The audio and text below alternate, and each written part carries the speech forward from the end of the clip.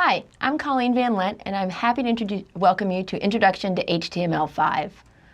I'm very excited to teach this course because I love the idea that we finally will have some course that will really explain the basics to as many people as possible. I love working with people and I love working with technology, and I think the best thing we can do is have as many people involved as possible to really make sure that we're building things that everyone can use. So in this course, we will be covering the basics. I really can't emphasize enough that we will be starting at the very basic building blocks. So we'll start off talking about what's called syntax and semantics. What are the actual code that people write in order to make a web page a web page? And are there any special meanings behind any of these words that can convey special information to those who may not be able to access the web the same way I do? So perhaps someone who uses special accessibility tools. After we cover the syntax and semantics, we're going to talk more about this accessibility idea that I just alluded to. This idea that if we're going to build a web page, what do we need to do to make sure the most people as possible can access the information? We're also going to be talking about getting started in technology and writing code. And when I mean talking about getting started, I mean really talking about getting started. Right down to you and I are going to walk through together on how we're going to create a file. One of the things I think that really trips people up when they're starting to learn computer science or any type of technology-based criteria or curriculum is that professors or instructors say, let's get started, here's your homework, go ahead and do it, and everyone just kind of stops because they're not sure where to get started. I really want to be there for you to show you how to get started and get off on the right foot. So let's talk about what we'll cover in this course. In week one, the focus is on questions. It's not on coding, it's on questions. So I want you to understand what happens when you type something into the URL. If you type in www.introwebdesign.com, how is this page magically appearing in front of your browser? I also want to talk to you about what types of tools you are going to need in order to code. So we're going to talk about editors and browsers and other different software tools, because I want you to know right from the start what you're going to need in order to succeed in this class. Finally, we're really going to talk about HTML5. What happened to HTML1? What happened to HTML2? What is this evolution of what's going on with web design and the languages we used? So in week one, again, almost no coding, really just giving you an idea of how the web works and why it's important for you to be able to interact with people and with code that's being used to create your sites. Week two, we're going to talk a little bit of theory and then, unfortunately for some people, a lot of code. So there's this idea of something called the document object model upon which all web pages are built. If I can get you to understand just a little bit about that, then later on, if you decide to go off and use WordPress or some other software to make your own website, you're going to be able to really understand what's going on so much better. We're going to talk about things called contextual tags and headings and different things we can use to make our site have different meanings and different appearances. We're going to talk about links, images, lists, tables, and also multimedia in case you would like to add any video or audio to your site. Week three, we're really going to put it all together. At this point, you should know just enough about HTML5 where you'll be dangerous, where you can create something that works but doesn't work all the time. So in week three, we're going to put it together, and I'm going to talk to you about some of the things that are often overlooked, such as validating your code. How can we make sure that the code that you wrote doesn't just look good, it's syntactically correct, it's going to work everywhere? So again, when we validate your code, we'll talk about the syntax, but we'll also talk about accessibility, which is, hey, we validated your code to make sure the rules are there, but let's also validate and make sure that the meaning is there as well. Finally, we'll talk about what's called domain name registration and web hosting, because it's a lot more fun to make websites if you can actually put it out there on the internet and let your friends and family see it as well. Finally, we'll work on a final project where you will put together a lot of different things that you've been learning. You are going to create what we call a syntactically valid multi-page website. So your site will have at least 2 to 3 pages. After you've done your coding, you'll run it through to make sure it validates and it's very accessible. So your final project is actually going to be something that's a little bit ugly, I'm going to admit to right now, because we're not going to be talking about styling, we're not talking about different things. I really just want you to understand the HTML5 language, and that's all about content. So let's talk logistics. Let's talk about who this class is for. Who am I aiming for my kind of star student? I'm really looking forward to teaching the complete beginner, all right? This class is not for those people who were building a computer down in their basement when they were 12 years old. I mean, you're very welcome to hang out with us, but we are really here to talk about how we, through persistence, can create a website. One of the things that I'm kind of anti about is the word passion. Now, I'm passionate about teaching you this material, but I don't really feel like you need to be passionate about technology or passionate about computing to really get a lot out of this class. Instead, it's about persistence. I'd like you to just hang in there and learn enough that you can go off and really help people build better technology. So a little bit about who I am. I have a PhD in computer science, which is really the least important part of my qualifications to teach this class. Instead, I have 2 decades of teaching experience and I have taught a wide range of different students. My emphasis has always been on education. And I'm somewhat famous for running around the classroom, helping people debug their code, finding out what's going on here, finding out what's going on there. So this whole idea of teaching this class is kind of novel to me because I'm sitting here, not moving. So the important part is that I really do care about people succeeding, and so I'm hoping that I can help you take your skills to the next level. Here's what everyone wants to know. In this class, what kind of workload will there be and how will you be evaluated? There are going to be weekly videos. Some of them are like this, a lecture format. You should really feel free to watch them anywhere. But I'd also like to include some videos that are going to be much more demo format. And by that, I mean you really want to watch the video with the computer next to you so you can type along and test it out and try it. There will be weekly readings. Most of them will be from a free online textbook, but there may be some other online articles I include as well if I happen to come across something that's very timely for what we've been learning. There will be weekly assessments, typically in the form of quizzes, and there will be that final project. And I put in here, warning, it will be ugly. I don't mean that the process will be ugly. I think you'll find it very straightforward. It's just, again, I can't emphasize enough that this class is about the language HTML5. It's not about creating beautiful sites. It's about you really learning just the building blocks. And it's always so much easier to build something ugly the first time than build something beautiful. So how will you succeed in this class? In a perfect world, you would be coding with 2 or 3 other people and you'd be talking and you'd never be coding alone. So I'm hoping that you'll create a community, probably through the message boards. I need you to work smart. One of the things that kills me is when people say, oh, I spent 3 or 4 hours working on this. I never want to hear that from a student. Instead, I feel that if you've ever run into a problem when you're coding, you should stop after 10, 15, 20 minutes max and go walk away. Go get help from someone, take a break, think about something else. It's all about working smart, not necessarily hard. Next, you really need to learn how to look things up on your own. There is no way I can teach you everything you need to know about HTML5, and you wouldn't want me to. It'd be very boring. Instead, you need to feel the confidence to go out and use search engines to look up the topics that you're interested in.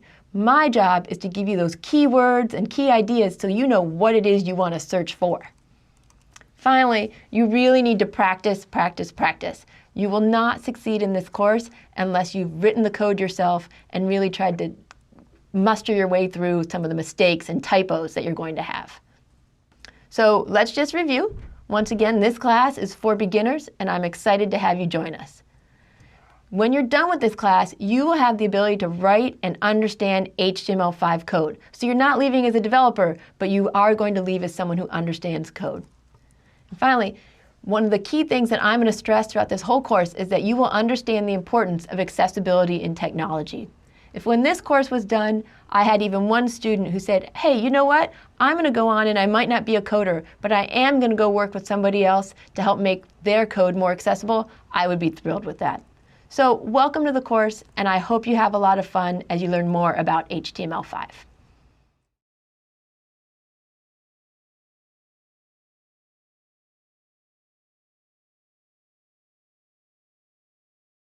Hi, today we're going to be talking about HTML5, specifically what it is and why we aren't learning HTML1 instead. So what is HTML? HTML stands for Hypertext Markup Language. Markup languages are actually very common. They're not the same as programming languages. Instead, they're special languages that use tags to annotate or mark up documents. In HTML, the tags tell the browsers where you want to put headings, images, lists, links, etc. A .html file is a special kind of file. You've already seen special file extensions before. Whenever you open a file that has .doc, your computer knows to open it in Microsoft Word. If you see a file with .ppt, your computer knows, oh, that's a PowerPoint file. I should open it in PowerPoint. In the same way, when your computer sees a .html file, it knows that it should open it in an internet browser such as Chrome, Firefox, or Safari. Your browser can read this file and it knows how to display it on the screen. It's more than that. HTML file tags also allow screen readers and other assistive devices to utilize the tags to present the information in new and special ways. So HTML is very similar to English. You can understand it even if you don't know much about it. Let's look at this example HTML file over here. Most of it is just typical English language. This is an important heading, or hi there, I'm going to include a link to the course page. But if you look closely, you can see we've added these little tiny tags that the browser uses to know how to represent the material. So H1 is just a heading tag. It says to the browser, hey, this is something really important. I want you to put it in bigger font, and also if someone's using an assistive device, I want them to know this is something important. H2 is also displays some sort of importance, but not as much. I have a P tag for paragraph, and I have another tag down here called an anchor tag to let the browser know I don't want you to just show this material, I want you to actually link it to a different web page. So here's the output when any browser would look at our code. In the beginning, learning HTML is mostly about learning all those different tags that I showed you in that file. This is called learning the syntax. It's how you learn which brackets to use, backslashes, and different things like that. You spend most of your time going, oh, did I remember that tag and did I write it the right way? That's very short-lived. In just a little amount of time, you're going to gain the confidence to not worry about your syntax and instead to be thinking about the semantics or the meaning behind the tags. How important is this information that I'm trying to get across, and is this the right tag to be using? If someone's searching my page, can they find what they're looking for even if they can't see the text? Can they use the tags to navigate through it? So what happened to HTML1? Why are we using something called HTML5? Well, let's talk about the early years. HTML was created in 1990 as a way to electronically connect different documents via hyperlinks, hence this idea of a web of connections. What was happening is that scientists were using the internet to list their different research papers, and you would have a long list, each paper independent of the other. But HTML gave you ways that you could read a paper and right within the text link to another exciting physics paper. Because the audience for HTML tended to be people like my dad up there in the corner, they were nuclear physicists. They didn't care about things such as color, images, or anything that wasn't science related. And that was the key. HTML was intended to work across any platform. And in order to do this, you really had to avoid things such as special fonts or different colors, or anything that really was more about layout than content. However, in 1993, Mosaic emerged as the first graphical browser. And what that means is that it was the first browser to actually introduce the idea of images. And when that happened, there was a lot of debate among the research community as to whether or not this was a good thing. The pioneers really wanted to keep it simple, content-based, let everyone access it. But the innovators were saying no. People like pictures, they like layout, they like that even as much as they like the content. So there was a big battle between how the internet should evolve from that point.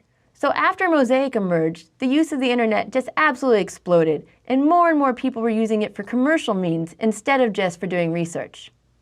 Mosaic had challengers though, in the form of Netscape, Internet Explorer, and other browsers. This was the start of what we call the browser wars. Each of these browsers decided that they wanted to create these proprietary tags that would only work on their browser. Some of the examples were Marquee, where you could have scrolling text, or Blink, which would only work on some of the browsers and not others. Other tags weren't proprietary, they actually worked on any browser, but they went against the original spirit of HTML. They were tags such as font, or center for centering your text, or background color. This may not sound like a bad thing, but some computers didn't have the access, didn't have the ability to have all the different colors that other computers might have. And this led to some really ugly looking pages. It also led to the origination of what we call the best viewed on messages. When you went to a site, you were almost immediately told which browser you should really view the site on, otherwise you weren't going to get the optimal experience. We in a way suffer from browser wars or best viewed on images today.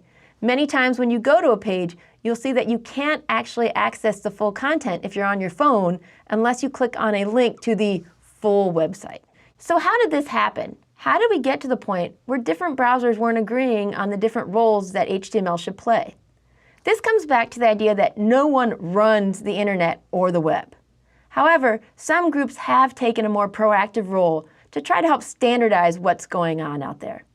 The first is the Internet Engineering Task Force.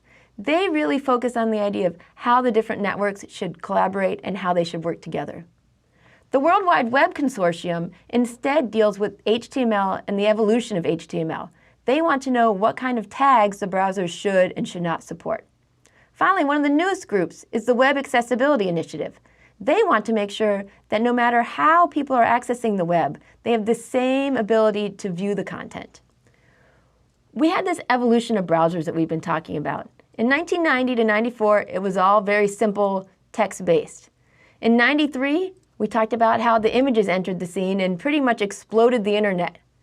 Cross-browser compatibility made many of the web pages just fall apart and led to incredibly ugly code. In the beginning of 2000, browsers went back to this idea of separating content from style. And in 2005, it became standard practice to use HTML files, which we'll be learning about in this course, to create the content, and CSS files to style it. So as the browsers evolved, so too did HTML. The way it tends to work in most computer science and technology fields is that it's the coders and the developers who push the standards. So as coders learned that there were more and more things they wanted the ability to do, it's the browser's job to keep up. So where are we now? HTML5 is a cooperation between the W3C and the Web Hypertext Application Technology Working Group. And what they've done is they've established these 4 guidelines for how HTML5 should be approached as browsers go to support it. The first idea is that new features should be based on HTML, CSS, which is the styling language, the DOM, and JavaScript, nothing more. They want to reduce the need for external plugins. It's very frustrating when you're on a browser and you find that you can't watch the video that somebody posted. They also want to move so that markup, or the markup language, can replace scripting. If you find that more and more developers are writing code to make something happen, get rid of the code and just make a simple tag that can do it instead. And finally, HTML5 should be device independent. It shouldn't matter whether you're on your phone, your laptop, a PC, or even on a screen reader. You want everyone to have the same access to the information. So when you think back over this video, there are certain lessons I really hope stick with you. The first is the idea that HTML is not a programming language, but rather a way that browsers can translate documents into viewable web pages. HTML was intended to facilitate many different content types: images, pictures, links, lists, everything along that line. What we've found throughout the history of the internet is that when designers want to do something, they tend to write non-standard code to force browsers to do it. So this is why we're developing new standards in HTML5 to handle these new requirements that people desire and push browsers to adopt the new standards.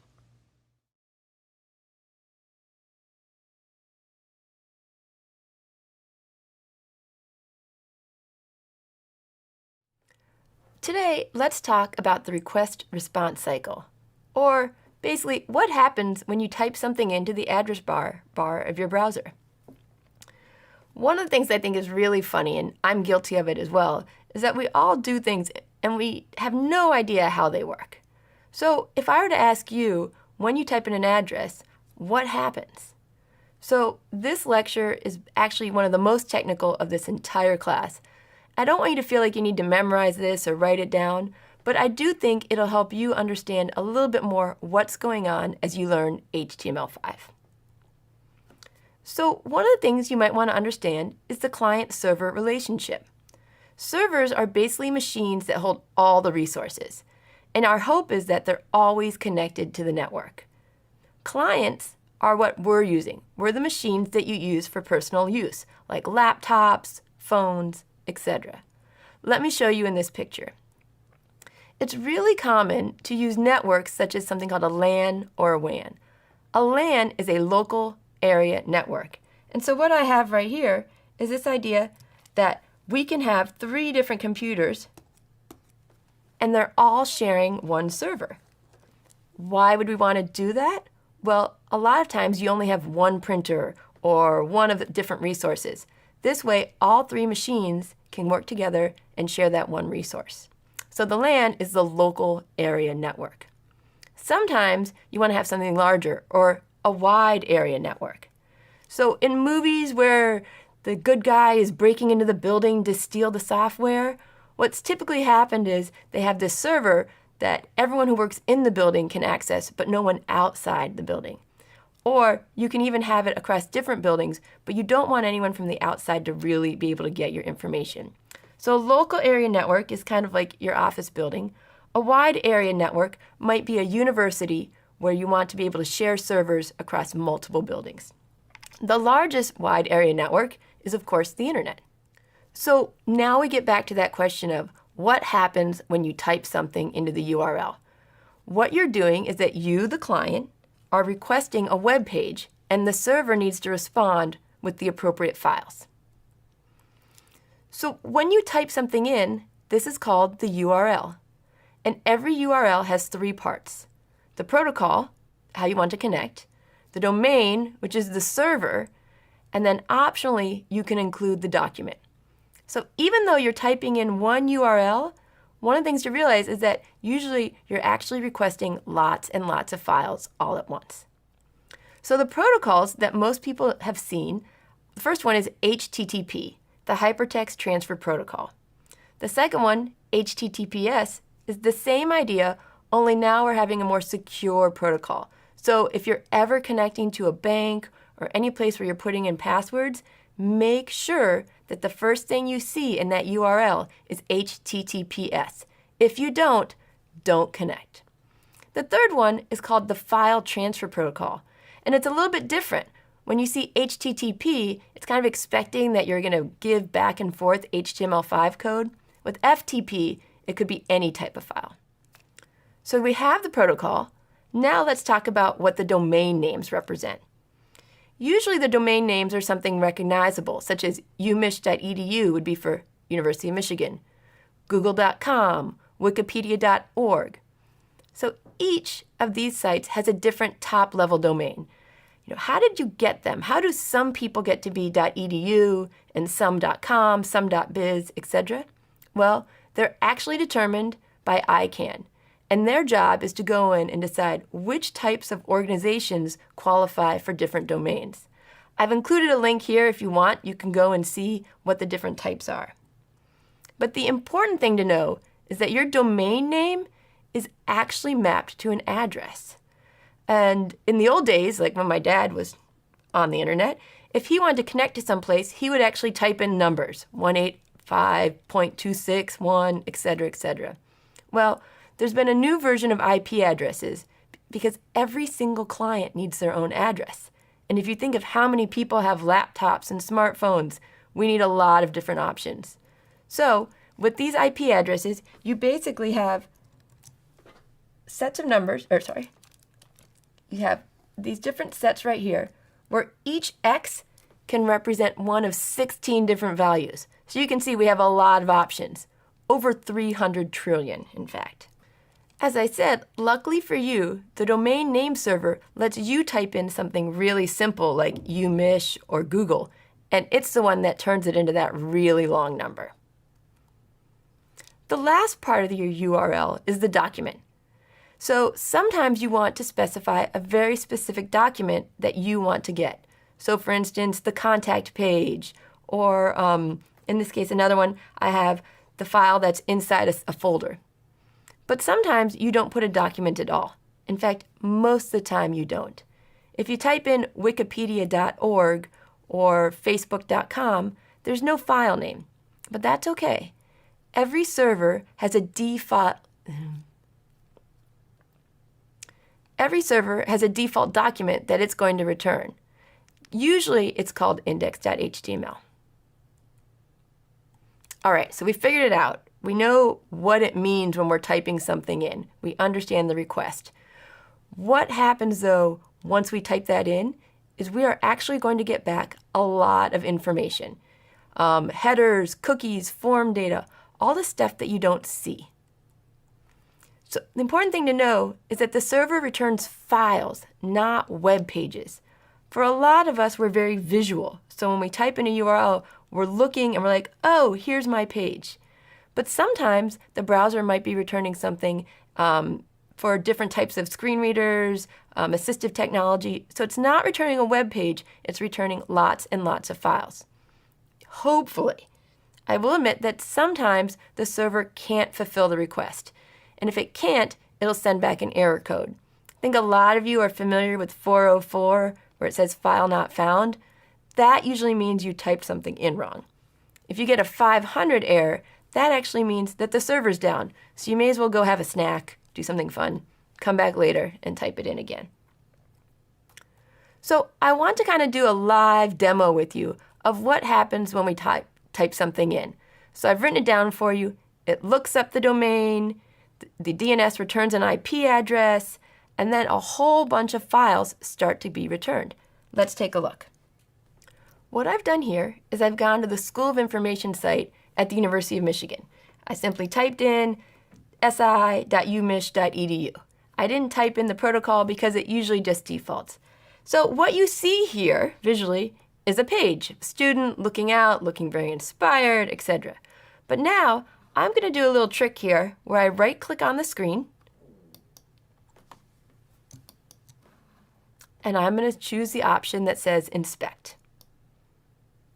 And a little button, a window is going to pop up to the side here. And I'm going to say, you know what? I would like to see all the information that's being returned when I actually request this page. I'm requesting one page. I'm going to hit refresh. And if you look off to the side, don't worry that you can't see the details. But you should see that this single page is actually made up of lots and lots of files. And each one of these files was a separate request. Okay, so let's review. This was a kind of long video where really all I want you to come away from it with is the knowledge that every URL has those three parts: the protocol, the domain, and the document. And realize that what you're creating is bigger than just one file at a time. Every request-response cycle is usually lots and lots of rounds of communication between the client and the server. So we're going to start off small. We're going to do one file at a time. But you can always look ahead to building bigger and bigger web applications.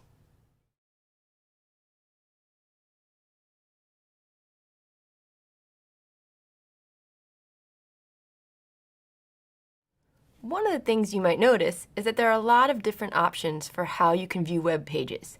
And these different options are called your different browsers. So different browsers have their pros and cons.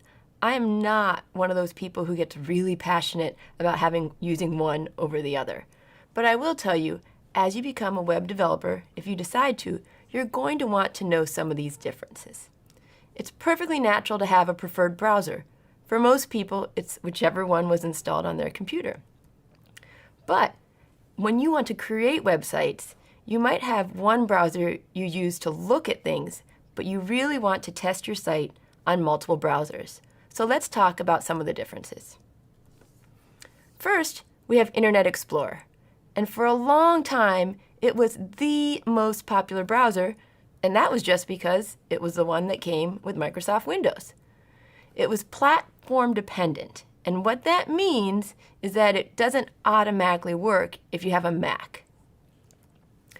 In 2015, Windows 10 came out, and instead of including Internet Explorer as the default, it's using something called Microsoft Edge. Edge is meant to replace Internet Explorer, so people who buy new computers are going to be using Edge. But don't forget, people don't buy new computers all the time, or even if they do buy a new computer, they might decide they still like Internet Explorer better. So you basically want to make sure that you're considering both browsers. Another option is Google Chrome. Google Chrome was developed by, surprise, Google, and it was a freeware that they created to be used on Microsoft Windows. However, it's later been ported, or you can consider it changed, so that it works on Linux, your Apple machines, your Android, basically most machines that you're going to come across. The nice thing about Google Chrome is that they really focused on security. So if that's something that you're kind of concerned about, Chrome is a good way to go. The next option is Firefox. Once again, the theme seems to be I'm always recommending free and open source browsers. What open source means is that they've actually shared their code with everyone for how they created Firefox. And this is a really great way to let people make suggestions and improvements to it. It's also available for Windows, Mac OS, Linux, and different BSD operating systems. So who's using the different browsers? Back in 2014, I can show you that Internet Explorer had a really big chunk of the market, right around there. You had Internet Explorer 11, Internet Explorer 10, Internet Explorer 9, etc. So they had the biggest chunk, and then Chrome was getting a lot bigger, as well as Firefox. Well, when we look over here at 2017, though, we can see that Chrome really made a big surge, and up to 64% of desktops and laptops were using Google Chrome, followed by Firefox, Internet Explorer, etc. This is always going to change. It's going to flux. You can't pick one browser and say, hey, this is the new one that everyone's going to be using. And the other interesting thing to kind of think about is, especially in this old map over here, people use really old browsers because people like to use what they're used to. One thing that I'm hoping all the students in my class take into consideration, though, is accessibility. Accessibility is basically the ability of a browser to support all these special functionalities and all these new HTML5 tags and all types of assistive technology. So one place you can go is this site, www.html5accessibility.com. And what you'll find at this site is how well the different browsers are supporting the tags. So you can see right now, Edge actually has 100% compliance, which isn't surprising because it's one of the newest browsers, so they had accessibility in mind right from the beginning. The other browsers were created before people were paying quite as much attention, so they're definitely making strides to get better and better. However, it is important to notice that Internet Explorer is at 56%, and since it's been basically relegated into the background, it's unlikely that it's going to get much better. So what I want you to take away from this is that browsers can really vary in how well they adhere to different standards. And different versions of browsers also need to be considered as well. Just because something didn't work in 2018 doesn't mean it won't work in 2019. So the best thing that you can do is write your code and then open it up in Safari and Firefox and Chrome, as many different browsers as you can. Not only will it make your site better, but it'll be a little bit interesting for you as you can look at the different ways that HTML5 is supported.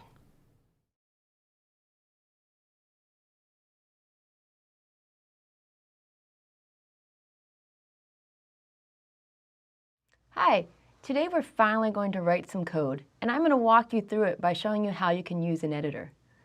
One of the biggest pitfalls I've seen many of my students make is that they listen too carefully to what I'm saying rather than actually trying to dive in and start coding themselves. So while I encourage you to sit back and watch what I'm going to do right now, in a little bit I'm hoping you'll sit down and you'll code with me. The first step is that you need to create and edit your files. One of the biggest pitfalls you're going to encounter is that you'll be saving your files all over the place. You're not able to find them later on. So decide how you'll be organizing your files. What are you going to name your folder? Where are you going to put it? Second, you need to decide on a naming convention. This is just a fancy way of saying decide how you're going to name your files. So although many people use a Mac and you're allowed to use spaces in your file names, this is not something you want to do when you're writing code. So decide that if you have two words you want to put together, if you're going to use underscores to connect them, or something we call camel case, where you capitalize the first letter of each word. Just remember, never use spaces and be very consistent about your capitalization if you're going to use it. Finally, you need to decide on an editor. If using a Windows machine, Notepad is already built in. You can also consider using Notepad++ or Sublime. If you're using a Mac, TextEdit is the default editor, although many people also use Text Wrangler. I'll be using Sublime throughout the rest of the course, but for today, I will be showing you examples of how to edit in Notepad and TextEdit as well. So in order to get started, let's quickly review the 5 steps that we're going to do, a few of them repeatedly. You're going to start by opening your editor, and then you're going to save your file, add some content, save the file again, and open it in your browser.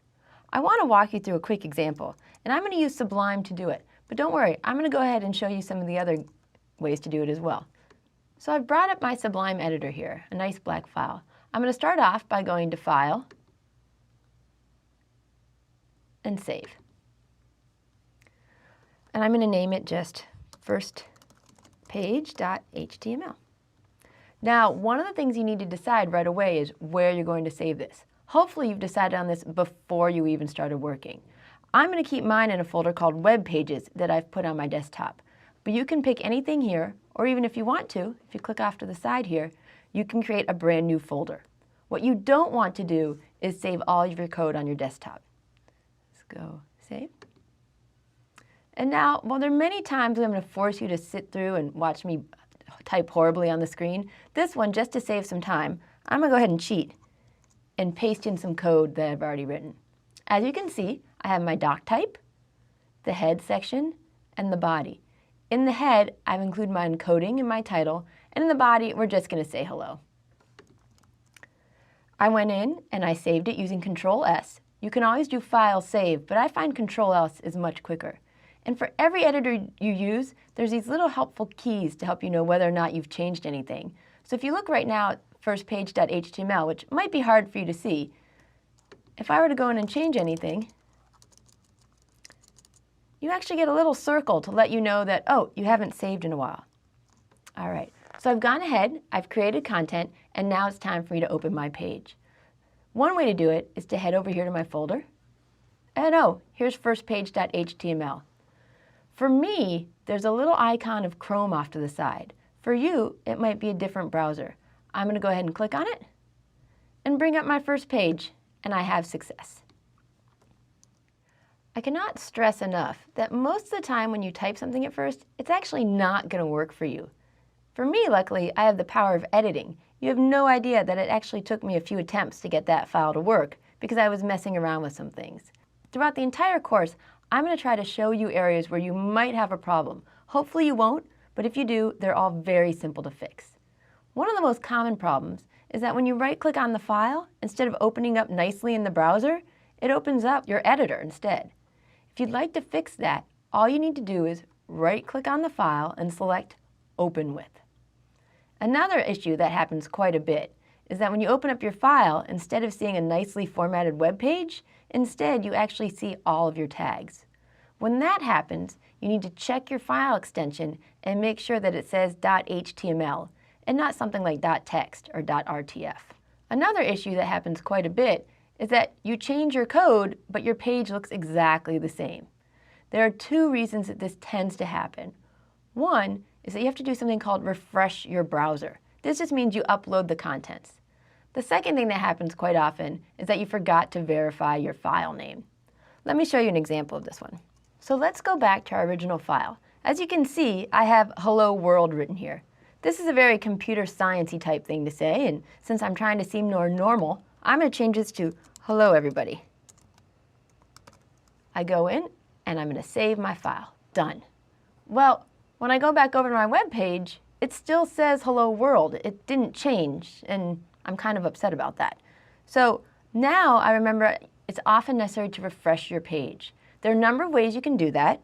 You can typically go to the little circular area up here and click refresh. You can right-click and click on reload, or you can also go to view. You can also do it through the toolbar on top. So I'm going to go ahead and refresh right here, and you can see now I have the hello everybody. The other problem I mentioned is that sometimes people change their file name. So maybe you're not working on your first page anymore, so you decide, I'm going to save this as file, save as, second page. save it. I'm going to go back over here, and I'm going to refresh the file. Hello, everybody. Well, nothing happened. You are going to find this happening over and over and over again. When you're dealing with a lot of files all at the same time, you have to make sure that the one you're looking at on the browser matches the one that you've been typing. Because I changed the name of my file, I need to remember to change it up here in the URL bar as well.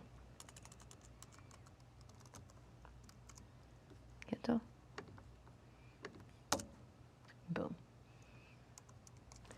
Another issue that comes up quite frequently is this idea that you get, we'll call, weird characters. One of the #1 reasons for this happening is my old favorite, copy and paste. Whenever I give you code and you're looking at it through PowerPoint, the problem is when you copy and paste it, a lot of the characters don't translate exactly the way you hope them to, and you get what we call weird characters. The #1 culprit is the quotes. So whenever you're typing and you have some sort of weird thing you're not expecting, go back in and try typing the code in by hand. So I've shown you how to create and edit a file in Sublime, but I want to make sure that everyone has a chance to see how I can create files using the editors that they have on their own computer. So I'm also going to show you an example in TextEdit and also in Notepad. I really hope when you watch these examples, you'll have your computer out and you'll type along with me. Go ahead and pause, stop things. Don't go ahead in the video until you feel confident that you're at the point that I've reached myself. Hi everyone, now we're going to go ahead and make a file with TextEdit. And if I wanted to be evil, I would go through and show you a very quick, simple example of making a file in TextEdit. But instead, I'm going to be very honest with you and admit that it just took me about 15 or 20 minutes to figure out how to make a really simple file in TextEdit. So first, let me show you what I did wrong. All right? I'm going to go ahead and paste in my code from my very simple page. In fact, let's get rid of this. There we go. We've just got our header and our content. So you can type this in as we go along, or you can wait. So it's time for me to save the file. And what I need to do is I need to make sure I'm saving it in the proper folder with a file name. So I'm going to go ahead and call this first page. And I'm going to go down here and I want to make sure that I save this as a web page. So one of the options is .html. So I'm going to click on this. I now have my first page.html. It's in the folder that I want, and I really feel like we should be good to go. So I'm going to go ahead and save it. Now, I'm going to go over here to my web pages folder, open it up, and it's going to open up in Chrome. So let's see how it goes. That is not what I was hoping for when we were first taping this segment. And it took me a really long time to figure out what was going on. The first thing I went to check, let me close this up, is I wanted to make sure that my file extension really had been .html. And it was. There wasn't a .text or a .rtf after it. The next thing I went in and checked is that all of my quotes were going the right way. So let's go ahead and put these in.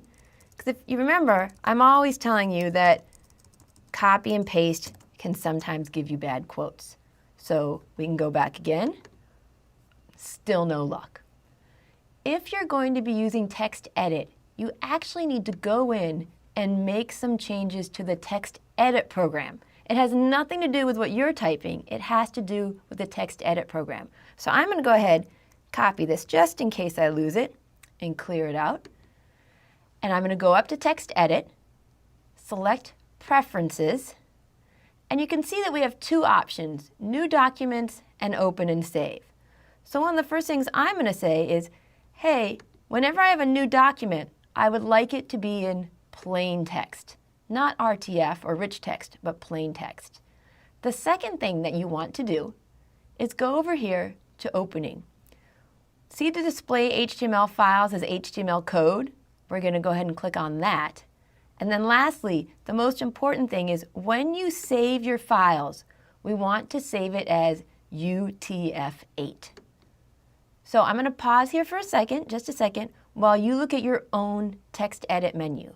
You want to make sure that you have these boxes checked and you've changed it to Unicode UTF-8. Okay? If you've messed things up, go down to Restore All Defaults and try it again. I'm going to close this up. I'm going to go ahead and do new. Paste my code in. Ooh, that's very small for you, but that's okay. Do file, save, and let's call it first page 2.html. Up. You can see right away it says, do you want to use the HTML extension or the .text? And I'm going to tell it, use HTML. Before I click this though, I want to point out that down here, it's showing that it's going to save as Unicode UTF.8. I can get rid of this warning if I want to by unclicking this if no extension use TXT. So we're going to use HTML. Let's go over here. Let's cross our fingers. Let's hope for the best. And now I have a successful page. So if you're going to be using text edit, there's really not much you need to do except for the very first time you set it up. Make sure you go into the preferences. From there, I can now go in, make changes. We did it. Save and refresh. So hopefully now you can successfully save and edit a file. Okay, so let's say that you are using a PC to create your files. What you want to do is you probably want to use Notepad at first, since it's the free version of the editor that's already on your machine. The first thing I did was I made a folder right on the desktop where I can keep my files. I know it's small, you probably can't see it, but it's called Web Pages. If you don't know how to make a folder, just so you know, you can right-click on the desktop, go to New, and create a folder. Once you've created the folder where you want to save your files, I'm right off the bat going to go ahead and say File, Save, and I'm going to name this first page.html. It's very, very important that you include the .html. If you don't include that, the computer's going to think you're just working on any other old type of file. So I'm going to go down here and change it from text documents to all files. Go ahead and save. Oops, it already exists, but I'm going to say OK. So now it's time for me to put in some content. I'm going to cheat a little bit here and just copy and paste in my content, even though you're going to have to type it in bit by bit. So again, I have my doc type, my HTML language equals English, meta char set equals UTF-8, my title, and my content. Just to be safe, I'm going to go ahead in here and put my quotes back in, because quotes always make me nervous when I do copy and paste, that maybe I've put in some sort of character that my editor isn't going to recognize. Now that I'm pretty happy and sure that I've got the things that I want in my file, I'm going to go ahead and save it again, go into my folder, and click on First Page. And there we go. So now, every time that you're going to change your file, you can just keep both windows open if you have the room, make your changes. I have a file. Save and reload. Nice job. You've made a file using Notepad.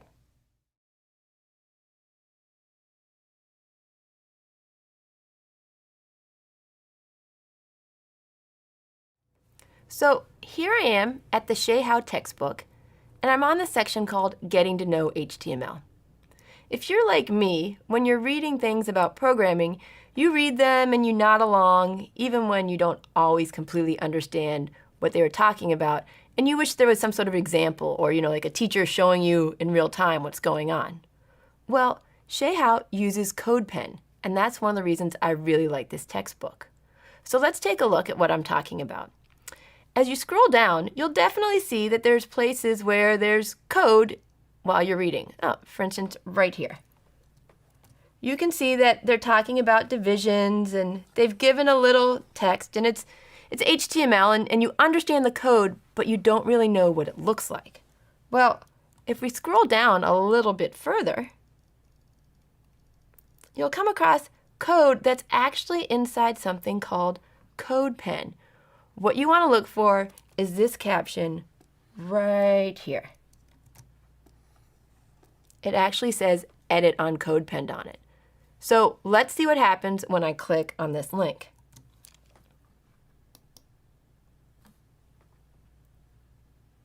What CodePen does is it gives you a chance to see the HTML and also perhaps the CSS and JavaScript. I know that you don't necessarily understand CSS or JavaScript yet. You may not, but you can still always play with all the different parts. Let me make this a little bit bigger so you can see it. And you can see that they've put in the code for heading level 1, level 2, level 6. I'm going to go in there and I'm going to change it. And I'm going to say, what happens if I change this H3 to an H1? Go over here. Up. You can see that the heading level 3, even though it says heading level 3, is much bigger. I love CodePen, and I really encourage you to always click on it and go in and see what happens when you type things in. You don't need an account, although you can definitely have one. It's a great way to feel like you really understand and own the content.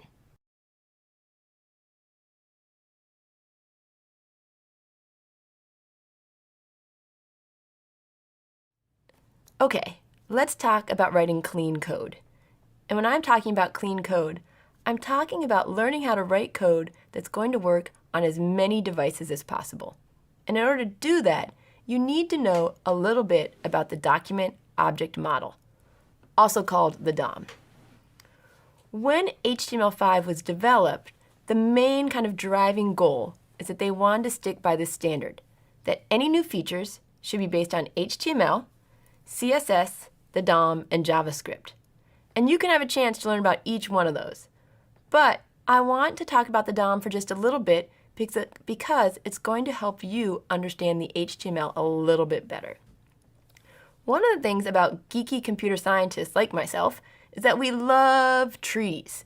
Not like trees outside that are green and beautiful in the fall. We like mathematical trees. These tree-like structures that we can prove to be valid or invalid. Okay? So when we talk about HTML as a tree, we're talking about this idea that at the very root of the tree, we are going to be creating HTML. All right? And then, off here, and then from that tree, when we say, I'm going to make an HTML document, we want two parts. We want the head over here, and we want the body. In the head, we're going to keep all that kind of information that the user isn't going to see for the most part. The one difference is we might talk about the title, but we're going to have all that kind of hidden stuff nobody really cares about. In the body is where we're going to learn to put all of our HTML5 tags. So let's talk about HTML as a tree. All right? In this case, I'm showing you this idea that at the root of every HTML page should be what's called the HTML tag. That kind of thing that says, lets the browser know, I'm going to be giving you certain types of tags, and here's how I want them to work. If we don't look at it as a picture, I can also kind of just tell you that every tree has three parts to a well-formed document. The doc type, which is the version of HTML that you're going to be using. The head, which is all of the metadata, or kind of extra information. And the body. The body is the displayable content, the thing that most people are going to get back when they do the request response cycle. So let's talk doc type. You are so lucky. When I was creating web pages at first, and we were in HTML4, we had to come up with all these different ways to kind of explain whether our HTML4 was like very strict standards or whether it was transitional. In HTML5, it's very simple to say, nope, there's only one thing, and it's called doc type HTML, and you're all set.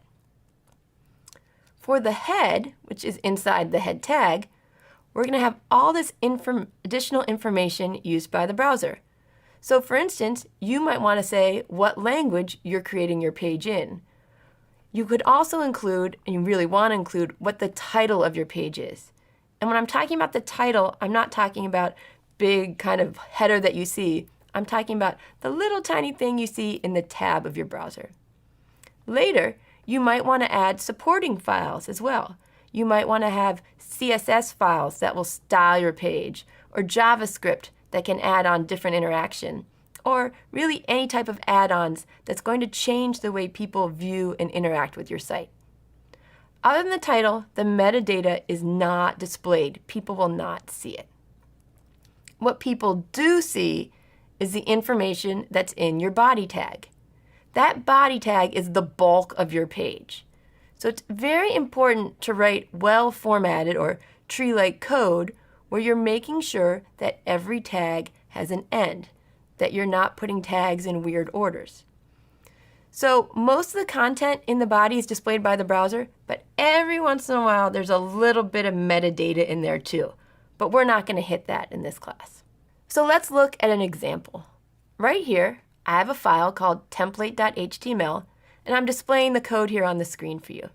Can you find the three parts of a well-formed document? The first thing you want to look for is the doc type. We've got that right here, letting them know that this is an HTML5 document. We then have that HTML tag, which was the root of our really scientific tree, and I'm letting people know I'd like the language that it's displayed in to be English. In the head section, we've got that metadata, where it's telling us things like, hey, I know that there's lots of different keyboards and ways across the world to represent letters. I want you to use what's called UTF-8. Don't worry, just use it every time.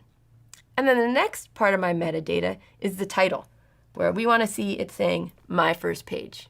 That's it. That's two of the three parts. The last part is the body tag, and it's displaying, the content that we want to see on the screen. So let's look at this in a browser. What do I have? I have my title way up here and my displayable content right down there. Okay, I've written the code. The next step you should always do is validate the code. Say, okay, I've written code, it looks good, but I know that browsers, are very nice and they make things display nicely even when I haven't written good code. So if you go to validator.w3.org, you can check any website to see if the code is valid. And you have three choices. You can upload the URL, you can upload a file, or you can actually copy and paste your code and put it right in there. In this case, I've put in the URL to template.html. Run check, and yay! Not surprisingly, because I knew I was going to be taping this, it successfully checked. Don't worry about warnings. Warnings are usually in to kind of cover themselves. What if you want to validate your file, but your files aren't actually on the internet yet? Let's walk through really quickly an example of how you can do that. Let's say that I have my file template.html and I want to check it. And I want to point out to you that I went in and I changed the file and I put in an intentional typo. I spelled the closing tag for title incorrectly. So let's see what happens and if the browser or the validator can find this. What I'm going to do is I went to validator.w3.org and I'm now going to select the third option, validate by direct input.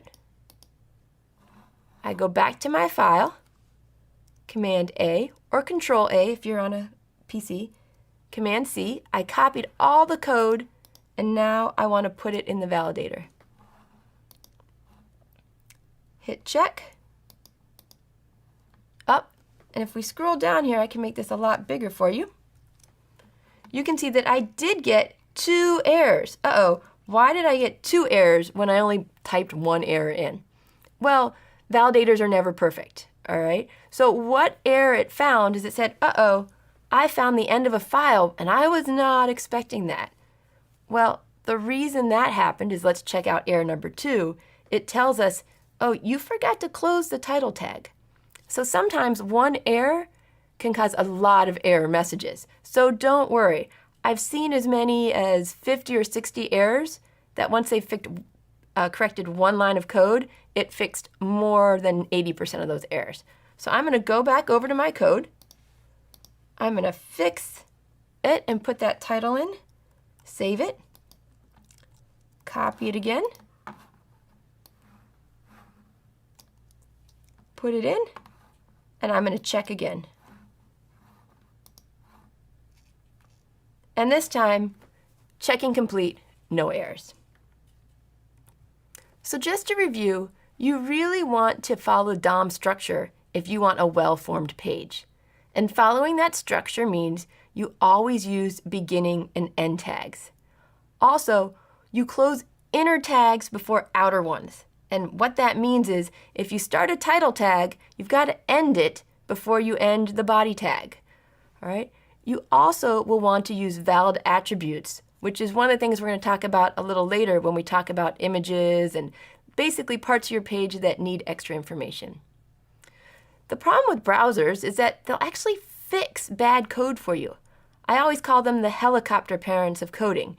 It's like, oh, I know what you wanted it to look like, so that's the way I'm going to make it look on the screen. The problem is that doesn't always work for everyone. So just because your site looks good to you when you're looking at it on your browser doesn't mean it's right. You have to use a validator to check your code.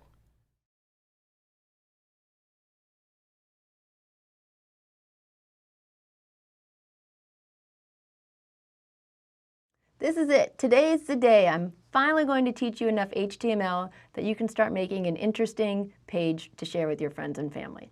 It's also, unfortunately, probably, or at least hopefully, my first really big disappointment to you. And the reason is, I need to just break it to you right away that I can't teach you all of the HTML5 tags. I can't teach them all to you, and you don't want me to teach you all of the tags. It would be incredibly boring for me to list them all off to you. Instead, I'm going to get you started and point you in the direction of where you can find resources for more tags. Because it's really not until you need a tag that you ever really bother learning about it. Every tag has a beginning and an end. So right here, I'm using what's called an H1 tag or a heading tag to encase the words hello world. The first H1 is my start tag. It just shows the simple tag that I want inside brackets. The second tag, the closing tag, always starts with a slash. This indicates to the browser, oh, she's about to end a tag. This is one of the most common, is to have the start tag and the closing tag with some sort of text inside of it. My next tag, or the image tag, is what's called a self-closing tag. There's only one tag, and it contains both the beginning and the end. In this case, as soon as the browser sees the image tag, it knows that you're going to give it information that it can use to create a picture. And since there's no real text associated with the image, at least at this point, or any that you want to show on the screen, it's going to close itself. So while every tag has a beginning and the end, some do close differently. Also, some tags have what we call attributes. So the source, which is where the picture is located, and href, which is where the new page you want to go to is. So when we talk about the tags, for some of them, I'll also be talking about the attributes. Before we begin, I want to talk to you about one of the most important attributes of an element, and that's its display.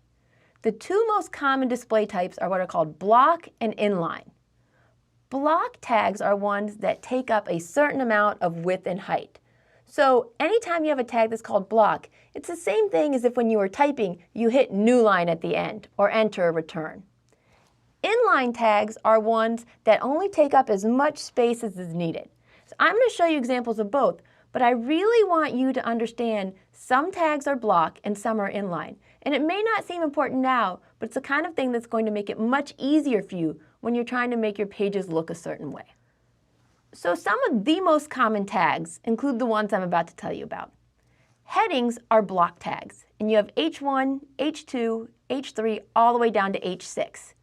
These tags have what are called both syntax and semantics. To the browser, at first sight, it might simply mean, hey, everything that's in an H1 tag, I want to make it really big and bold. And things that are H6, I also want to make them slightly bigger and bolder, but not nearly as big as bold as the ones with the lower numbers. What a lot of people do is they just kind of randomly throw around H3 tags or H4 tags just because they like the look that the text takes on it. But these tags also have semantics, kind of a meaning that you don't see when you just look at it. And the semantics are things that are in an H1 tag have much higher importance than things that are in H5 or H6. And this is very important for people who are using screen readers. If you start throwing H3 tags and H2 tags all over the place just because you want them to be a little bit bigger and bolder, it's going to be very confusing. Another extremely common tag is the paragraph tag. It's also block, and inside of it you can only contain other inline elements. So you can put a lot of text, a lot of pictures, and things like that. But you should never put a paragraph inside of a paragraph. Or even, you should never put a heading inside of a paragraph. Another common tag is the div tag. This is a generic section that tends to be larger than a paragraph, and it's related content that you would like to group together. Divs used to be the most popular tag. You would use a div for everything. The problem with divs is that there's really no semantic meaning behind a div. If you put a lot of them to your page, you're not giving your readers or users any extra information to let them know that this is a footer or a header or something along that line. Two additional tags that you'll find you use a lot are the list tags. If you put in the tag OL, that stands for an ordered list.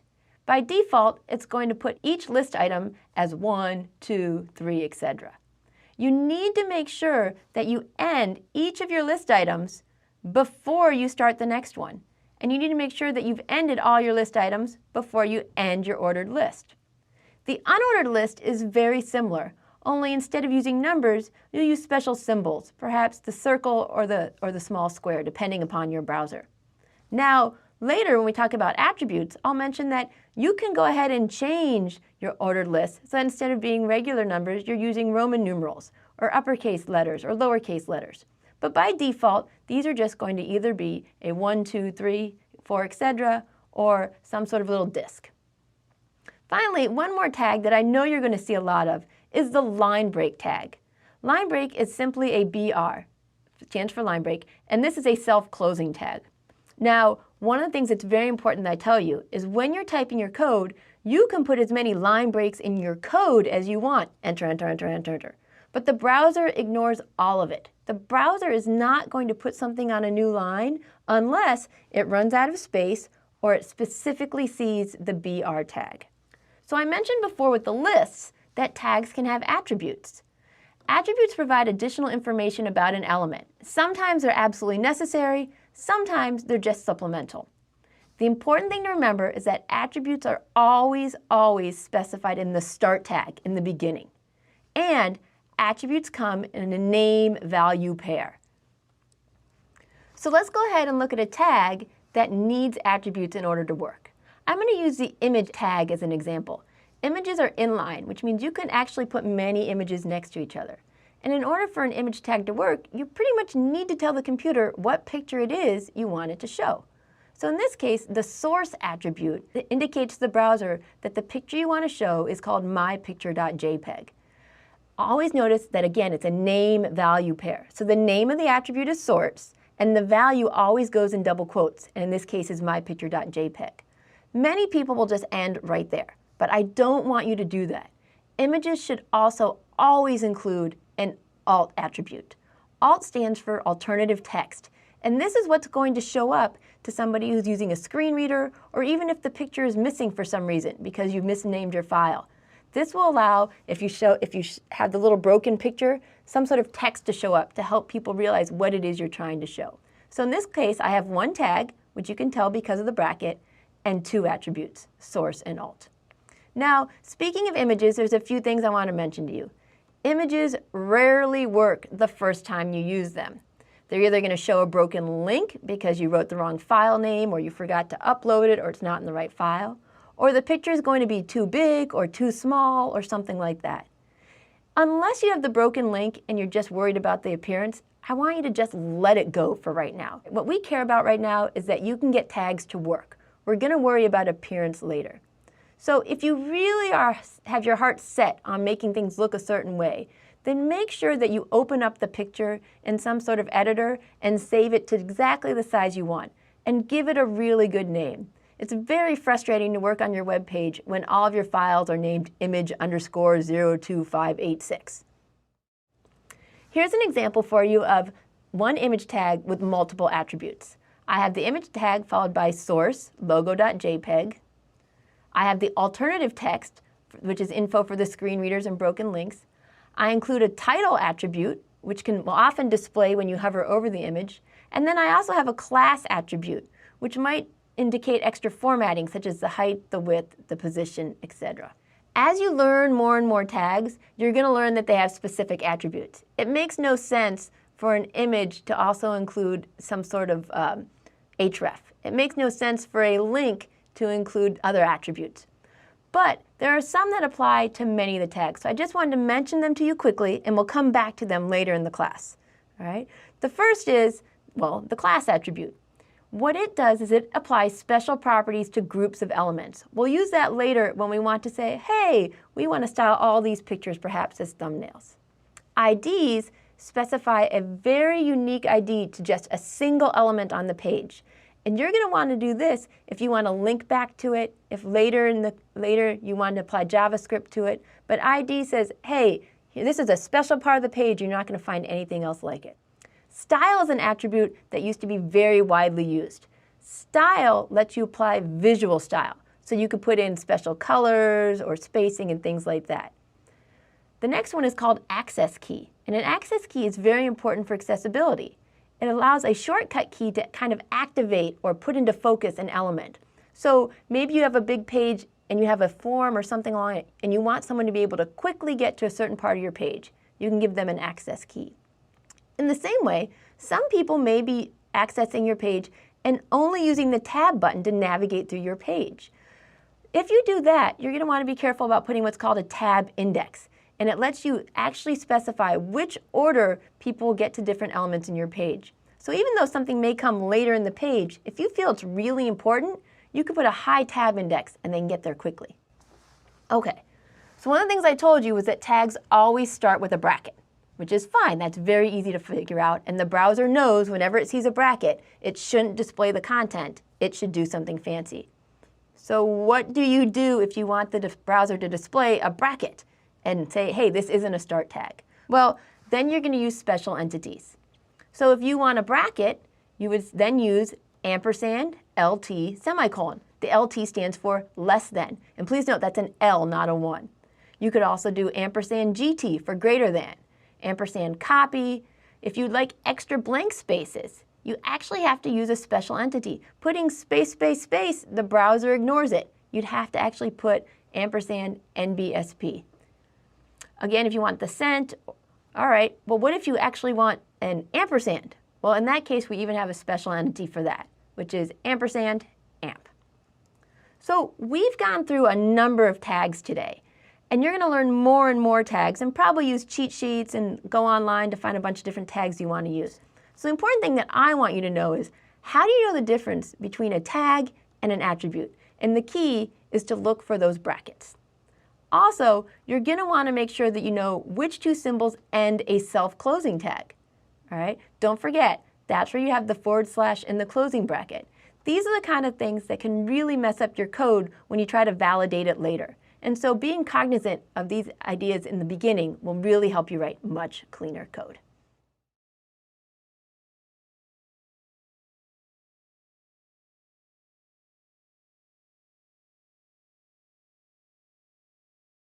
Hi everybody! Today we're going to be talking about some of the newer HTML5 tags that I like to refer to as the semantic tags.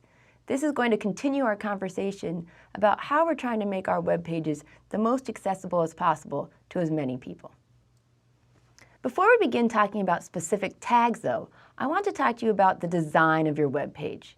Really, the most important step in your web design is the design. Once we have you down pat with the different tags and typing in files, we're going to change our focus to how you want to lay out your page. And you need a really clear picture of what you want to create before you can begin coding in earnest. So let's take a look at this sample page. Again, it's just a quick sketch, and it shows that I would like to have a header section, a footer section, and a few other sections embedded in between the two of them. Once I know that that's the kind of design I want, I can begin coding. So you may recall that one of the most common tags used to be the div tag. Because in the beginning, kind of dumb, you did everything with div. You would go through your page, group it together, and put each group into a div tag. These divs almost always had some sort of special class or ID associated with them. So for instance, one div might have the class of header, another the section, another the footer. This way, you could go back to your design and really break it up into a way that worked best for you. The first tag that I'll be talking to you about today is the header tag. The header tag is typically used to group together introductory or navigational aids. So you would put in your title, perhaps your navigation bar, anything that really lets the user know right off the bat what this page is about. The thing I want you to understand about the header tag is that it is a block tag and nothing more than that. There's no special formatting or anything along that line. However, it does let the user know that this is the header section. Now, most people will never see the tags. Remember, the browser looks at the tag and doesn't display it, instead formats its content. But for people who are using screen readers or other assistive devices, this is a great way for them to find what they're looking for if they're not using visual clues. Another point I want to make is that the header tag should not be confused with the head or different heading tags. This is going to happen to you a lot. Just remember that the head tag is for metadata and the header tag is more of just an aid. The next tag I'm going to talk to you about today is the nav tag. The nav is basically a section of your page that links to other pages or parts within your page. So inside your nav, you're not going to have links to Facebook or Google or your LinkedIn account or anything like that. Instead, it's really just links that go to other parts of your site. So for instance here, I've made an unordered list with 3 links. Each of them go to a different part of your page. There's a lot of debate, for better or for worse, as to whether or not your nav tag should be using lists. But the important thing is to include the nav tag to help people navigate through your page. Oftentimes, you'll find the nav tag embedded inside the header tag. Another tag is the footer tag. And this is a section that contains information that is pretty typical for the bottom of the page, such as copyright data, related documents, your links to social media. And while I said it's usually at the bottom of the page, this is not required, nor does using the footer tag actually make it that it'll show up at the bottom. So in this example here, I have my footer tag, my special entity to make the copyright symbol, and then my name with the line break. And then I've also included a link back to my main site. Some of our other semantic tags have a little bit more oomph to them. So for instance, one of the new tags is the figure tag, and it has a lot more semantics than the image tag we've gone over previously. Every figure can include additional information. So you can include an image, you can include multimedia, you can include a combination of all of them. But it also has some additional tags, such as the fig caption. So what this is going to do is provide additional information for somebody who may not be able to see it. So the picture normally just floats by itself when it's in an image tag. This lets you say, this text goes specifically with this image. Now, again, we do have the alt tag, which helps describe the picture, but you have to remember, most of us will never see that. There are a number of other new tags in HTML5, and it's not really possible for me to go over all of them. Instead, you'll find that as you develop your pages and after you've done your initial web design, you'll logically just head toward these different tags. Some of them are structural elements, such as articles, summaries, sections, etc. Others you won't be using until we create forms. Another would be input types. Have you ever noticed that sometimes on your phone, when you click on certain buttons, different keyboards will pop up depending on whether you're typing in an email or a URL? These are all thanks to the new HTML5 email, date, color, etc. tags. We're also going to be able to talk about graphics elements such as canvas, and also media elements, which let you go ahead and put in your movies and music of your choice. The important thing to remember is that if you're developing your page and you find yourself using a lot of divs, you're going astray. You really want to use the best tag available that'll give the most meaning to the users. Semantic guide tags are going to help guide your users to the information in your page. And that's really what you want to do. You want to make your page the most accessible to as many people as possible.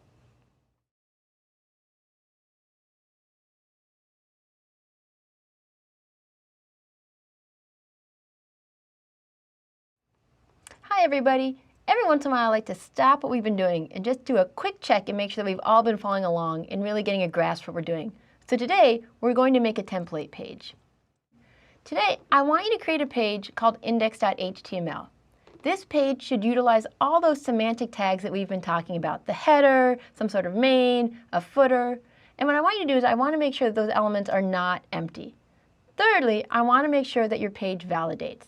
So let's stop for a second and think about all the things we've learned. You've learned how to make elements. You learned how to validate them. You've learned how to save your code. So if you've only been listening and you haven't been coding, now's the time to jump in with me and start coding.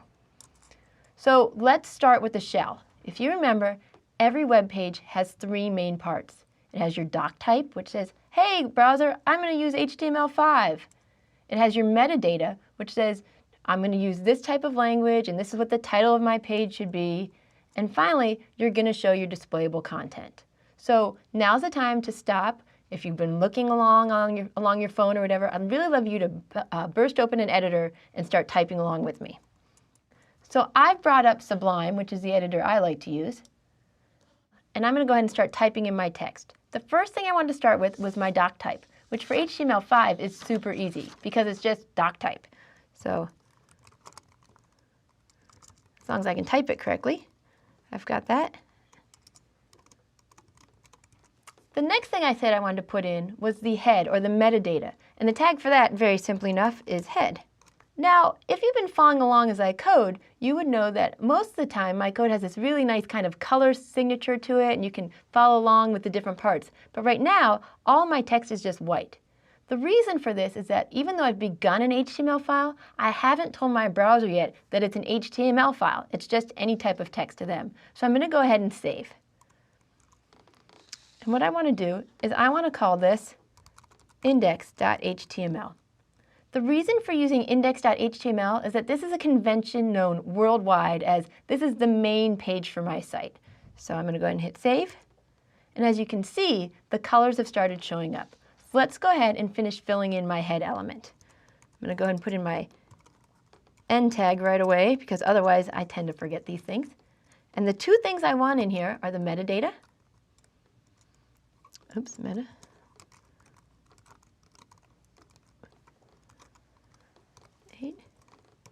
And the all-important title. The title, again, is what shows up on the browser's little tab. It doesn't show up on the page itself. It shows up in the tab. So, and I'm going to say, my first page. Okay, I've gone in and put the head, and now it's time to put in the body of my code, or my displayable content. So I'm going to start with the body tag.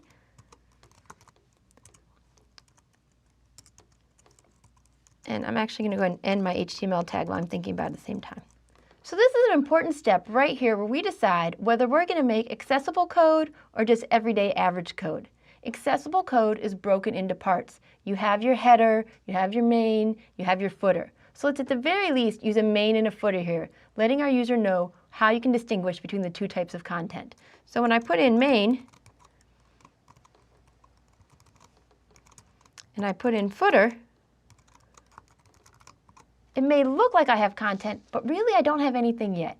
So I'm going to save my file, and I'm going to use open in browser, and just take a look at what we've done so far. And as you can see, I do have that little part along the top that says my first page, but what I'm missing is any type of real content. It knows there's a main and it knows there's a footer, but there's nothing else really there. So let's go ahead and put it in. So I will put in a little paragraph tag that says, this is my main code, and down, oops, I shall leave it just like that. And in my footer, I should put in some more information. Think of a more interesting footer. Okay, so I'm going to go ahead and save my page really quickly. And let's go ahead and take a look and see if there's any, oops, wrong button. And take a look and see if there's anything there. Oh, there we go. We have this is my main code and think of a more interesting footer. So it works. My code works and it's displaying the things I wanted it to display. But as I mentioned, one of the things we want to do every time we write code is we want to validate it and make sure we've written good, solid code. So let's take a look. I'm going to open up a new tab, do a validator, and I'm going to do validate by direct input because I haven't actually hosted my code anywhere. So go back to my Sublime. Grab all of my code and put it in here. I'm curious if you guys all noticed the error before I run it through the validator, but let's check. Well, at first you don't really see many messages, but as we scroll our way down, you can see that right away it says the element footer must not appear as a descendant of the footer. Well, that's a kind of weird error for me, but let's take a look at it. So we want to look somewhere along line 10. It also, I'm going to peek just a little bit at the next one where it says end tag for body scene, but they were unclosed elements. So now I know there are two things going on. There's something wrong with my footer and something hasn't been closed. Let's go to line 10. All right, here's my footer. Well, it's unhappy about my footer. Oh, here's a problem. I have footer here and footer here. So even though I had multiple errors, let's see what happens when I just make this one change right here.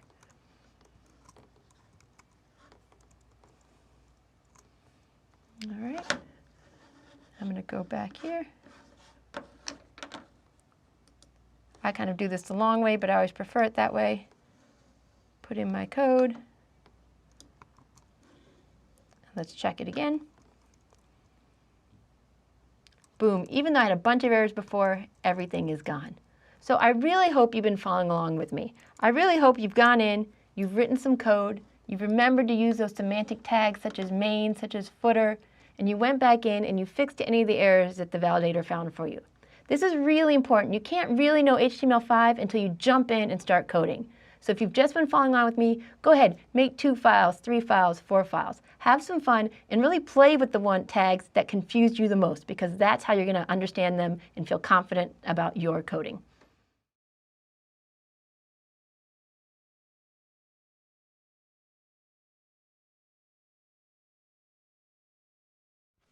Hi, today we're going to be talking about images.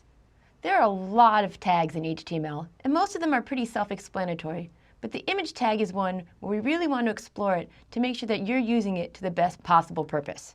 So at this point, you've heard of a lot of different tags, but images is one where you really need to understand what the different attributes are. There are many different file types that are supported by HTML. The most common are JPEG, GIF, and PNG, and you're going to see those quite a bit. There's also SVG and bitmap. There are additional options. The most important thing is that no matter which file type you use, you need to include the different file extensions. That's the .jpeg, the .gif, the .png. The additional thing to understand is that when somebody looks at your page, every single image that you have on your page must be downloaded. So size can really be a factor. If you expect most of the people viewing your page to be looking at it from a mobile phone, you might want to think about using smaller file sizes, because every single image requires an HTTP request in order to be loaded onto the browser. So when we think about image sizes, most people think of just kind of the visual, how big it is on the screen. But in computer science, we talk much more about pixel sizes. By default, the browser is going to open up your image in the same exact size it's been saved. And it's really, really rare that this size was optimal. You probably have all gone to a site where you've gone to it and the picture was really small and you're not able to make it bigger. Or perhaps what I find even more annoying is when the picture takes up the entire screen and you're forced to scroll around trying to see the whole thing. So I'm going to show you 2 quick solutions for changing the image size. The first is to change the actual file, and the second is use the width and height attributes for the image tag. Now, if you're going to use an editor to change your file, what you need to understand is that editors change those images permanently. This only works on what I call local files. You can only change pictures that you have down on your computer. If you're trying to use an image that you found someplace else on the web and you're linking to it, you can't change the size permanently. So if you're using a Mac, there's built-in software called Preview that you can use to change the size. And if you're using Windows, there's also a built-in program called Paint. Either one of those gives you the option to resize your pictures. However, just as a side note, neither one of these are the best choice if you really want to get into different image graphics. What most of us tend to do is use attributes. Now, one of the things I talk about and everyone talks about is the importance of keeping style and content separate. And I really try to encourage people to not put any type of style attributes into their code. However, the image tag tends to be an exception because it includes both a width and height attribute. So let's go ahead and walk through, and I'll show you a picture of the site when we're done. The first option would be just use the default image size. I have my image tag, and I have my 2 required attributes: source, where you can find the picture, and the alternate text. The next option would be to use the width in pixels. So in this case, I've added the attribute called width, and I've hard-coded it. That's what you call it when you give it a size that you want it to always be. And I've hard-coded it to 500 pixels. You might notice that I've only set the width, and I didn't set the height. That's okay. The browser will automatically figure out how much it should adjust the height so it stays proportional to the width. The next option is to use width and height. You do this if you want to make sure that your picture fits inside an exactly sized box. This is really nice for sizing, but it doesn't always look the way you expect it to look, and we'll see that in just a second. The last option, which may be your best option, is to use percentages. In this case, if you notice, I have width equals 50%. What this means is take how big the picture was going to be and reduce it by 50%. Now, as we get further on into programming in CSS, you'll understand that it's 50% of what it should be doesn't necessarily mean the original picture size. It depends on if you're inside a container. So here I've had each of the options, the default, the width and the height, and the percentage. So let's go ahead and take a look at what that looks like. So what you can see here are those 4 different options I had for displaying my image. Up in the top, I have my default image size. This just happened to be how big the picture was when I took it. One size down, and you can see this is where I have hard-coded the width of the image. I set the width to 500 pixels. My house still looks perfectly nice, and everything is proportional. The third option is the skewed image. This is where I hard-coded both the height and the width, and I didn't really put much thought into how they were going to act proportionally. So by doing this, you can see it's kind of squashed and not the best looking picture.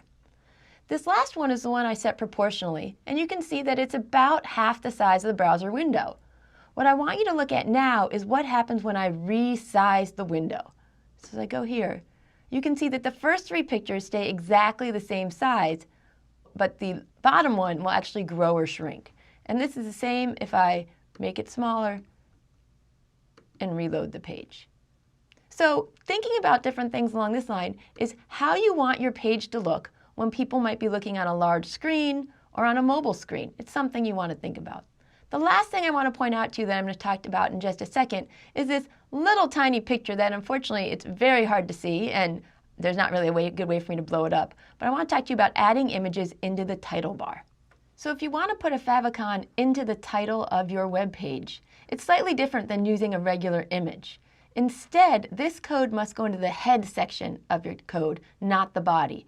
What you do is you will actually go in and you'll include a link saying it's an icon type of link. We're using a PNG image, and then you put the link to the image itself. Just as a side note, you can't use JPEGs or GIFs for logos. It either needs to be a special icon image or a .png. Finally, let's go back to talking about alternative text, the attribute that you want to add to all of your images. What is the purpose of this, and why is it something we need?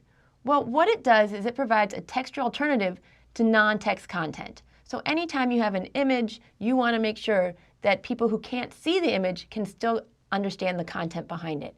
So it might be read by screen readers. Sometimes it's displayed in place of images. So if your file breaks, you can still see a little note saying what they're supposed to be seeing.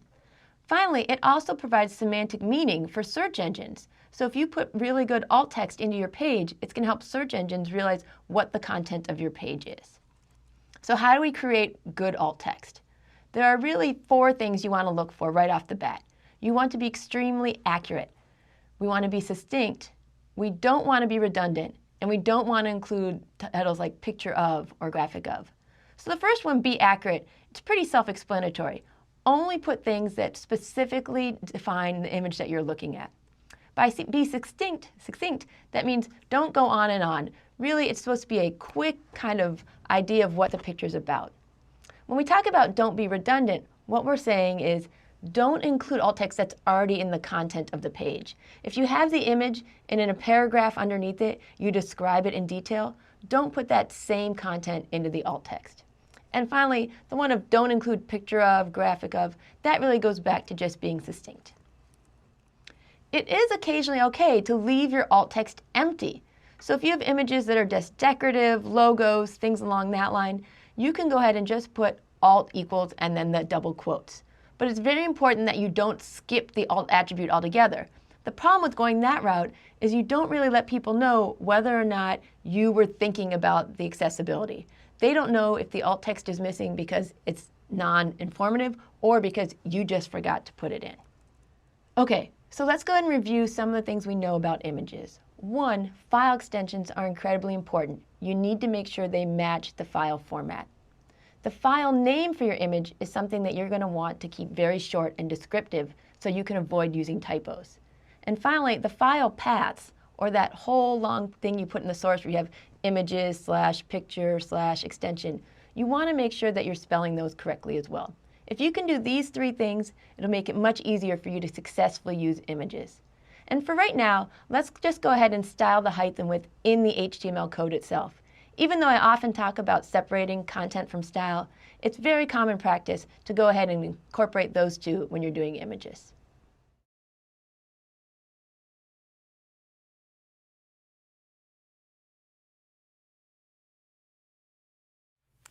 In an earlier lesson, you learned how to include images into your web page.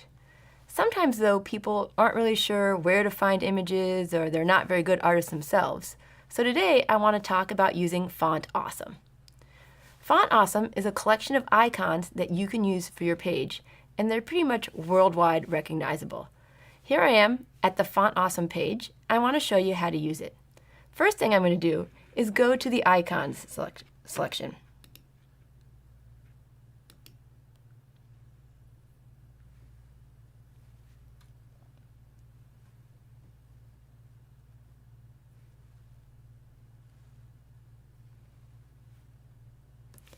As you can see, there are thousands of different icons that you can choose from to help decorate your page. And it's very simple for you to use. The first step is that you need to tell your web page, hey, I want to use Font Awesome. In the Getting Started section of Font Awesome, they give you the code, so let me show you what it looks like.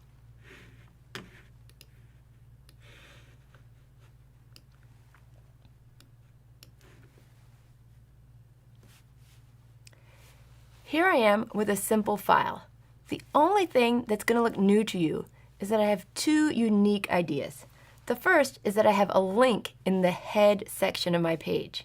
Remember, the head is where we keep all that extra information that isn't always seen by the user. And what I've done here is I've connected to the Font Awesome CDN. It's a very intimidating acronym that just means Content Delivery Network. You're basically making an agreement where, hey, I'm going to link and use your stuff, but I'm going to use this special link so you know how many people are using it. If we travel down into the body section, that's when you're going to see a new tag, the I tag. It stands for icon. Do you remember the image tag? One of the things you need to have if you're going to use the image tag is the source, what picture it is you want to use. With Font Awesome, you have to include a class tag. And in that class tag, you're going to tell it which picture you want to use. So in this case, I'm using the one called FA Angry. Let's go ahead and see what this page looks like.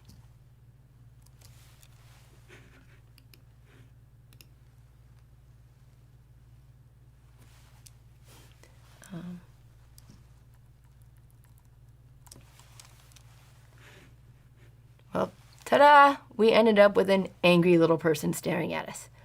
It actually is really straightforward. You get a very little icon each time you include this tag. Now, in all honesty, my screen is blown up really big, so if you were to run this code, the icon would be really small. So let me show you some of the options you can do to adjust the size of your icon. So what I've done is I've gone in and copied that line of code, I don't know, a couple times. And in each one, I added one extra attribute, and that's the size that I want the icon to be. So right here, I said, oh, make that icon extra small. And then I did medium and large. The 2x, 3x, 5x, 10x, etc., that's just making it that much bigger each time. So now, if I look at the page again, it's definitely going to look a little bit different.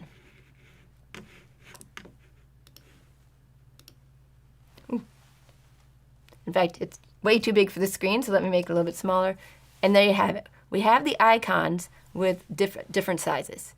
Angry face clearly isn't the only one you can do. Some of the more popular ones you might see include let's do the address card.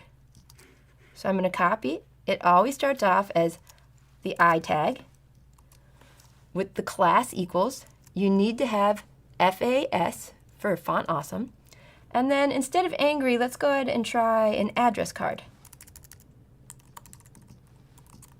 And this one hopefully will look kind of familiar to you. I'm going to put a line break in just to mix things up a little bit there. Now when I refresh the page, you can see a very familiar little address card.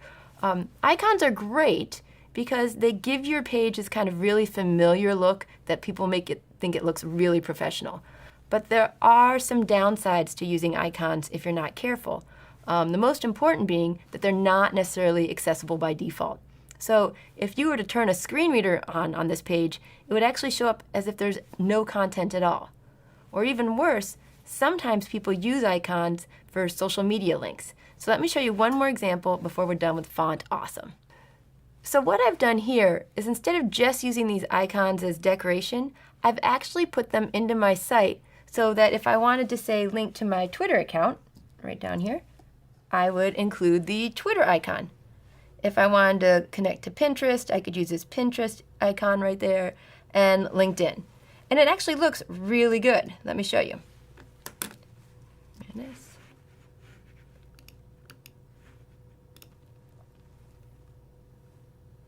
Here we go. I've got each of my links. Just so you know, the reason these icons are blue is again because they're links.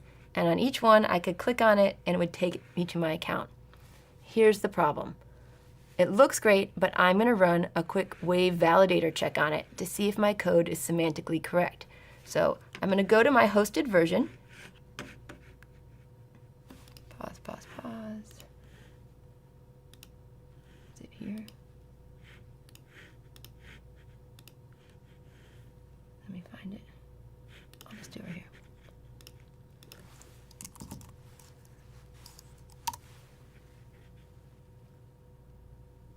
Oh, crap.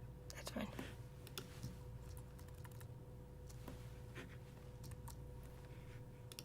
Ready? So I'm not using the code I was just using because in order to validate, I wanted to go ahead and put it on the server. So I'm going to go up and I'm going to click on my Wave validation tool. And Wave is going to go through and give me 3 errors. Not just any 3 errors, but 3 very important errors. And that is simply that, hey, you have 3 links and they don't actually have any text. Someone who's using a screen reader would have no idea where this link is supposed to go to. It doesn't know that this is Twitter or Pinterest or LinkedIn. But I have a really simple, quick fix for that.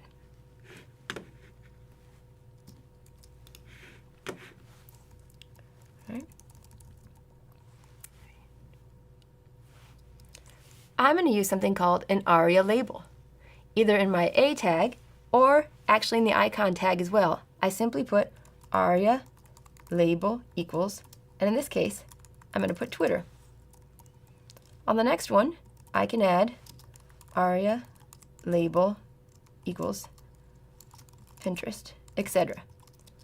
By adding in these ARIA labels, you're basically giving screen readers the ability to tell somebody where this link is going to go, to read a label. And this is huge in terms of accessibility. So I hope you have fun using Font Awesome. There are so many different ones you can choose from, but if you're going to play with some of these cool tricks, make sure that you're making them accessible to as many people as possible.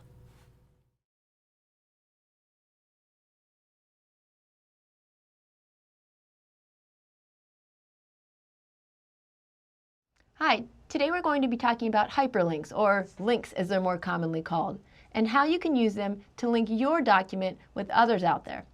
Now, links are really what make the web a web. It's this whole idea that different links built together create this kind of knowledge that search engines, or you yourself, can gain by going from page to page to page with hopefully related material. So let's get right into how you create a link on your page. Links are called anchor links, and that's where we get the A for in the A tag. When you use an anchor tag, the A tag, you're going to need to make sure that you have two different parts. You need a hyperreference and you need content. So the hyperreference is just the reference to the location of the new content. So in this case, I used http www.umich.edu. That tells the browser, if somebody clicks on this link, this is where I want you to request the new page from. We also need to have content. The content is what we call the clickable part. In this case, it's text. I would actually click on an underlined text that says University of Michigan. But in some cases, it might be an image instead. So what types of links can we have? Some of the most common are called absolute links. We also have relative links, internal links, and graphical links. And I'm going to show you an example of each one of those. With an absolute reference in the href section, we need to put a fully formed URL. You need to have the HTTP or HTTPS, the address, and any type of extra document name you want. So if you remember, there's three parts to a URL. You have the protocol, the host, and the document. You need to include all of those if you have an absolute reference. All right? Everything else is still pretty much the same. For a relative reference, we slightly change what goes into the href. Instead of linking to some outside or even internal web page, we're only going to put, in this case, the file name. So in this case, we're going to link to page2.html.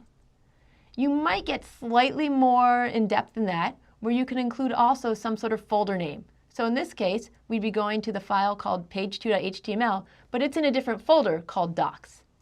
The third way we can use a relative reference is to what we call use the ID tag. So when you have href equals ## or history, we're saying there is another location inside this same file, and it's called history.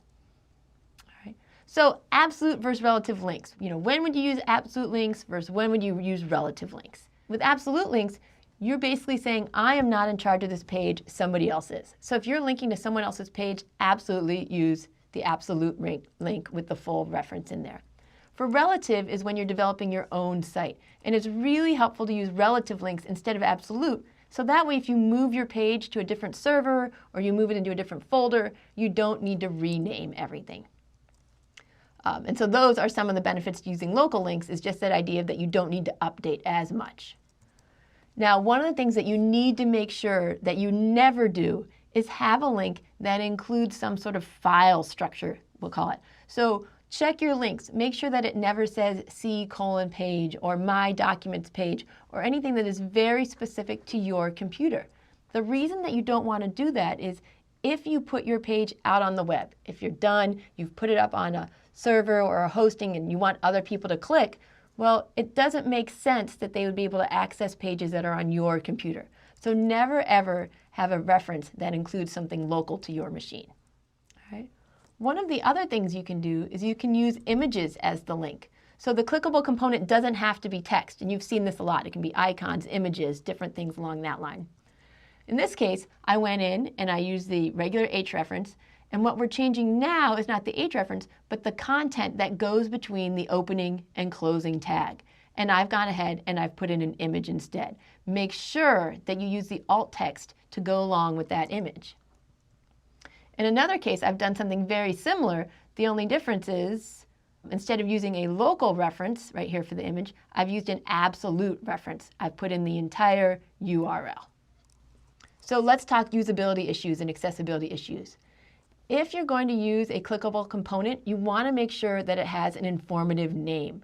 There's software out there that can list all of the links within a page for people who are looking for things who can't use typical means of accessing the page. And it is not at all helpful to them if all the links are labeled, click here, click here, click here, right? You want to give it some sort of informative name. You also want to make sure that if you're using an image for the clickable portion of your link, that that image needs to have some sort of alt text or other information available to those who can't see the image. So let me show you some coded examples of those types of links. All right. As you can see here, I have a reference to absolute references, relative references, images as links, and then some embedded links as well. So If I were to click on Washtenaw Dairy or Rosie's Coffee Bar and Bakery and Dexter's Bakery, etc., it would actually take me to their pages. Head back.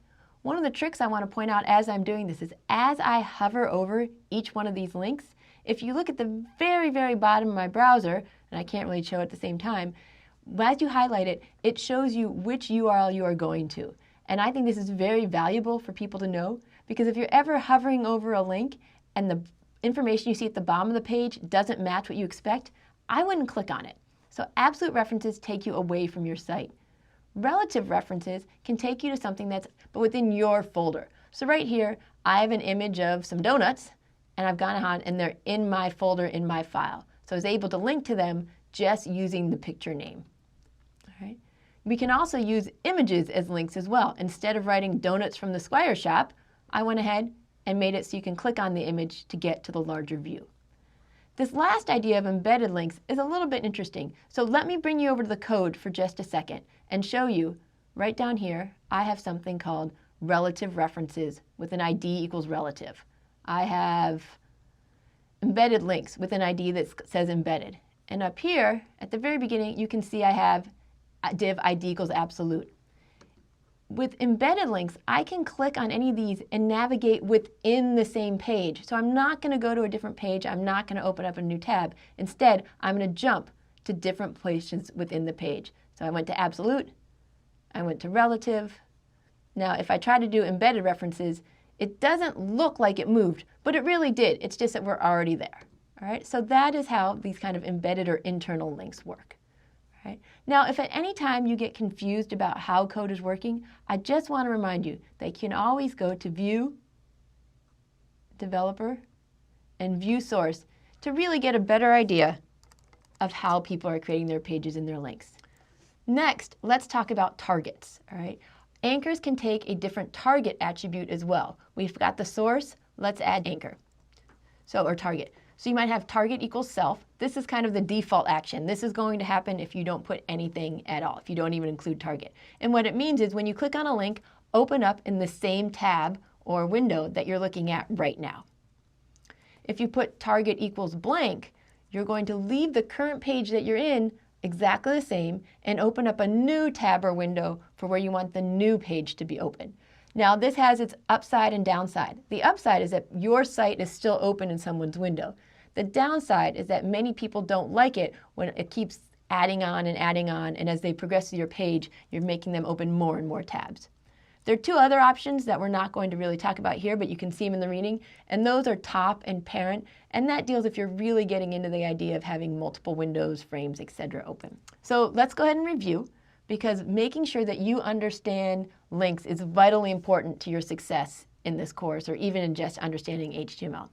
So the first thing to know is a page without links is extremely rare, and to be honest, it's almost not even a web page, it's just a document. Links can be absolute, relative, and internal. And internal, again, was the kind where it had the hash mark in it. I think I may have referred to them as relative, but I want to make sure I'm clear that the hash mark makes it internal. You want to use caution when using images in links. It's not that they're not a great thing to do, and I'm not saying you shouldn't do it. I'm just saying make sure that you do it carefully to ensure that everyone who's viewing your page can get the same content and the same experience as everyone else.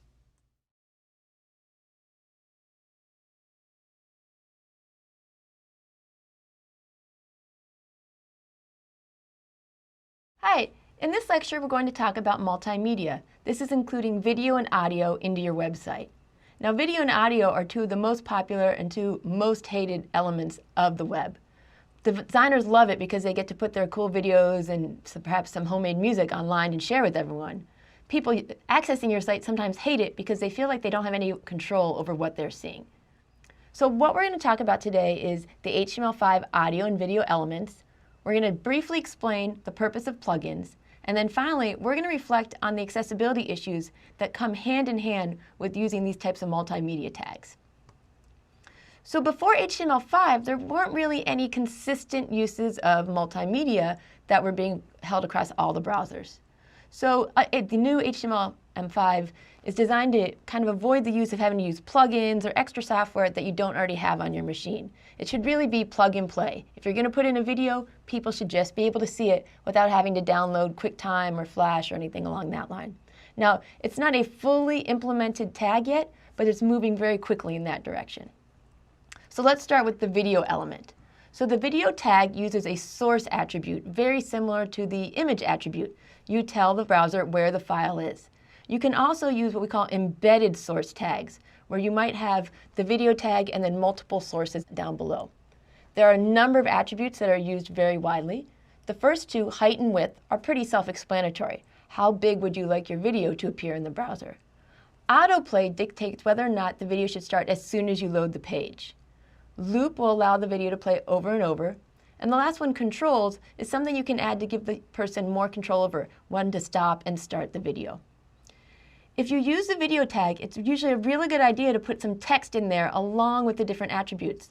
That way, if the browser for some reason does not support the tag or can't play the video, you get a kind of helpful hint to the user, letting them know there should be a video here that you would be looking at. The audio element is very similar to the video, and then again we use a source attribute to link to the file. Typically, you're going to use an MP3 or WAV file. The attributes, again, very similar. You have autoplay, controls, and loop, but we also have buffered, muted, and volume. And these are extra attributes you can put in where you're going to control what the person's listening to and how loud. Also, when you're using audio, you can set clips where you can go in and say, I want the video to start at this particular time. So in my first example, I wanted to only play the music from 5 to 25 seconds. The next one, you start at the beginning and you only are going to play the first 39 seconds. Again, you can go on and on. I want to start at 1 minute 38 seconds and just go ahead and play to 45. Or in the end, you can just say, hey, start at the 42 second and play from there. So showing you the code for HTML video and audio is pretty much the antithesis of what it's all about. It's supposed to be about looking at things and hearing things. So let's go ahead and look at some code now that's actually working. You can see that I have the source is just my boxcar movie, and I've set the default width to 40. So I'm going to go over here to Sublime and open this up in the browser.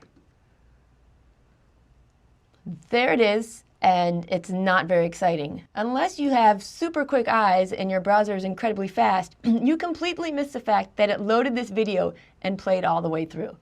So let's go ahead and try this again, or actually just loaded it and didn't do anything. Let's add autoplay. All right, save it. I'm going to go over here and reload. And now you can see by adding the autoplay attribute, it'll automatically show the video. Now this is something you don't want to do unless you're very certain that the viewer wants to see it. There was a big uproar recently when a social media site started making all the videos autoplay. So if you went on, all of a sudden these videos were playing and it was eating up a huge amount of bandwidth for people. All right? So instead of just doing autoplay, let's go ahead and put in controls. By doing this, you can see we've now added a little control panel to the bottom of the video. People can now start the video, stop the video, and rewind it. This is really the way you kind of want to think about how you can enhance the experience for the user. It is possible to put multiple attributes. And do this. And kind of put them on top of each other. If we do this now, you get to experience my 5-year-old flying down the road multiple times over and over again. Again, you would really want to avoid using loop and also avoid using autoplay unless you're giving people the opportunity to use the controls as well. Okay. One last thing I want to talk about right here is you might notice with controls and loop, these are attributes that don't appear to be taking any values. So source equals, width equals. When you put in these Boolean attributes, it's the same thing as saying controls equals true, loop equals true. So that's how we went through with our video. Let's go ahead and look at the audio for a second. Make this a little bit bigger here. What I have here is I just have a link to the same song 2 times. In my first version, you can see that I'm given the little audio bar because I made sure to use controls. And if I play, it's going to go ahead and play through the whole song. However, in my second option, you can see I've added right here the T equals 1535. I've set it up for you so that you'll really get to hear the song during when the exciting part really kicks in. So these are just some simple examples of how you use the tags to show your video audio. And I really hope that as you're coding, you're making sure to type things along and mess with things and play with things to really get a feel of how these videos and all the different HTML5 tags are working. So one of the things I talk to people about who have been coding in other versions of HTML and don't really want to make the change over to HTML5, that there are so many reasons that you want to make this quick, simple switch. And plugins are an excellent example. Since before HTML5 there was no standard, plugins were required. So what we want to do is go ahead and, even if it's not supported at the moment, go ahead and use this tag, understanding that some browsers may still require Flash in order to play them.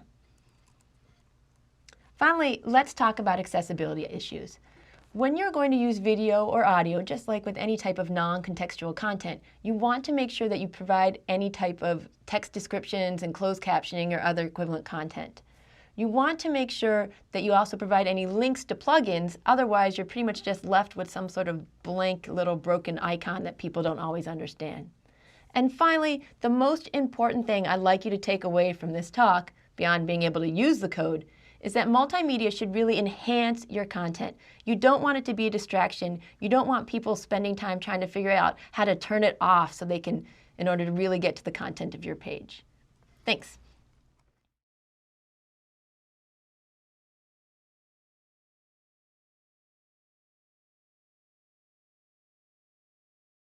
Hi, today we're going to talk about tables and how you can use them to display your data on your website. So, how I like to put it is that we really used to consider tables as being this evil kind of idea, because people weren't using tables for the reason they were supposed to.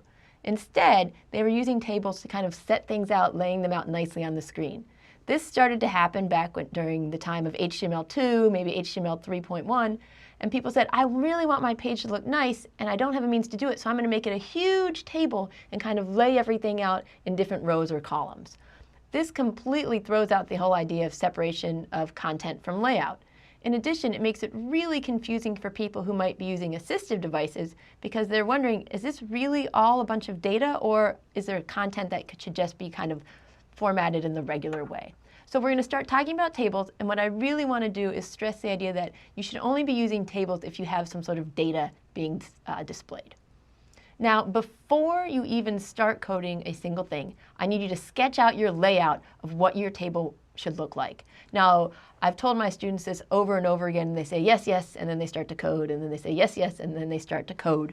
And after about the fourth or fifth time, they realize, oh, it's a lot easier to write clean code the first time than to fix broken code. And so then they begin and they think, all right, how many rows and columns do I actually need to represent all of my data?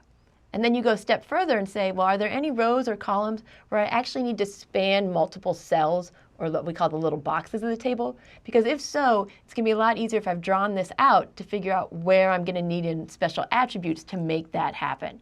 Because one of the most important things to know when you're doing tables is that the browser is expecting there to be the same number of cells on every single row. If you don't do that, it's going to look very messy.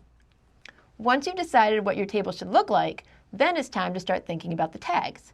You start off with the table tag, and it's basically just a container element that's going to hold all the other attributes or all the other tags inside of it. You're going to have the table row, and then here for TD, I have columns, but what I really think would be best is to think of this as table cells, not really columns, because what you're doing is you're talking about each individual box. So inside the table, you're going to have one or more table rows, and then inside each table row, you're going to have one or more TD elements, so the columns or the cells. So here's the code for creating a very simple table. Although it looks very convoluted and like there's a lot of things going on here, most of this is just information for the browser. When we look at the actual page that's generated, you'll see that it's very clean and simple. So I have my code for my table on the outside, and then each one of my lines of code here is one row. I have my tr start and my tr end.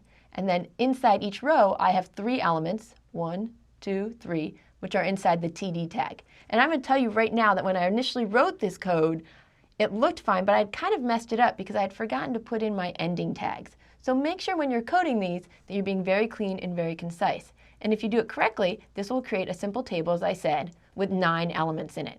1, 2, 3, 4, 5, 6, 7, 8, 9. This is as simple as you can get as far as a table goes. Now, in some cases, you might want to add what we call table headings to your code.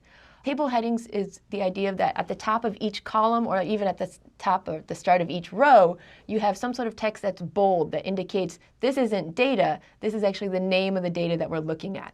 Now, it's fine, I mean, it's not fine. What some people would do is they would just make these regular TD elements and then perhaps make them bold. So the people who are looking at it can say, oh, hey, look, this is bold, so it must be more important. But we really want to avoid doing that. Instead of using a TD with some sort of bold font, we want to use the semantic tag TH, which stands for table heading. So here, these 3 lines of code are exactly the same as before, but I've added one new row where instead of TD, I have TH. So I have row 1, row 2, row 3, etc. And what you can see here is that what we get is this nice little table heading at the top of each one that is both visually lets the user know that these are headings, but also semantically conveys that same information. So one of the things I mentioned earlier when you're designing your table is you want to decide if you're going to be spanning multiple cells. It might be the case that the table you want to make isn't some sort of perfect tic-tac-toe grid or perfect 9 by 9. So you can combine multiple rows and or multiple columns using the row span and column span attributes. Inside your element, you would include row span equals 2 if you wanted to span 2 rows, or column span equals 5 if you wanted to have it span 5 columns. All right, so let me go ahead and show you an example with some code. And again, I realize, especially if you're looking at this on some tiny little screen, that this seems really like a lot of information to digest in. But it's not really that much going on. I have a simple table where I have my table headings with the child's name and then the parent's name. And then I go ahead and I start putting in a child, and with each child I include their parents. So here I have row span equals 2 for Catherine, which means I actually want my Catherine cell to take up 2 lines. Same with the Edward cell. Maggie I've left completely alone. So let's go ahead and just look at the end result, and I think that's really, if we backward chain, is going to help you understand what this code is doing. So again, I have the child's name, the parent's name, and here are the 2 cells where I did the row span, and you can see it actually took up multiple rows because in this case Catherine and Edward both had 2 parents that we wanted to put it together with.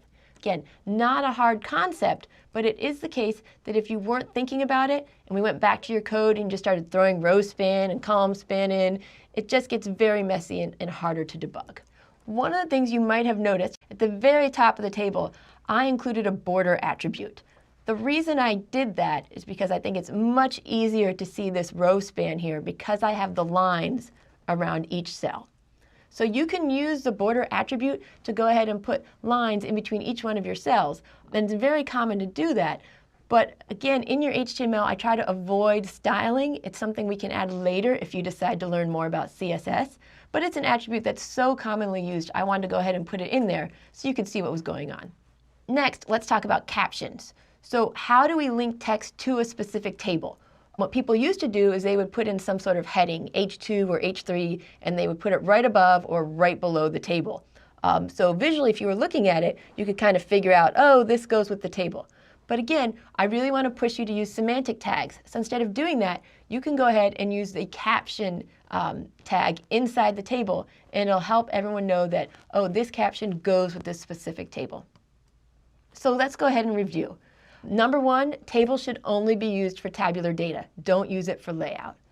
2, draw your table before you code your table. It's going to save you so much heartache in the end. I promise you that. Finally, and this is the third and most important thing I hope you leave with, is that you need to check for unclosed tags. One of the things that's great about browsers when you're kind of developing locally, you're typing your code and you're testing it and looking at it, is that your browser can usually figure out what you meant to do, even if you messed up. All right? And tables are a good example where you can forget to close some tags, but your browser kind of knows what you meant to do. But later, if you decide to make a table and you're going to upload it, and you really need to make sure that the data in there is valid and represented well, one of the worst things you can do is leave your tags unclosed. So make sure you validate your code whenever you write a table, or really whenever you write any code, and you'll really be able to be sure that you're writing the best code that you can.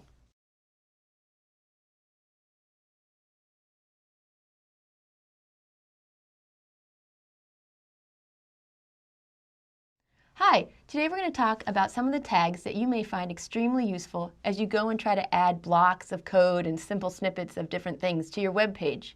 I know that it can seem overwhelming how many tags there are in HTML5, so today I'm going to try to break down some of the most useful ones. Now, I realize it may seem overwhelming as I start throwing all these elements at you. You're not supposed to memorize them all by the end of this lecture. Instead, I'm really just trying to give you a taste for what's out there so you can start playing with your own code. So one of the first things you need to decide when you're coding is which tags are you going to use. There are the generic kind of what we call block tags, paragraph and div, that break your code into nice sections. Paragraph is kind of self-explanatory, and div gives you a way to put groups of content together. But the problem with both div and paragraph is that they're very generic. So we want to move over to the idea of using these semantic tags, such as header and nav, footer, and figure. And we talked about those in an earlier video.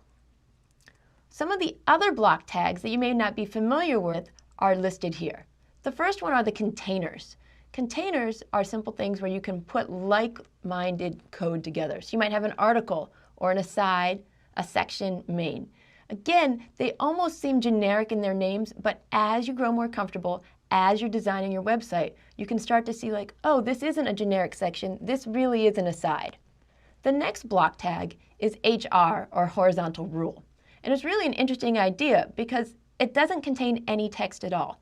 Just to remind you, block tags are tags that have the display block. It means it forces a new line above and below. There's never going to be anything next to it by default. So our hard rule will just put a single line across your page. Simple, yet very, very much used by many people. The next one is address. This will go ahead and be a block tag, and it doesn't format your address any differently than other text, but what it does is it allows screen readers and other assistive devices to quickly and easily find if they're looking for your address. Block quote would be another block tag, as well as details. Now, the details tag is very interesting, and it's kind of cool if you can get it to work. And what it does is it allows you to kind of have this drop-down open and close idea with your text. Now, just to warn you, it is not implemented in Firefox, so if someone with Firefox tries to run it, it's just going to kind of default to this open idea. All right, so there's HR, address, block quote, and details. I've told you what they were. My guess is you still have no idea what they really do, so let's take a look at a quick example. So here would be an example of the HR element. It's just a simple line across the screen, nothing too fancy, but very recognizable. The next one, the address element, in this case, the browser does italicize what's inside the contents. I had to put my own end line here, but otherwise, it just looks kind of italicized. But you can't be sure that it'll be italicized on every browser. It's really specific to Chrome, Firefox, Safari, etc. But the important thing to know is that there's semantic meaning here. Here, we have a block quote. And what block quote does is it indents the code and kind of lets people know that there's a quote that you're looking at. One of the things I put inside my block quote was I put in a cite tag so that someone can know right away that I've cited Napoleon Hill. So if someone's doing a search for Napoleon Hill, this is going to up the chances that a search engine will link back to your page. The last one, details, is kind of combined with a summary tag. So I'm going to go ahead and click here, and you can see that it opens and closes. So the default is to have it closed and then open up when someone clicks on the little arrow icon right here. Now, one of the things I mentioned is that it's not supported on Firefox. So if you're looking at this page on Firefox, by default, you're just going to see it in the open context. So let's go ahead and go back to some other tags that aren't block tags. We're going to do some inline tags. Again, remember, inline tags just means that you can put it into the page and go all in a line, one after the other. You don't need to break things up. So span was the original inline tag for plain text. You would put span around some code, and then you could go ahead and style it any way you wanted to. Now, in addition, we have cite, abbreviation, time, code, and then the subscript and the superscript. Now, if you're watching closely, you may have noticed that I left a little typo after abbreviation there, so make sure you go ahead and put in the less than or greater sign. But let's look at examples of this code as well. Here I have my inline elements. The cite basically makes it easier for people or bots to search your code. So I went ahead and put this code right inside a cite tag. Now again, this particular browser happened to style it differently, but that's not always going to be the case. Another new tag that has come along recently is the abbreviation tag. So if you notice, right along here, I've included abbreviation inside the box. Now, if you can, watch what happens when I put my mouse over the Sunday, Monday, and Tuesday. As I hover over it, it's very small probably on your screen, but you can see that the expanded version of the abbreviation pops up. So I have Sunday, Monday, Tuesday. Now, from an accessibility screen point, it can actually go ahead and read the expanded version.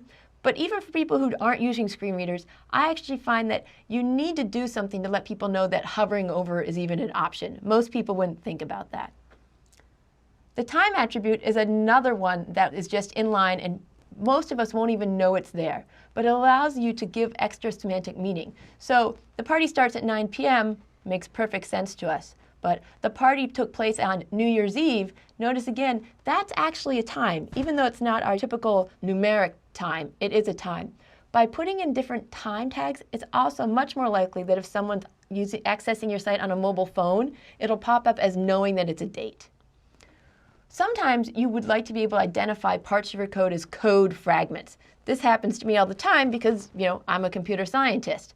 So the code elements tend to be displayed in different font, but it's not always the case. But code is just a nice way to break it up and let people know, what is this crazy stuff people are typing? Oh, it's code. It's not supposed to make sense. Finally, the last two are subscript and superscript. And these are used to create, a lot of times, mathematical formulas. So you can see here, I've raised up the 3 and I've lowered down the 2. So I've given you kind of the general block tags, the general inline tags that people use. And there's other tags that people use quite often that you may see when you're looking at their pages. The issue with these tags is that they, when I say need more, it's really weird to use these tags unless you're also incorporating them with JavaScript or some other elements that you probably don't know a lot with yet. So these include the button, the meter, progress, iframe, BDO, which stands for bidirectional orientation, and then the map attribute along with area. Now, people really like these, but they tend to need JavaScript. So I'm going to show you a quick example, but I'm not going to include the fancy add-ons you would need to use them because that's not what this course is about. Right now, we're just learning these tags. So let's take a look at them so you can see what they look like visually and understand that they're not actually functioning yet. So my special tags that need more, I've called it. I'm a little worried that you might not even be able to see it because it's so light in screen, but you can see I've included some open and close buttons. They don't do anything, but they look really nice. So go ahead and put them in if you want, but it may confuse people that they're not actually operationable. The next one is meter, and you've probably seen this before. Basically how this one works, let me actually bring up the code for this one. Window.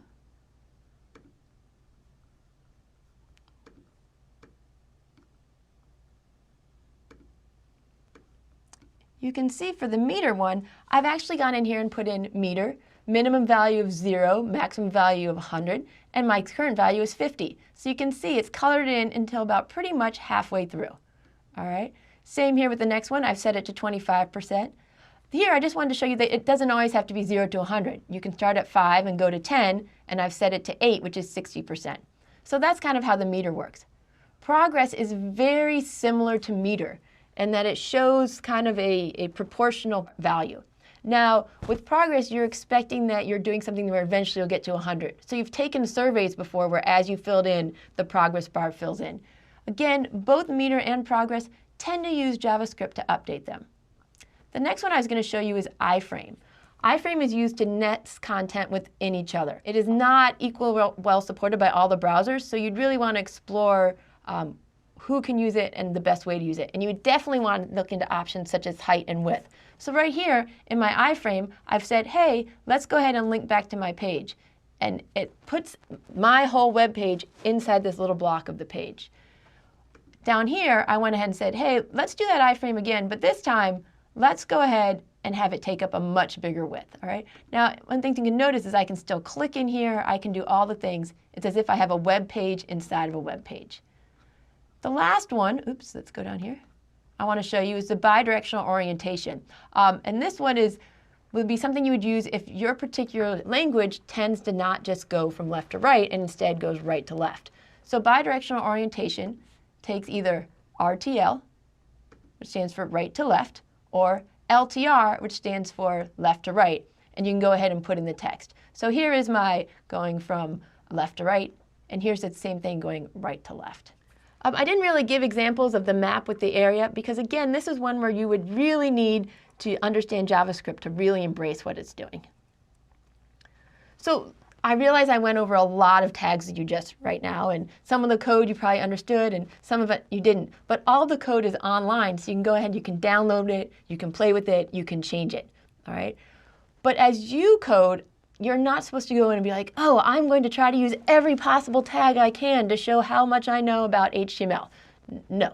Use the most specific tag possible. Whenever you're not sure, go ahead and ask somebody else. Say, what would happen if I were trying to look at this page with my eyes closed? Would I understand what's going on? The second thing you need to understand is that sometimes your tags just don't work. Now, there are two reasons that your tags may or may not work. The first one might just be you have a syntax error. So make sure you run your code through a validator, and that will help you find places where you haven't closed tags. This is especially important if you nest tags, meaning you put one inside the other. The other thing you really want to do is you want to run your code in multiple browsers. So even if your page looks great when you're running it in Chrome, make sure you check it out on Firefox. If it looks great on Safari, make sure you check it on Chrome. It's really important that you make sure that your pages can be reachable to the greatest number of people possible. And really the only way you can do this is by keeping your code simple, succinct, and you're always validating. Thanks.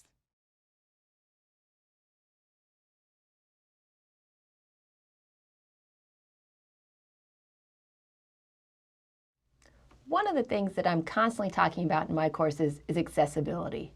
The thing is that I've come to realize is that I can talk about this as much as I want, but it's really up to me to show to you why it's so important for you to make the web as accessible as possible for others. So today we're going to talk about three things. First, I would like to explain what a web accessibility professional does. Second, we're going to talk in depth about how disabilities relate to the web. Finally, I'm going to introduce for the first time the 4 principles of accessible interface design. These 4 principles are something that will hopefully guide you throughout the entire time you're making web pages. So let's start off with this whole idea of what a web accessibility coordinator does. One of my pet peeves is people who say they don't want to go into technology because they'd rather do something where they can help people. Well, my follow-through to that is that if you really want to help people, you need to understand technology. So one of the things that people like to do is find careers where they can help people who have issues and work together with people who are in technology. And that's exactly the type of thing a web accessibility coordinator will do. So first, one thing they might do is help guide policy and purchasing decisions on what kind of software is most accessible to the widest range of people. Second, they can evaluate web interfaces for accessibility. So by learning just some key tips and tricks, they can go to different pages and find out where there might be pitfalls for people. Third, they can assist people with disabilities to access online infrastructure. Most universities and large companies will always have someone whose job it is to assist those who need some help accessing online material, or really any type of technological tools. Fourth, it's very important that people keep pace with changing technology. You will always have a job if you can find a way to combine your love with helping people with the different tools that are being used. So let's talk specifics. According to the 2012 U.S. Census, 1 in 5 people in the U.S. have a disability. That means that there are 60 million people in the U.S. who are dealing with issues that other people may not have, and half of them are impeded from using the internet. So we will talk briefly about 4 issues that tend to pop up the most when dealing with disabilities and the internet: visual issues, hearing, motor, and cognitive. When you talk about accessibility, almost everyone thinks about screen readers. They design and say, oh, I'm going to make sure that my page will read well on a screen reader. However, it's much, much more than that. While 1.8 million people are completely blind, we also have 8 million people who have difficulty reading ordinary newsprint, even with their glasses on. So one of the things that we want to think about when we're designing is more than just font size. We also need to think about color contrast, your different font style. Can someone really see your page as easily as possible? We also want to think about hearing disabilities, and we're talking both from partial to total deafness. So 8 million people have difficulty hearing a normal conversation, and 1 million are completely deaf. More and more places are moving to online presence, and of course we all know that watching videos online is a very common thing. We're all doing it right now. So one of the things to think about if you decide to add videos to your site is, did you include closed captioning to really make sure as many people as possible can access your content? But there's also other things to think about. Are you blaring music? You might have users who don't even realize that music is playing. Or perhaps you have things so low that people can't quite grasp what you're saying. One of the things we're going to talk about is making sure that people have the ability to control the different multimedia that you're going to put in your page. This is going to help people with hearing disabilities feel that they are in command of the technology, not that the technology is in command of them. One of my own personal issues is that of motor disabilities. There are many, many people who are unable to use a mouse or a physical keyboard. Maybe they have slow response time or just limited fine motor skills. So dexterity issues are something that affects 8 million people who have difficulty using their arms or hands. But my guess is that for most of us, have had some issue with trying to use the web and not being quite able to do what we hope to do. So one issue that we talk about is what happens when someone tries to tab through your page. This is a very common way for people to get through pages, but unless you're very careful, you can make it that people tab through to nowhere. Another issue is, do you require a steady hand? Many people like to add flashy and cool graphics and animations to their page, but I know that I personally have been frustrated at trying to click a button while the button keeps moving around the screen. Another issue is cognitive disabilities. And when we talk about cognitive disabilities, there's a very wide range of issues we might be talking about. There's learning disabilities, distractibility, dyslexia, even the ability to remember or focus on large amounts of information. So one of the things I was laughing at when I looked at this slide just now is that this slide perhaps has too much text on it for people to really be able to focus on what I'm looking at. So we're talking that there are 16 million adults with ADD or ADHD. Another overlooked population is that there are a large number of soldiers, Marines, and National Guard members who have different psychological conditions such as traumatic brain injury or post-traumatic stress disorder. Now, what does that have to do with making your web accessible? We want to make sure that things are easy to understand, not flashing, not requiring great amounts of concentration.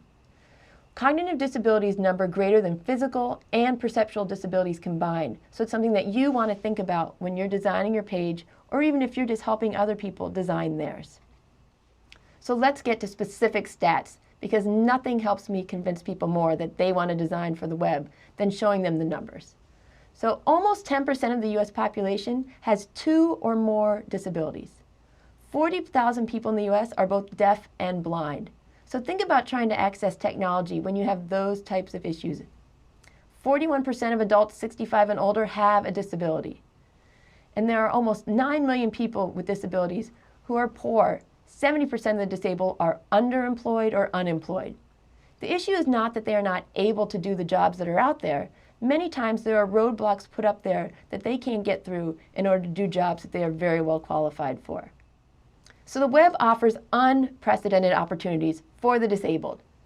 Here we are right now, all taking a class online. So education has the benefit in that we teachers can reach as many people as we can. And for students, it means that you have access to resources that you never had before. Many, many people get their news from online resources, so we want to make sure that we make it as available to everybody. Commerce I find particularly interesting because many, many places have online presences, but are they even realizing that they're alienating such a large customer base? And of course, the social benefits of the web are easy to see. So many people have created more friends online than they actually have in real life. So the benefits of the web are amplified for the disabled. People who before could not access education, news, commerce, or social interaction are now able to do that. So the web is an enabling technology, and we want to make sure that we continue to make it so.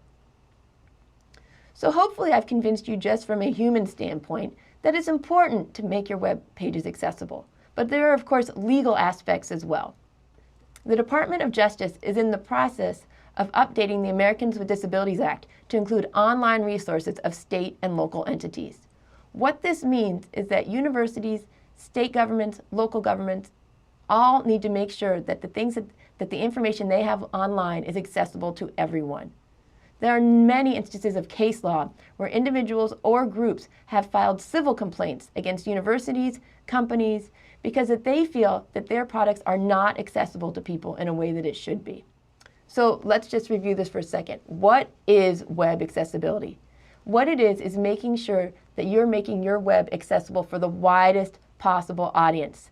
This includes people with permanent disabilities and those with temporary disabilities.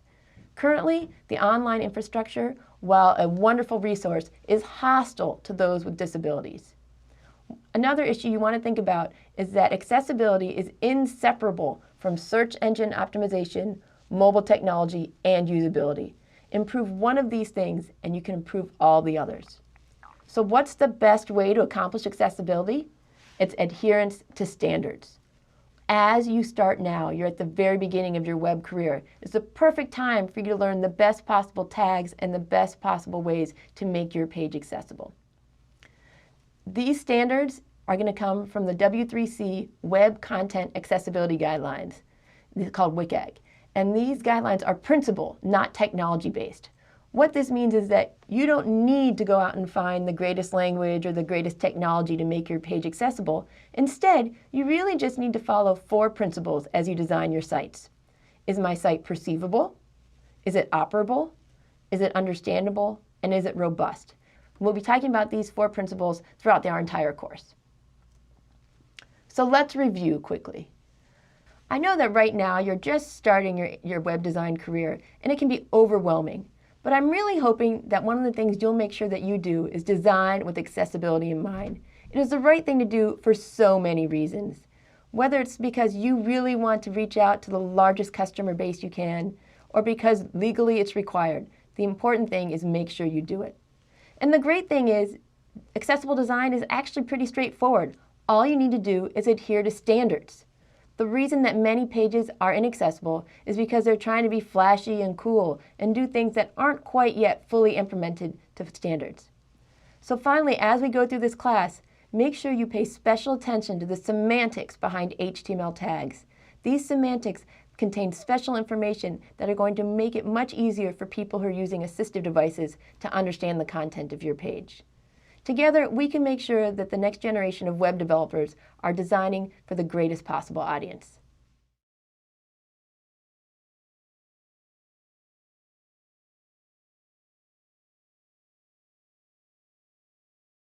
Hi, today we're going to talk about the very important but often overlooked process of validating your site. And what I mean by that is it's time for us to check your code.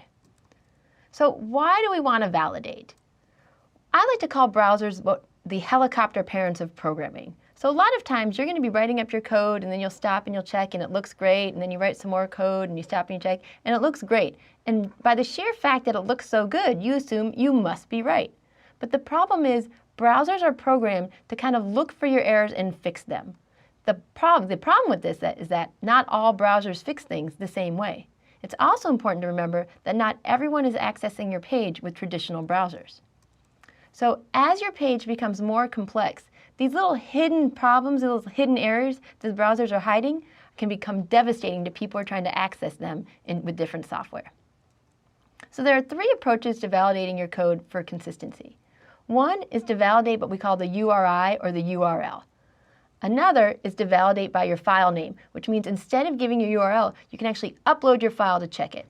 The third way is what I call by direct input. So let's go ahead and run through an example very quickly. And the site I'm going to use is called the validator. So if you check here, we can start off by going to the validator.w3.org. As you can remember, the W3 is really the association for trying to make sure that everyone sticks to the same standards. And here are 3 options. We can validate by URI, the validate by file upload, and the validate by direct input. Now, this is a somewhat important choice, because for some of you, you may not decide to buy a hosting system, in which case you can't actually give it your URL. You can't type in c://. It just doesn't work when you put anything that's specific to your computer. So instead, I'm going to show you an example of validate by direct input. All right? So let's start by looking at the page we're going to validate. Over here, I have my little picture of Asheville with the beach. And as you can see, It looks pretty good. You don't see any problems with it as you kind of go back and forth. But let's see what happens when I actually grab all this code. So if you want the shortcut, this works for almost everyone. I'm going to go ahead and do Control A and Control C. Head back over here, and when I put it in and I click on check, once I start going down, you can see, oh, this looks good. Oh, right away it says, nope, you have an error. And the error is stray end tag, and that's for a section. In most cases, the validators can kind of give you a clue as to which line you messed up on. So let's go back and check the code. When I go over here and I go down to line 25, oops, go up a little bit here. Nope, still nothing there. Got really long lines. Oh, the validator was right. As you can see, I accidentally put section twice. What I really meant was to have an end section here and a beginning section here. So let's go ahead and get rid of that. I will save. I will grab it all again. And let's try it by putting in new input. I'm actually going to refresh. Go back here. And let's see if I have better luck this time. Good, good. No errors or warnings to show, and it's going to go ahead and put my page back out there. So this is really just the simplest way to go in and make sure that the syntax of your code is correct. Now, I kind of gave you a really simple example where I only had one error. What typically is going to happen is that it's going to generate lots and lots of errors. And what I want to happen is make sure that you don't freak out when you see all of them. The reason is because errors, what we call, is propagate. The checker gets confused. When you see one error at the top, it kind of leads to a whole bunch of errors. So what you want to do is you always want to fix the first error that the validator saw. Once you fix that, there's a really good chance that the 52 errors it detected has now dropped down to 12 or 11. Now, there's also the chance that once you fix one error, it's going to be able to see that you had 20 or 30 more. But again, work on it step by step. If the error that the validator gives you isn't as clear as the one that I just saw, what you can do is search online and in the different forums, because I can assure you that other people have seen the same errors before.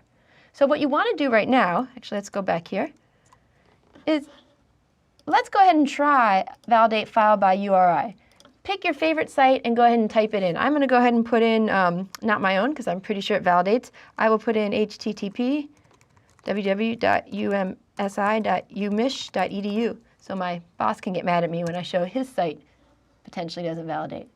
Well, right away you can see that it's going to find a lot of errors. No matter what site you put in, particularly if it's a very popular site, you're going to see that there are a lot of errors and that the sites don't validate. Let's make sure your sites are better than theirs. So it's one thing to validate for what we call syntax. It's another question to validate for what we call accessibility. Again, we've talked about how important it is to make sure that your sites are accessible to the greatest number of people. So one of the places you can go to check that is wave.webaim.org. And it's a site for you to go and validate your accessibility. So let's take a look at that one again. I go up here and I go to wave.webaccessibility. What you need to do here is you can't upload your code by file or just by the code itself. You need to put in a URL. So I'm going to go ahead and go to that same one we did before, which was the beaches, and put it in here. And you can see I didn't get any errors, but I did get a couple of alerts. And the alerts were simply telling me that I'm not sure your alternative text is quite as good as it should be. And also another point is saying you have the same redundant link, which means you have the same link twice. So right now everything looks good as far as syntax and the very high level of accessibility for the semantics. So one of the nice things about the accessibility validation is that it gives you an idea of things that you hadn't really thought about before, but the downfall is that it only works on hosted pages. So validated sites are always more robust and more accessible than those sites that don't validate. So as a coder, it's your job to make sure that you go to these different validation sites and fix your code to be up to standards. If you're not coding, it's also important for you to visit the sites that you go to on a regular basis and go ahead and validate those. It's going to give you a real sense of the different ways people feel the importance or non-importance of making their sites accessible to everybody. Good luck.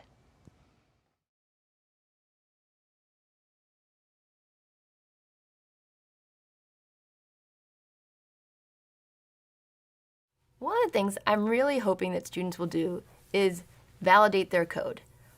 You can validate it for syntax, but you can also validate it for accessibility. And so today, I'm going to show you how I use the Wave tool to test different sites. I went in and I checked to find some of the top 10 visited sites for 2018. And I found Google, Wikipedia, Reddit, Yahoo, and Amazon. So let's just do a little investigation to how well each of these sites addresses accessibility. There's two ways to test. One is to actually go to the Wave site, which is wave.webaim.org. From this site, you can actually copy and paste the address of any page you want to test. And this is a great way to do it. Personally, what I did is I went ahead and added the Wave extension to my page. So if you look right here, it's possible, if you own your computer, to download an extension that looks just like this over here. It's a little tiny W. And it makes my life a little bit easier because it lets me actually just click on this button rather than going to the Wave site. So let's go ahead and check out some of these sites. I'm going to start with Google. When I'm at Google, I'll click the Wave validator, and it's going to go through and check for any errors it might see. And in this case, we have 2 errors.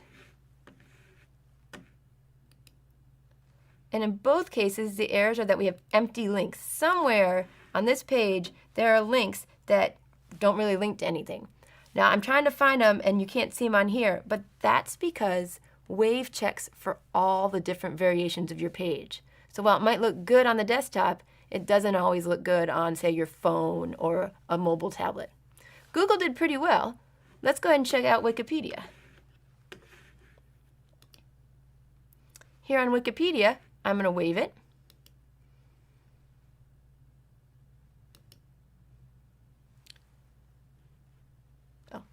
Sometimes it takes a second. I always forget, and I need to be really patient because if you click on it and then you click on it again too quickly, that's how you turn it on and off. So I clicked on Wave. I'm going to wait for the few more seconds, and you can see that once again, Wikipedia, like Google, did a pretty good job of addressing accessibility.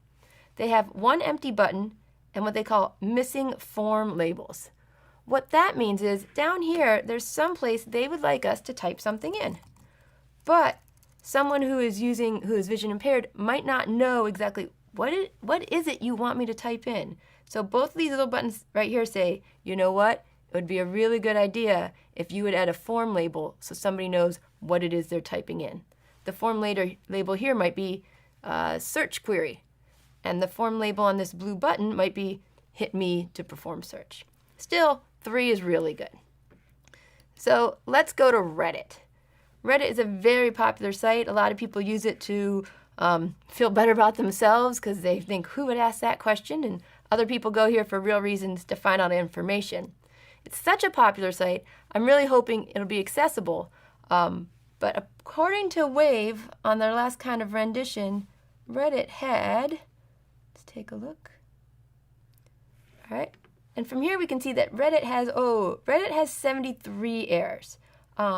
Not surprisingly, because there's so much user-driven content. There's a lot of people uploading pictures or typing things in, and they don't know about accessibility. They don't know about things like, wow, I should really be adding my alt text to these different images. Otherwise, it's going to be hard for people to access them.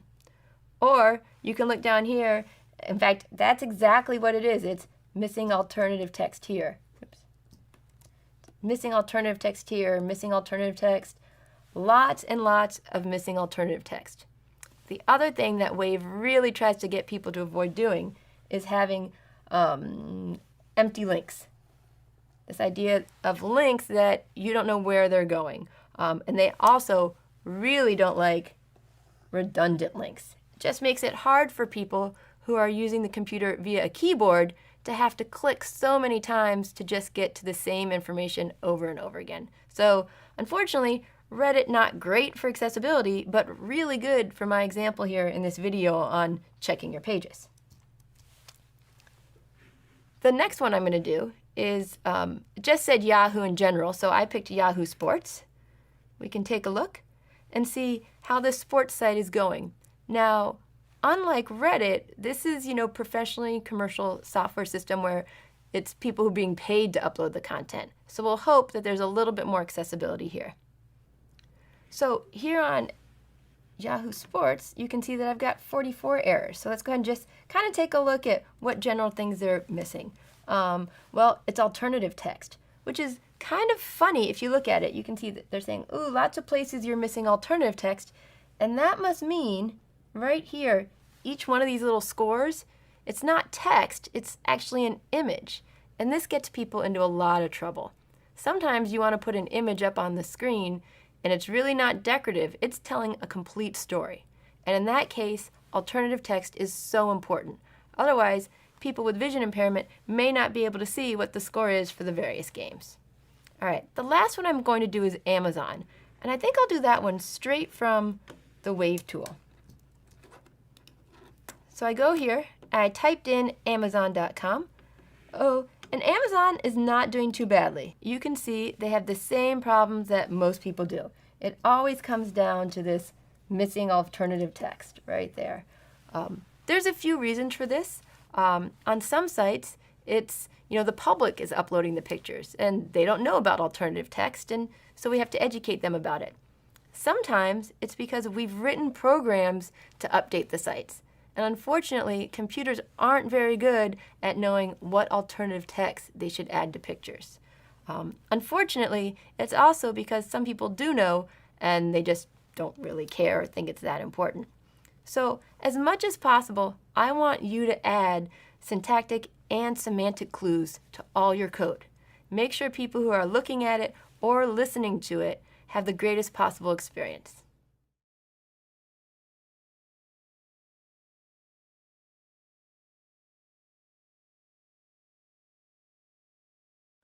One of the other accessibility tools that I've recently come across is called Funkify. Funkify is another extension that you add onto your browser to let you experience visiting pages in a whole different light. So here I am back at wikipedia.org.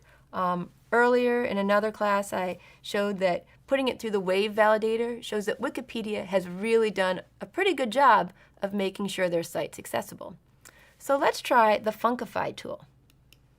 How Funkify works is it lets you take on different personas to try to see what the site would look like for different people. So for instance, if I were to turn on Blurry Bianca, you basically get to experience this page as if you had blurry vision. You can even change the intensity of the blurriness, if that's a word, to have it go from pretty low to pretty high. There's dyslexia, which I think is personally quite interesting because I know so many kids who struggle with, and adults who struggle with the idea that on a web page, oftentimes things are moving around much more quickly, the videos and the pictures, but not just that, the text has a way for moving around with them. You can't solve that problem, but what you can do is make sure that you're using large enough font so that if things do move around, it's not too disorienting. You can always also make sure that your spelling and grammar is correct. That will help as well. All right. The next one is Trembling Trevor. And this one's quite common for people who maybe have a little bit of trouble with a mouse or with a keyboard or different things that need a lot of dexterity. So I'm going to click on this one, and then I'm going to click over here, if I can. And you can see with Trembling Trevor, as I'm trying to move the mouse around, it doesn't move very easily for me. It kind of jumps and goes. I fall victim to this a lot of times myself when people have very tiny buttons to push. So I'm going to turn off Trembling Trevor here. And you can add, kind of increase or decrease the amount of trembling. Tunnel Toby. This is the idea that some people actually, their partial vision loss would look something like this. So this is a pretty high amount of vision loss. You can change it and kind of get this idea of what people are seeing. They might only be seeing a very small amount of your screen. Peripheral vision is this idea that sometimes people have this one spot that's kind of blocked. So again, you can't fix this issue for people, but you can think about your page and you can say, hey, is there something on my page that's really important, like just so important, and it only appears in one spot? Do I want to put it in more? Color Carl is pretty common. This is just the idea that how does your page look if we were to get rid of all the colors? Are you using color? Let's go ahead and do this one. So this is grayscale. I'm going to kind of click in here. You can also look at green, kind of take away a lot of the green. You've got the red and green, the blue and yellow, and they include some statistics that basically 1 in 1,000 people have trouble with this color combination, or 1 in 100 men or 1 in 300 women have problem with the red-green. So testing your site to make sure that color isn't conveying something important. Then they also included some where it's a combination of lowered vision and trembling hands. The last one I kind of like right here is the Sunshine Sue. This is accessibility kind of even more for the accessibility for everyone, because so many people take their devices outside. You can say, oh, hey, if it's really bright outside, are people going to be able to see what's on my screen? Or should I be changing some of my color combinations and contrast? So Funkify is, I hate to say it's a fun little tool because there's nothing funny about people not being able to access your page. But they did do a good job of trying to explain how these different types of abilities can come in and affect the way that people interact with your page. So if you're interested in accessibility and you want to go a step further to make sure your page is something that everyone can enjoy, I highly recommend you installing Funkify.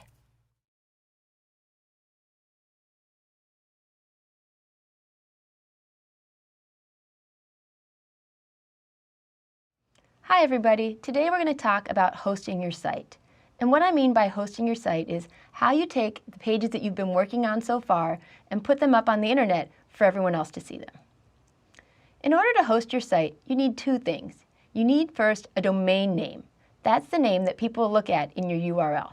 The second thing you need is a hosting company, usually called a hosting service. And they are going to be the ones who act as the server for your files to let other people see them. So first, let's talk about domain names. Usually when you go to buy a domain name, you're going to purchase it for multiple years at a time because it really doesn't make that much sense to own your domain name for only a single year, unless of course maybe you're running for an election or doing something where you know you only want it up for a short time.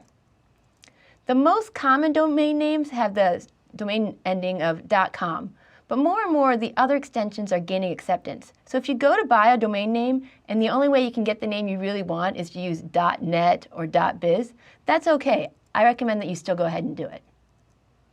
The important thing to know is that domain names by themselves, they're really pretty much completely useless. You can own it, but unless you have files there that people can look at, no one's going to be able to go there and see anything.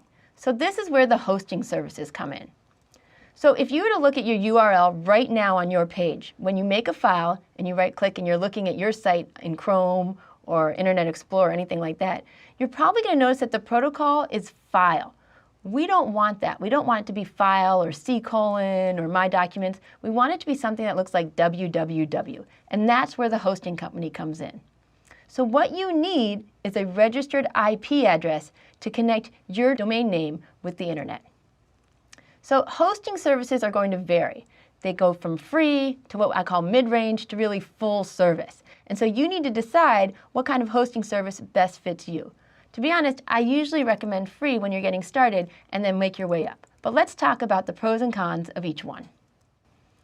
So with free services, you really have little or no control over your domain name.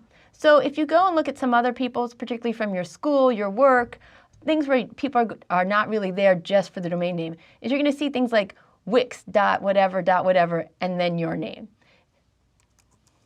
You're going to have really limited tools.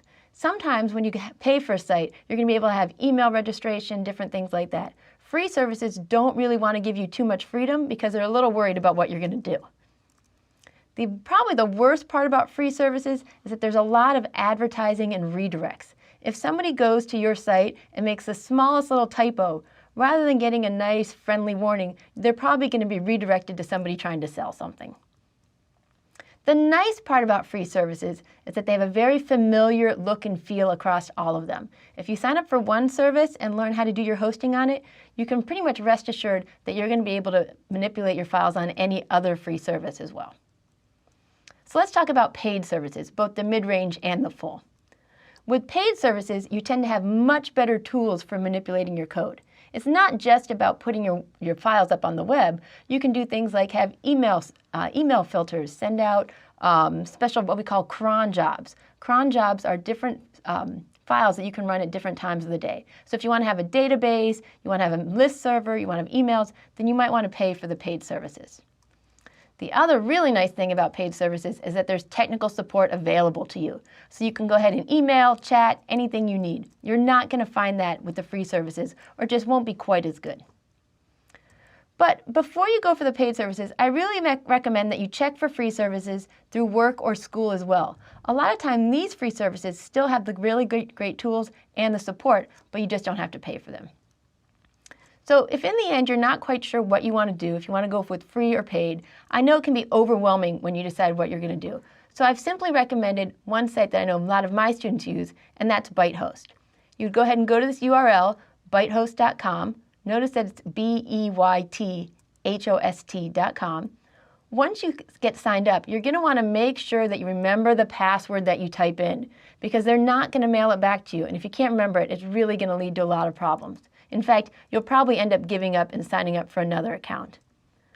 Once you've done that and you've filled it out, you're probably going to need to check your spam, because in that spam, they're going to send you an email that tells you all the details that you're going to need in order to connect through either cPanel or some other type of FTP device. So I hope you're excited, and I hope you're going to take that next step and that you want to go and post your work out on the web. Good luck.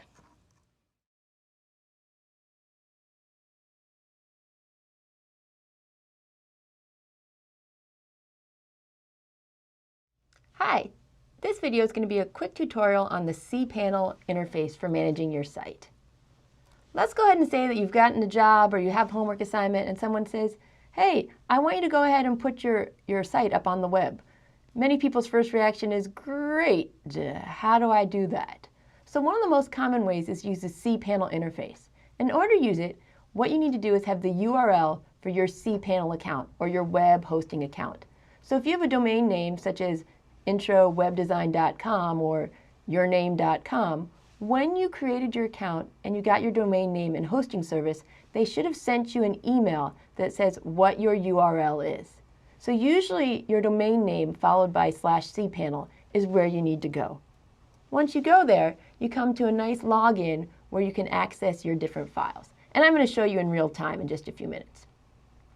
So what a file manager does is that it's a way for you to upload or download your files. This means you take them from your computer and you put them up onto the web. So regardless of the kind of cPanel configuration you have, one of the first things you want to learn how to do is figure out how to find the file manager. From the file manager, you're going to look for a special folder called public_HTML, or in some cases just public, or they may have dropped the HTML. But the important thing is that you want to find the word public. Your public HTML folder is going to have a lot of different files, some that you want people to see and some that you don't. I mean, if you think about it, when you go to Amazon or other different sites, there are certain pages they want you to be able to access, but there are many more important confidential files that you should not be able to get to. So uploading files to your public HTML folder makes them viewable to the public. So let's say that we're at my website and I decide I want to upload a new file. In fact, here's the file right here. It's a pretty simple one. It's not even a full file, and it is just a file with 2 images of my dog. Okay, so I would go here and I would go to my URL and I would add on cPanel. What should pop up from here is a username and place for me to enter my password. Now, if you're not sure what your username and password are, just make sure to go back to the email that your hosting service sent to you. They'll tell you what it is. So once I log in, you tend to have a fairly familiar site set up when you're using cPanel. Now, different cPanel accounts are going to have different software that you can use, but the one thing that they will all have is something called the File Manager. So head down here, and I find the File Manager. There's going to be lots of different options. I usually just go with the default or find where it says public_HTML. All right, so when I log in, everyone's is going to look different because it depends on what files you've already uploaded. For many of you, the first time you go in, you will only see the CGI bin folder. Go ahead and leave that alone. So I want to upload my file over here. So I'm going to go ahead and go to Upload, choose File, and I'm going to pick, oops, it's right up here. Sorry, images, short.html. Here we go. All right, as you can see down in the corner, it's showing that it should be uploading correctly. So go over here, and I want to check and make sure it's there.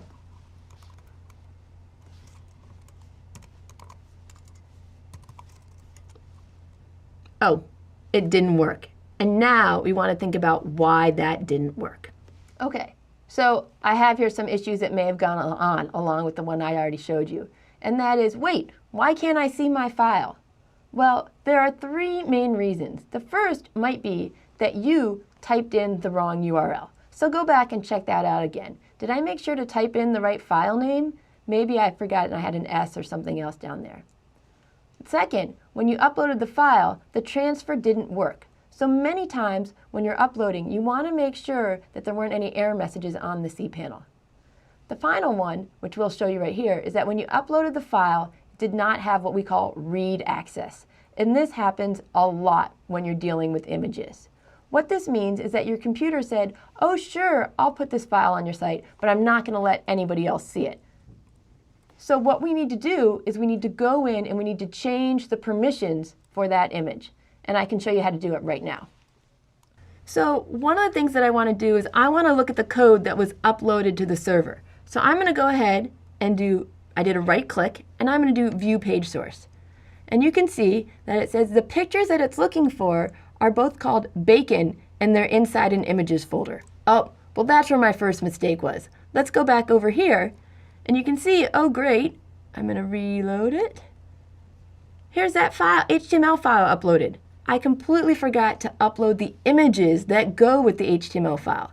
So I'm going to go ahead and create a new folder, call it Images, and I'm going to upload it. And from there, I am going to upload the picture.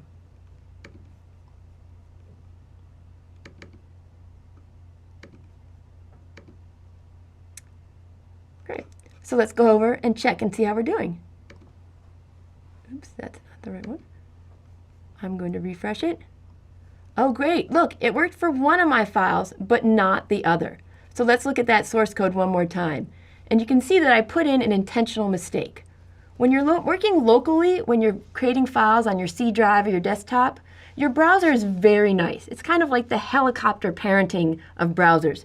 And it'll say, oh, I know what she meant. So here, I put the wrong file extension. I used capital JPG instead of lowercase. So while it was great for then, that's not so great now. So what I want to do is I want to go back over here, go up one folder.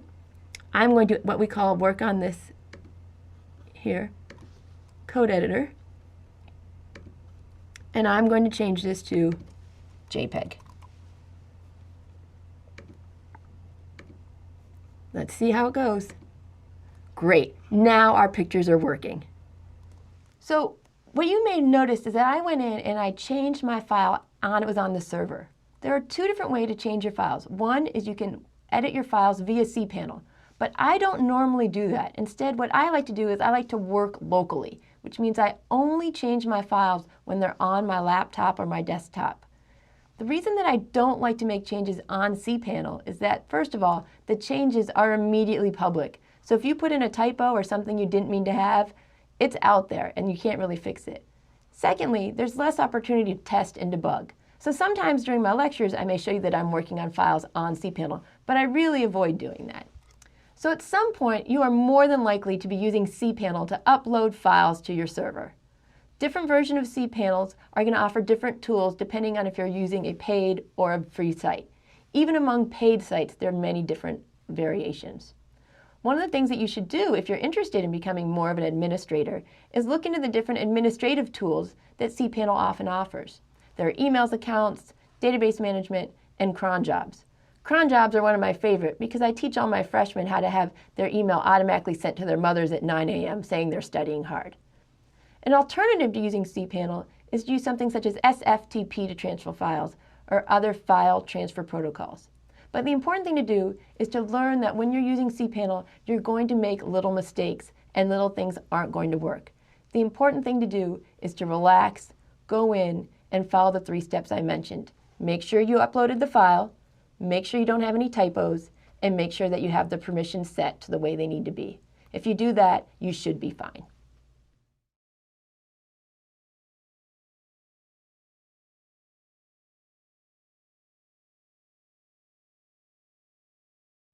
One way that you can share your web page with everyone is by hosting it on GitHub. So the first step is making a GitHub Pages account. So I'm going to go in here and pick a username. As I type it in, it's going to let me know if somebody already has that one or not. So here we go. I've created Web Designer for Everyone. Make sure that whatever username you pick makes sense, because this is going to be part of the URL for your site. So pick something simple, not a lot of upper or lowercase, and something that really kind of describes why you're building your site. Go ahead and put in an email.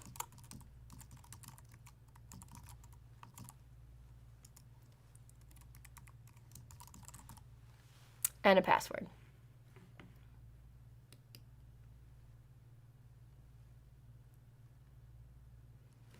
Okay. Once you've logged in, what you want to do is you want to create your account. So when you click on create an account, what's going to happen is that they're going to send you, well, first you have to decide what kind of plan you want. We're going to go with the free plan. We don't need anything special, and you don't really need to probably get updates from GitHub News or anything like that. We're just going to hit continue. All right, again, no need to share any type of special information about yourself. I'm just going to go ahead and click on, well, skip this step, I guess, because I didn't add anything. And now we can go ahead and get started. The first thing we need to do is we need to create something called a repository. And a repository is a place where you put your code on the web. Think of it like making a folder on your desktop. Maybe you've made a folder called HTML where you've been putting all your files. This is the name of the folder that we're going to put up on the web. So this is very important that you follow the rules very exactly. The first thing I'm going to do is I'm going to go up to the very top corner and you'll see a plus. When you click on the plus, there's something that says New Repository. And this is the point where it's going to stop and ask you to verify your email address. I'm going to go ahead and do that now. 3, 2. Once you verify your email, it should bring you back to this page. So I'm going to try clicking on the plus again and saying New Repository. All right. This is where it's very important. This repository name has to be the same as your account name. So in my case, it's Web Designer for Everyone .github.io. In my description, I can go ahead and put something like the website for web design for everyone. And the second thing you really want to make sure you do is click on this little button down here that says initialize this repository with a README. Okay, that's it. I'm going to click create.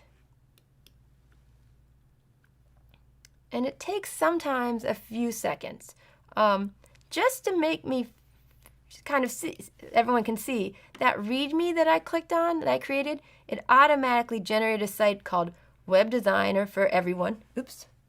.github.io. Oh, I messed up. I need to rename this because it was supposed to be oh, actually, I was wrong. It is Web Designer for Everyone. I typed my account name wrong. We're all good. As long as this part right here, it has to match the name of your account up here. All right. So now it's time to check to see if I have made a live website for everyone to see. So I'm going to copy this link right here. webdesignerforeveryone.github.io. I'm going to copy it. And I am going to see what happens if we go here.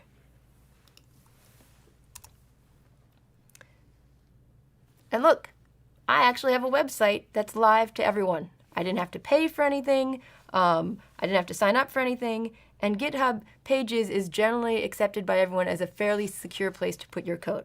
Now, I haven't put any real code yet, and I'm going to cover that in a separate video because I want to keep the two ideas separate. Creating your GitHub account, which you only have to do once, and then uploading your code to GitHub, which you'll have to do multiple times. Now, just a few notes. Take a few seconds between each step that I covered here. GitHub can get very busy, and sometimes it might take a few minutes for something to happen between you clicking OK or accept or upload. But hopefully, from here, you won't have too much problems. In the readings, I'll include links to other places you can look for help in creating your GitHub Pages account.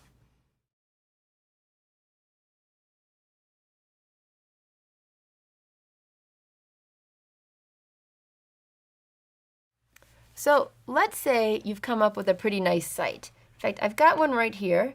I'm going to click on my index.html file, and I've got some images in it.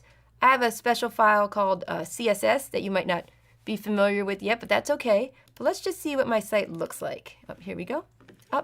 Here's just a little page I made about me with a little bit of formatting. But if you check and you kind of look in the upper corner, you can see that this site is not live.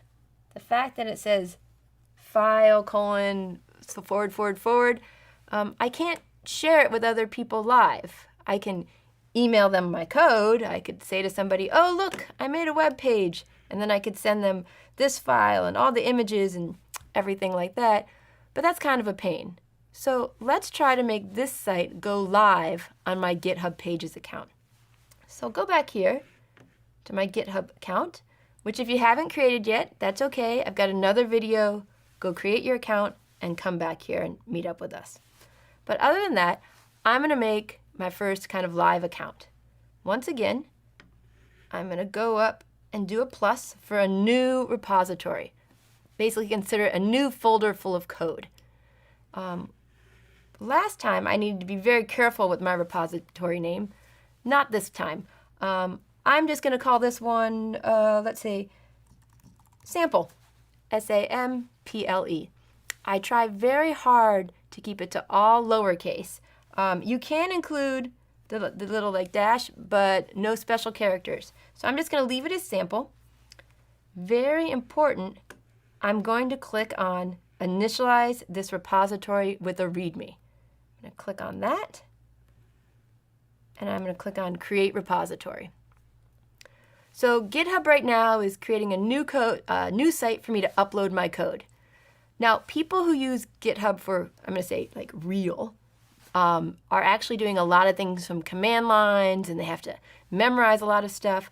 We're not doing that. We're just using GitHub Pages to host our code. So let's click on Upload Files. Now, here's a tricky part. If I were to click on Choose Your Files, I could do that, and I could kind of go through and pick, well, I need this file and that one, but it won't let me upload entire folders. See, if I click on CSS and I click on Open, it's like, oh, is this the file you want? And I don't want this. I want everything, not just files. So I clicked on Add. What I'm going to do is go over here, and I'm just going to go back up one. And I'm just going to drag this whole folder over all at once. And this is going to let me upload as many files as I want. The next mistake I make all the time is that I forget to go all the way down to the bottom and say commit changes. All right. So this is the first step out of 2 steps of making your site go live. The first step is just to upload your files. Again, this may take a few minutes to complete. So while that's going on, I'm going to go up. Oh, there we go, done. I'm going to go up. So what I'm going to click on now is I'm going to go up and click on Settings. All right. Now, what I need to do is I need to say, hey, if somebody wants to see my site, I don't want them to see my code. I want them to see my actual page. So I'm going to go back down here, and I'm going to scroll down. Sorry, figure out how to scroll down on this mouse. And what I'm looking for is a site that says GitHub Pages. Go to None and choose Master Branch and save. All right. You never really know if it worked or not.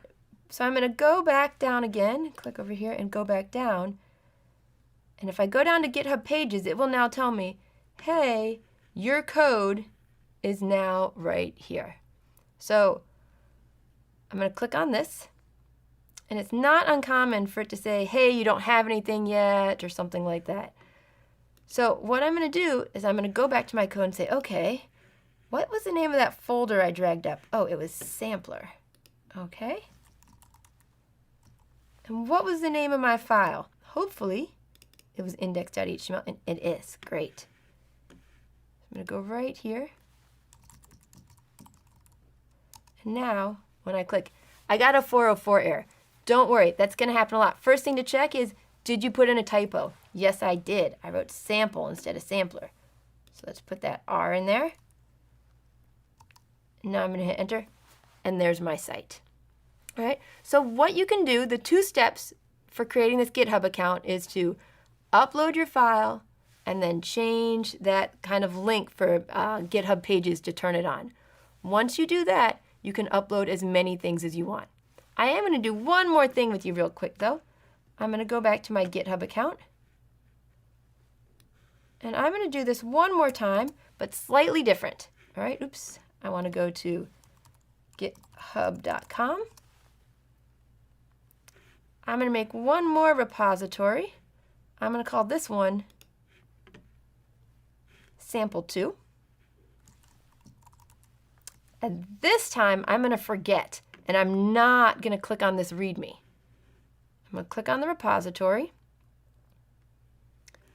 Oh, well, now there's no place for me to click on that upload files, and you feel kind of stuck.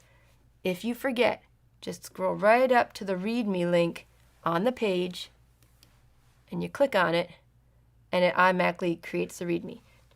I'm going to go down.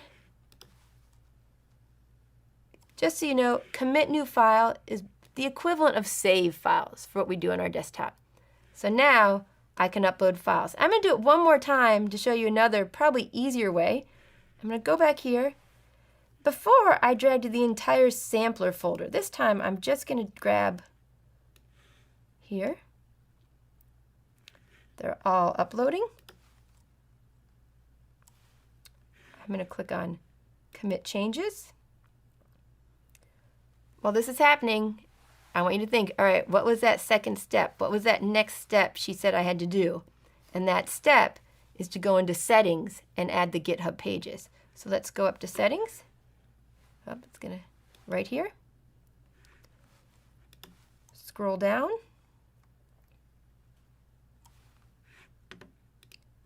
Add Master Branch and save.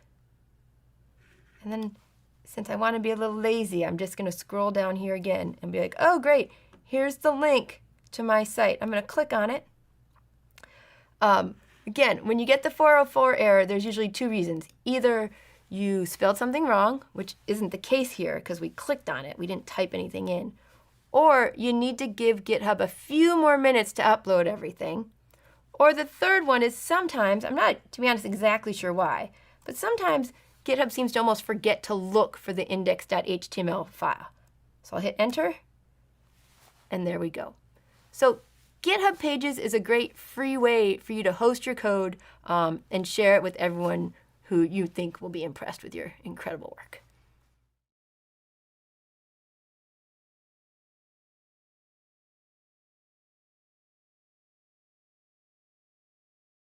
Hi, in today's lecture, we're going to talk about SFTP, which stands for Secure File Transfer Protocol. What this is, it's a fast way for you to move your files that you've been creating out onto the web. So secure file transfer is just really a common way of moving files from your computer off to either someone else's computer, off to your server, or even up to some other computer that's within your business. People use the terms FTP and SFTP interchangeably. What's important for you to know is that the S stands for secure. So a lot of times people are going to require that you use the SFTP protocol instead of the FTP protocol. So when I say the word protocol, hopefully in your mind that's causing a little bit of a flashback into our early lectures when we talked about how browsers interact with the files that are sent to them. So with HTTP or HTTPS, your browser knows, oh, here's a file that she wants me to display. I should ignore all the tags and go ahead and put up a nice site for them. In the same way, you may have seen that there's a file protocol, which works pretty much the same way and says they've been making a web page and it's been existing on their computer. With SFTP or FTP, what is going on is the browser is being told, don't display these files. We actually want you to transfer them from one computer to another. What's also really nice about most FTP or SFTP software programs is that they let you drag and drop the files instead of uploading them one at a time. So let's say that you're ready to go ahead and do secure file transfer. There's a few things that you're going to need. The first is you're going to need what we call an FTP client. What this is a software that you will use to connect between the different machines. If you're using a PC, a common software program is WinSCP. If you're using a Mac, many people use Fugu or CyberDuck. No matter which one of these three programs you want to use, they're all free for download. Once you have your client, you need to go back and find out what the FTP address for your host is. When you signed up for a hosting service, they probably sent you an email that was full of information that you didn't really understand. It's time for you to finally dive into that email and start using the information. So let's go ahead and do it together. So here's the email that my hosting service sent to me with all the information I was going to need to connect to my site. Now, if you look, I have different things such as my account details and the site administration that tells me how I can connect if I was going to use something called cPanel. But since I'm using FTP, or in my case SFTP, what I need to know is the address, the port, and then there's also my username and my password. In many cases, they don't specify a port, but my particular hosting service did. So let's go ahead and copy this, and I'm going to log on with CyberDuck.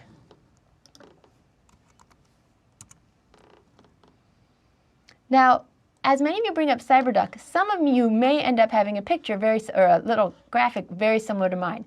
If nothing showed up, what I want you to do is go up to the top, and you should have a file. And this is true if you're using WinSCP or Fugu instead.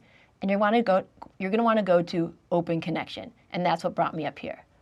So when I click on Open Connection, one of the first things you need to decide is whether you're going to be using FTP or SFTP. Next, you need to put in your server, and if you need to, your port. Finally, go ahead and put in your username and password.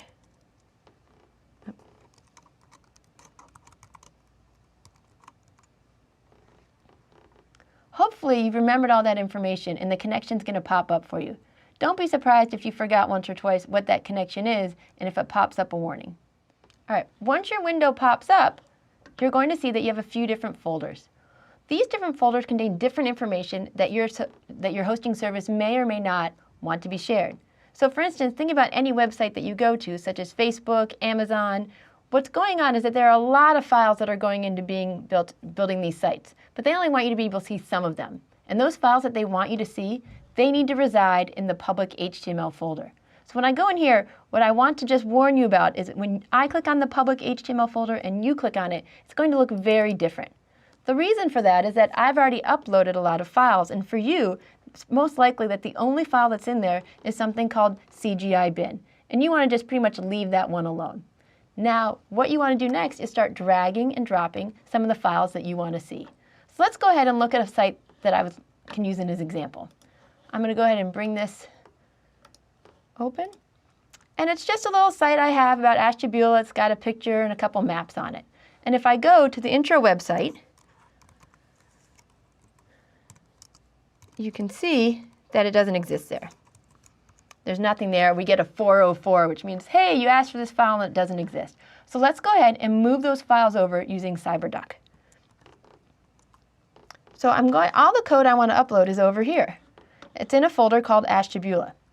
With many other services, I would need to go in and upload each file one by one. But instead, I'm going to drag this entire folder over and drop it in. By the way, when you drop it in, make sure you're dropping it in right into public HTML, not into a subfolder if you have one, not into CGI bin. Great, so there's Ashtabula. Let's try reloading my folder, and you can see that I come very close to success. I've got the two maps, but the top picture is missing. Instead, all we see is the alt text. It's basically saying, I can't find that picture. So let's take a look and see what it's supposed to be looking at. I'm going to go to right-click, Inspect Element, and you can see it says, hey, I cannot find this picture down here. You're asking me to upload something called harborjty.jpg. I don't know what that is. All right, let's check out CyberDuck. Here's Ashtabula, here's images, and you can see, oh, but the picture's right there. But if you look really closely, you can see I used lowercase h over here and an uppercase h over here. I need to change the code. There are two ways you can do that. You can either edit it right within here, or you can change it on your computer and drag it up again. Let's go ahead and just edit it right here. Oops. Actually, let's not, because that's the picture. What I really want to edit is the HTML file. I'm glad I made that mistake. Keeps you from making it yourself. So I'm going to change this lowercase h to an uppercase h, save it, and let's try reloading. Boom. Success. We've got the file just as we wanted it. Now, anytime that you change a file, you're going to have to remember that any changes you make, you need to drag and drop back up. All right? So that's one of the main reasons people have trouble with FTP, is that they forget what they've uploaded and what they haven't. That's why I really like the ability to drag an entire folder over one at a time, as well as individual files. Let's go ahead and review just a little bit. You can upload your files many ways. You can use cPanel, you can use Fugu, you can use CyberDuck, you can use WinSCP. There isn't a single right way to do it. But the most important thing is, before you can go ahead and use any of these software tools, it's important for you to know your login information. So hold on to that email when your hosting service sends it to you. You'll be really glad you did. Good luck.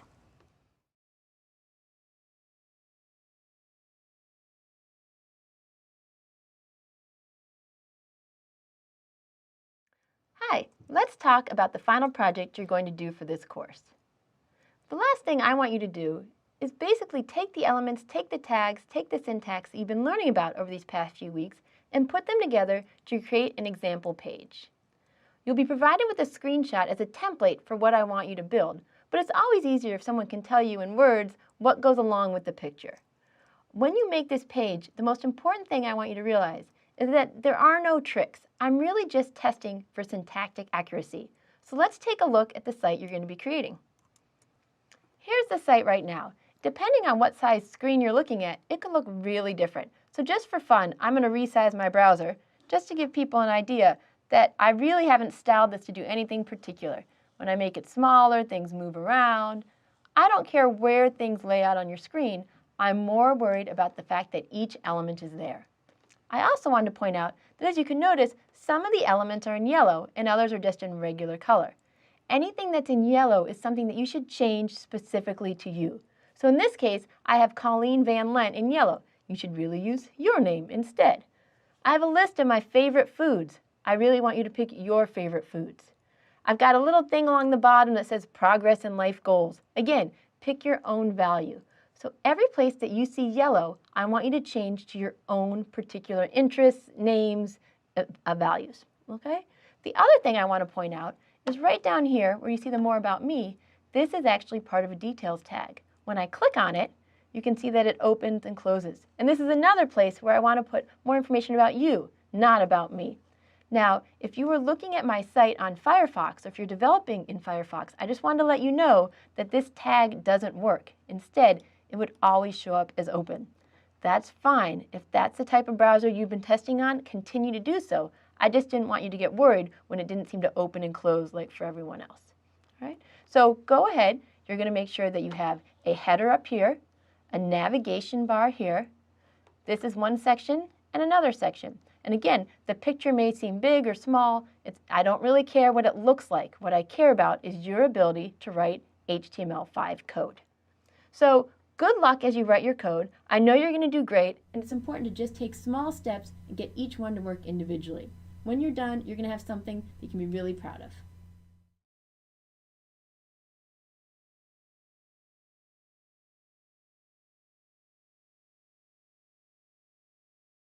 Hi everybody. I'm not sure if I should say welcome back or goodbye because this is the end of the class.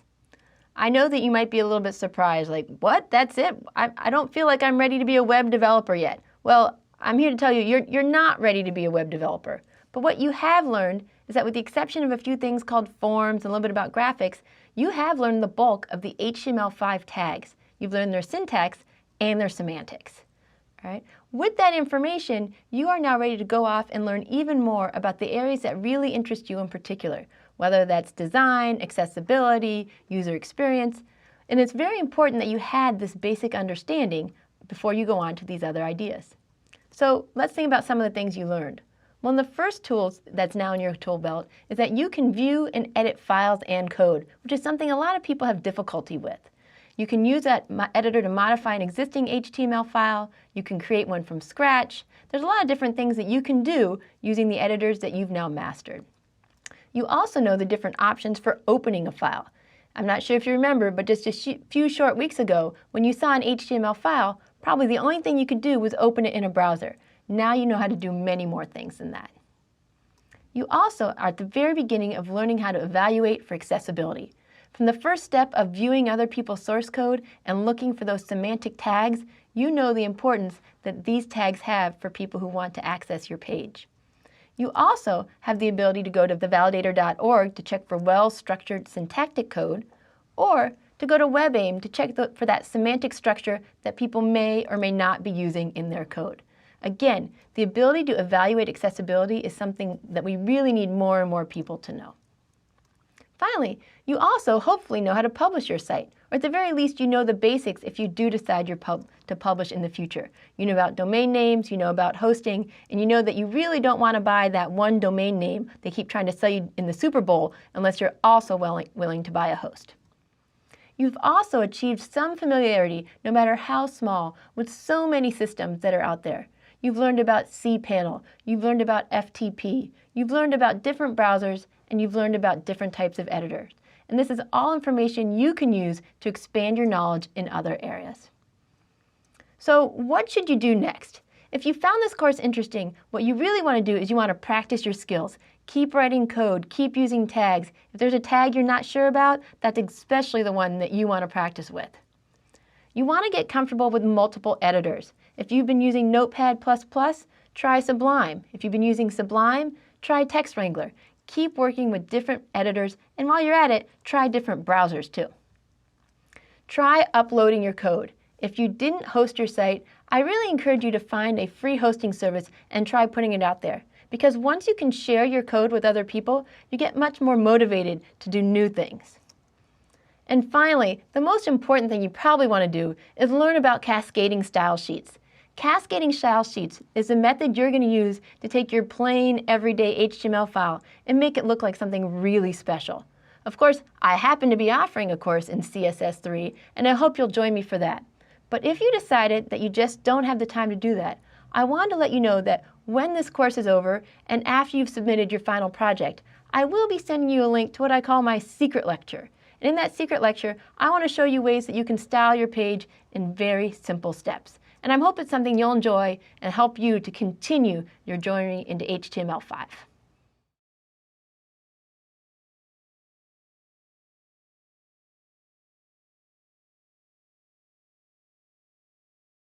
Hello everybody, welcome to Introduction to CSS3.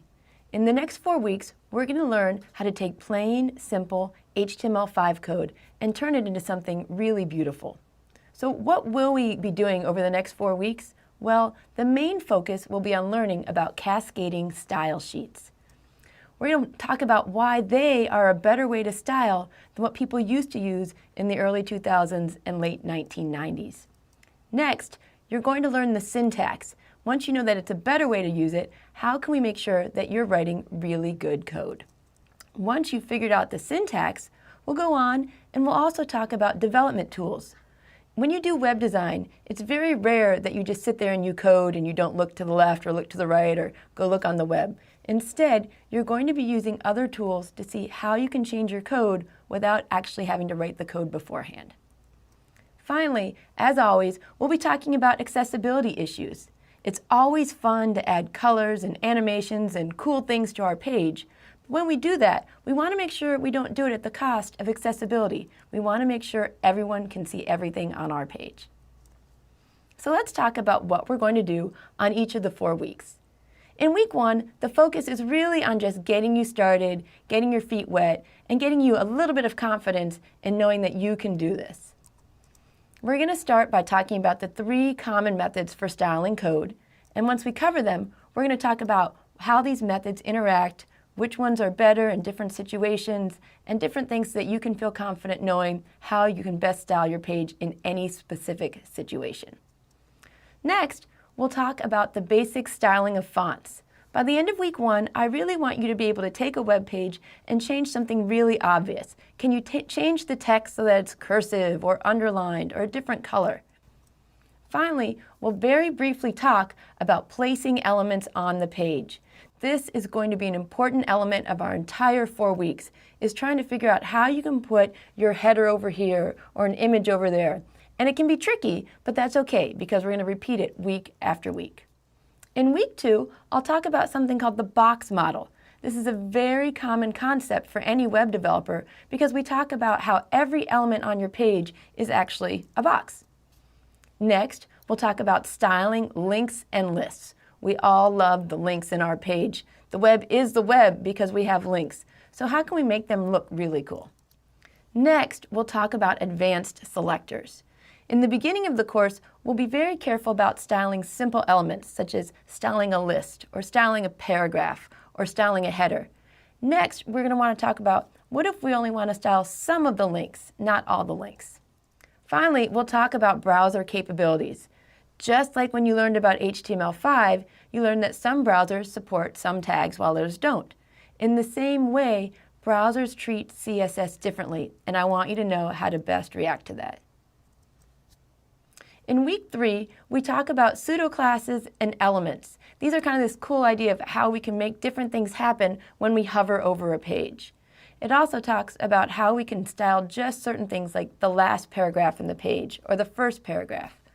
We'll also talk about transitions. This is a way of changing the look of one of the elements on your page, which is very similar to the idea of transforms. Transforms are how we can rotate things on the page, skew them, making them bigger and smaller, and doing different things like that. Finally, again, we'll talk about positioning, how we can make things go in a certain spot and stay there all the time. We've all seen really annoying pop-up menus and different pop-up ads. Now you can make your own annoying pop-up ad. In week 4, we're not really going to cover new material. Instead, it's going to be samples, samples, and more examples and samples. In particular, I want to show you different ways that we can style a table and different ways for styling a navigation menu. The bulk of week 4 will really be spent working on your final project. So I want you to know right off who this class is for and if you're ready and or interested in taking it. First of all, you don't want to take this class unless you know about HTML5 already. You may be taking a course on it, you may be just going online and reading about it, but you need to feel comfortable if I mention things such as tags or elements or validation. Next, this class is for people who have persistence.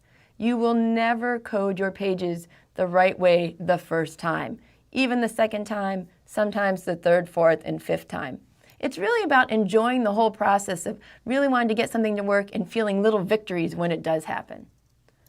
Finally, this class is for those who are willing to do more than what I'm going to do in these lectures. There's only so much information I can give to you. It's up to you to practice it, tweak it, change it, and try to really see what happens beyond what I'm showing you. So if you want to know a little bit more about me and why I'm choosing to teach this class, here's a little bit of background information. I have a PhD in computer science, but to be honest, that's really the least important part. What I really have is 2 decades of teaching experience. And during this time, I have taught a wide range of students in a wide range of topics. And I found that I really enjoy explaining things in different ways, and I really enjoyed reaching out to students who maybe have more questions. My emphasis on education has always been running around the classroom, helping students debug, meeting with them one-on-one. The workload for this course will be pretty straightforward. Every week there'll be a very short quiz, typically multiple choice questions. More importantly, you're going to have weekly peer-graded assignments. Because I can talk all I want about CSS3, but until you start typing things in and playing with it, there's not really any other way to learn it. So every week, every student will have the same HTML, but you'll create your own unique look for it. The final peer-graded assignment, the one in week 4, it'll be fairly substantial in order for you to create something that you can really be proud of and that'll have your own unique stamp to it. So let's talk about how you can succeed in this course. In a perfect world, you'd get together with friends, you'd code together, you'd learn from each other's mistakes, and you'd also learn from each other's successes. So while we don't have that one-on-one experience, make sure you use the message boards, not only to ask questions, but to see what other questions people are putting. You can learn a lot that way. I really can't stress enough that I don't want you to feel like I'm trying to trick you or that I'm giving some sort of gotcha problems. If you're ever working on something and you're stuck on it for more than 15 minutes, move on. This is CSS, it's styling. There's always something you can change and you can find something else that you prefer to work on. Make sure that you're looking things up on your own. There's no way I'll be able to teach you everything you need to know, and that's why you can go on the internet and look at different resources and see if there's something out there that you would like to recreate. Finally, it's really important that you practice this as much as you can. If you do the minimum required for this course, and you're happy with that, that's great. I'm glad that you're able to learn something. But if you really want to be a web developer, it's so important that you're enjoying what you're doing and you're going off on your own and you're creating something beautiful whenever you can. So I welcome you to the class, and I can't wait for you to join us as we learn more about cascading style sheets. Thanks.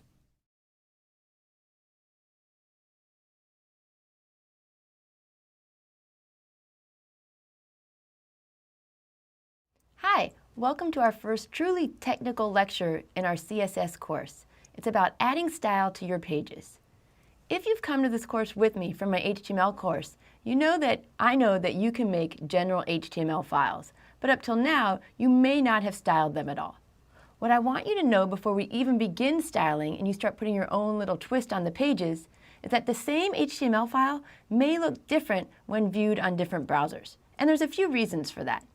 First, some tags aren't supported in some browsers while they are in others. So if you've ever used the details tag, you can see that sometimes your page will have little arrows or different little markings on them, and other times it won't. So that comes down to tags that are supported.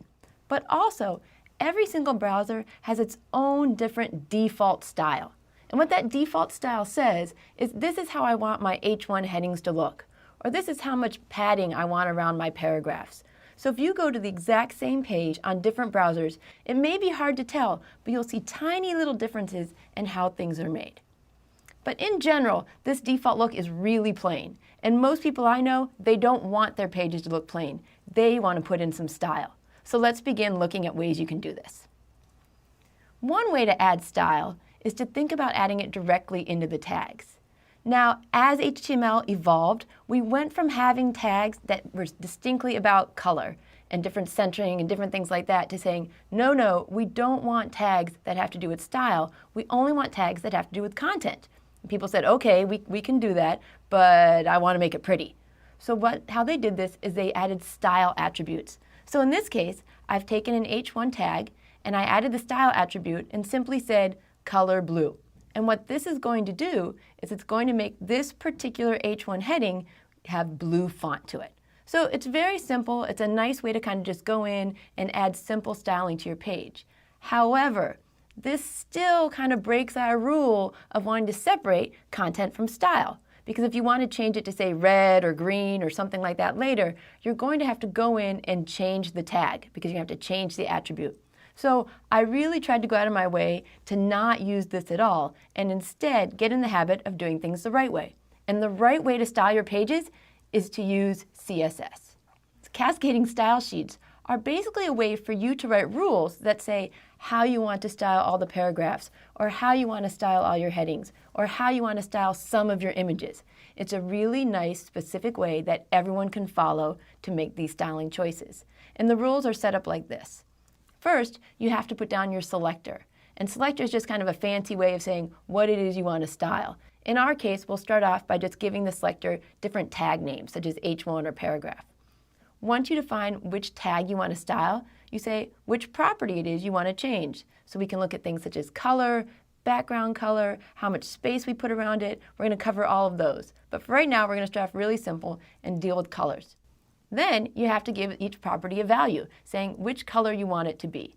So on one side, we have the very generic how we write a rule, and on the other, I've written a very specific rule that says, hey, whenever you see an H1 heading, I want you to make the font color blue.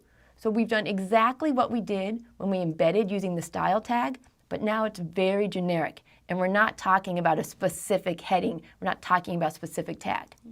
So when you write these rules, the syntax is very important. A lot of times when you write HTML, the browser's really nice to you, and if you forget to close a tag, it says, that's okay, I know what she wants me to do, and it'll go ahead and put the page up anyway. When you're doing CSS, if you're sloppy with what we call your syntax, you're going to get in trouble. So the brackets and the semicolons are very important. So let me show you again. When we go back here, you can see that I've got a beginning bracket and a closing bracket, and I've got this semicolon right at the end. You need to remember to include those. And one of the reasons I talk about this is that when you start writing your code, when you pick a good editor, and most editors are pretty good, such as Sublime or Text Wrangler, Text Edit, Notepad++, they will put colors in for you. So all of a sudden, if you're looking at your CSS rules and you're like, whoa, I kind of expected things to be different colors, but instead everything's white or everything's red, it kind of gives you this hint that you've messed up on your rule syntax. In the same line, I just kind of want to throw in here that when you're writing your rules, you can put comments in to kind of help you debug and help you explain to yourself what you're going. And this is how comments are done in CSS. You just do the /*/ again. So what happens if you want to do more than just one property? What if instead of saying just you want the color to be blue, you also want the background color to be yellow? Well, no problem. You can have as many property value combinations as you want. You just need to remember to separate them with semicolons. So in this case, again, I've set the color to blue and the background color to yellow.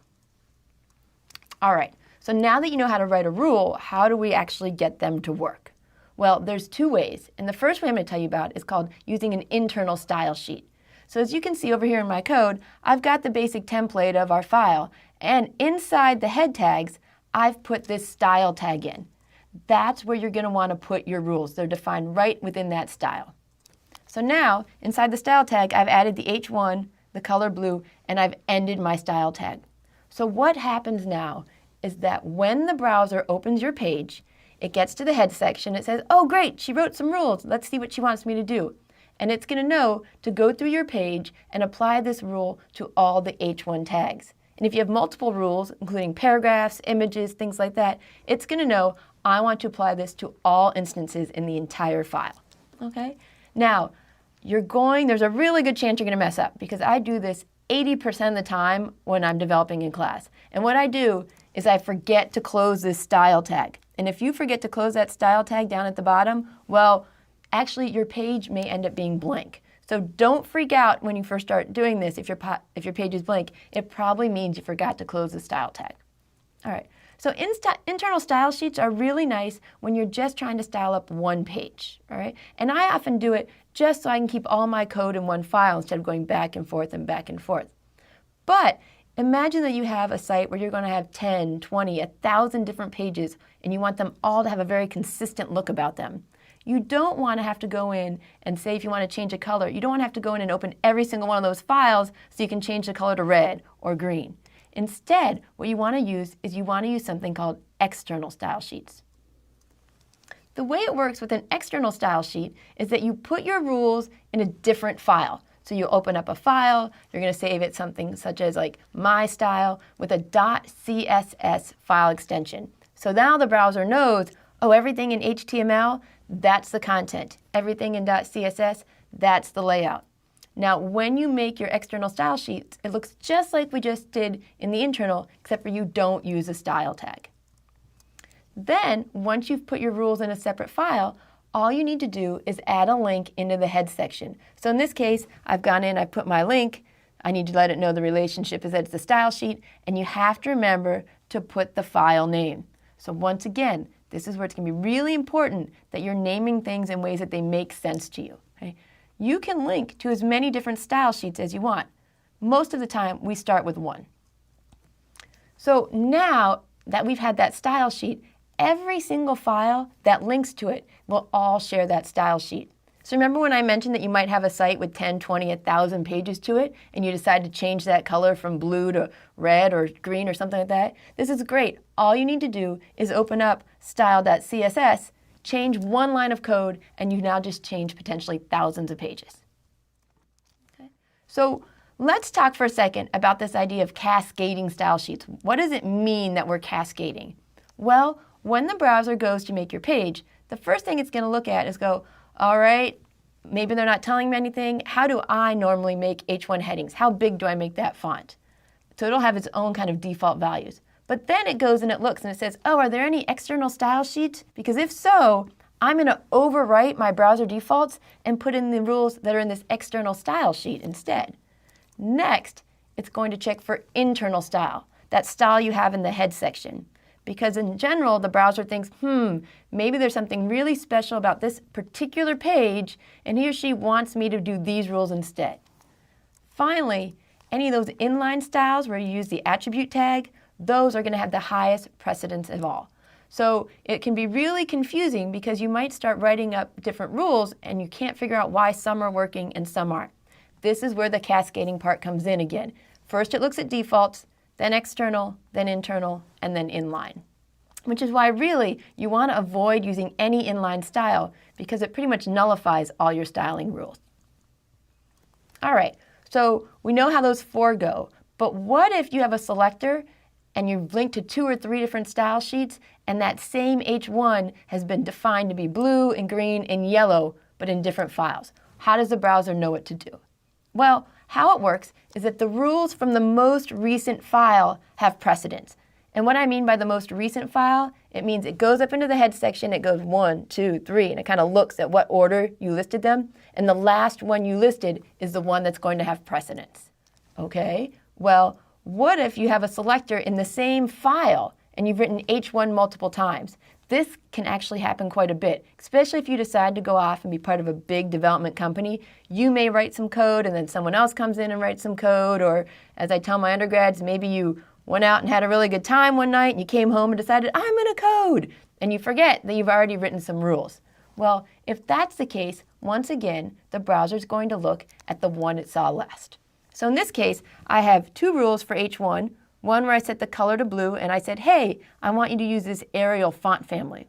And then later there might be a whole bunch of stuff in here, might be nothing, and I say, hey, I want you to use the font family times. How the browser is going to look at this is it's going to go down, and say, I'm going to make all the font blue, and I'm going to go ahead and make the font family times. It's just always going to use the last one it saw. Okay? So again, the most recent rule has precedence, whether it was inside your code or it came from different files. There is, however, one way to overwrite this. Suppose you're writing something and you know you want something to be that way. You don't care if anyone else overwrites it. You really want to make sure people aren't using inline style, different things like that. What you can use is you can use the important attribute right here. So in this case, I've got family, Arial, and I've got important right here. So even though later I decide to overwrite it with times, the browser is going to say, nope, I know that she really wanted me to use Arial, and it works out. So let's go ahead and look at an example of what I mean by all this precedence. I know just listening to me can get a little overwhelming. So I've got a quick example showing you the different ways, and then we'll kind of wrap up this lecture. Right. So let's start off with using the style attribute. As you can see in here, I've written the code and I've used the style attribute for this H1 heading and this one paragraph. So in this case, I want my H1 heading to be blue and my paragraph to be red. And what I really want to show you is that the only paragraph that was changed to red text or red font was the first one. The other one's still black. So the only way to style is if you go in and you change each and every tag to make it look the way you want it to. If I wanted all the paragraphs to be red, I'd have to go in there and put style equals, style equals. In this example, there's only 2, but you can imagine how it'd get really annoying if you had a lot. All right. In our next example, we have an internal style.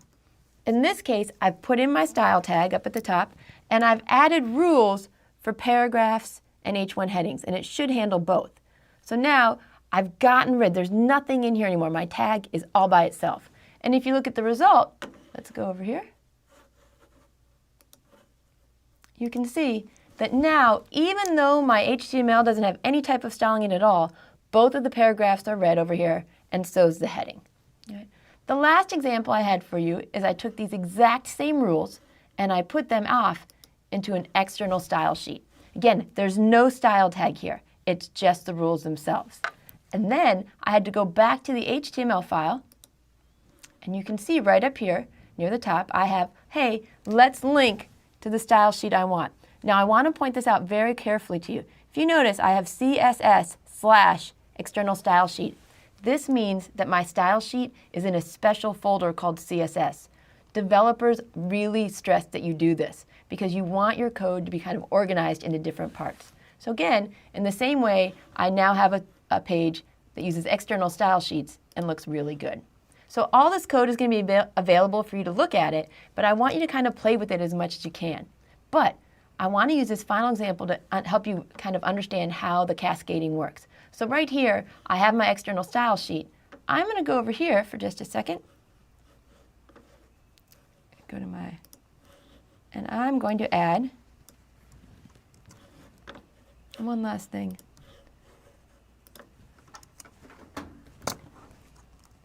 Sorry, this is going to be awkward.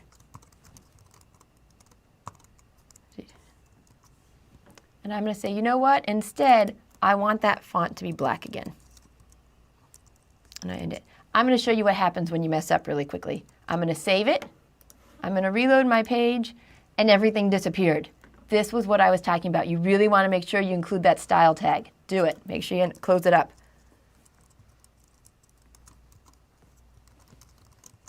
All right. So now, what I have going on here is my browser has its browser defaults.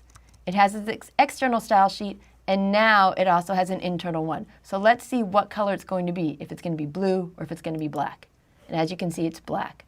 So as you start styling, it's going to be very important that you look at different ways for separating your content from your formatting, as well as looking at the different ways that you can do that formatting. So one of the first things I want you to think about is how this idea of external and internal style sheets really plays into the separation of content from formatting.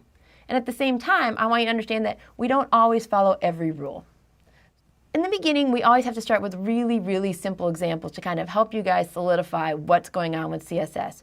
So I'm just going to end this now with a brief demo from an example that they have at csszengarden.com, because I think it really brings home the idea that CSS can be very powerful. So let's take a look.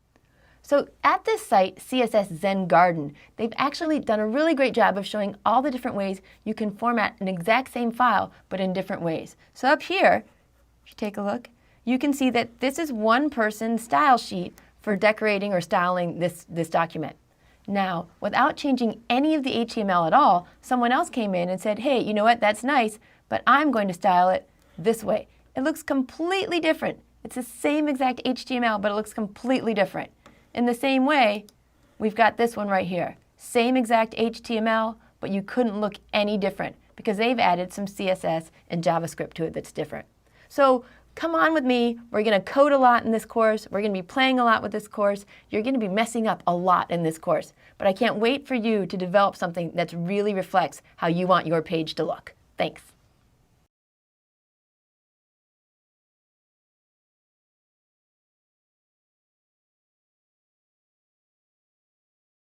Hi, in today's lecture, we're going to be talking about colors. Before I really jump in though, I just want to remind you that I'm a computer scientist and art and design are not necessarily my core background. In fact, I'm pretty bad at it. So what I'm going to be talking to you about today when I talk about colors is the best way to code up colors. Instead, when you're really looking for advice on what the best color schemes are going to be, I'm going to direct you to different places online and let you use your own expertise to kind of figure out what goes best with each other. But let's begin with how we use colors on your web page. We talk about the 3 different basic color conventions, the main ones that people use. Conventions is just another word for suggestions. It's not a rule. You don't have to follow the rules I'm going to give you. It's just the way that most programmers program so that they can understand what you're trying to do when they look at your code. One way that you can add color is to just simply use the English words, blue, red, yellow, etc. These work and they'll show up fine on your page. The problem is that it's not consistent across the pages. What's yellow to one browser is not the exact same shade of yellow to another browser. So in general, we avoid color names when your final project is coming up. When you're just coding and hacking away and you just want to pop something up on the screen, no problem. Use blue or red or yellow. But then later, what you're going to want to do is change to one of these two other conventions I'm going to talk about. The first one is called hexadecimal. Hexadecimal, you might recognize the decimal part. That's how we count from 0 to 9. Hexadecimal just means they have 16 digits instead of 10. So you can use 0 to 9, but then also A, B, C, D, E, and F. And F is kind of like the strongest, most powerful number you can use. When you do hexadecimal, it's always set up the same, where you have a pound sign followed by either 3 or 6 digits. The examples I have here for you are 6 digits. And the way it works is that you have a red, green, and blue value. And the bigger the number you put in there, the more red, green, or blue you'll see. So here's my example. I have an example of blue, red, but also yellow, because depending on how much of these different values you put in, it can change the color that's going to show up on your screen.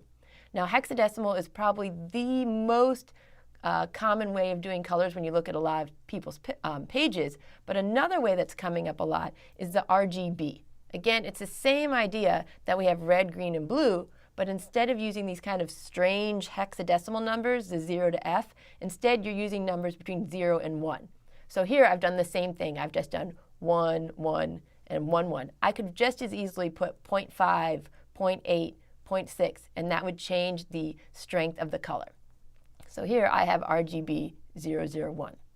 One of the reasons that people have been switching over to RGB is that there's another option called RGBA. And for the longest time, I had to really think about what that A meant. And what it stands for is alpha transparency. So you have a fourth value on the end that says, you know what, I want to use this blue color, but I want to kind of make it a little bit see-through.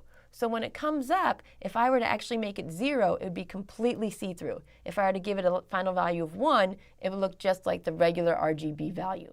Now, one of the interesting things to note is that if you're watching this video right now and there's someone next to you watching the video on their screen, it is absolutely possible that if you look over, it looks different. You need to remember that different monitors can display colors in different ways. All right? So I want to show you an example really quick on the web of how you can see some of these different colors and how they're working. What I've brought up here is my course web page, and it's okay if you can't see it. I know it's kind of small. What I wanted to show you is me using something called Inspect Element to really kind of look at my page and look at the colors, and a really quick way for me to see how I can make it look different. So I have my mouse right here. I'm going to right click, and I'm going to go down to Inspect Element. Now, for some of you, this part may pop over to the side or underneath. You can move it around by clicking on this button over here. But as you can see, I'm going to highlight kind of my H1 and go down here to the span, and you can say, oh, there's the color I'm using. I'm going to go ahead and click on this. And as you can see, I can actually in real time kind of play with which different colors I might like, but actually I kind of like that one better than the blue. And you can go through and you can see that it is changing the hexadecimal value for me down there. So if I wanted to, I could find the perfect color. This green is not the perfect color. I could find the perfect color, grab that hexadecimal value, and put it into my style sheet.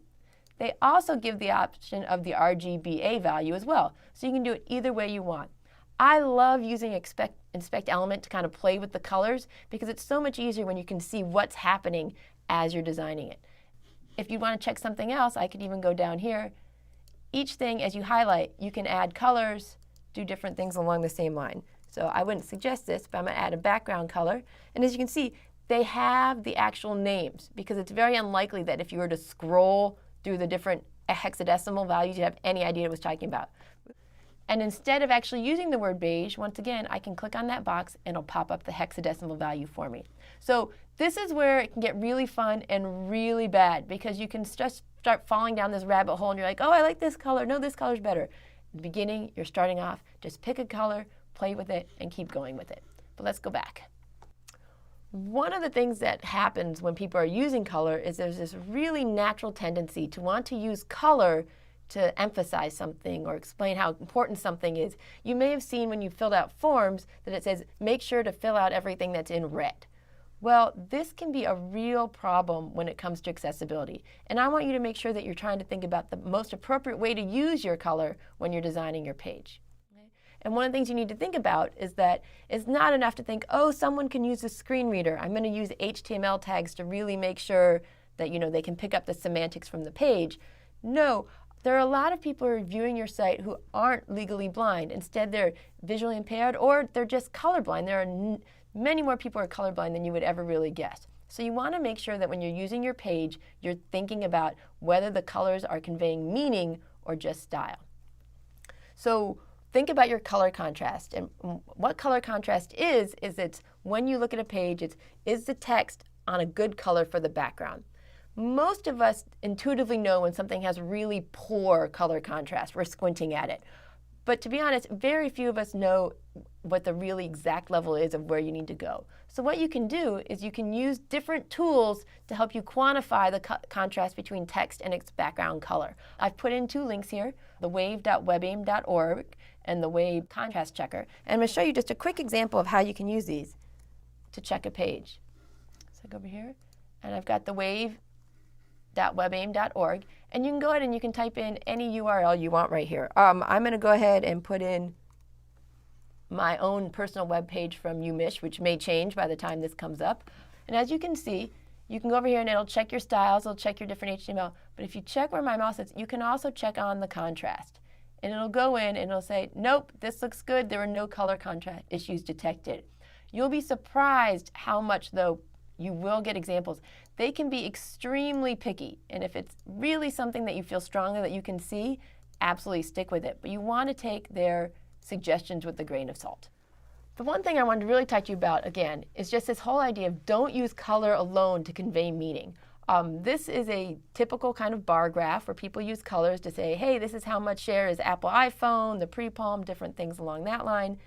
So let's look at that same graph, but in grayscale. And suddenly you can see it's pretty much useless to anybody who's really trying to pick out these parts in the middle where the colors are extremely similar. Right? Instead, if you're going to use a graph like this, I'm not saying you can't, I'm saying make sure you provide alternatives. Make sure you've got alternate text or you've got a caption or someplace else where people can link to get this information. All right? So I know I didn't talk a lot about the different colors that you can use or the different colors that go together, again, because that's not really something I need to lecture you about. It's something you can go off on your own and learn. What I did want you to understand is how those different color conventions work. How that you can use hexadecimal or RGB, RGBA, or even the words themselves, but you want to kind of get away from that.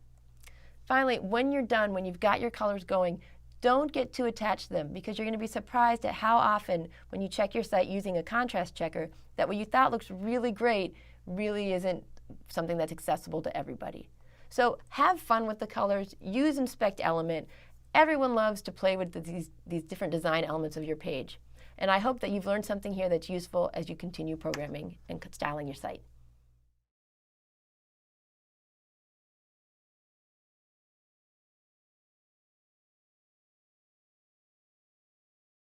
Hi, in today's lecture, we're going to talk about styling your text on your web pages. One of the best and easiest ways to really make your page look a little bit different than the standard default is to think about how you might want to style your text to kind of bring maximum impact. So there are many, many options, and we're going to talk about some of them today. One of those options is to think about basically your font.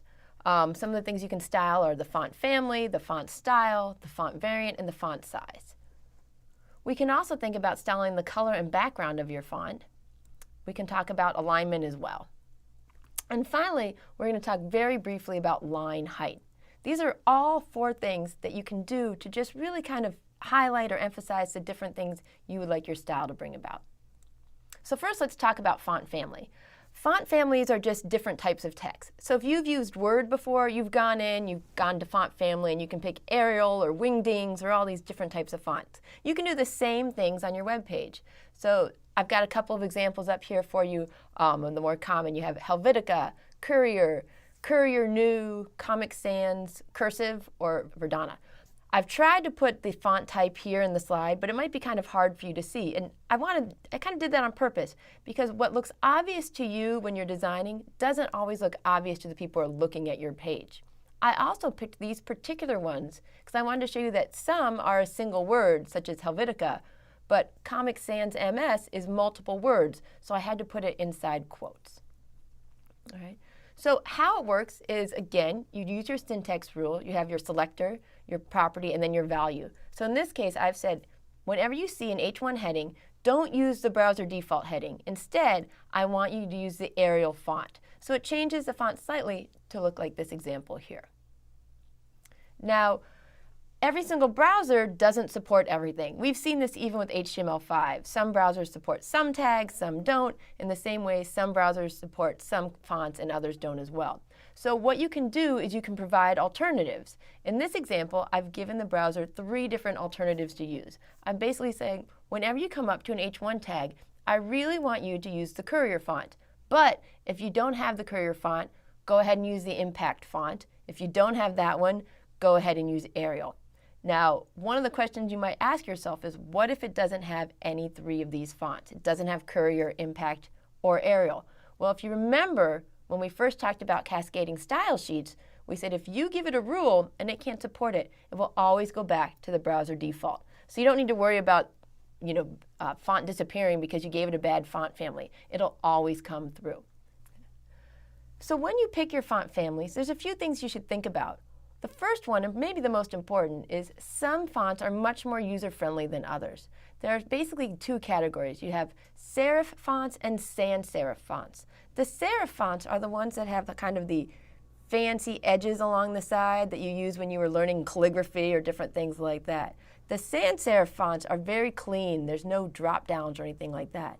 So when it comes time for someone to blow your page up, kind of really go in and trying to think of the right, when they want to go in and they want to make it look bigger, serif fonts can really get messy. So avoid those whenever possible.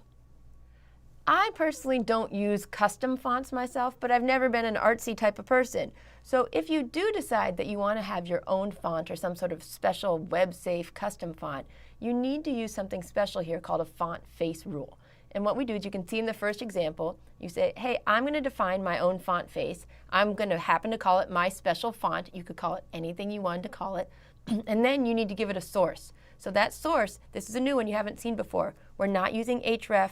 We're not using source. We're using URL. And the URL says, this is where you can find the file that defines my special font.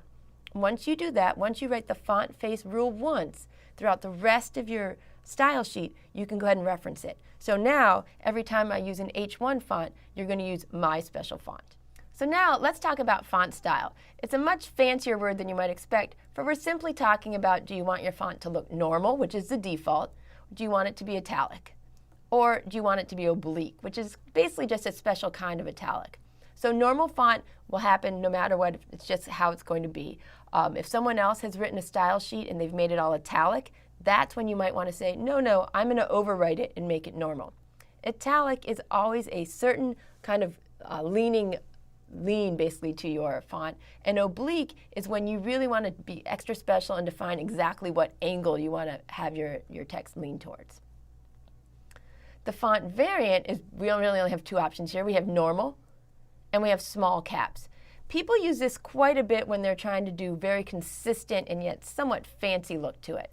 So here I've said, again, always using H1, I want my font variant to be small caps. So now when you look at my text, my H1 text down at the bottom, I've written H1 small caps variation. But when the browser displays it, it's going to display it in small caps. So this keeps you from having to go back and forth and remembering to change all your text to uppercase or lowercase. It doesn't matter how you write it, the browser will always show it in uppercase. Now, font size is something that we'll be talking about pretty much throughout this entire course, and in other courses we're going to be doing as well, such as responsive design, because it's really a lot of different ways to do it. So let's just start with the most basic. Your options are, you can use font size equals extra, extra small, small, and smaller. I don't really like those very much because it doesn't really give me a frame of reference. You can have medium, you can have large, XX large, and larger. Very few people use these options, but they're out there, so I wanted to tell you what they were. Instead, what many people use is they use pixels. So I'm going to include on the website this nice kind of table for you that relates how many pixels to an inch, how many pixels to picos, so you can get a feel for it. But most people will do something along the lines of 20 pixels, 35 pixels, 80 pixels. And this is a very consistent look, and it's something that people can kind of feel what it should look like. However, I tend to use percentages instead. Percentages are going to allow us to change the font size as we resize the screen much more easily. So if you were to say use 100%, it's going to be the default size. If you say use 110%, it'll be slightly larger. If you were to use 75%, it'd be 3/4 the size. Next, let's talk about color and background color. The color attribute is the color of the foreground, which is the fancy word for just the text itself. Right? The background color is the color of the background behind the font that we're looking at. And depending on what kind of text you're styling, it can look very different. So here I've done one rule, and you haven't seen this before. I'm going to go ahead and style 2 different selectors. I'm going to style H1 and span. So if you put a comma right there, I've got it right here between the H1 and the span. You can put as many commas as you want and write as many selectors as you want. And in this case, I've said, hey, I want my color to be blue, and I want my background color to be gray. And if you're not sure where these strange numbers came from, go watch the colors video. It'll explain everything for you there. So now I've gone in, and in my HTML, I have colors in an H1 tag, and I have the word inline inside of span tag. And what I want you to notice is that for the H1, the block element, the background color covers the whole width of the page. But for span, for inline elements, the background color only goes around just the element in the text itself. Okay. Next, let's talk about aligning text. Aligning text is simple. It's probably one of the easiest things you can do in HTML, and you're going to be really happy because later when you decide that you want to align other things, it's so hard and you're just going to want to put everything in text. So your options are, when you use text align, you can use left, which means just align the text to the left. That's what we do already.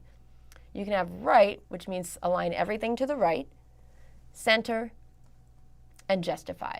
Center everything just as much as you along the middle of that division. Justify tries to spread it out to use as much space as possible. So let me show you some examples because that's really the best way to understand what's going on here. Here I've got a left alignment. Everything lines up along the left-hand side of the screen.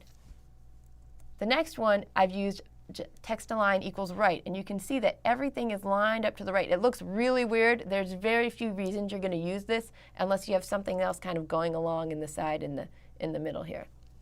The next one we're going to do is center. People use center quite a bit. They almost use it too much, but it is a nice way to kind of break up your text and have it look a little bit different. So justify is really hard to explain, and even when you first look at it, you might not notice what's going on. But with justify, the browser is putting in little bits of extra space to kind of help you spread it out so it has the exact same width all the way along. So I'm going to show you the justified with the left, and I think that's the best way to kind of see the difference, is that you basically don't have the empty space here. They've kind of spread it out over here, so no one place has too much blank space. All right. Next, we're going to talk about line height, and line height is really different because it's not affecting the font itself. It's not affecting your text. It's affecting how much space is around your text.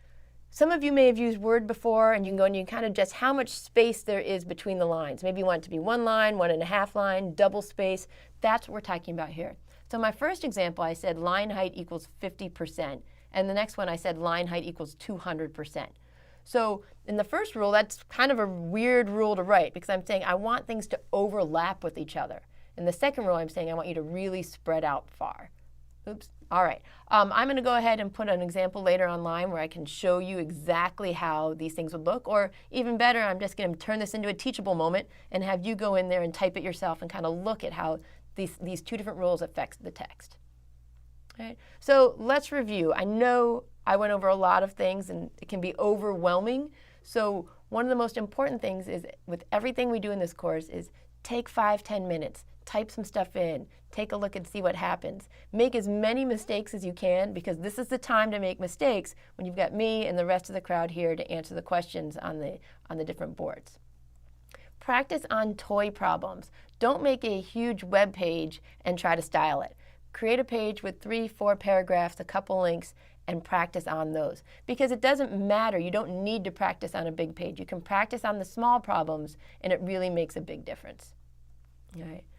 And finally, if you decide that you're ready to code and you are ready to do that large project, make sure you design your larger projects on paper first. I can't stress enough that if you start coding and styling without really having a clear plan, you're just going to get very frustrated and you'll get very frustrated and you'll quit. And I don't want you to do that. So plan all your projects on paper first. If you follow these suggestions, if you practice, if you do toy problems, if before you jump into big problems you sketch it out first, I think you're going to have a lot of fun and you're going to have a really great page that you're going to be proud of.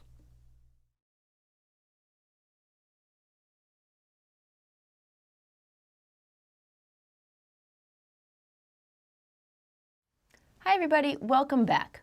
One of the things I really want to stress in this Introduction to CSS course is that there's this need to stop and practice and review what we've learned so far. So I'm going to make sure that I include little things that I'm going to call code together. So if you're watching this right now and you don't have your laptop next to you or whatever you're using to code, I really hope you'll stop, go get that, and code along together with me. Because just listening with me doesn't really give you the true experience. You need to type it in and make mistakes as we go along together. Okay, so let's go ahead and begin. What I'm going to do in this video is I'm going to go back to an oldie but a goodie that we did in HTML5, and I'm going to want us to go in together and style it. All right, let's start by making our CSS file. I'm going to go ahead and create a new one now. Go up here to File, New File, you can use Command N. And the first thing you want to do is you want to save this as a .css file, because then that way your editor knows to color things the way you want it to color. Now, whenever I'm designing pages, I keep all of my HTML files in one folder and my CSS files in another folder. And I really encourage you to do the same thing. So I'm going to go ahead and go into my CSS folder. And I'm going to call this, let's call it together1.css. It's really important that you remember to put that file extension or things aren't going to work. All right, so here's my old boring page. What people typically do is they style from the top of the page and work their way down. So I want you to pick your own values, but let's together go ahead and style my header. Oops, wrong thing here. And we can give it a background. I'm going to try B3, B3, B3. We can give it a larger font if you want. I'm going to go ahead and say font size. Let's make it 150%. Just a little bit something different. I'm going to save this, and I always really encourage students to make small changes to their code and then check and see what happened. So let's see if we changed anything over here. All right. And so now I'm going to reload it and see what happens. And if you notice, nothing happened. Well, the problem is I didn't link the style sheet correctly to the HTML file. Remember how I told you I always put things in a folder called CSS? I need to include that. All right, come back, reload. Oh, hey, I've got a little bit of something going on there. All right, so now let's go ahead and just add a few more things. I know it doesn't look exactly like my example, but one of the things I want to do next is I want to go ahead and style, let's see, my header. Let's give the entire header a background color. All right, you can pick anything you'd like, and I'm going to pick background. I think I have 666, let's see, 66666. All right. All right, and let's go ahead and I really want to align that text. So I'm going to call it text align center. Save. Refresh. Oh, we're getting there. The page is starting to look slightly different all the time. Now, the one thing that's confusing me is it doesn't appear to like my background. So if I go back, I'm going to realize, oh, I forgot that pound sign right in front. And make 1, 2, 3, 4, 5, 6. Save it here. Refresh. There we go. Now, these colors are really ugly and really hard for you to see, and I realize that. So let's go ahead and play with things to make this a little bit easier to see. Header. Let's go ahead and put in, let's change the H1 so it's a different color. And let's go ahead and change the navigation so that we have, I'm going to change the font. Let's try the font variant. I like the font variant. It lets you put things into uppercase, lowercase, different things like that. We also have font size. I'm still not happy with the size, so I'm going to make it 150%. And the last one I'm going to do is font family. Now, if you recall, with font family, it's very customary to give it more than one value because not every browser supports every font family. So in my case, I'm going to go ahead and try putting in Arial times New Roman. If you have a font that's made up of multiple words, you need to put them inside the quotes. And then finally, just serif. Now, this is how I code. I code making mistakes. I code with typos. To be honest, I rarely code in a button-down shirt looking so uncomfortable. The way to code is comfortably with a Coke and a Hershey bar so that when you're done, you have these celebratory little bites of chocolate. But for now, I'm just going to do the best I can to lead you along. All right, I changed a lot of things. Let's see what happened.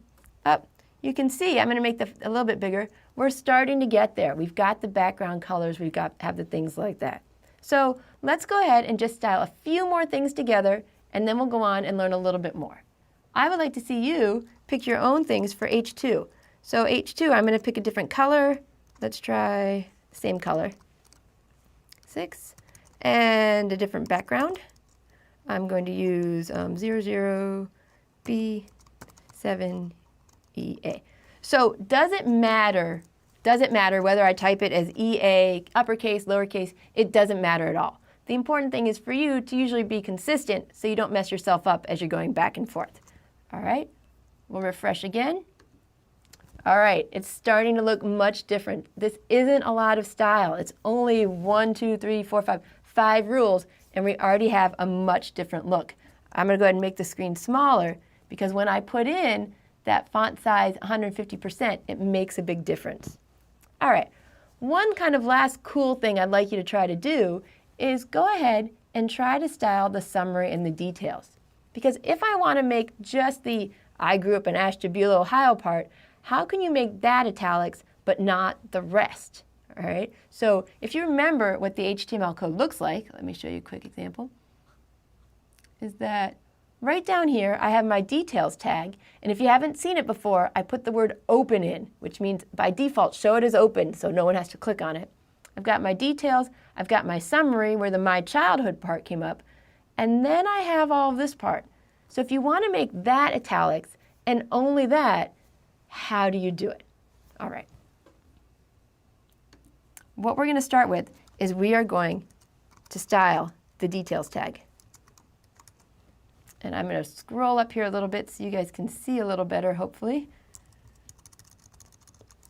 And what I'm going to say is I want to make everything italic. And the way you do that is you go and you put in font style italic. Got it? Now this isn't going to be exactly what we wanted because what I've done is I've italicized everything. So now you want to go back and say, but you know what? I don't want the summary. I don't want the summary in italics.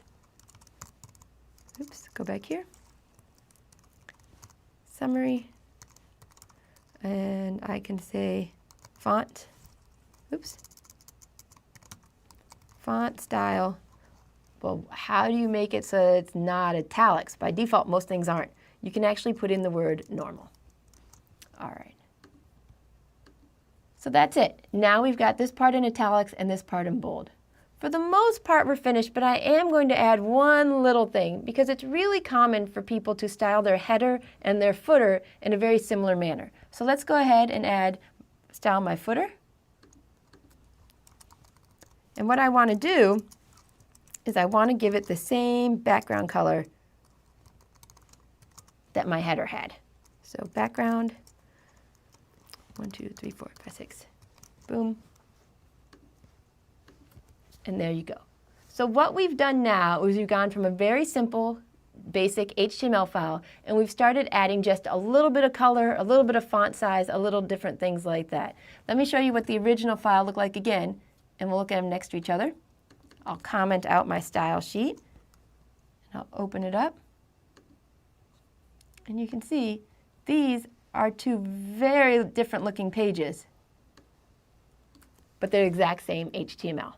Okay, great. These are the type of things you're going to need to do for the homework in this section. So practice here, come back and watch me if it helps you out a little bit getting over humps. But the important thing is code, code, code. Good luck.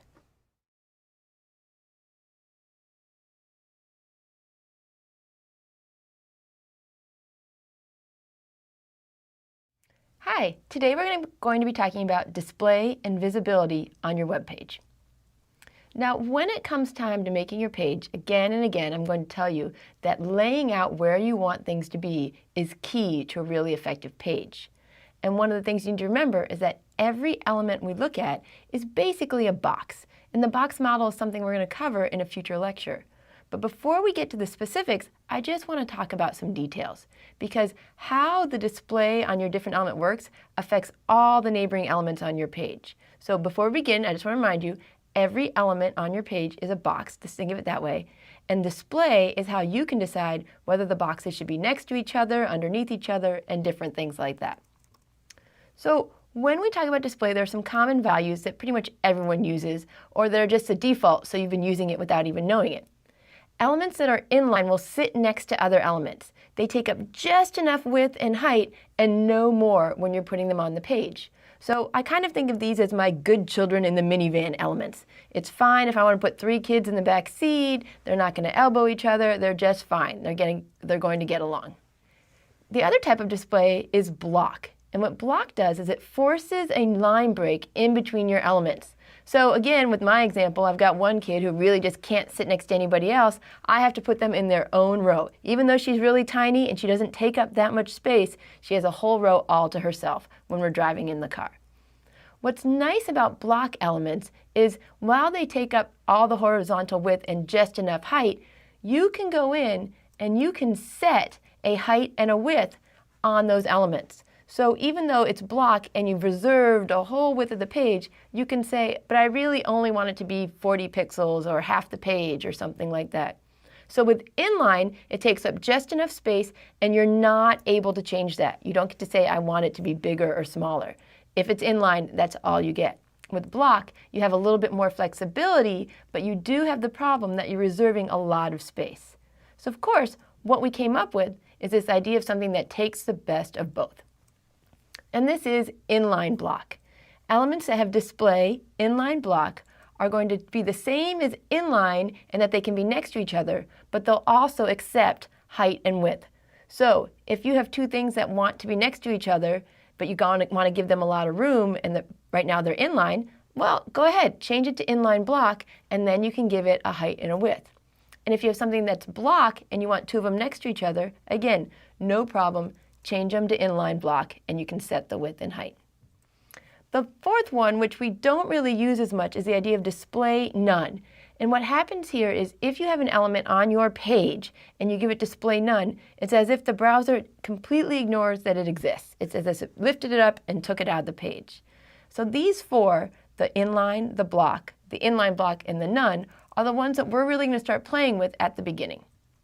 So what I have right here is just a simple file that's going to have 3 span elements, 3 div elements, and 3 paragraph elements.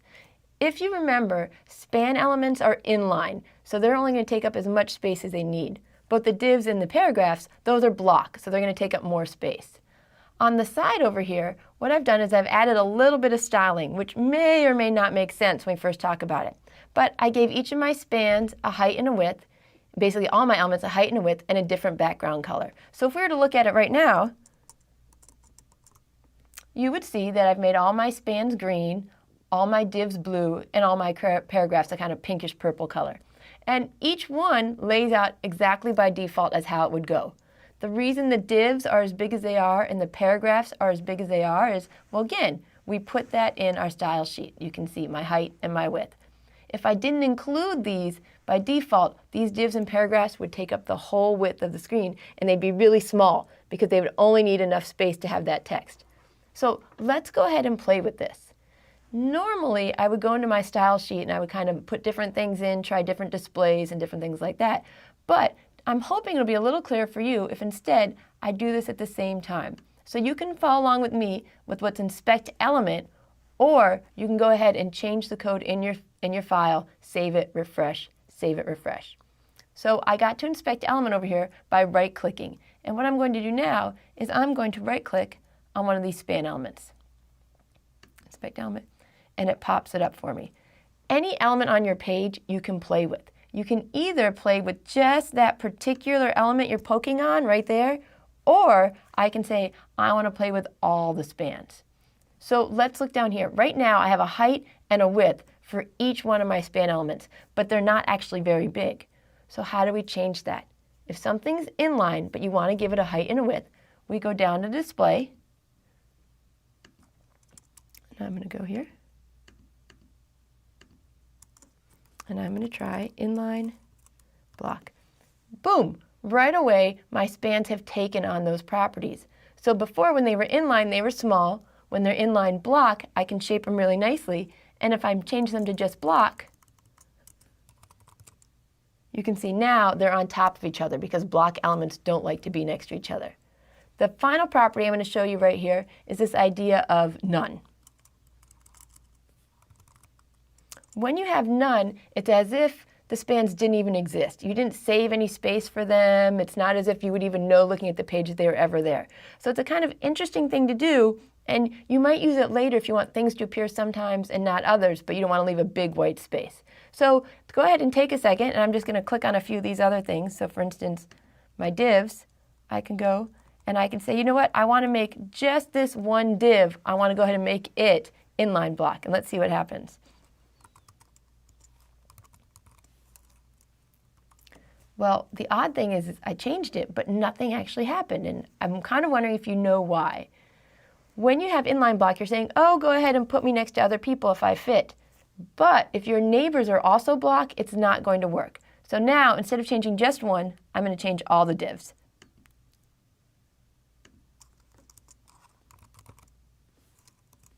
You can see that, oh, because they're about 45%, two of them fit next together, but the last one doesn't. So there's really no good way to feel comfortable with display until you take this code and start switching things around. What happens if it's inline? What happens if it's inline block? What happens if it's span? And pay really close attention to the fact that it's not enough to know what the display is for the one element you're working on. You also need to know the display for its neighbors. But let's go ahead and talk a little bit more. When we're talking about display, it's pretty common to also talk about two other properties as well, and these are called float and clear. And what float and clear do is they don't necessarily say where you want the page to be, the element on your page to be specifically, but where you generally want to put it. By default, when the browser is putting things on the page, it starts in the upper left-hand corner, and it just starts putting them in. So looking at your site, it'd be like first thing, oh, the next one's blocked, so I better put it underneath. And it just keeps adding things in. So if your browser's really big, you can fit more span elements next to each other. If it's small, you can fit less.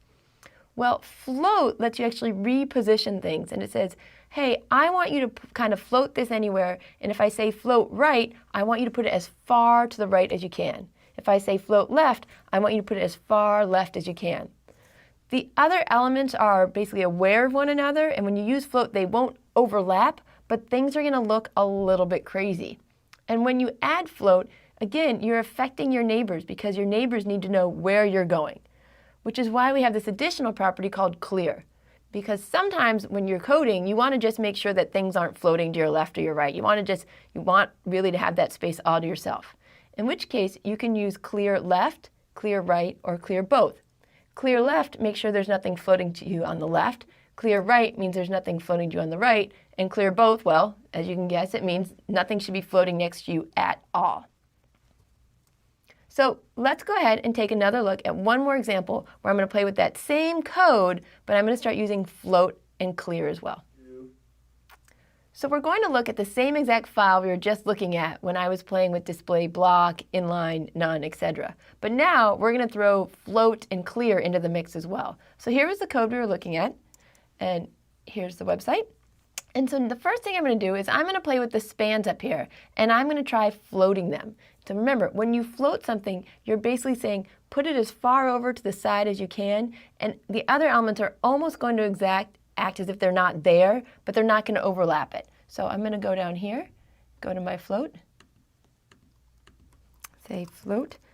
Now the first thing I'm going to do is I'm just going to float it to the left, which means they're not really going to move too much. What I want you to look for is that right now there's a little bit of space between each one of my spans. when I change it to left, that space goes away and the div actually goes underneath it as well because the spans are on top. Now, when I try changing it and floating it right, when I float it right, I want you to notice that not only do they not have space in between them, that they're kind of right next to each other again, but if you look, the order of the A, B, and C are different because the first element that's placed on the page is span A, and so it moves it as far to the right as it can. And then when it's doing span B, it's moving as far to the right as it can, and span C as well. So this is kind of something interesting, and you can see that if they're to the left, the divs would overlap them. All right, so let's go ahead and do a few more of these things. And I'm going to change all my divs so that they are also, let's go here, float left. So by now the page is looking kind of crazy because things are going all over the place and you really, you probably don't want it to look this way, particularly if we wanted all of our paragraphs to really be at the bottom of the page. So I'm going to go up here to my paragraphs and I'm going to go ahead and I'm going to say, I'm not going to float these. Instead, I'm going to say, I'm done with floating. Please stop floating things around me. And I'm going to clear both sides. So the paragraphs are now saying, get me away from all this floating craziness. I just want to be down here. Floating, clearing, different things like this. When we do these kind of really simple code examples in the lecture, they're not always going to make as much sense as when you're putting them in as part of something bigger. But the problem is, I can't show you examples of something bigger because you'd all fall asleep about 3 or 4 minutes into the code.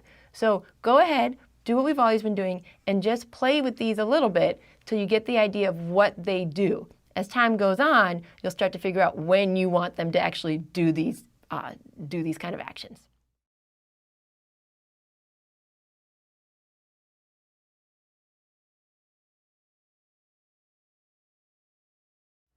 So one of the things you may have noticed as you've been going through other code is that sometimes when you mess with the height and the width of an element, you find out that it no longer is big enough to hold all the text that you wanted to show. So what can you do when the content doesn't fit any longer inside the box that you've made with your height and width? Well, you can use the property overflow to determine how people are going to be able to access that content, or if they're even going to be able to access it at all.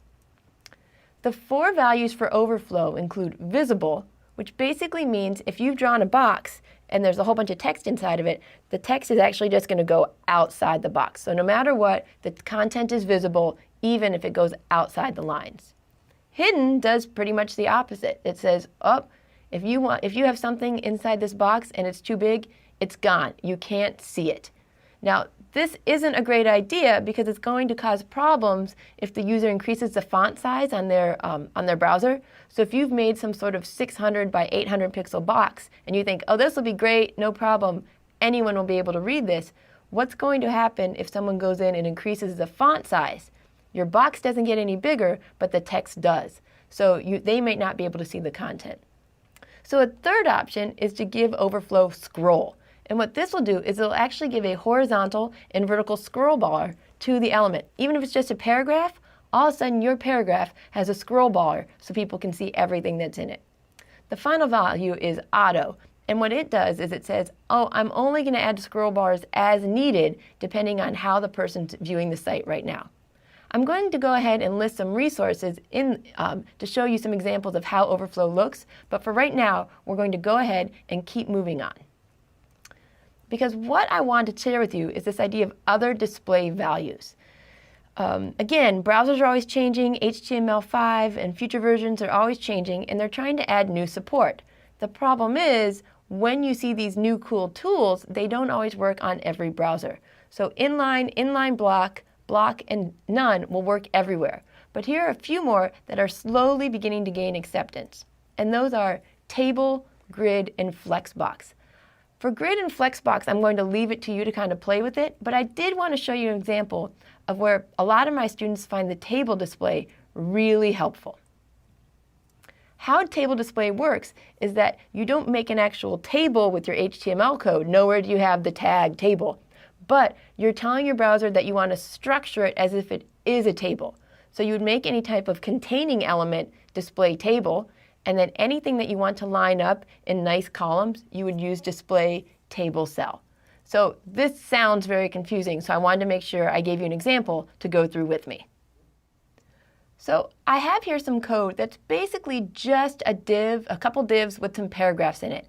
And what I wanted to do is I wanted to make sure that they didn't have all the exact same content. As you can see, each of the divs is now next to each other because we've told it we don't want them to be underneath each other. But this really isn't what you were hoping for it to look like. So let's go ahead and try adding that float left.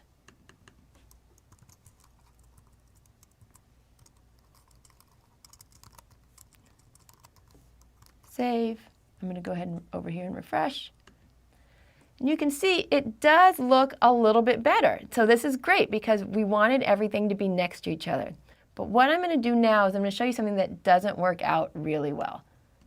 And that is this idea of when I resize it. Now you can see this idea of that the overflow might be really important because now things are going outside the divs themselves. Plus, I really don't have any type of margin between them. So let's go ahead and add overflow.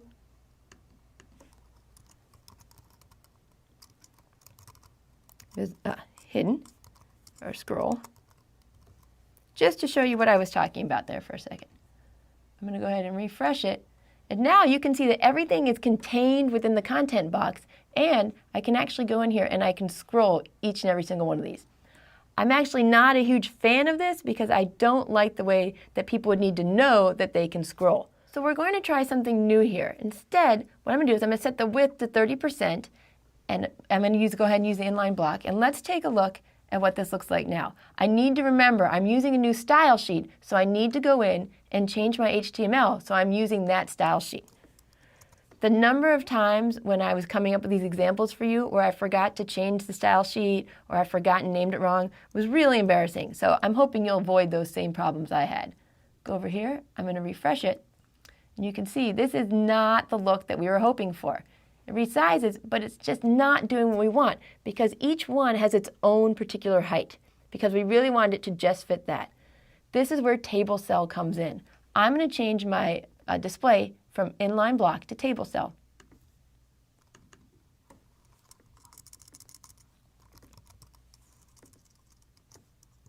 And for once, when I go to hit refresh, I'm going to actually know why this doesn't work, but I want to show you. When I hit refresh, it looks actually okay right here because it's made it so that it all works out.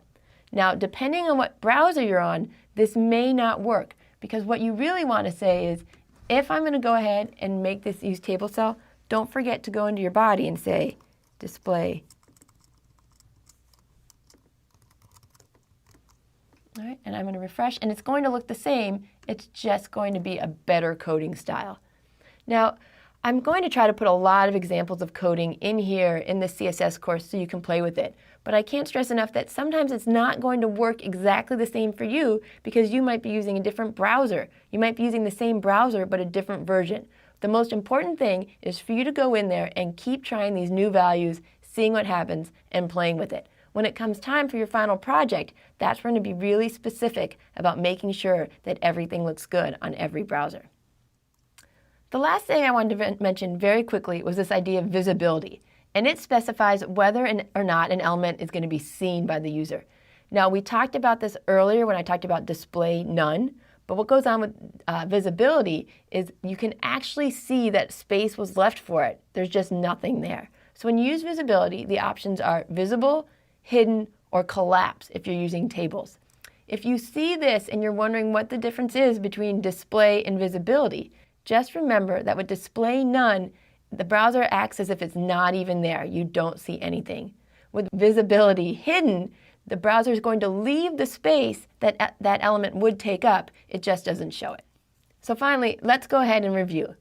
Display is just one tool of the many we're going to use for positioning the elements on your page. Early design, deciding what you want your page to look like before you start coding, is going to make things easier. Don't code thinking, I want to use float right.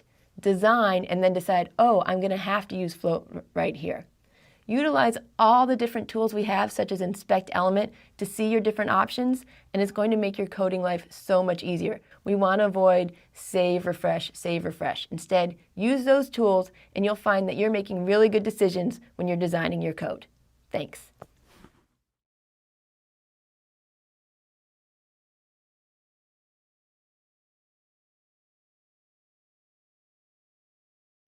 Hi everybody, welcome back. It's time for us to start coding.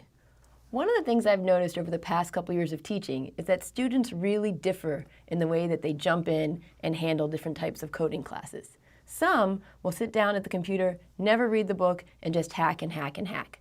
Some of you may be a little bit guilty of doing all the readings, listening to all the lectures, but never actually trying out any of the things we've talked about. So that's what these homeworks are for. A chance for you to finally go through and put down some of this code and see what goes on when you try to apply styling to your HTML. So the objective for this homework assignment is for you to show me that you can write one CSS file that can go and style 3 different HTML files. I'm going to go ahead and show you some examples of our before and after for this assignment. I've put the links here on the slides, but it's really going to be much clearer when I show you the homework in action. So let's take a look at it. When we start, I'm going to give you 3 HTML files that are really not well styled. They start off, they have a navigation, they have 3 very large pictures, some are smaller, and then they have the content. All 3 pages that you'll look at, home, teams, and history, have different content. What I want you to do is write your own CSS rules that will take these type of pages and turn it into something that looks like this. Now, I know this isn't a huge jump, but this is exactly how I want you to start coding. I want you to make small, incremental changes that can take you from something that's hard to read to something that's much easier to read. So let's go ahead and step through the different things you'll need to change in order to achieve this separate look. The most important thing to understand is that you must leave the HTML alone.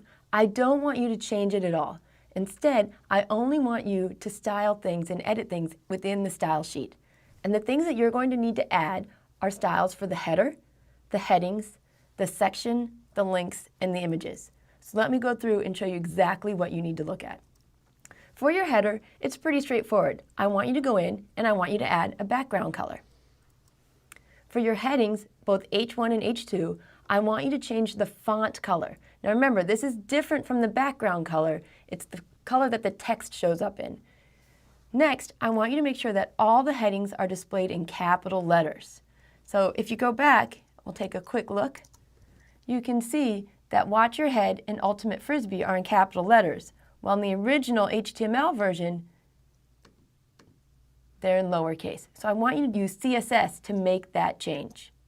The next thing I want you to do is, just for the H1 heading, I want you to center the text. Next, make one quick change to the section part of your HTML. I want you to style the different section so it has a different background color from the other elements in your page. Next, let's take a look at the links. The changes you're going to make here are very subtle. They're not very obvious if I didn't specifically tell you what you're looking for. And what I want you to do is I want you to change the background color and the font color for your links. After you've done that, go in and center the text, similar to the way that you're going to center the text for the H1 headings. Finally, the last thing that really kind of messes up our HTML page initial example is these huge pictures that just get in the way. So for right now, since we haven't talked about the best way to style images, I want you to just remove them from the page. But remember, this might be the trickiest part of the whole assignment because I don't want you to change the HTML. I want those pictures to be there. I just want you to use CSS3 to remove them from the page. So I hope between looking through this example and going online and looking at my before and after shots that you'll be able to do this homework assignment. When you're done, we're going to be using peer grading. When we do this, grades are going to be based on basically how well you were able to finish what we were doing. When I talk about aesthetics, I'm talking about, did you pick pretty background colors and font colors? We don't really care about this. This is our first homework assignment. I really just want you to feel only success. However, proper standards do apply. And what I mean by that is, don't use color names. Use hexadecimal or RGB. And don't put all your rules on one line. Make sure your CSS style sheet is easy to read. Other than the styles that I listed, please don't change other things for right now. It makes it much harder to grade. But don't worry, as we go through this course, you will have a chance to put in your own unique looks as your styling elements. For right now, all I can say is good luck and make sure you go on those discussion boards if you have any questions.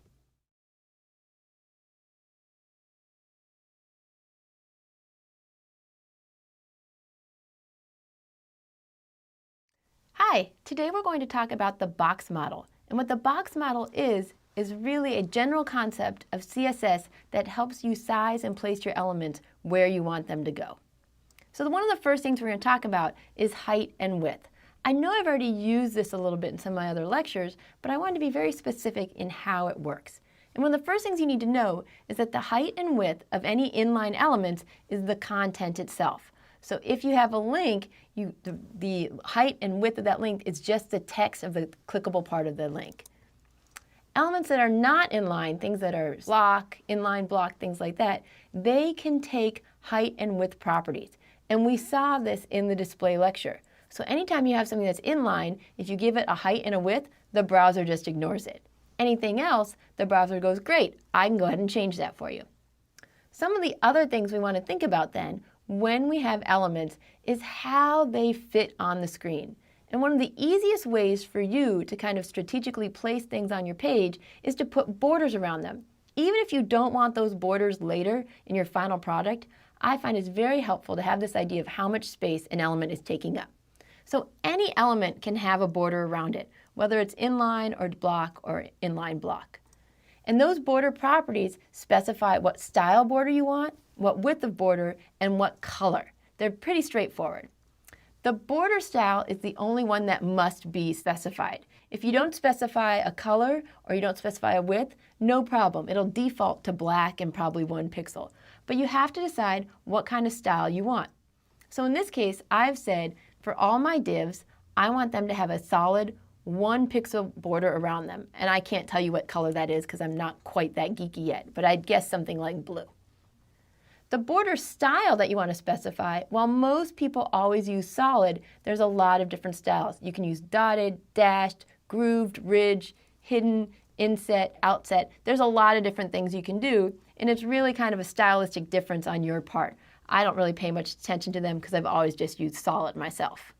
Once you've decided what kind of style you want, you can specify the width and color. So when it comes time to set the width, if you decide to, is you can set it in a number of pixels, or you can use the keywords thin, medium, or large.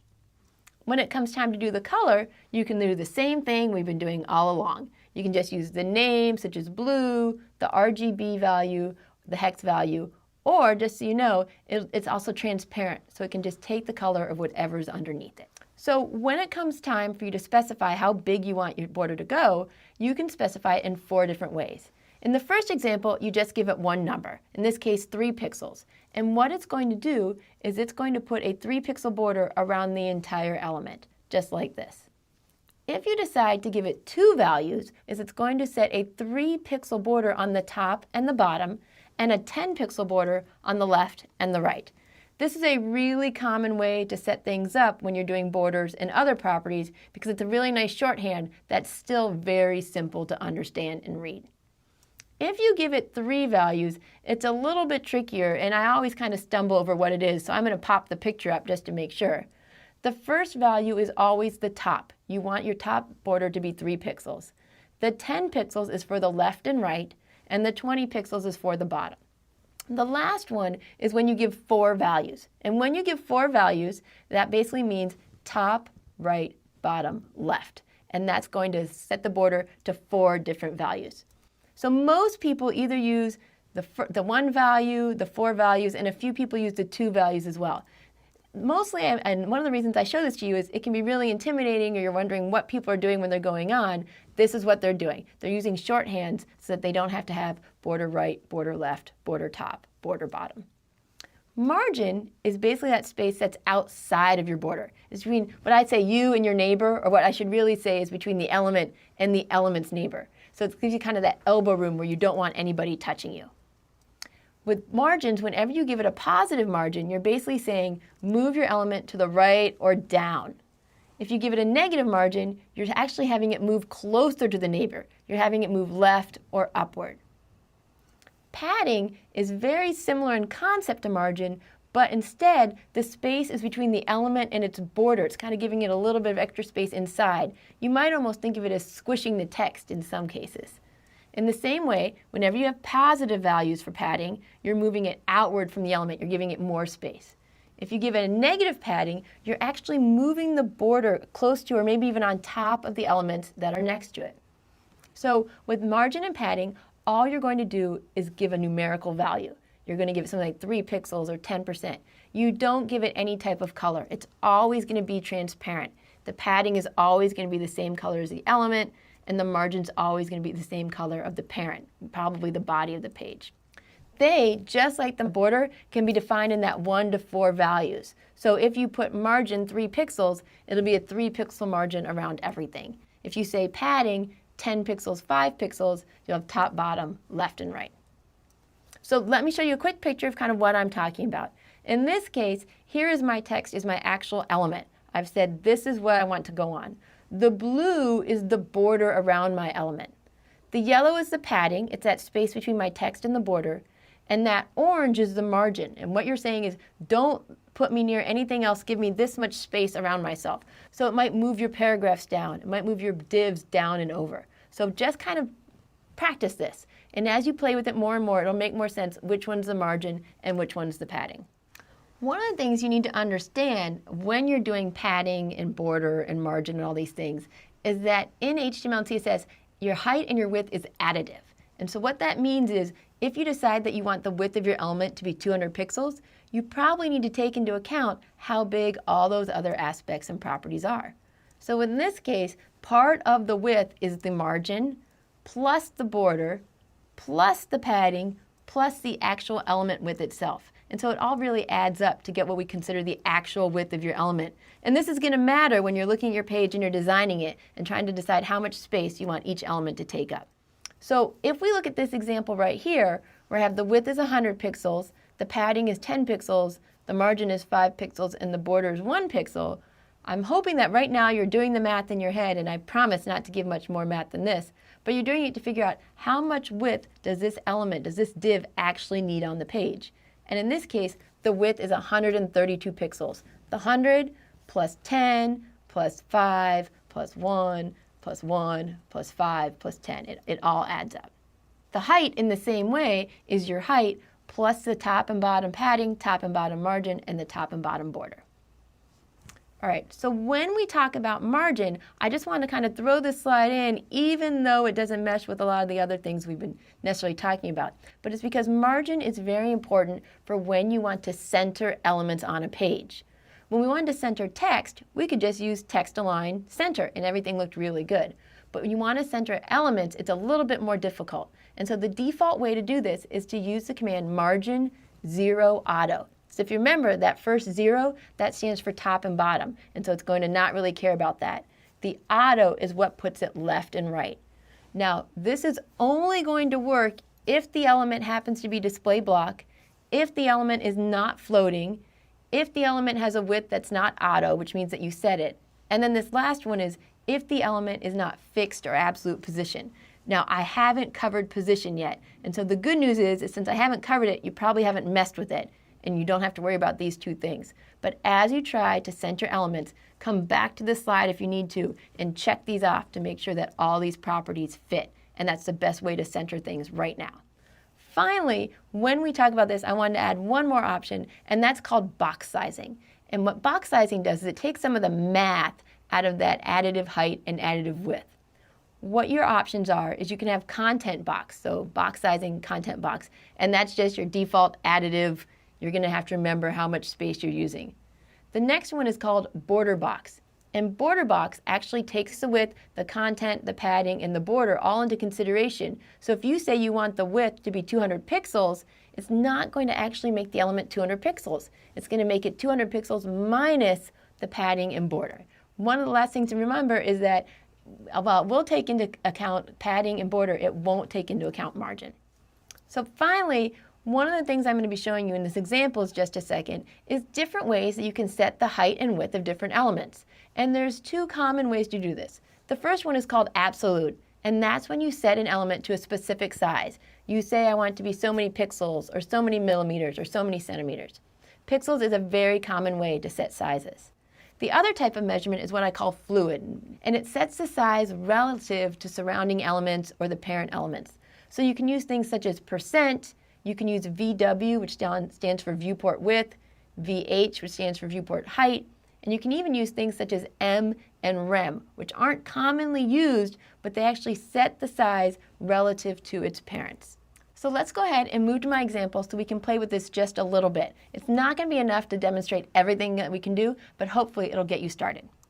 What I have here is a very simple HTML file where I have a left side and right side. But as you can see, they're not to the left and the right now. They're just on top of each other. So the first thing I want to know is, can you put these divs next to each other? We're going to have to use a kind of combination of display and height and width and padding. So let's go ahead and do that. So over here in my CSS file, right away you can see this kind of the background things I've done. Now when you want things to be next to each other, you have to give them a width because right now they take up 100%. One option would be for you to go ahead and set it to some sort of pixels, and say maybe 200 pixels and 200 pixels, and see what would happen and see if it works out. The problem with doing that, as I uncomment my code here, is that as people go on different browser sizes, your numbers might be too big or too small. So what I've done here is I went ahead and I set my width to 48%. Now, doing that is really great, and I'm going to comment out this one line for just a second, because most people get that idea that you want to set the width to something smaller. What they forget is that even though they're only taking up 48%, or maybe even 40, in fact, I'll even just make it something really small, 20%, they're not going next to each other. So you need to remember that you want to use those fluid measurements. So let's go back here. I'm going to put it back to 40%. Even if you make it really skinny, until you tell the browser, oh, I know this is block, but I'm going to change it to inline block, it'll never let block elements be next to each other. So that's why you have to remember to do both of those elements. So let's go ahead and save and reload. And so you can see that I've gone ahead and I've done my width, I've done my display block, I've got my padding, I've got my border, and I've got some margin. So the last thing I'm going to do, just to end this up to kind of show you what's going on, is I'm going to go ahead and change this to 50%, because this is a really common mistake people make. They say, oh, I want two things next to each other, so I'm going to make them each 50%. Don't forget, when you do that, it doesn't work, because that's 50% before you put the border into account. So make sure that you're playing with all these things, that you're playing with the margin, you're playing with the padding, you're playing with the border, because that's how you're going to get things to work, by tweaking, tweaking, tweaking. So let's go ahead and review. When it comes time for you to start implementing all these ideas, your box model with your padding, content, margin, etc., you really want to design sketches on paper first, because it's really hard to shove things in after you've already come up with an outline. All right? So design first, code second. The second thing you might want to do is use the box model to reduce the complexity of your code, or at least the complexity of your math, trying to figure out what things fit where. Finally, no matter what you do, you need to remember that margin always has to be considered. It can be tricky when you first start trying to put your page together and getting things to go exactly where you want them to go, and we haven't even talked about positioning yet, which will be even another element. So for right now, practice these things in small ways. Use inspect element to play with it and not have to change your code so much until you get things looking just the way you want them to look. And don't worry, we're all making mistakes, we're all doing this together. But I think your page is hopefully getting closer and closer to something that you would really want to put out on the web. Good job.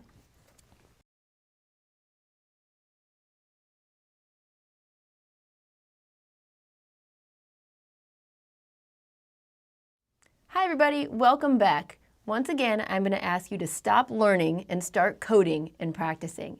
And we're going to use the same example we used in our first coding break.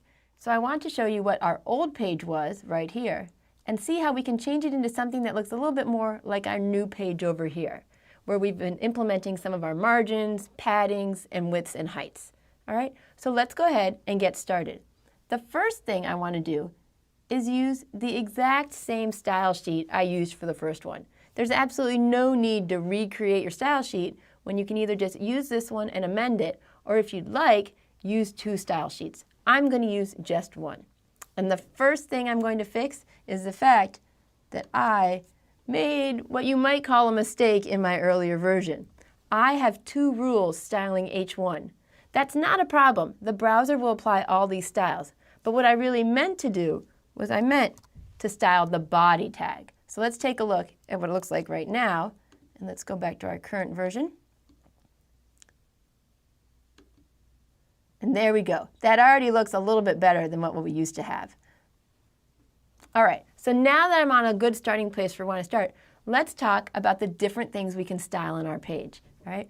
One of the first things I want to do is I want to add a little bit of margin to my page. If you look over here, there's not much space between the edge of the page and the actual browser. I want to add just a little bit. You can add a little bit, you can add a lot. In fact, while we code today, I'm going to add a lot, just so you can see the effects.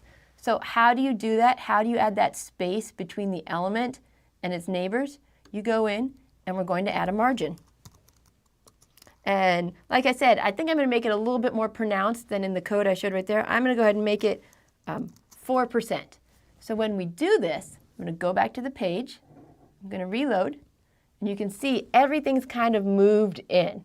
All right? Margin just adds a little space and makes it more visually appealing to your users. All right? Let's think of some other things that we want to do. Clearly, I probably want to add a little bit of space between my links and the bottom of the text. So this is a little bit different. I'm not saying to separate the elements. I'm saying I need more space between my border and the element itself. So in that case, what we want to use isn't margin. We want to modify the padding. So let's go in and see where we think we would do that. All right. So I need to add padding inside the whole header. So let's go right here, and I'm going to change it to padding. Again, you can pick anything you want. You can use pixels, you can use percents. I'll go ahead, in this case, I'm just going to put in pixels. And I'm going to say, please add 15 pixels of space between the border and the bottom. So refresh, make sure I save, and refresh. And you can see I've added padding all the way around the entire thing. If I really only wanted padding to be on the bottom, I could have said padding bottom, or padding right, or padding left. All right, let's go ahead and style something else. One of the big things I changed is that instead of having one underneath each other, I've changed these so that they're next to each other. So remember, by default, sections are block. They're display block, which means don't let anyone else come next to me. In order to change it so they're next to each other, we can either use inline or inline block. Almost always, when given this choice, you're going to use inline, because when you use inline, you can include a height and a width. All right. Go back to my CSS file. I don't want to change the header. I think I'm pretty good with H1, the nav, the H2. Oh, you know what? I don't have anything that I can change here. So let's go ahead and put in a new tag. Section. All right, I want all three of these sections next to each other. So what I could do is I could pick maybe 400 pixels each. Well, that would mean that the browser has to be at least 1,200 pixels. I could pick 150 pixels each. Well, that means they're going to be really skinny even if they don't need to be. So let's use percentages.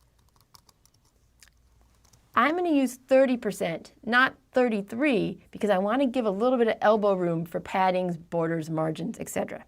All right? Let's go ahead and look at it right now. I want to see what it looks like. You can see I've made it 30%, but they're still not next to each other. That's because they're still block. Let's change them to inline block. Display. And let's hope for the best. There we go. I've got all three things next to each other, still not looking exactly the way we want, but it's step by step. It's making this little bit of progress at a time. I'm going to go ahead and fix this fact that they aren't all lined up at the top. And I'm going to say float, left, refresh, and we're getting closer, but there's something still a little bit wrong here. First, they're squished. I don't like them all squished together. So how do you separate different elements from each other? How do you add a little bit of space between elements? All right, if we were in class, I'd have that one student who's like, ooh, ooh, ooh, I know. Yes, it's margin. All right. Margin, I'm only going to put a margin on one side. Let's say margin right. And I will make it something small, like 2%. All right, we're getting closer, Still not quite what we wanted, but this is how it works. You add a little bit, you adjust, you add a little bit. So the problem, one of the big problems here is that when you float things to the left, or when you float things, once you're done floating, when you don't want those next elements to float, you actually have to go in and say, oh, but I don't want to float this part. So once we're done with these 3 sections, we don't want the footer to also have them next to them. So let's go in and adjust the footer code. Down here. Right. If you remember, if you don't want things to float next to you, we're going to use clear both, which means don't let anything float on either side of me. Oh, much better, right? Looks much, much better. And other than the fact that I've got weird colors, we're very close to right here. I actually kind of like the gray on the header and the footer, so I'm going to leave it. But what I do want to do is I want to make that picture smaller. This little icon right here, let's make it look a little bit more like this. And that's very simple for the approach we're going to use right now. Let's go ahead. I'm going to add an image. And I'm going to go ahead and just hard code it right now. So I'm going to make it 75 pixels. Oops, I have to say width 75 pixels. Let's take a look at how we did. You know, that looks okay. If I didn't like it and I wanted to play with it, I wouldn't go in here and try 100 and then 80 and then 52. What I would do is I'd go in here and inspect element again. And I would, make this much bigger because otherwise everything looks really crazy.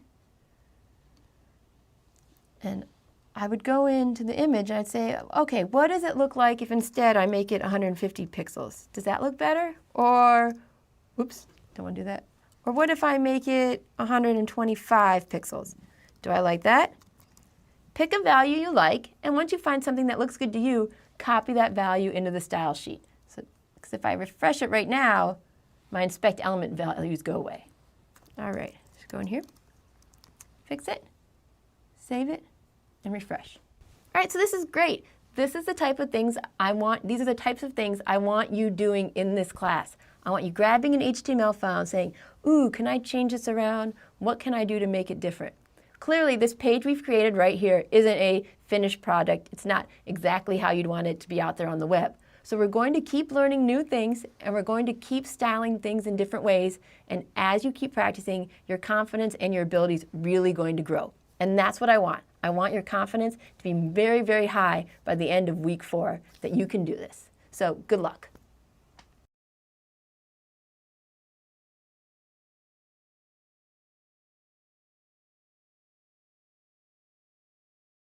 Today we're going to talk about styling links and styling lists. When it comes time to style the links on your page, it's really important that you remember links are what make up a website. It's that interconnectivity that helps people gain knowledge. It's what helps search engines help link your text and content to somebody else's text and content. So today we're going to talk specifically about links because I want you to think about how you're styling. In general, when you go to style a link, you can use all the same different attributes that you've been using for everything else. Your headers, your paragraphs, things like that.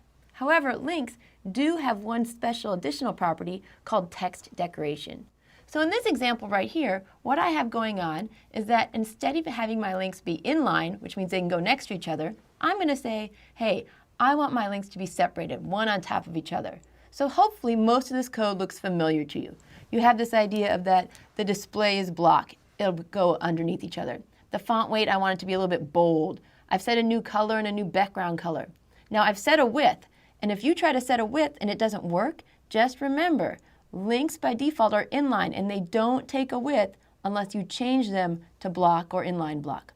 I also am going to align the text, add some padding, and this text decoration none, this is new. This says, hey, I want to get rid of that underline that usually shows up underneath links. So I've gone from this up here in the top corner to something that's a little bit more styled down here at the bottom. In fact, it almost doesn't even look like a link at all. So let's talk about that. Sometimes when styling their links, people really try to make it look much more like buttons. And we want to avoid that because we want to be semantic. If you want a button, use a button element instead. And you can do that very simply by just putting in the button tag instead of the anchor tag. And again, in the same way, you can style it in many different ways. But what I want you to understand is there are so many different things you can do with links and so much styling that you can do with them. Make sure that people understand that it's a link that they're looking at, Or if they're using a screen reader, it's a link they're hearing about. So another new thing about links that we haven't seen before is this idea that links have states. Have you ever noticed that when you go to a web page, sometimes some of the links are blue and some of them are purple, and you realize after a little bit the ones that are purple, they're there because you have visited them before. So what we have these different states, and I'm going to go over them very quickly. And later, when we talk about what are called pseudo classes, we'll talk about it even more. But quickly, an A with this colon right here, link, simply says this is just a normal link, you've seen it before. A visited says, oh, here's a link, and my browser tells me it knows that I've clicked on it before. So by default, the browser default, it'll be a different color. We also have a link with the hover activity over it. So you've probably seen that when you hold your mouse over something, kind of like I'm holding the pen over here, is that it'll do something crazy. Maybe it'll change the color or different things like that. So hover is activated by holding your mouse over a link, which kind of brings up an interesting question of, does this work on touch screens? When you're developing your page, you need to remember that hover isn't necessarily going to work if people are accessing it on a phone or a tablet or something like that. Which brings me to another state called focus. So the focus state is what happens when somebody is tabbing through their page. As they hit tab, it's going to jump from element to element. And when it gets to this particular link, it's going to know I'm in focus. So if you want to do something different, maybe the same thing you do when people hover, this is how you can trigger that activity. Okay. And the last one is the one I really kind of think is the weirdest one of all. I would maybe even call it, dumb, but I didn't create the internet and HTML, and I have respect. But it's really weird because what this one says is, hey, this is the link just as I'm clicking it. And the reason I think that's weird is that because for most of us, when we click on a link, we're going to a new page, so we're not even going to see what styling happened, right? So let's go ahead and talk about how we do these. But before I do, once again, we're coming back to this idea of precedence. Cascading style sheets are very big on this. If you decide that you want to use these different states, there are a couple rules you need to remember when you're writing the rules, or writing your style sheets. One, if you're going to use a hover, it must come after a link. And next, a visited and a active, they must come after a hover. So there's just this kind of hierarchy that's going on while you're coding your pages. So let's look at an example now of some code and how I'm styling my links. In this example, what I have here is I just have 3 links that I haven't styled in any way. I've got a link to Introduction to Web Design, a link to the University of Michigan, and a link to Kent State University, which is where I did my undergrad. But what happens when I go ahead and I add some CSS to it? Up here on the top, I have all the typical things we've been talking about before, the width and the color. I've added the text decoration. And what I also wanted to add is this idea of margin, where I can center each of my links one on top of each other with a little bit of space in between them. All right, so let's take a look at what that looks like. And you can see I have each link looks really much different. Okay? And as you can see when I use my pen, when I hover over each one of these, what happens is the color changes. How I got that to work is right over here. Whenever my link goes into a hover state, it knows to change the background color and the font color. Okay, well, what is a focus, and what I've got down here a little bit, a active. What's going on here is that I've put in the a focus for those people who are tabbing through my page. So as you watch me tab, you can see Introduction to Web Design goes into focus, and then University of Michigan, and then Kent State. And I'm doing that by tabbing through the page. The last rule, the active rule, is something I'm going to show you and then kind of break off from there. How the active works is that when you're actually clicking on a page, it's going to add a border around that link. Now, the kind of odd thing is that as soon as I'm done clicking, we're going to go to a new page. So it kind of breaks off. And you don't really get to see that border unless I hold it down very deliberately, just like that. So in this example, I tried to show you the few different ways that you can style links. Now, let's go on and think about this in a little bit more detail. When you style these links, once again, I can't stress enough the importance of accessibility. We want to make sure that your links are links and that people know that they're there. Once you're done playing around with links, let's go ahead and start thinking about styling list items. When you style lists, kind of the default properties, they all look the same. You've got the 1, 2, 3, or the circle, circle, circle. But we can change all that. We can change things beyond the font and the margin to look at the style that your lists are taking on. So some of the things we can look at are your list style type, your list style image, the list style position, and just the list style itself. The list style type basically says, how do you want me to indicate the different list items? By default for ordered lists, again, we have the 1, 2, 3, but you can give different values. You can say, I want it to be lower Roman numeral, upper Roman numeral, lower alphanumeric. You can play with these to kind of get that feel that you want. So in this case, we've gone from 1 and 2 to A and B. And if instead I had done lower alpha, we'd have had lowercase a and lowercase b. When you do list style type for unordered lists, typically what you have, and it depends on your browser, is the little circle or the little disk. We can change that and we can put in that exactly what you want to make sure it's going to be. Another option that you can play with is this idea of getting rid of those default markers altogether and instead using a custom image instead of that traditional marker. And when you do this, it kind of brings us back to this idea of the list style position. Many times you're going to move your position over depending on which list style you're using. Okay? Down here, I've got an example of where I'm saying I want my list style image. I've got square first. This says, hey, if you can't find the picture, go ahead and use square. Otherwise, I want you to use this picture right here. All right, so let's go ahead and look at another example. In the file list.html, what I've put in here are two different types of lists, an unordered list and an ordered list, and I just kind of filled them in with some different information. And when you look at the screen, which I'm going to make a little bit bigger for you here if I can, you can see that the unordered lists are just using the circles and the ordered lists are using the default numbers. So let's play with this now. Let's go ahead and put in a style sheet.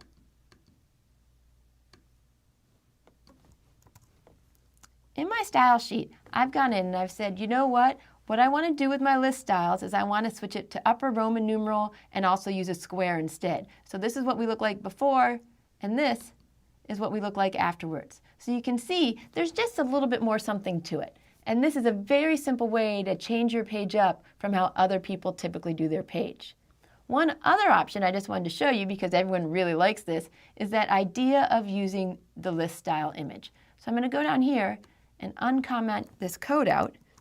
And if you remember, if you've been paying attention to this idea that when you have precedence, this new rule down here is going to overwrite all the ones we've seen above it. So let's go ahead and make sure I've saved my page. And let's go ahead and reload. And now in this case, what's happened is that we've removed those regular markers and I've put my little lightning bolt inside.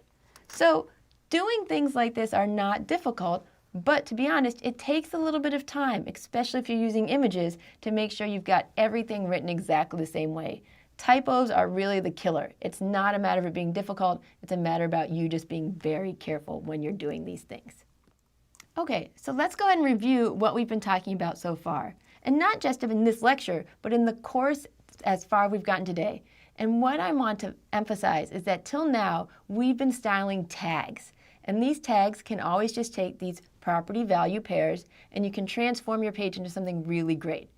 We're about to go into something new and a little bit different. We're going to talk about pseudo classes and IDs and selectors, and I want to make sure that you're comfortable building these different rules on your own before you progress. Now, being comfortable does not mean that you're perfect. It doesn't mean that you know how to do everything. What it does mean is that you are confident enough to go out and start using some of the tools that are out there to improve your site. I'm listing two of them right here just because they're both very well known, such in the case of the Chris Predrick site, or I personally have just found them really helpful. Another option is just remember that you can go out there and you can do a web search for developer tools. You're not the first and you're not going to be the last person to run into problems when you're styling your page. My overall hope would be that you would really go onto the forums in the Coursera course or in whatever classroom you're in and ask your fellow students for help. Because really, the only way to learn is to practice, run into problems, get some help, and keep going. As you do more and more web design, I'm hoping that you're gaining the confidence to help make something really cool that you're going to be proud of. So stick in there. Thanks.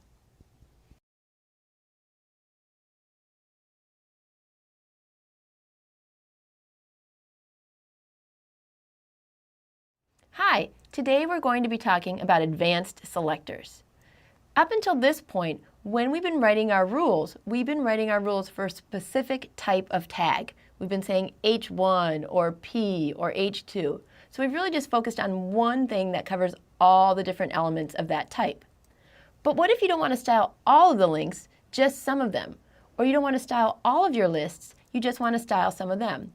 Well, now we're going to talk about these type of advanced selectors that will let us do just that. CSS is going to give you so many options that in this lecture I'm going to try to cover as many as I can, but it's still going to be up to you to go off and look up some more on your own as you need them. So let's start with the CSS selectors that follow the DOM. If you remember, the document object model is how the browser breaks up your page into a tree-like structure. So in this way, the browser actually knows if a paragraph comes directly after an H1 tag, or if two paragraphs are siblings in the same section. We're going to utilize that to style just certain parts of your page.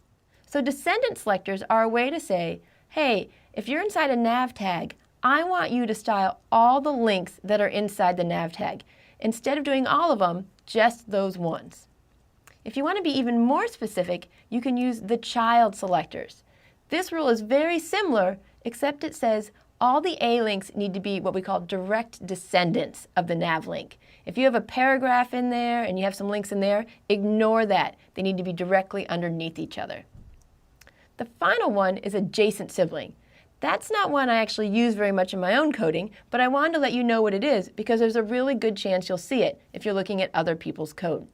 How the adjacent sibling works is that the elements must be what we call the same level and follow each other. So if you have a section that has an H1 and then an ordered list, they would be siblings. If you had an H1 and then some other things and that ordered list was inside a paragraph, it wouldn't work that way. Next, we're going to talk about what we call ID selectors. IDs are used to identify a single element in the DOM. The way IDs work is that you would go in and you would, in your HTML, say something along the lines of ID equals header or ID equals footer was one they used to use a lot. Then in your style sheet, using the pound symbol, you can identify which ones that you want to style. So right now, there's a small movement, but it's growing a little bit, to move out of the use of ID from CSS. They're saying there's really no point in using that because a lot of people really just use this ID for JavaScript and things like that. But again, this is something you're going to be seeing a lot, so I want to introduce you to it. So let's see an example really quickly here just on the screen of how it works.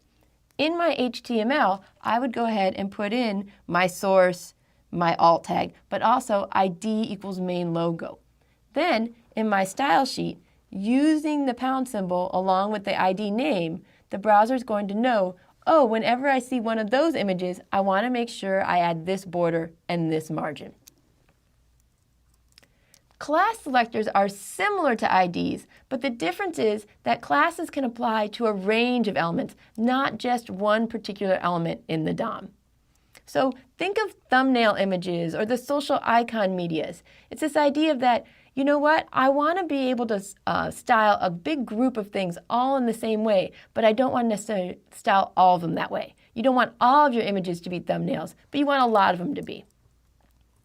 You would write this code in a very similar manner. Over here in my HTML, I have class equals thumb, class equals thumb, class equals thumb. And in my CSS, instead of using the pound, you need to make sure you use the period or dot along with the class name, and then you can give it any rules. In this way, the page is going to go through and know that in addition to any styling you just put on images, you also want this styling for the thumbnails. So just to try to help you make it a little bit more clear, what's the difference between using classes and IDs?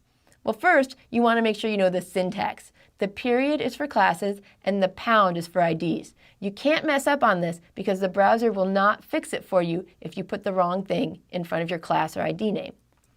You want to remember that classes can be used multiple times. It makes sense in your HTML code to see class equals thumb, class equals thumb, class equals thumb, because it's not supposed to be a specific part of the page. With IDs, it should be unique. You should only see ID equals, for instance, header, which we're not even using, once. You should only see ID equals main section once. So again, let's think of images and navigation bars. It's very common that you would want to format numerous but not all the images the same way, and you would use classes for that. Where you might use an ID is I'm sure that you've been at some places where on the web page you see the navigation bar and the page that you're currently on is styled just slightly differently.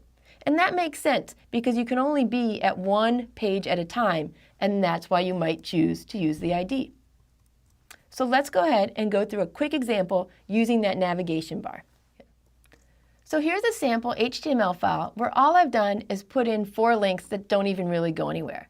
I've commented out the style sheet just so you can see what it would look like without any styling. You can see I've got my home, interests, resume, hobbies, and I have one additional link down here that I very badly called here. So let's go ahead and try adding a little bit of styling using these advanced selectors. Go over here. You can see that I've used the child element of actually just kind of the descendant of, hey, all the links that are in the navigation bar, I want to style differently. I want to give them a different background color, a different width, things like that. In addition, anything that's class current, I want to make even different than any other link or anything else we've seen that way. So let's go ahead and uncomment the style sheet. Save it. Go from this to this. You can see that only the links that are inside my navigation bar are styled. This one was left the same. And the one where I have class equals current does look different from the others. So it's really simple to use these things. You just need to know about them. As your pages get more advanced, you're going to want to narrow the scope of some of the rules. We only want to apply them to certain things. And one of the notations you can use for that is the dot. So in your style sheet, you would actually have p.main. This means go and find all the paragraphs that are using the class main. Or you might have header image.special. This would mean find all of the images that have image class equals special that belong in the header. It's just a way for you to really reduce what's being styled. On the same hand, you can also what we call expand the scope. So let's say that there's some sort of styling you want to apply to both the header and the footer, or to the sections and the articles. Not a problem. What you do is you just write the element and you include a comma right there to let it know. So just as a quick review, and this is something from much earlier, you need to think about what happens when there are multiple rules for the same selector. So you might have this one up here with the paragraph where it has certain qualities it wants to share between paragraphs H1, the ID main, and the class special. But later, if you want to have additional styling for a paragraph, as long as you put that somewhere below, it's going to override and combine with anything that's higher up. So unless a rule has the exclamation point important after it, it always just uses the last one it saw along with the earlier ones that don't conflict. In addition to the element selectors and the different DOM relationship selectors, we also have a few more that I want to talk about briefly. The first one is the universal selector, which is the star or the shift 8 on your keyboard. What this one does is it'll apply your styling to every single element on the page. It's absolutely crazy. I'm not going to do it. I'm going to let you do it. But go ahead and put in a star, and then the style may be border around every element.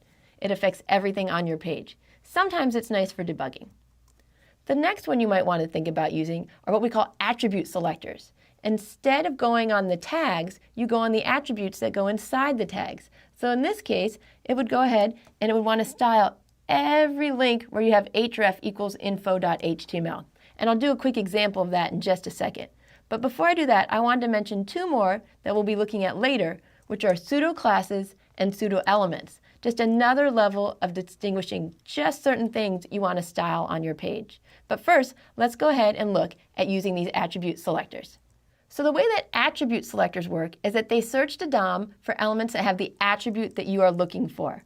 So for instance, you might want to look at all the images that use GIF files, or all the images that have empty alt text, or maybe all the links that go to government sites or nonprofit sites or educational sites. It's really easy for us to find those and go ahead and style them a little differently.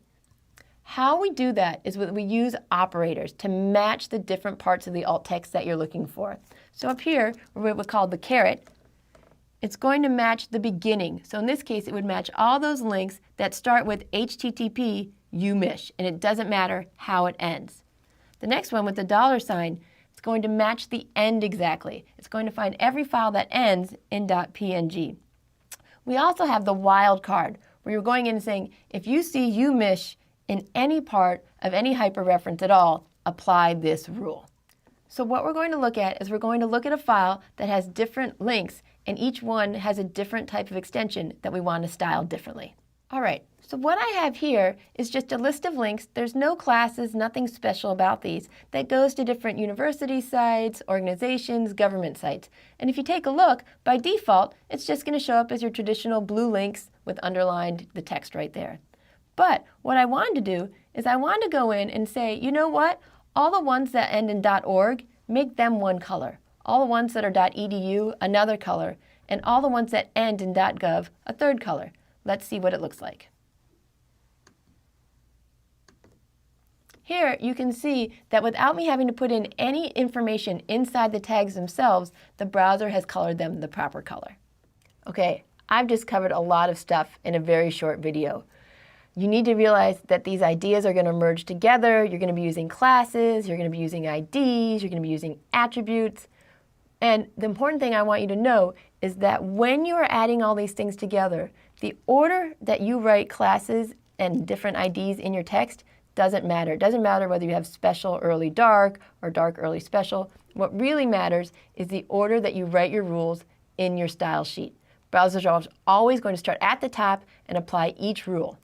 Now, the good news from this lecture is that I want you to realize that with the power of classes and IDs and this cascading style sheet, is that this means you can use style sheets from other people to style your code, and you can just add a class that changes the one little attribute that maybe you didn't like about it. You can override these style sheets and make it your very own. Just make sure that you link your style sheet last. All right, we've covered a lot, and I'm hoping I didn't overwhelm you with this video. I just want you to remember that when we do type selectors and the kind of things I'm going to have you do in this class is that we usually are adding them to narrow the scope of where rules are applied. So we don't want to style everything, we only want to style certain things. An ID is used to specify a specific element in a page, and classes are used to associate elements that really tend to have the similar look. So as we go on, I know I'm going to have some code with me examples. I hope you'll stop, get out your laptop, and really code with me to get an idea of how powerful these different things can be. Thanks.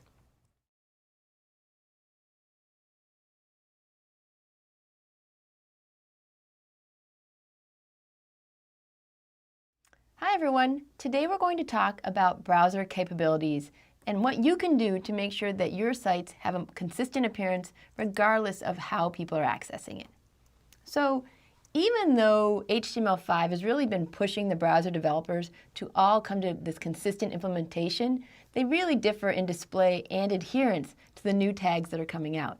And as browsers update and change and new browsers come out, you're going to have to keep in mind that not everybody is looking at your page the same way that you are.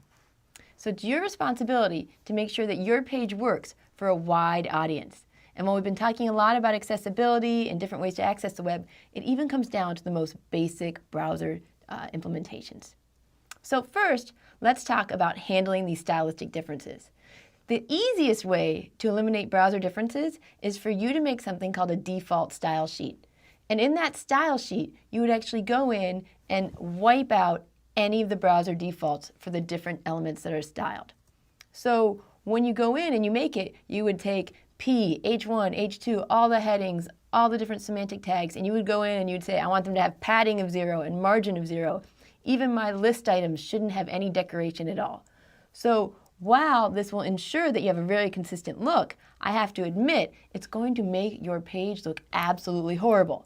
But that's the price you'll pay so that when you start writing your own styling rules, you can improve and iteratively improve, and your page is going to look better and better. Otherwise, if you don't use what we call this default style sheet, you're going to design your page, and it's going to be really hard for you to remember if you've actually checked off each element that you're using. One of the other things we want to talk about is handling what we call unsupported properties. So first, we know that all browsers don't support all the HTML5 tags. You've seen this already in some of the coding you've done with me.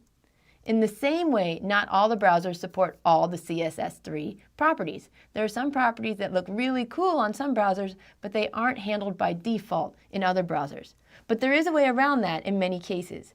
And what this is that the browsers are offering prefixes. So Sometimes they call them browser prefixes, sometimes vendor prefixes, but the important thing is that it's a really quick fix for handling all the unsupported options that you might come across.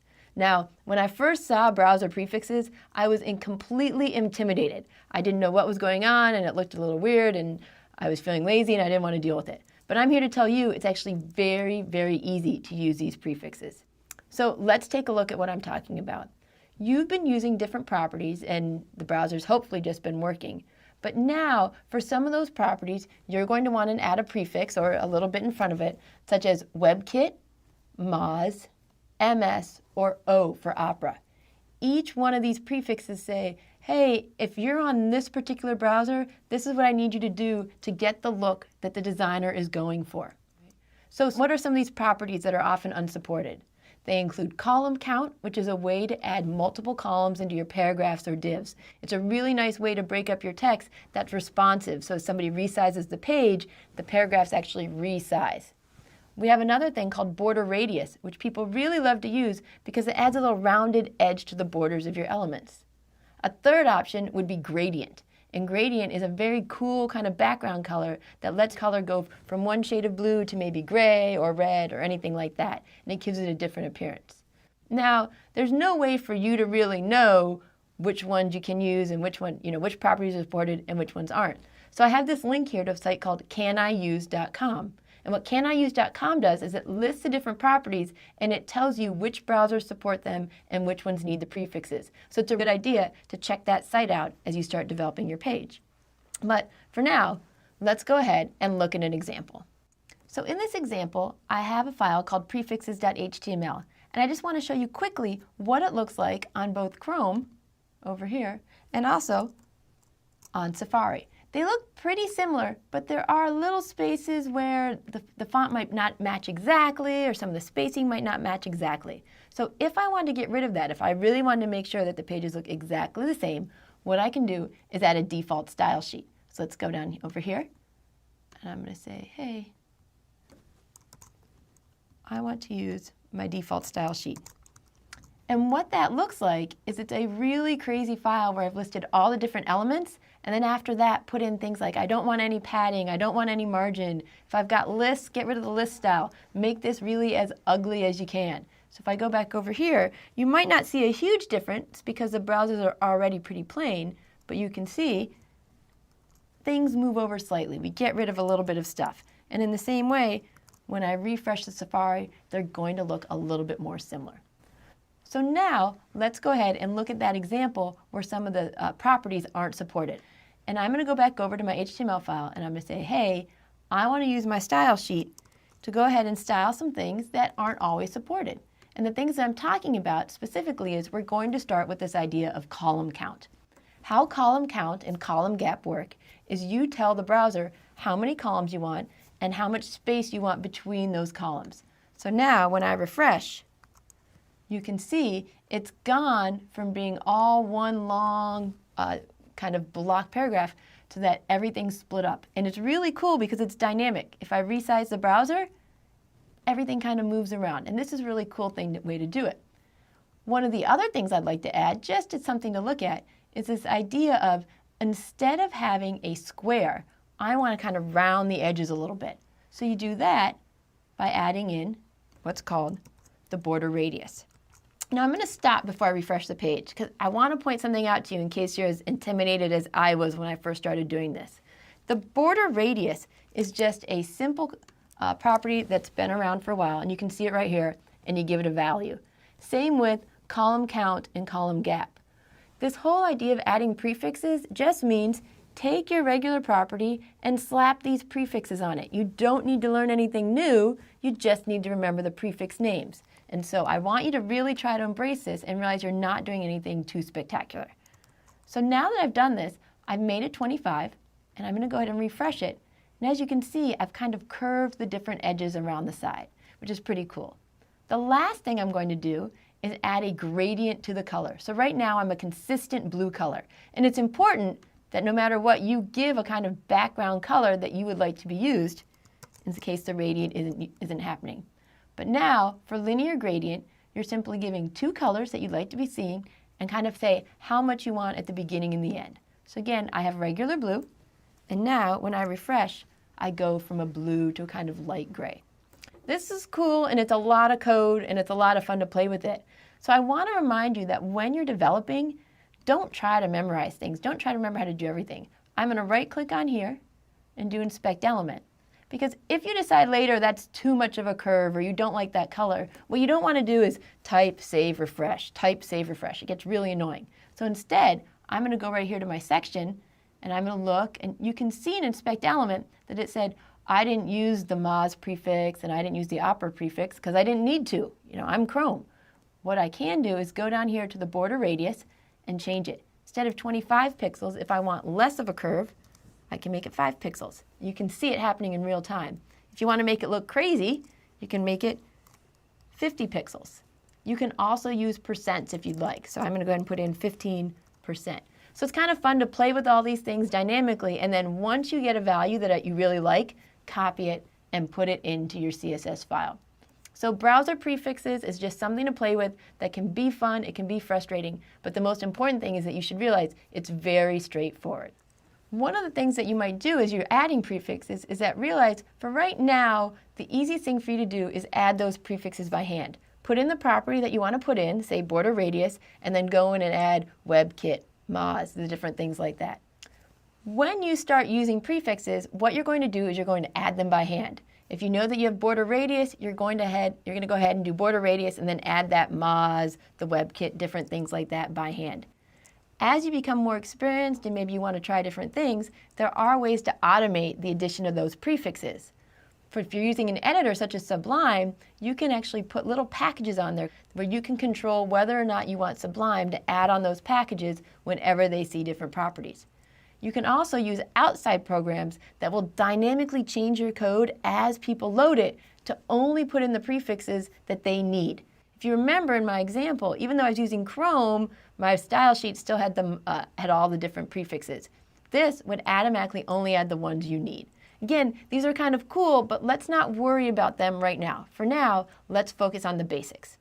So to review, when you start coding, when you start making style sheets, you're going to want to think about using a default style sheet to remove those stylistic differences. And when you do that, I need you to think about some things. So first, should that default style sheet be internal or external? And hopefully you all said external, because if it's internal, it's going to override all the other things you've worked so hard to do. In that same way, when you put a link to your default style sheet, make sure it's first. Because the way browsers work is it goes style sheet, style sheet, style sheet. So if you put yours first and then the default style sheet, it's going to overwrite everything cool that you've done so far. Finally, remember that browser prefixes can help remove some of those differences caused by unsupported options. But you don't want to overuse it. Don't slap a prefix on every single property just because you're not sure. Instead, you want to go to those sites like Can I Use and test it out and really make an educated guess as to whether or not you want to use it. You're really getting far in this whole web development idea, and hopefully you're styling some really cool pages, and I want you to be able to use all the different properties are out there. So don't be intimidated by the idea that you might have to use style sheets that you haven't written or that you have to use browser prefixes. You've totally got this, and I know that you can code using these different tools. So good luck.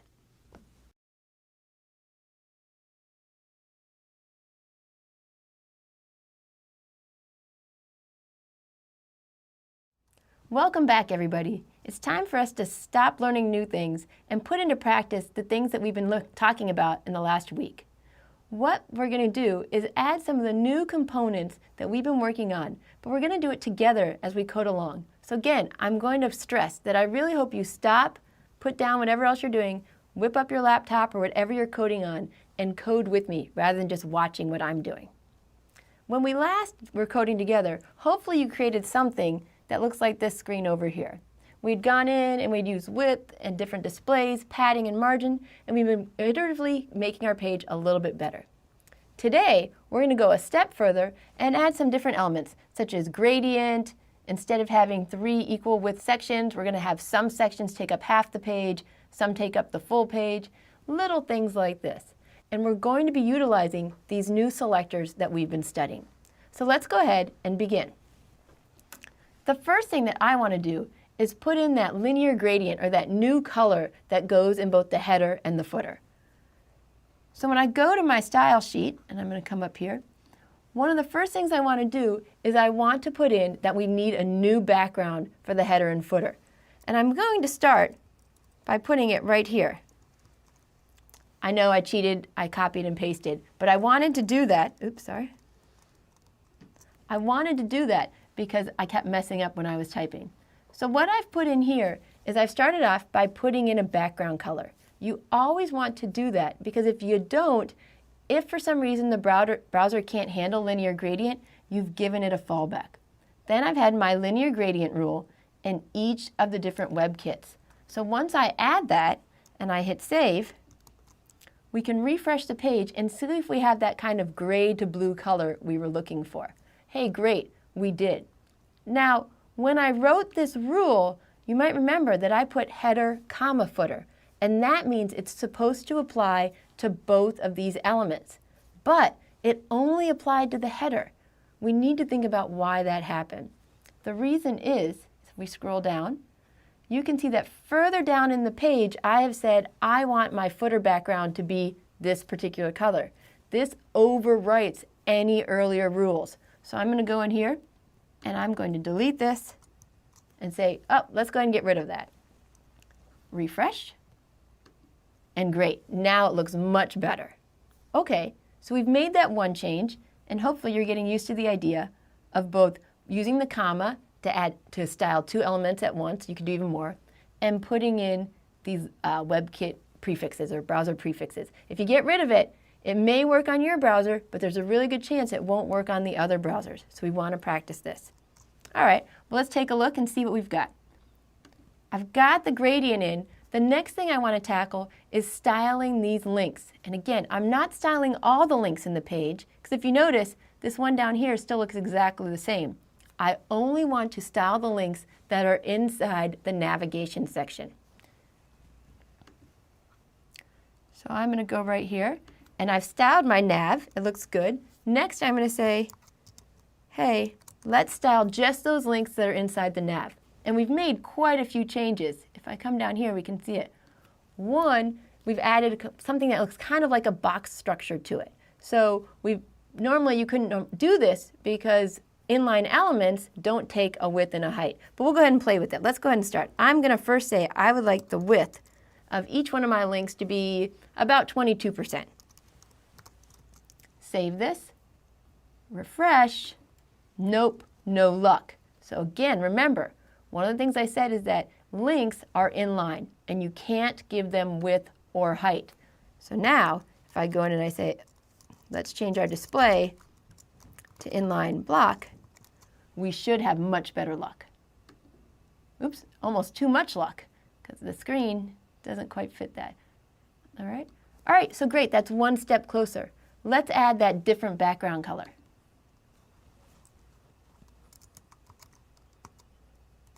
And I think I made it white. But you can use anything you want. Boom. We're definitely getting closer. Little tiny steps are getting us much, much closer. So the next thing I want to tackle as we try to change our page is this idea that some of the sections should take up half the screen, while some of the sections should go ahead and take up the whole width of the screen. And the way we're going to do that is by using classes. If you remember, classes are a way to style certain groups of elements in similar manners. So let's go ahead and see how we're going to do this. The first thing I need to do is make a new class. And this class is going to say, instead of all the sections taking up 30%, I want just some of them, I'm going to call them half, to take up about, let's say, 45% of the page. In this way, it's only going to pick up some of the sections, not all of them. If I refresh, it's not going to work yet because the problem is I got rid of my section styling and replaced it with this class. And nowhere in my HTML did I remember to reference the class. So for the first time, we're now going to go into our HTML file and start making some changes. I'm going to go here. I would like this one to only take up half the screen. So I'll say class equals half. And I would like this one take up half the screen. I've got that. We're not going to change the other one. So when I refresh, you can see that two of them are now next to each other.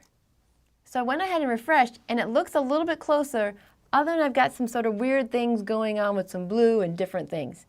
So this is because I've been using float. And if you remember, when you're using float, sometimes it causes things that are next to each other to be basically in positions you don't want them to be in.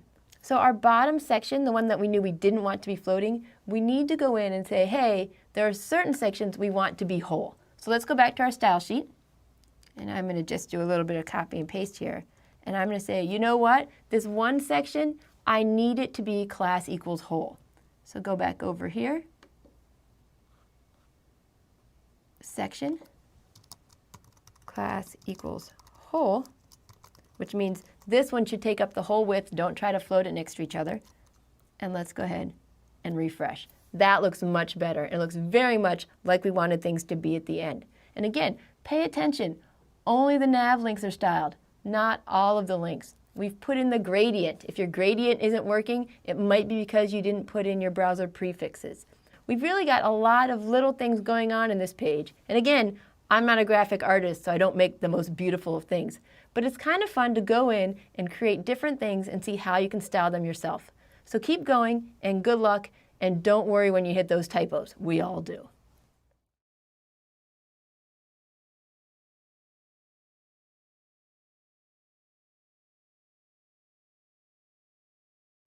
Hi, and welcome back as we go back and we talk about designing for accessibility once again. So, as I've been telling you more and more kind of cool, neat things, I sometimes feel the need to rein you back in and remind you of the basics of when you're designing your page. And part of that basics is that I want to remind you that the content of your page should be in your HTML. What I mean by that is that it can be really tempting to add content via colors, images, etc. Things that people may not be able to perceive, but you're not necessarily thinking about it when as a visual user, you're kind of bringing it in.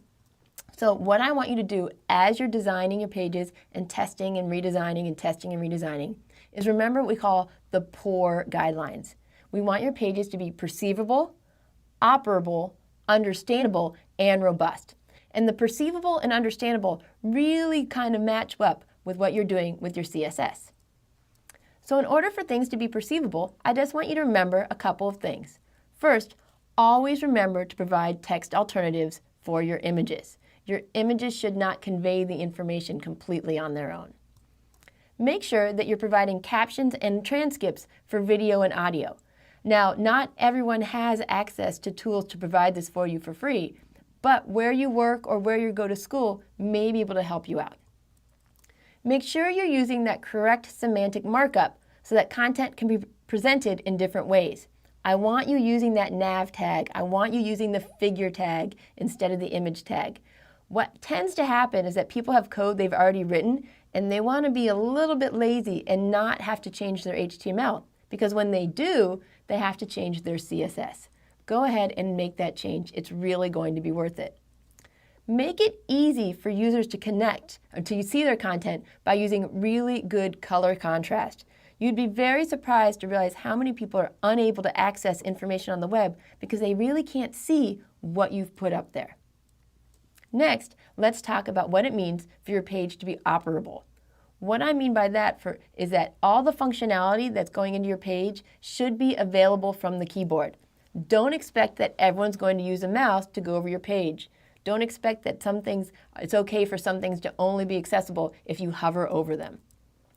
Users should have the control over all the timing and the limits. So if you have those videos and media, make sure you're putting it in that there's a control panel for them to turn things off, turn them down, rewind, etc. This is something that's actually important to me because I have family members who deal with this, is that you want to make sure that you don't have some sort of content that flashes all the time. I'm not talking about flash the software. I'm talking about things that are going to blink on the screen and the user doesn't have the control to turn it off. This can actually cause seizures. You want to provide ways to help users navigate through your page. Don't make it a puzzle where they have to kind of figure out how to get where they want to go. It's your job to make it as easy as possible for them to find content and figure out where they are on your page. Here's just a few quick examples of different ways that people sometimes access the web, whether it's with a pen stick, a keyboard, a remote, a kind of accessible keyboard, or even some sort of puff devices that they can use to navigate through the web. Next, let's talk about what I mean when a page is understandable. Typically, you want to keep your language short and sweet on your page. Unless you're an author and you're showing off your works, people are only going to spend a few seconds on your page. Make it easy for them to understand what you're trying to say. When you have text supplemented with illustrations, videos, and other formats where appropriate, you want to make sure that you're using good universal design, that people are able to access it. Navigation, information, structure, those should be really separate and discernible from your content. Make it easier for people to get away, get back to certain pages, etc. And finally, make your pages operate in predictable ways. This can be kind of a confusing thing to just talk about, but have you ever been to a website where you just can't quite figure out how to get back to the page you were three pages ago? Make it easy for people to get back. Finally, help users avoid and correct mistakes. It's up to you, not them, to figure out how to access the information. Finally, the R, the robust and the poor. Is your site functional across various technologies, a smartphone, screen reader, laptop, pen sticks? As you work with me and we go further on, we'll talk about responsive design in some later classes. And that's making sure that your page looks the best it can look on different screen sizes. But it's more than screen sizes. You also need to think about things like we said, the pen sticks and the screen readers. So there's going to be syntax errors that you might have in your code that don't affect what the page looks like to you. You've gone in, it looks great, you're like, I'm golden. You have to remember that those syntax errors can mess up other technology.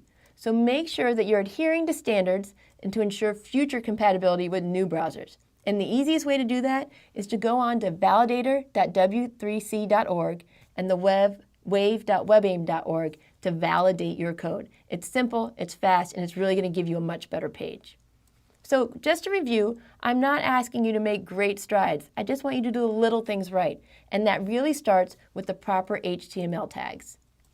Styling can actually make it harder for some people to access the information. So test, test, test. Have people look at your page, have them give you feedback. Don't take it personally. It's not about your coding. It's about really making a great product.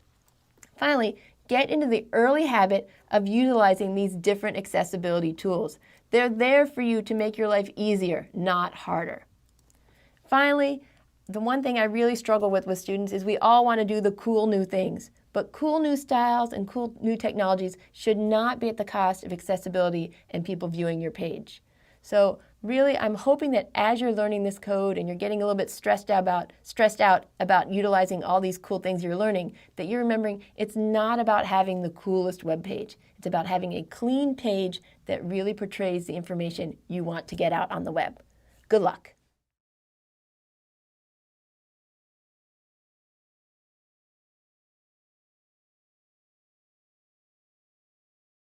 Hi everybody, welcome back. It's time for another homework example. What we're going to be doing this week is adding even more style to the pages that you started styling last week. So once again, the objective of this assignment is that I don't want you to be changing the HTML at all. I want you to either create a new style sheet or update last week's style sheet so that it can be used on 3 different HTML files. When you get started, it's very important that you've completed the first peer graded assignment. I'm going to assume that you have it done, and so when I talk in this video about the different changes I want you to make, you can either alter that previous homework assignment, or you really can start completely from scratch if you weren't happy with your earlier work.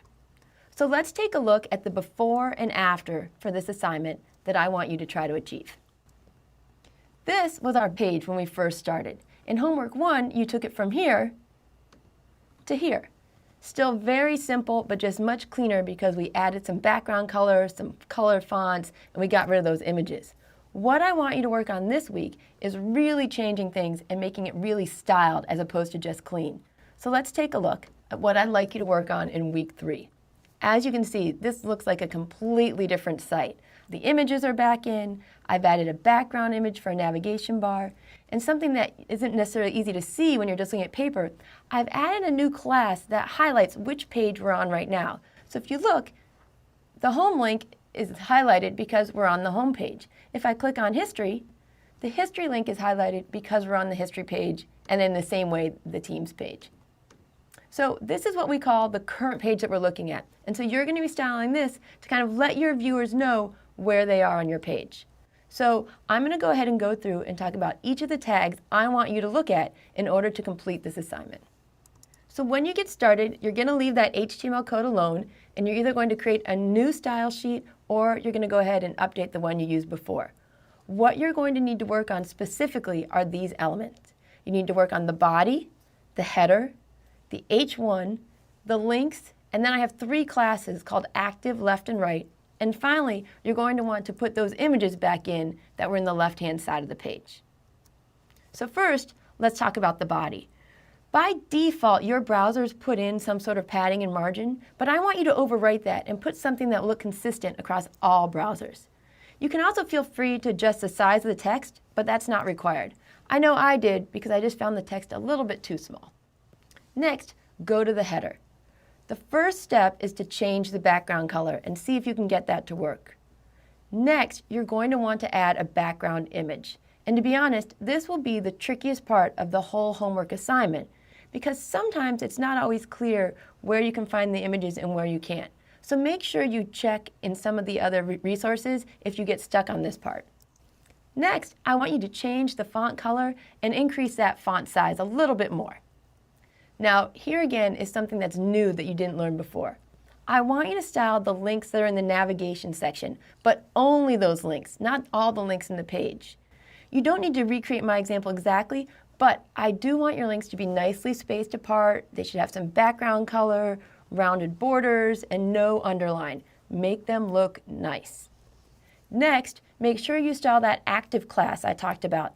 That's how people will be able to know which page they're looking at without having to look at the URL. Now, another thing that you're going to need to work on is this idea that our page has a left and a right class to it. Now, in order to get things to go next to each other, you're going to need to mess with the display and possibly float, depending on how you implement this. So make sure you change them so that they're side by side, and change that background color for the left class. You may have already done that in the previous homework, but if you didn't, make sure it gets done now.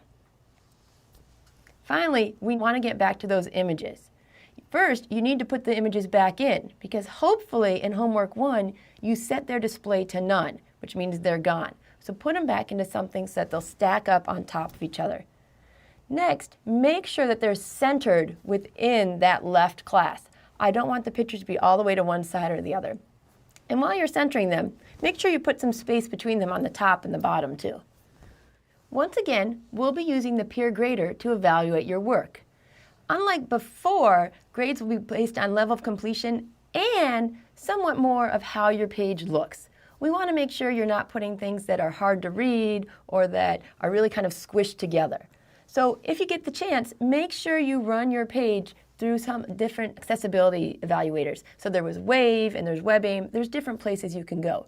But this is a really nice part about peer grading. Your peers can tell you whether or not things don't really have the best color contrast.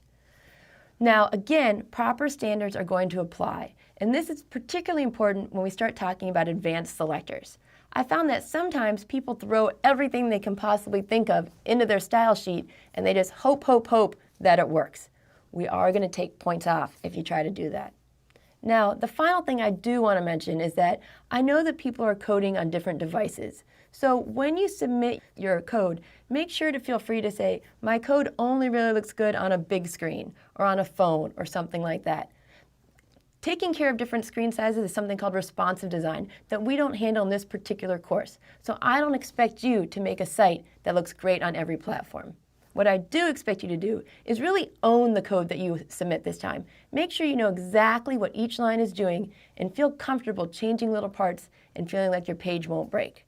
Again, if you run into problems, make sure you hit those discussion boards. Your classmates have been really helpful, and I want to really encourage that communication. Good luck.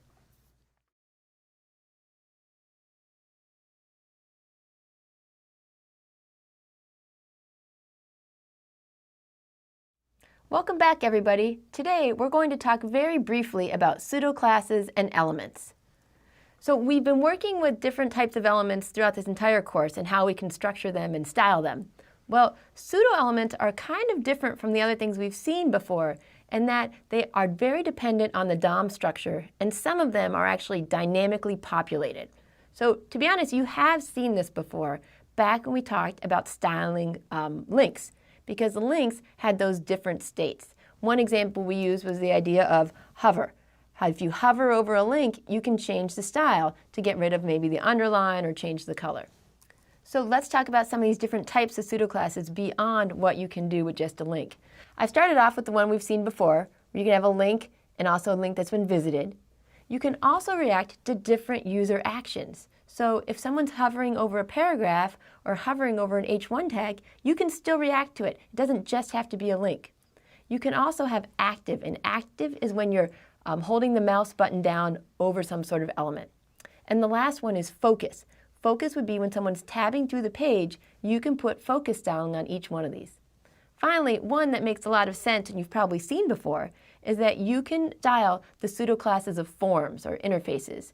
If the checkbox has been clicked or checked off, you can see that sometimes they make it yellow. Or if you've ever been to a site and you're not allowed to type something in until you type something above, higher in, they tend to gray it out. So the way you would go ahead and do this is you could say, you know what, if someone hovers over my paragraph, I want to just do a border. Border, 1 pixel.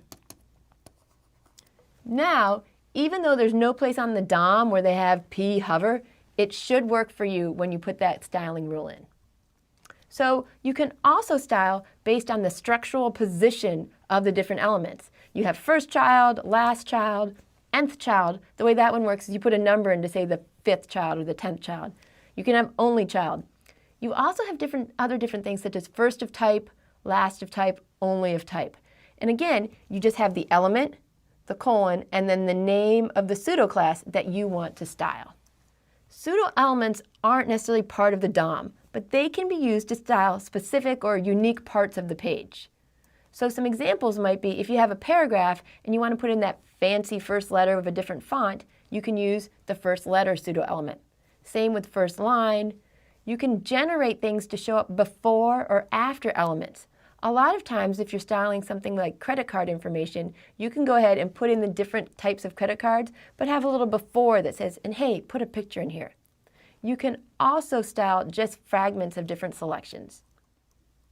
Now, I didn't give you much code when we went through here because really using pseudo classes and pseudo elements is very unique to the page that you're going to make. So later when we talk about tables, keep an eye out because I'm going to be using a lot of pseudo classes and pseudo elements in there. It's really important to realize that I'm not going to be able to cover every combination of everything we learn about, but I do want to give you the tools so that you can go out and investigate how you can add some cool new styles to your page. Good luck.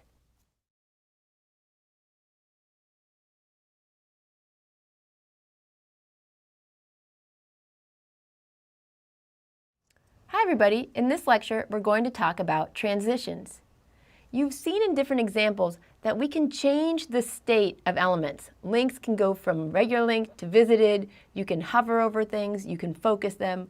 Well, what if you want to actually have a little bit of almost animation when you do these things? That's what we can use transitions for.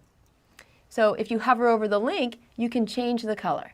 If an image comes into focus, meaning you've tabbed into it, you can change the size. And it's just these little tiny things that sometimes when you're making your page gives you that little bit of cool factor that you've been looking for to show that you're really starting to grasp these concepts. So let's get started. If you want to add transitions to your page, there's 4 properties that you're going to want to look at. The first is the actual transition property. What is it that you want to change? Do you want to change the size, the color, the position, all of them? What about the transition duration? How long should each transition last? They can happen very quickly, where people almost don't even notice it, or it can be really long and drawn out. The transition timing is it's a little bit odd, but it's this idea of if you're going to make something bigger, do you want to make it slowly bigger and linear all at the same time? Or do you want it to ease in or ease out? You can actually change what speed it's doing the different things. Transition delay is, do you want me to wait? Should the browser wait before it starts the transition? If somebody's hovering, do you want them to hover for 2 seconds before you go on? You might want to think about this because sometimes when people are looking at your page, they've just got the mouse going all over, and you don't want to have them looking at the transitions unless they really mean to be focusing in on that one element. All right, so let's go ahead and get started. If you want to use transitions, the first thing you need to do is just what you've been doing all along. Define your element and say what style you want it to have when you first load the page. Next, you want to choose which elements you want to transition. So you may have styled it with background color, color, width, and height. You don't necessarily want to change all of those things when you go into your transition. So pick the ones that you do want to change. Third, define the new values for those elements. And this is important. You need to combine this step with a pseudo class. It needs to be along with a hover or a focus or an active. So let's look at some code just on the screen, and then I'll run you through an actual example. So here, I went ahead and I defined a div to just have color, background, line height, width height, all the typical things. If you notice, the border radius is pretty small. It's only 6 pixels. Next, I went in and I said, you know what? I'm going to go ahead and define each one of these properties. So my properties I want to change are going to be color, width, background, and border radius. This is kind of a lot, but I wanted a big example. You can say I want it to take half a second. I want it to all be pretty much the same change, and I want you to wait a half a second before you start that transition. The last step, the one that had to do with the pseudo class, was adding the div hover and giving the new values that I want everything to be. So instead of being black, I want to switch it to white. Instead of the width being 250 pixels, I want it to be 350, different background color, and a much bigger border radius. All right, so let's go ahead and look at an example that I have already coded up to show you. So in this example, I've used an internal style sheet, partly because the entire bulk of my HTML is right down here. All I have is one div. How I've styled it is to say that from now on, when someone hovers over this div, I want you to change the color, width, background, and border radius.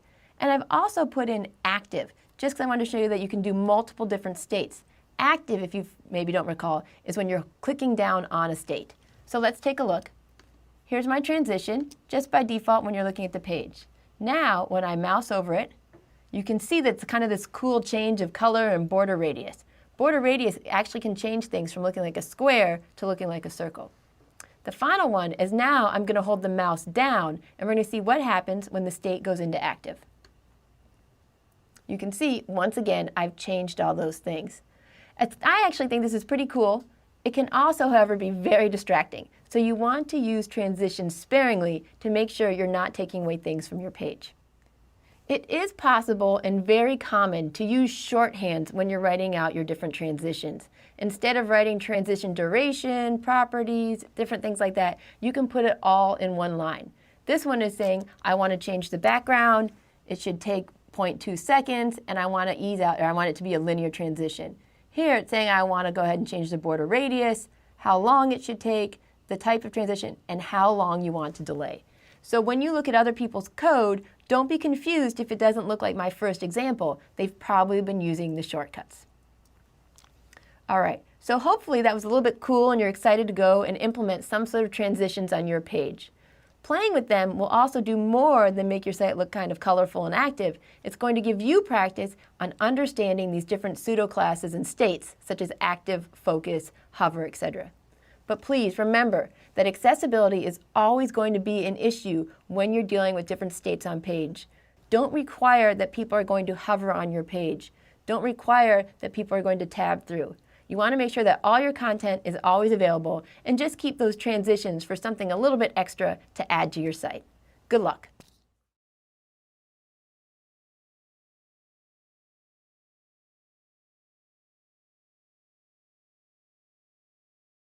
Hello everyone. Today we're going to talk briefly about transforms. Transforms are very similar to transitions in that they provide another option for us changing the appearance of elements that are on our page. So we can change things in both a two-dimensional manner and a three-dimensional manner as people are looking at your site. So let's look at some of the two-dimensional transform options. We're going to talk about translate, rotate, scale, skew, and matrix, and how each one of these can work within your CSS3. The first option I'm going to show you is translate. What translate will do is that you can give it two values, I've called them x and y, and depending on those values, you can move the element to the left and right or up and down. If x is positive, you move off to the right. If it's negative, you move to the left. With y, if it's positive, you move down, and if it's negative, you move up. So let's look at an actual example to make it a little bit more clear. Here, I've got this nice blue element, and what I'm about to say is that I want to translate it 175. So you're going to expect to see it move off to the right and down a little bit. So you can see, again, it's hard to really tell when things go up and down, but if you look at the margins, we've almost effectively increased the margins. The next option is rotate. And when you rotate something, you're rotating, or I kind of like to think of it as spinning the element a certain number of degrees. You don't see the spin, you just see the result, or what it would look like at the end. So here, I have another element, and I'm going to tell it to rotate by 30 degrees. So from here to here. Now it's really important that you remember to put the DEG. If you just put 30, many of the browsers are not going to have that work. In fact, most of them won't. So make sure you give it the degrees you want it to turn, some sort of number, 30, 90, 80, and then use degree. Next, let's talk about scale. And scale is just a fancy way of saying, let's make it wider or taller. So again, you give it two numbers, and that's how much you want to change the width and the height of an element. So here I have a smaller block, and I've decided I'd like to make it 2 times as wide and 3 times as high. Here's the new element after the transform scale. Skew is very hard for me to explain what it does, and it's even harder to do it because I always forget my left and rights when I'm looking at the camera. So again, you're going to want to play with this one and look at some of the examples. What you're doing is you're rotating the element a certain number of degrees around the x angle and a certain number of degrees around the y angle. So here, I'm going to show you a skew 30 degrees by 15 degrees.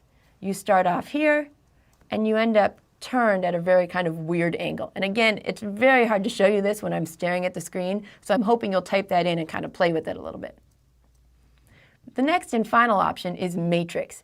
And when you use the matrix, you can combine all of the 2D transform methods into one command at once. I never use this because I find it far too confusing to remember which ones scale, which ones rotate, which ones skew. So unless you feel really confident with your CSS3, I would avoid using matrix and go ahead and use each of the other individual transforms one at a time. So the other ones that we just talked about were two-dimensional transforms. We can also do three-dimensional transforms, and they're very similar to the ones we just talked about. So for instance, with rotate, now instead of just rotating along the x or y axis, we can also rotate around the z dimension as well. So if you wanted to use a 3D rotate, your options now are transform rotate y, how many degrees, rotate x, rotate z, or you can actually say rotate 3D and give it numbers along every single dimension. I rarely use the 3D dimensions, but we do have the options. We have the rotate, we have the scale, and we have the translate. And they can really do some really interesting things with how you want your elements to look. When it comes time to use transforms, there's a few things to think about. Typically, when you use transforms, you're going to use them with state changes. If you remember, that means you might have a transform happen when you do an on hover, or an on focus, or an on active. If you're really just trying to change what an element looks like right from the start and leave it that way, you may want to think about just taking pictures and messing with the pictures and doing things offline. It's faster and it doesn't use up as much bandwidth. However, it's a cool way to kind of play with things and gain confidence with your CSS. Of course, with so many things we've been learning in this class, it's important to remember that you'll often require browser prefixes to get transforms to work. So one more tool in your tool belt for learning how to do something exciting with your page. I know that I didn't do my normal example here, but the next video is going to show an example using transitions, transforms, and some of the other things we've been learning all along. I hope you'll take a look at it and feel a little bit more confident about what we just learned with transforms. Good luck.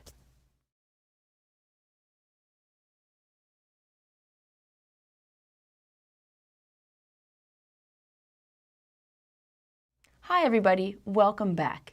In the past, we've done code together segments where I've coded, you've coded along with me, and we've made lots of little mistakes together. Today, I really want to do a code review instead.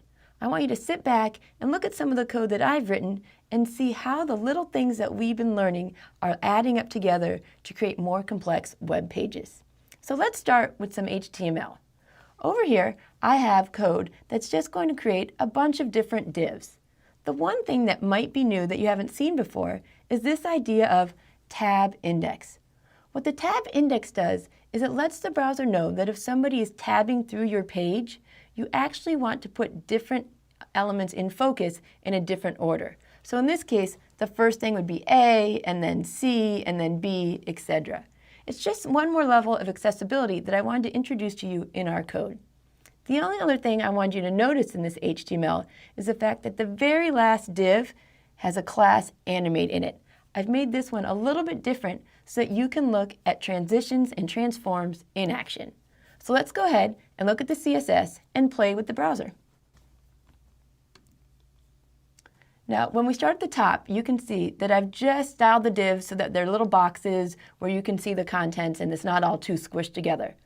The one thing that you may not have used yet yourself in your code is this idea of transition 2 seconds ease. This is going to let the browser know that when we change states, we want to take about 2 seconds and ease it in. But first, let's look at the focus. In my focus, I say change the background color.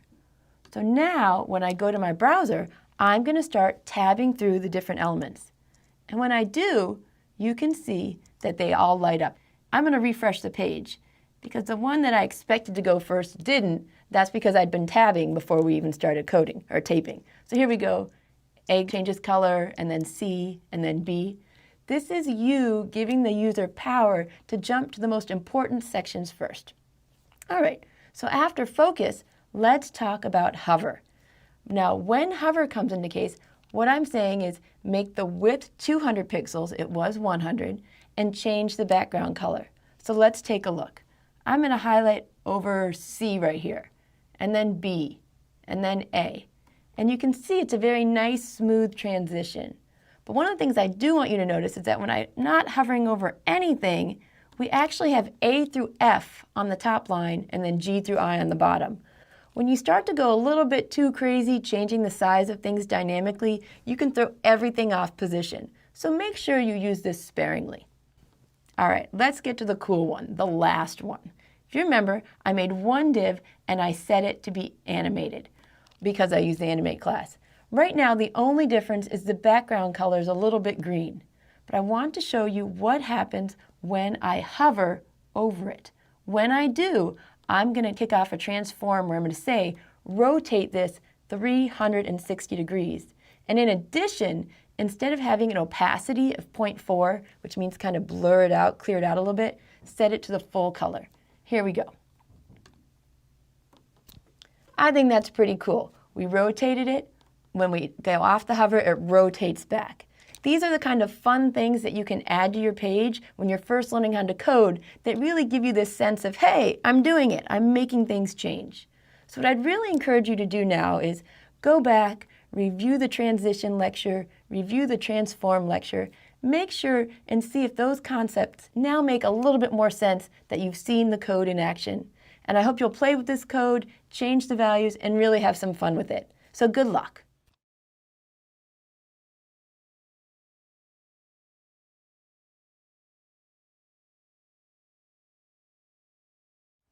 Hi everybody, welcome back. Today we're going to be talking about positioning elements in your web page. So trying to lay out your page in your coding is probably going to be one of the most time-consuming and potentially frustrating things that you're going to do in this entire course. And that's one reason why I've left almost this entire week for us to practice laying things out on your page. The ideas themselves are very simple and straightforward, but it's the putting them together as you add more and more to your page where things can get a little bit tricky. So let's begin talking about the different positioning elements, or the different positioning properties that you can use. Okay? The 4 position properties are static, relative, absolute, and fixed. And for the most part, they're very different. How they work together, or how they work, is that each one of these can also be modified by properties such as top, right, bottom, and left.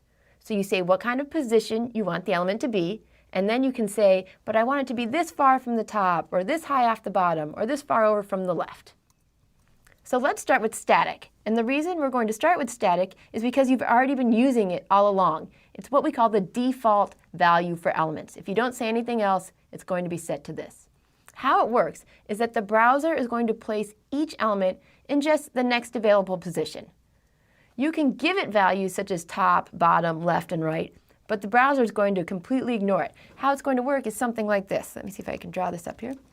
Is you've got your screen, and then it's time to start adding things to your page, and the browser goes, oh, well, this is span, so it fits right here, and the next one's span, so it fits right here. Oh, she's got something that's block, so I need to go down here. So as you add, it just starts at the top and works its way across and then down. But we can go beyond that. We can change how the browser positions things. And one of the ways we can do that is to use position relative. And when I say relative, I mean relative to itself. Where would it go? All right, let's scooch it over a little bit. It's basically very similar to the static position, but now you get to add these offsets. The new positioning, the new place that we put the element, it's not going to affect any of its neighbors. Instead, what it may do is kind of leave holes where the browser thought it should have been in the first place. Usually, relatively positioned elements are used as containers or blocks for other elements. So let me just show you another quick example here. Turn this on.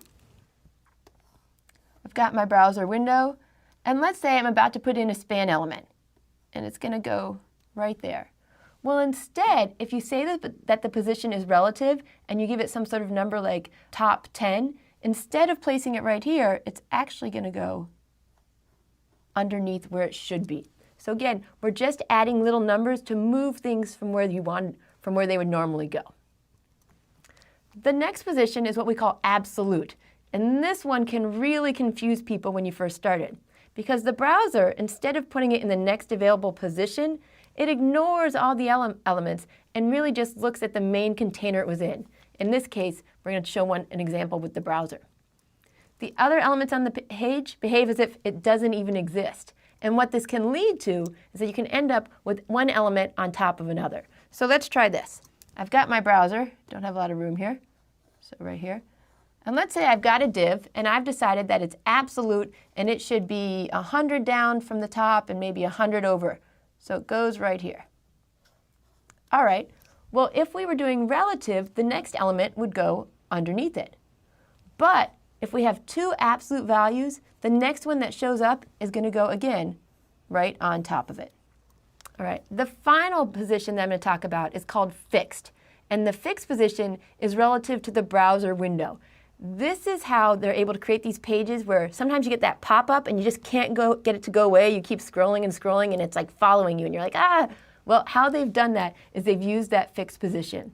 That element is not going to move even if the window is scrolled. Just so you know, if you're using some sort of older browser, you're trying to design for Internet Explorer 7 or 8, this only works if you're using an HTML5 doc type. So again, when you think of the fixed position, think of pop-up boxes that just won't go away. Or you might want to also think of it as something more useful, which is when you're on a page and you might have that navigation bar that's on the top, and as you scroll through the page, you don't have to scroll back up to see the navigation bar because it's always just there. So let's go ahead and look at an example where I've got some different elements that use the different position properties. Okay, I'm about to show you a page where I've gone in and I've put a couple elements, just 2 divs and a couple paragraphs.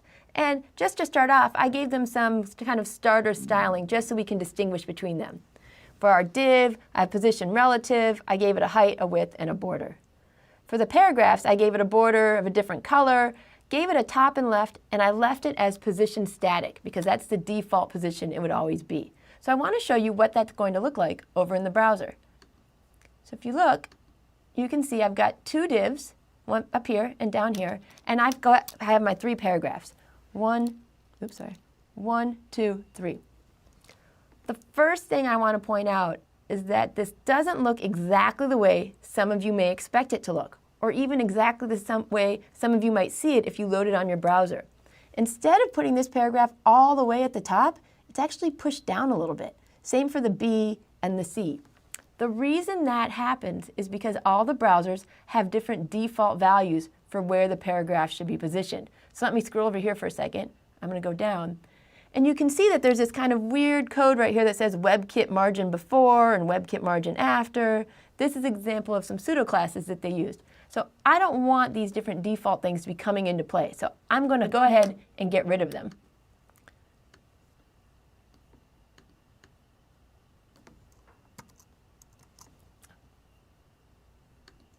After I comment those out, or comment that back in, I refresh, and now we've got our A, B, and C. So again, A, B, and C are all relative. You're telling the browser, just put it in the next available space. So let's see what's going to happen now if I change my elements from relative to static. Or sorry, from static to relative. And you can see that they've moved over. And the reason they moved over is that I gave it the values of top 100 and left 100. Go down, push on over. If I change this to 50, oops, 59, that'll work. You can see it doesn't move over quite as much. So static, just go in the first place you can. Relative, go in the first place you can, but go ahead and you can tell it if you want it to move over a little bit in either direction. The next one that we're going to do is absolute. Maybe. There we go. So now I want you to notice something. That A and that B, they're on top of each other. Because you said, I want you to be 100 pixels down and 59 pixels off from the side of the container element. In this case, it's that div. So this is kind of odd because, they're right on top of each other and it's all kind of mixed together. There are circumstances where you will want things to be on top of each other. Maybe one of them will be visible and one of them will be hidden, and you're going to change dynamically. But this is what happens with absolute. Now, if I scroll, I'm going to make this screen a little bit smaller, and I scroll, you can see that the A and the B, they do scroll away. And of course, I did this example because I wanted to show you that if I switch this to fixed now, instead of saying position the element relative to its parent, it's saying position this element relative to the entire browser. So now everything's on top of each other. And if I try to scroll away, it doesn't work. It stays right there. Okay? So again, it's static, relative, absolute, and fixed. And I want you to play with these and know your options before you start laying out your code by hand. Now, one of the things I showed you is that it's possible for multiple elements to be placed in the same position or on top of each other. And there's a way to deal with that if you don't like the ordering that they're showing up. And that's called the z-index. The z-index is just basically just a number value. It's either positive or negative that tells the browser kind of your stacking order. So if you have something and you're really sure you want to make sure it's always on top, you'd go ahead and put something like 100 on it. If you didn't really care, you could give it a negative 100. And this is the way that people can go ahead and position the elements to be a little bit more dynamic later on when we add some JavaScript or different things like that. So the z-index is something that not a lot of people code with, but it's really helpful when you're using inspect element if there's something below and you want to see what it looks like on top. So let's go ahead and review. Positioning your element is the key to creating the layouts that you want to have. And this is especially important if you're worried about your site looking good on a small screen, a big screen, etc. So proper planning is going to make this much easier for you when it comes time to code up your page. But really, the most important thing you can do right now is go online, find those tutorials or different references where they talk about positioning, and play with it until you're feeling a little bit more comfortable with how each of these work. Good luck.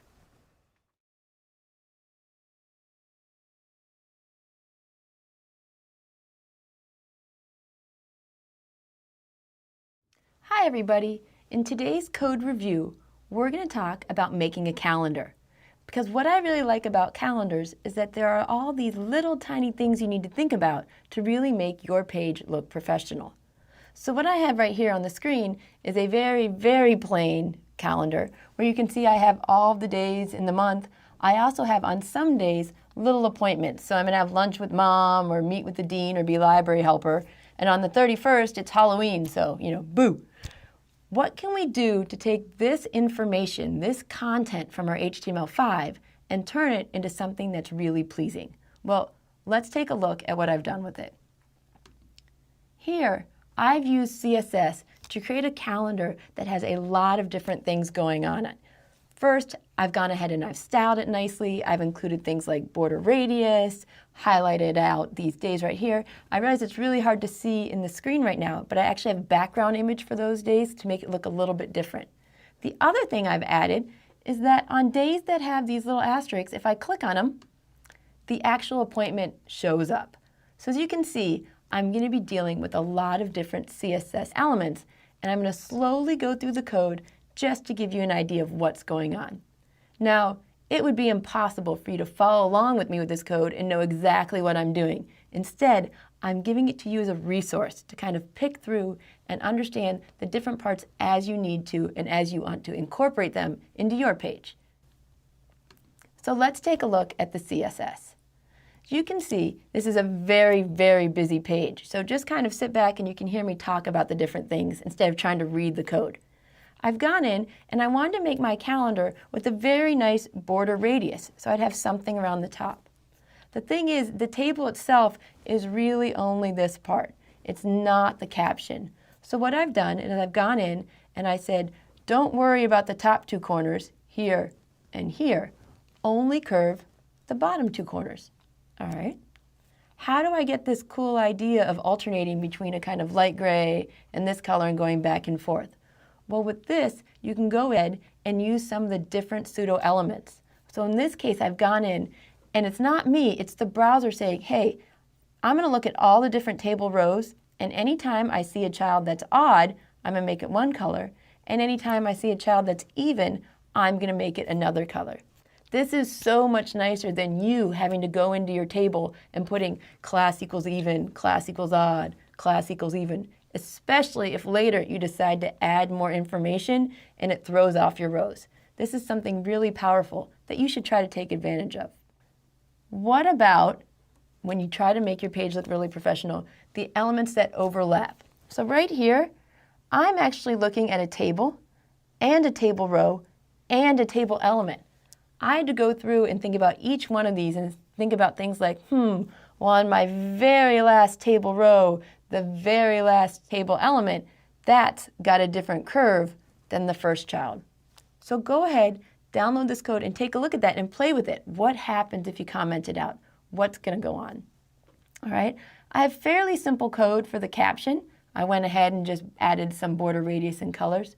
What I really want to show you is this whole idea of when you want to hide things.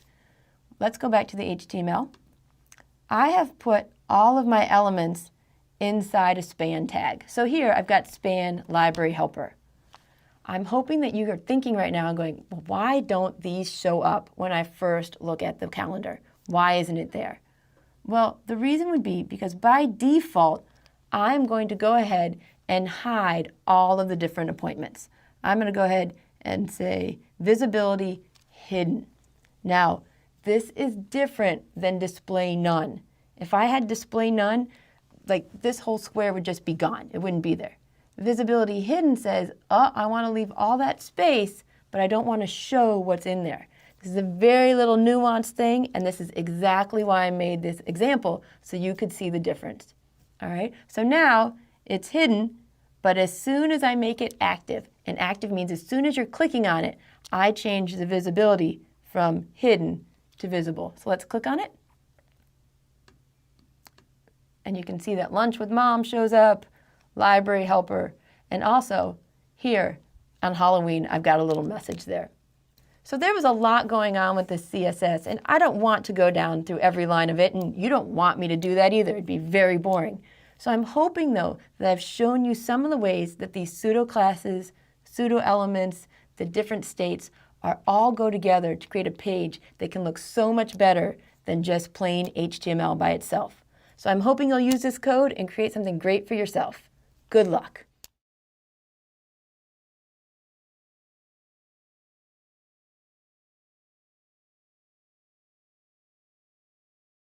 Hi everybody, welcome back. Since it's week 4 and you're working on your final project, what I want to do is kind of show you some of the different options that you can use when you're styling your pages. And in this video, I want to show you what happens when you try to make a vertical navigation bar. So over here in my browser, I have what the page is going to look like when we're done. But let's go ahead and I'll hit refresh and first see what it would look like if I tried to make a navigation bar using 4 simple links.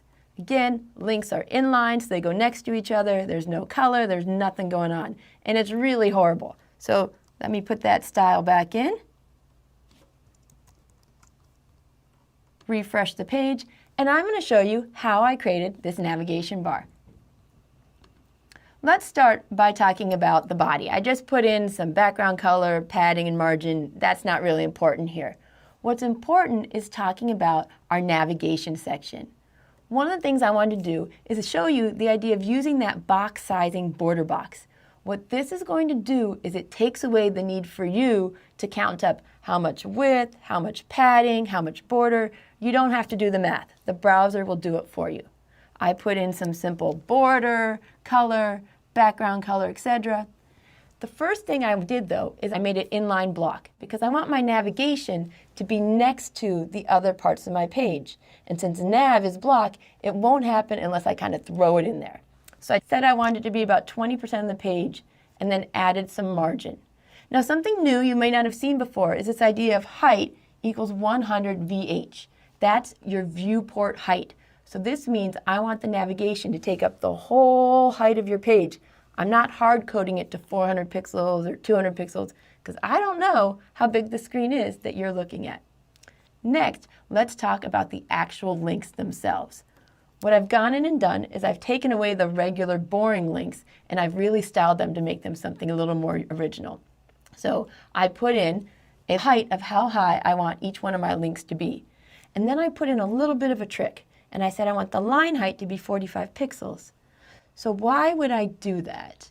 The reason would be I want to center home, photos, or I want to center the words within it, and this is how I can do it.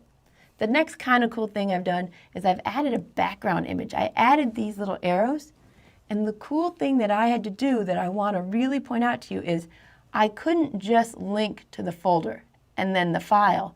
Because of the way I set up my code, first I need to say, I know I'm in the CSS folder right now, so I'm going to go back up to my main folder and then find images. This is confusing for you, don't worry. It's a brand new concept, but it's something that a lot of you are going to run into as you try to link images from your style sheet. All right. The last thing I did was just add in a little padding so there's room for the picture and then add some margin. So using these different things we've already talked about, position, display, line height, background URLs, we were able to make something that I think looks really cool for a simple vertical navigation bar. Go ahead and try it. Good luck.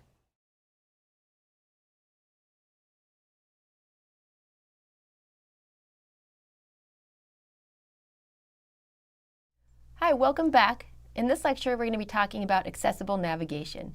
I know that this course is mostly about CSS, but I always like to pop in and remind you of the different things you need to think about as you're styling your pages. All right. Navigation is really the most critical aspect of accessibility. If people can't navigate through your page and get to the content they really need to get to, then you've really just wasted their time and some of yours. So sighted users have these kind of tried and true things that they look for on a page. They know what a search box is, they know where the banner usually goes, where the main navigation is, and it's not surprising to them that often the main content, or what we call the content well, is hidden down lower in a page. And we know this because we can see it just as soon as we open up the browser. But for blind or low vision users, they really need to rely on proper coding of the page in order to get to what they want to get to.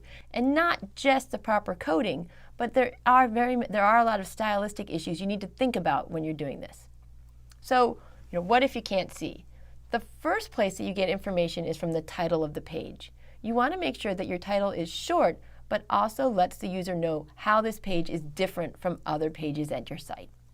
Next, the proper heading placement and kind of this hierarchy allows screen users to skip the different navigational links and get directly to what they're looking for. I think you've all been to sites where it feels like you need to go to one place and then you follow another and you follow another, and this can be really annoying and irritating, especially so if it's really important that your mouse is on just the right spot. So we want to make sure that we let screen readers and other users skip right to where they want to go. We also want to think about your links. because when you have the links to the different sites in your page, those descriptions are all that people have going for them. So you don't want to use click me, follow me here. You want to give good information in those link descriptions. Next, we need to talk about proper heading hierarchy. All right?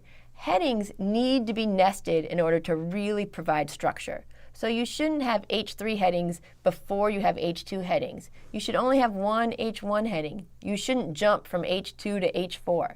Instead, you really want to follow a certain kind of order so that people can realize that there is meaning behind your page. So here's an example right here.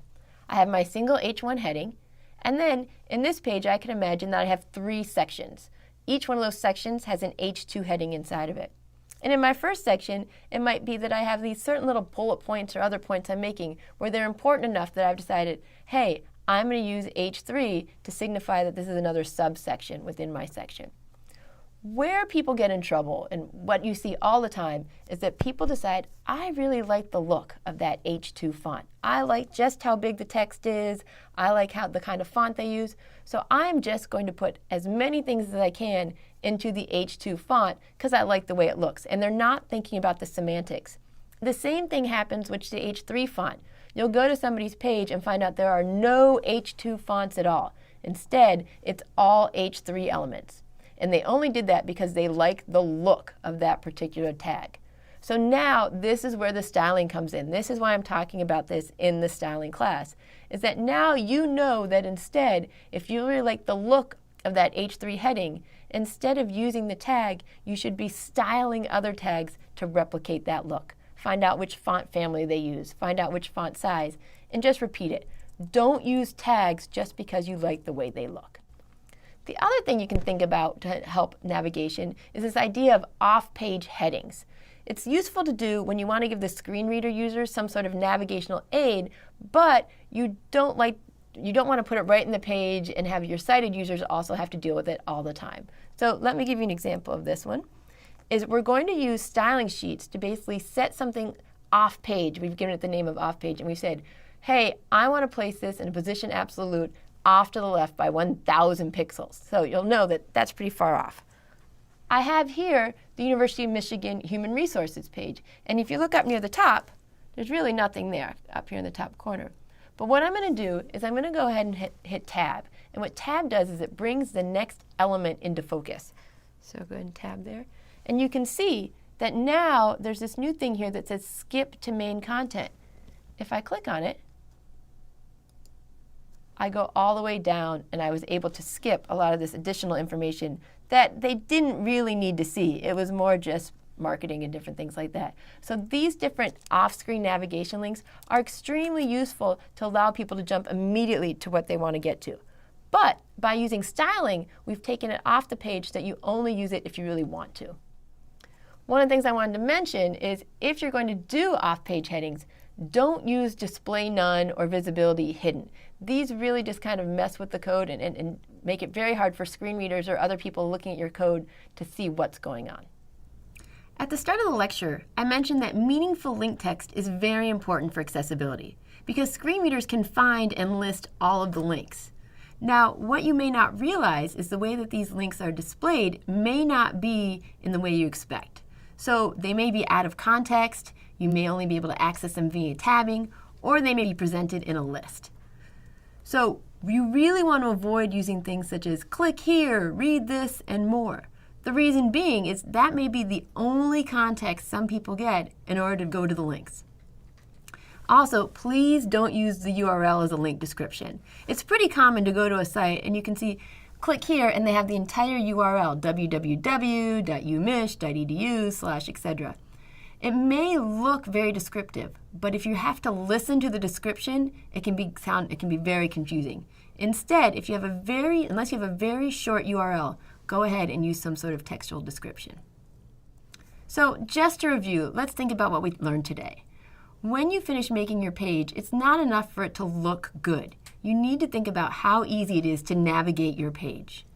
Think about what would happen if the colors weren't there, or if somebody could only navigate through your page with a mouse. So I'm going to show you really quickly what I'm talking about here. Here's an old page of mine, and at the bottom I have the University of Michigan. I just want to show you what happens when I take away the style. The page now, you can't even see the text anymore. These are the kind of small things that you would never notice unless you checked your page both with and without styling. So when you plan your page, make sure you're planning for everyone. Make great use of headings, make great use of link text, and make sure that you're giving people the tools they need to navigate your page successfully. Thanks.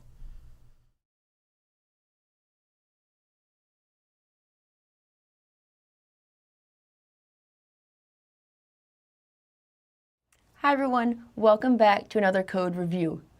Earlier, I created a navigation bar that worked vertically. It went up and down. Today, I just want to show you how you can use the same HTML code but create a horizontal navigation bar instead. So let's take a look. I want to go to something that looks a little bit more like this. And not only have I gone to a horizontal navigation bar, I want to show you an example of showing which page is the one we're currently looking at. So if you notice, in the navigation bar, the Photos link looks a little bit different from the others. It's very common to do this to kind of indicate to people this is the page that you're looking at right now. So let's take a look at the CSS and see how I've taken plain HTML and turned it into something where I have a nicely styled navigation bar. All right. We start off by saying, you know what? We want to style all of the links that are in the navigation bar. I don't want to style all the links. Instead, I want to indicate just the links that are inside nav. And once we do that, it was fairly simple for me to go ahead and put in that I want a certain height, a certain background color, a certain text decoration. One of the things I added here was a border radius.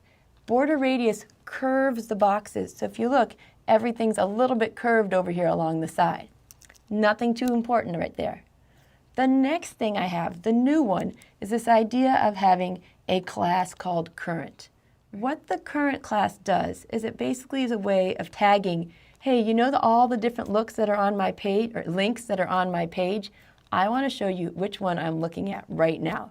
And all I did here was I went and I set it so I have a different background color. All right, so it was fairly straightforward to create this horizontal navigation bar as long as you're very careful about spacing things out. So once again, I just want to show you that things like padding and margin are very important and they're very additive.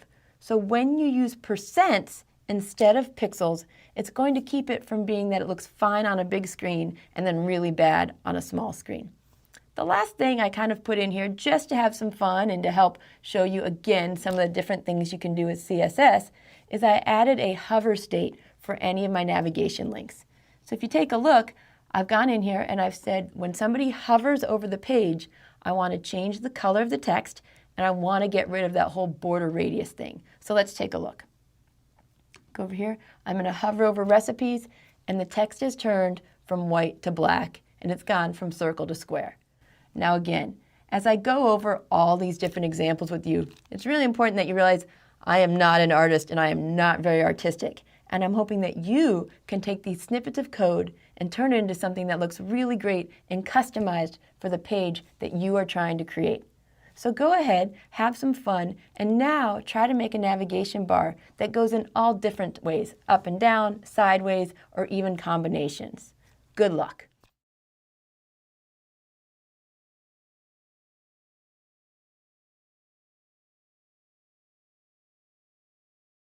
Hi, welcome back. Guess what? We're going to do another and our final navigation bar together in this code review. This one, though, is a little bit different, not only for the way we've set things up, but because I want to talk to you about the accessibility of how many people make their navigation bars. The new way I've used this way is to create your navigation links as part of lists. So you can see we already have it a little bit different over here. I've got an unordered list with 1, 2, 3, 4 list items, and some of those list items have unordered lists themselves. So while this is very common, there are some usability issues when you realize, are these really lists? Because if not, that's a semantic tag we're using that we may want to avoid. But it's so common, I want to show it to you and let you play with it and make your own decisions. The other issue when we make this drop-down navigation bar has to do with the accessibility of people being able to hover over certain things that you want to activate. I think we've all been there where we've been on a web page and we're trying to hover over something to click a link and it keeps popping away because our hand is too shaky or we have to hover over 3 things at the same time. So again, while this is a technique I want to share with you and help you to understand, I hope that you'll make sure that any applications you do your best to make sure it's as accessible as possible. So again, let's start with this plain, kind of boring HTML code and see if we can't get it to look like something a little bit more exciting. What we have here now is a horizontal navigation bar that's going to have drop-down elements. So when I go over home, there's nothing extra to see. But when I go over pictures, you can see that I have 3 additional links I can try to do. And same with recipes, and contact again is all by itself. So how did I do this? How did I have it so that 2015, 14, and 13 don't show up unless I'm hovering? And the same with the recipes. Let's take a look. All right, I'm going to skip the body and the navigation because I think you know how to do all this. Instead, let's talk about the different lists themselves. List items themselves and the links. So what I've done is I've gone in here, kind of so you can see both at the same time, and it's very faint, and I wish I had made a different color now, but I have a border between each one of these options. Now, it would have looked a little bit weird for me to have a border right here along the side. So what I needed to do is I went in and I said, you know what, for that last list item, the very last one, let's not put a border in. It's these little tiny tweaks that you can put in your code to make it look a little bit more professional. We also don't want borders on the sub-items, right? Because there's nothing. Since those are block, we don't need borders on the side. So I did the same thing over here where I said, you know what? I don't want to use any borders over here.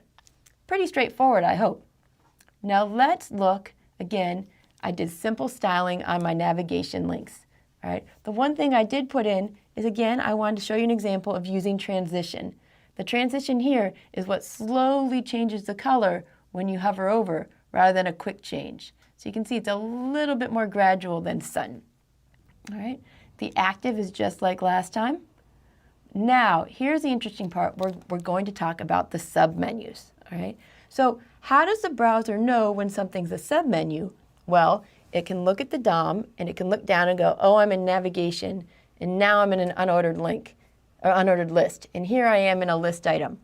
If it finds another list item lower down, it's kind of chaining down, it knows, oh, I'm in a submenu. So right here, it knows I'm in the nav, I'm inside of a list, and I just found an unordered list inside of there. So how we have it set up so that it doesn't show at the beginning is that I've set the position to absolute, and I've set the display to none. So it's not going to show up by default, not going to happen. Okay? So how do I get it so that it suddenly does show up if we want to do something along that line? Well, we want to find out how to change it here.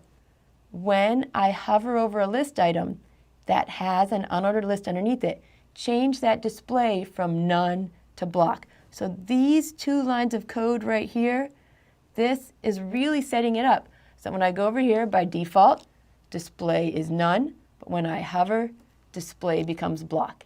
It's a very simple, very short code, very powerful concept to understand. So I've shown you a few different ways that you can style your navigation bars. We have horizontal, we have vertical, we have drop down. I really hope that you'll pick one that you feel the most comfortable with, or actually really the most excited about, and create one for your final project here in the CSS class. Don't worry if you run into problems, post to the discussion board, go online and look up answers. But what I really hope is that you can create something that you're proud of that is both beautiful and accessible. Good luck.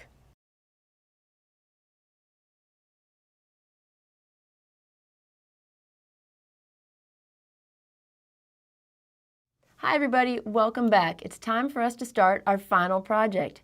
I'm really hoping by the time you're done with this, you're going to have something that you feel really proud of and that you'll want to share. Again, our objective is that we're going to write one style sheet and style 3 different HTML files. Now, when you get started, I'm going to assume that you have the second peer-graded assignment done. You can feel free to alter that as much as you want, but I need to know that those changes are completed. All right, so let me show you our befores and our afters for where we're going with this final project.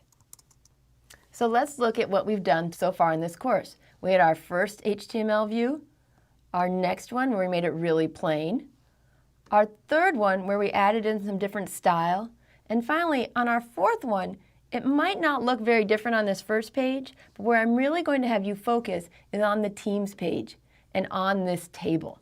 You'll be able to see that I have really gone out and put a lot of styling into this table. And the reason I picked tables is because this will be a chance for us to go in and use those pseudo classes, use those pseudo elements, use some gradients, all those little things that can be a little bit difficult to achieve, but once you've got it done, it looks really good. So let's talk about each one of these little parts. So once again, just a little reminder, make a single style sheet. I don't want a different style sheet for each page. You want one that's going to cover everybody. And we're going to be using pseudo elements and pseudo classes. So if you seem a little bit confused about that, don't forget, we've got slides that cover this as well as some of our code together examples. So let's start with the table because that's the bulk of the page. At the very minimum, I want you to go ahead and style the font, the width, and the margin. Now when you style the font, there are a lot of different options you can look at. You can have different font families, you can change the size, the weight, and the line height. One of the reasons I recommend line height is that when you do that, it's much easier to center the text within the rows if you've made the line height the same as the text size. For your width, I don't want your table to take up the whole page. I want to take up somewhere probably between 75 and 90%. And one of the reasons I want you to do that is because I want you to center the table. I want you to play with that margin property and figure out how you can take up just the right amount of space and put it right where you want it. Next, we're going to look at the table heading. So the table heading looks a little bit different from the other rows, and it really has that important semantic meaning. So by using the table heading tags, we're going to be able to kind of double up on this idea that we're styling it differently and it means something different. So first, change the background color. Once you get that to work, I want you to try putting in a gradient background color. Now don't forget, in order to use gradient, you're going to need to put in some browser prefixes. Next, add a border, but I only want you to round the top 2 corners, not the whole thing. And then also, make the bottom border thicker. Finally, when you're done with this, go ahead and add just at least one other property, something that you think would look cool. Once you have the table heading done, let's go ahead and put in some styling for the table rows. The first thing I want you to do, and there's a reason for this, is I want you to set the opacity of the table rows to some value of about 0.8, somewhere around there, where you can still read the text, but it's a little bit faded out. Next, I want you to make sure that the first column of every table row is left aligned and the other 2 are centered. Now, you may do this styling within your table row elements, or you may be doing it within the table elements, those TDs. It really depends upon how you jump in and try to style this. Finally, I want you to go ahead and put in another pseudo class where when someone hovers over any of the rows, it's going to change from a kind of faded out to a darker color. And I'm going to show you an example of that before I go on. So if you notice in this table, the text is a little bit faded out from being solid black font color. So that's where the opacity comes in. Now, when I hover over each team name, you'll see that the font gets a little bit darker. I didn't change the font color here. I didn't change the font family or the type or anything like that. Instead, what I changed is the opacity to set it to 1. So now, when my hover goes off, it goes back to that original kind of faded out value. Each of the table elements could take any amount of styling that you want to give it. But what I do want to see you do is I want to see you style the padding, the font color and background color, and I want you to set the border radius to 2 pixels. You would never be able to see that kind of indistinguishable or subtle difference on the table, so I want you to put it in just so when I tell you to do it, you notice that there is an actual change there. Finally, this would be a great chance for you to do something that I haven't covered myself. Part of being a web designer is learning to go out there and search for different properties that you can play with. So I would encourage you to go out and look at text shadow. It's something I use in my example, so if you really want to try to replicate it, go ahead and try to use it yourself. Once again, we'll be using peer grading for this assignment. And grades will be based on both level of completion and some level of aesthetics. Proper coding standards are always going to apply, but you can specify your preferred screen size. So if somebody decides to take your CSS and apply it to the HTML, you can let them know this really looks best on a large screen or a small mobile device. Now, there are actually many, many ways that you could change this style sheet around. And so I don't want you worrying about hitting off every single standard. But if you do decide to do something a little crazy, a little different, and something that other people might not understand, I really recommend that you put that near the bottom of your style sheet so that people looking at your code can really focus on the actual requirements and then afterwards be amazed at your really cool innovations. So I'm hoping that this is something that will really help solidify your understanding of CSS. If you run into problems, you should feel free to use the discussion boards and really ask people anything that you're not quite sure on, or just share something cool that you got to work. Good luck.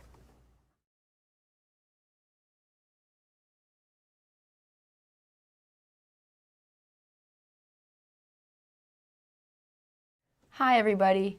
I am so happy to say congratulations that you've made it this far in the class and that you've hopefully completed the final project.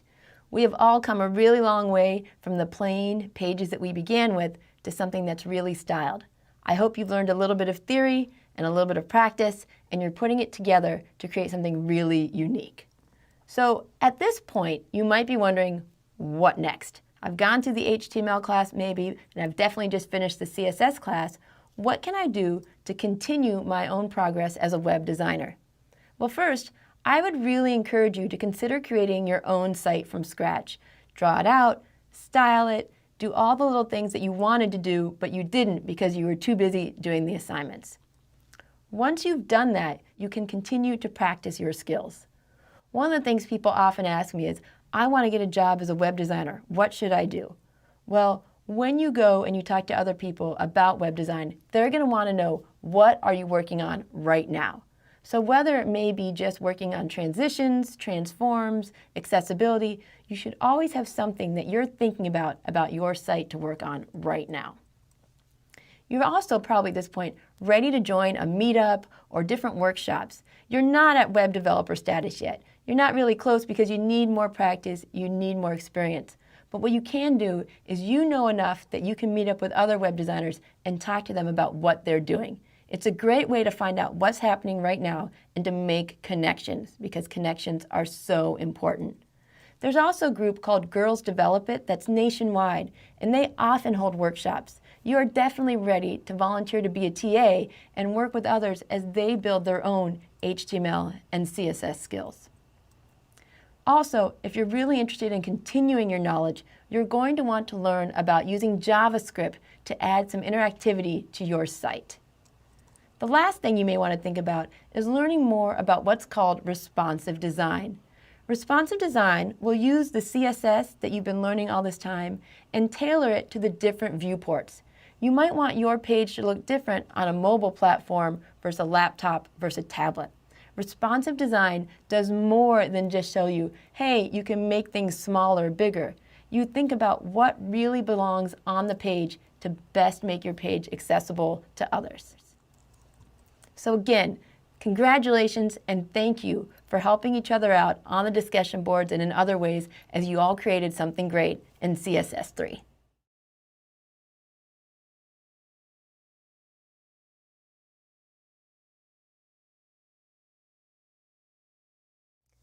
Hi everybody. Today I'm going to introduce you to the JavaScript programming language. JavaScript has a lot of uses, but we're really going to focus on how we can use JavaScript to add interactivity to your web design pages.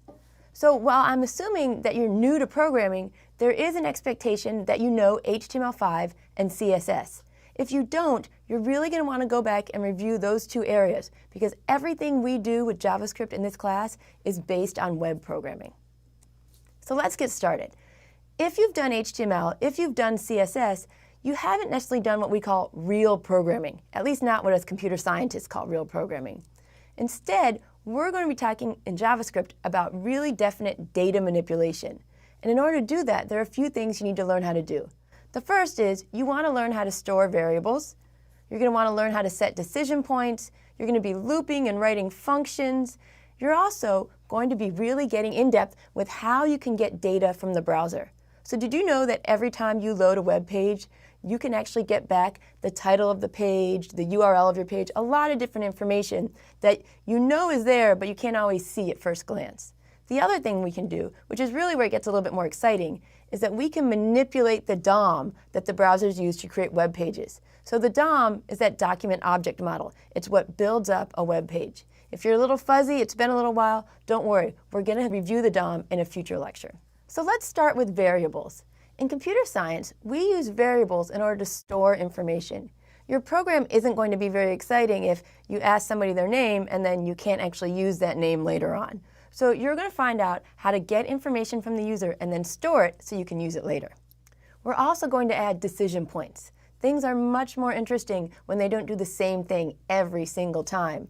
So we're going to write a little bit of code that can help the program decide, in some cases I want to do this, and in other cases I want to do that. We call this decision points. We can also do looping. Looping is really powerful. As your programs get bigger, there are certain things you'll want to do over and over again, but you really don't want to write code over and over and over again. So in computer science, we use something called looping to control the program and say, see that little bit of code over there? We want to do that 5 times or 10 times, or we want to keep doing it until the human does what we want them to do. Otherwise, you sometimes have to decide at runtime how many times you want to run some code.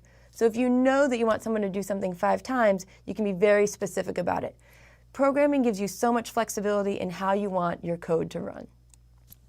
Next, in this course, we're going to talk about functions. Functions are a way for you to reuse your code multiple times, but you only have to write it once. The other really great things about functions is that other people can write code and you can use it. And you don't even need to know how it works. All you need to know is, what did you call your function? Great, I want to use that. Finally, we're going to talk about manipulating the DOM in this class. JavaScript can actually go through your web page and search and find certain elements. It can add new elements. It can delete other elements from the DOM. So think about when you're filling out a form on a web page with your credit card information. There's always these little buttons that you can click that can say, use the same billing address for shipping. Things like this can make your page much more usable. You can also react to mouse clicks, page reloads, and other actions that the user might have. So this is where it really gets fun. We're going to start with the basics, the variables, the loopings, and then we're going to have fun manipulating the DOM. So a major component of learning any new programming language, or I guess really any language at all, is that the key is practice and repetition. The other thing that you really need to understand, and I'm actually hoping that you'll embrace, is that you need to expect that you're going to make mistakes.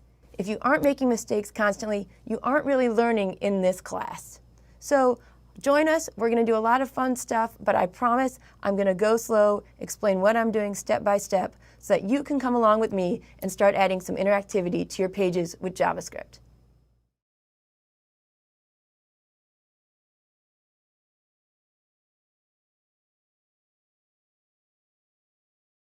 Hi everybody.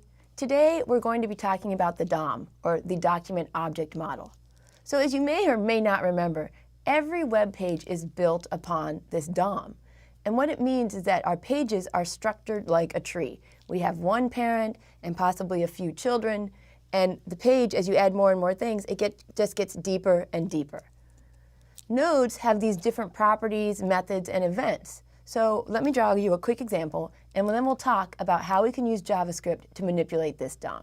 So every web page is built like a tree. So we start up here, and we've got our document, and then you're going to have, hopefully you remember, your head and your body. All right. Well, what kind of things are in your web page? You might have a div and another div. And in the third div, we're going to get more specific. We'll say, oh, well, this div has 3 paragraphs, and one of those paragraphs has the ID equals 3. So what does this mean? Why do we care that the page is built like a tree? This means that JavaScript can actually go in and it can look and say, you know what? I wanted to find the second div. Oh, I found this thing right here. Oh, I wanted to find the specific paragraph that had the ID equals 3. Oh, it's right here. Because JavaScript can find these different elements in your page, it can also change what we call the attributes of that page. So for instance, that paragraph might have a background color or a special kind of font. The paragraph also has text in it. How can we go in there and how can we change that text? So this is what we're going to be using JavaScript to do in this course. So again, we've got that the page content is represented by the DOM. The scripting language JavaScript uses the DOM to interact with the document. How does it do that though? How does it know how to interact? Well, the JavaScript has something called an API, or an Application Programming Interface. You may have heard people talking about APIs in the past. Programmers tend to do that. They're like, oh, what API are you using, or what API are you using? And it can sound kind of intimidating if you've never used one before. An API is just a way for someone else to write code and then you to use it to interact with their programs. No matter which browser you're using, Firefox, Chrome, different things like that, and no matter which scripting language you're using, in our case we're going to use JavaScript, the API is always the same. The way you interact is always going to be the same. And this is really important because it's nice to know that if you learn this, you won't have to learn something different later on. So let's talk about some of these DOM objects, or elements as we call them. The first one, kind of the root of your entire page, is the document. So if you wanted to, you could find out what the document URL is, what the height of the document is, all the different links in the document background color. If there's an attribute that you've used to style your page, you can find it using JavaScript in the API. The next kind of concept we talk about is an element, or a node in the tree. If you remember, I drew that you can have the body, and inside the body you can have divs, paragraphs, links, list items. Each one of those is a node in the tree, and you can find it using the API. Sometimes, though, it can be a little bit more complicated than just returning a single element. What if you wanted to find all of the children of one particular ordered list or unordered list? Well, in that case, instead of returning a single element, sometimes it's returned a node list, or an array of elements. So for instance, there's this one API that we can use called document.getElementByTagName, and you can give it any element you want, so P or list item. Well, there's a really good chance that there's more than one paragraph in your page, so it would return all of them together. So this is how we're going to be using arrays later in the course, probably in about week 3, to help you understand how to deal with an overload of information. Finally, the important thing I need you to remember is that in the DOM there are attributes. So you have your elements, and every element probably has one or more attributes that go with it. So an image, for images, image element, it would have a source, it would have alt text, it would have width and a style, different things like that. So attributes are the kind of cool things that we want you to be able to change to make your page look different. Okay, so if you understand that the page is made up of documents and elements and attributes, I'm hoping this slide will make a little bit more sense. So if you have a document, you can say, you know what, I want to get a certain element using the ID. You can also say, oh, I've got this document, grab all the elements that happen to be a paragraph or a link. Now this one's new, this idea of element.innerHTML. So a paragraph is an element, and you assume that there's some sort of text inside that paragraph. Well, if you've been coding HTML or CSS, you probably might be thinking, when I use the paragraph tag, I never saw an inner HTML attribute. You wouldn't have. This is part of the API, but you can use this to change the content of any element. You can also change the element style, and you can even add additional attributes to any element that the DOM can grab. Finally, an interesting one that you may or may not use is you can even remove attributes. So if something has a certain color, you can go ahead and get rid of that if you want. I know that there was a lot I went over in this slide that maybe didn't make a lot of sense to you yet. That's okay. That's the point of this class, is so that at the end of this course you can go back to this slide and you can say, oh great, I've mastered this. I'm beginning to understand that learning JavaScript doesn't mean that I know how to code everything by hand. It means that I know that there's something called an API, and I know how I can use it to make my page a little bit better. So we're going to start slow, and the most important part to me is for you to feel comfortable searching for information on the web. I'll be able to teach you a little bit. I can show you some of the main methods and APIs and different things like that. But I want you to code with me and then make sure you go off and you try to change things just a little bit until your confidence is really up there. Good luck.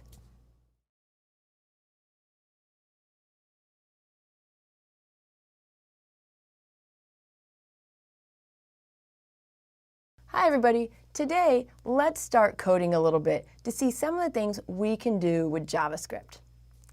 Maybe with using HTML5 or CSS3, you've added what we call a little bit of interactivity to your page. There's the details tag if you're using HTML, there's the hover property or pseudo class if you're using CSS3, and you were able to make little things change in your page by reacting to what the user was doing. But typically, that's not really what we call interactivity when we're talking about true web design. Because these new elements and these pseudo classes can only go so far. They tend to be temporary changes. So what can JavaScript do that HTML and CSS can't do? Well, the one that I'm going to talk about today is that they can read and write HTML elements. Now, that's not the only thing they can do. We're going to be talking about different things like reacting to events and validating data and different things like that. But today, we're really going to focus on output. Whenever you learn a new programming language, one of the first things you want to do is find out, how can I make things happen? How can I have things print out to the screen or generate some sort of output? Well, JavaScript doesn't have a built-in print function. So instead, you have 4 or 5 different ways where you can generate different things. So data is typically displayed via alerts, prompts, document.write, using something we call inner HTML, or writing information directly to the console. So let's talk about each one of these. You've all seen JavaScript alert boxes, because many times, especially back maybe 10, 15 years ago, when you went to a page, people loved to have these little boxes pop up and say, hey, welcome, doing things like that. So in JavaScript, it's pretty easy. You can just use alert, and then inside you put my message here. So a few things just to point out right from the beginning. Alert is a keyword. So in your editor, it should change some sort of special color. Inside the parentheses, and you need the parentheses, both beginning parentheses and end parentheses, is that you're going to have some sort of string, and it should be inside quotes. It can be inside single quotes or double quotes. And then the last thing is to end in a semicolon. So if you were to put this code right here inside your HTML, you can go ahead and generate some output. So let me show you an example. So what I've done over here is I've created the HTML that I would need to generate an alert box. So I've got my body tag, and this is new. I have what we call as a script tag. The script tag tells the browser, oh wait, don't just print this out. I'm actually going to give you some JavaScript that I want you to run. And in this case, I have my code alert hello world. So if I were to run this, and I'm going to go ahead and refresh it, you can see I get my little pop-up box. Now, if you're running this along with me at home and you're not using Chrome, the box is going to look different. For some of you, it's going to have the little Safari symbol or the Edge or Firefox. That's okay. The important thing is that somewhere in here it says hello world. Now, you might be tempted to click on the prevent this page from creating additional dialogues button. Don't do it. Because in this class, we're going to be playing with alert a lot because it's a nice way for you to know if your code's working or not. So again, this is just a quick and simple way for you to generate output using the alert. The next way we can generate output is using prompt. So prompt is very similar to alert, but it's slightly different in that it wants you to do more than just click OK or cancel. It wants you to generate some sort of input to put in there. So as you can see, the alert and the prompt look very similar. They both got the keyword, the parentheses, the semicolon, and the string, but the way they act is very different. In this case, when you run it, it's actually waiting for you to type something in. So I can put in Colleen Van Lent and hit OK. Now, don't get too excited. We didn't do anything with the stuff I put in. But again, I'm just giving you some of the different options. So you have alert and you have prompt, and both of them generate some sort of box where you can display information. But nothing is actually showing up on the page. So let's switch to the general ways in which you can generate output to the screen. One way, if you want something to be what we call permanent, to not just disappear once you hit OK, is to use what we call document.write. So again, I'm hoping that you're picking up on these ideas that we're using terms like document and element and different things like that. The way that document.write works is it goes through and it says, we want you to write something directly to the page. We want it to become part of the DOM. We want it to be part of the page permanently. So in this case, I can't just use write. That won't work. Alert worked by itself, prompt worked by itself, but here you need to have document.write. Same thing. Hopefully you're seeing the pattern. So let's see what happens when we add this. Here you can see that inside the script tags, again, I have the document.write, but instead of things popping up or asking us for input, it goes ahead and it just writes it directly into the screen. Now I'm going to change something right here because I put H1 inside the quotes. If I get rid of that, you can see this still works, but instead of being an H1 heading, it's just regular old text. So document.write is a way for you to generate output. But we need to realize that it's probably not the best way to do it. Because sometimes, if you're misusing it, you can overwrite other things that exist. So document.write is something you just want to use when you're beginning and you don't know some of the more complex methods. So one of the more complex methods you can use is called inner HTML. And with inner HTML, you combine this with other functions that return elements. So you can't just say inner HTML or element.innerHTML. You need to say, all right, what part of the page do I want to change? Oh, I want to change that particular paragraph. All right, well, how do I grab that particular paragraph? Well, remember, we have these different APIs that can go and get things for us. So in this case, I have element, which is hopefully we'll find something using the API, .innerHTML equals time to learn JavaScript. So I wanted you to recognize something right away. When we used document.write, alert, and prompt, we had parentheses around the side here. We don't have that anymore. Instead, we use an equal, and we just have it ending with a semicolon. So no parentheses when you're using inner.html. How do you figure that out when you're coding? You don't. You just keep coding and practicing, and after a while, it'll become second nature to you. All right? So when I talk about this kind of generic element, I didn't make it a color. That's something that you need to grab using the API. So let me give you an example of something we can do using inner HTML. So let's go ahead and look at this. What I've done is I've made an H1 heading and I've given it the ID of test. I also have a paragraph element a little bit further down that just says, hey, what happens if I mess with this code? All right, so I want you to look as closely as you can. It might be on a small screen, you might not be able to see it, is that in my H1 heading, I actually have the words tester. But if you look at the web page, it says hello world. Well, how did I do that? It's pretty simple, actually. Is you can go in and I can say document.getElementById test. It's going to grab, it's going to look through the page and go, where can I find something that says ID equals test? Oh, there it is. All right, now I want to change whatever used to be in there and replace it with the words hello world. So this is kind of what happens when you do this. This is a weird example, but all early examples are weird examples, right? Because you just want to get your feet wet. But I did want you to look at what happens if I do this. Back from your days of learning CSS, you might remember that in general, you can kind of expect to see multiple classes, but you're making this contract or rule that says you really should see each ID only once.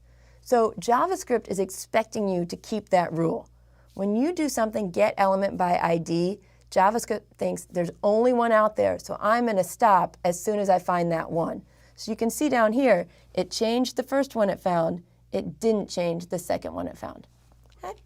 All right, so again, let's go play with the last output method I have for you today. So document.write and inner HTML write directly into the browser screen. What we have in this last option is something that doesn't write to the browser screen, but it does write to the browser console. So console.log takes a message and says, you know what, I want to store this information someplace, but I want it to be something that not necessarily pops up and everyone can see. So the console is a place to see what's going on in your program during execution. If you haven't used the console before, you might not realize that it's even there, but I'm hoping you have when you were doing your CSS. But let's take a look at this example. So in my HTML up here, you can see that I have console.log hello world.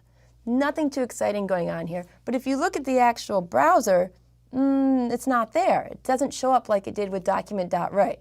So where did it go? Well, it's actually in the console of your browser. So I'm going to go down here. I did inspect element, and I checked the console. Oh, you can see hello world showed up here. What happens if I change the code to hello world 2? And then you're kind of sending yourself these little secret messages that can help you debug your code. You can log things, you can leave little notes for yourself, you can do debugging tests, you can even log the things that other people have been writing in. And so this is a really handy tool if you want to do development, but not let everyone see exactly what you're doing. We're going to come back to this example in just a second. But first, I want to talk to you about why you should be utilizing the console by now if you haven't. The console does more than just take these print statements. It also provides debugging information for JavaScript, HTML, and CSS. By going in and looking at it, you're going to be able to help yourself become a much better programmer. So let's take a look at just doing some debugging with the JavaScript. I'm going to go in here and I'm going to accidentally forget to put in my first quotes. All right. Well, if you didn't know that there's anything going on or that anything was supposed to show up, you might not realize that there was a typo.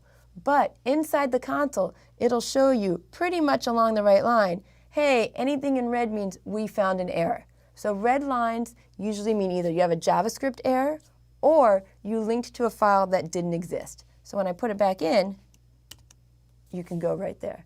I really want to stress this to you right now. I need you to stop and make sure that you know how to access the console on your machine. One of the things that really helps other people help you is when you can pinpoint where exactly your code is going wrong. You might not know what's going wrong, but you're saying, somewhere in this line of code, I'm getting an error. This kind of ability to help yourself debug is going to be critical to going on and advancing in this course.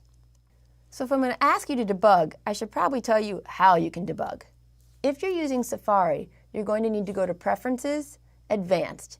Once you go there, you should be able to check the Show Development menu in the menu box, and that'll show you some of the different JavaScript errors and tools that you have available. In Google Chrome, you go to Developer and then JavaScript Console. If you've been coding with me in the past, you know that my shortcut is always to right-click, inspect element, and boom, there it is for you. If you're using Firefox, you want to go to Tools and then Console. Firefox is believed by many to be the best browser to use when you're doing debugging for JavaScript. If you're using Edge or Internet Explorer, typically hitting F12 will bring up the different JavaScript and development tools that you can use to improve your page. All right, so let's review. So right now, we're doing really simple things, and I understand that. It's not that exciting to just print things out to the screen or have little pop-up boxes coming up. But we need to do these small steps to help you gain the confidence to go on and write more complex bits of code. So as you learn more, the power that you're going to have to manipulate the DOM is really going to get quite impressive. But for now, just make the small mistakes, learn how to debug the small mistakes, and then that way you'll be able to build your confidence slowly. So good luck.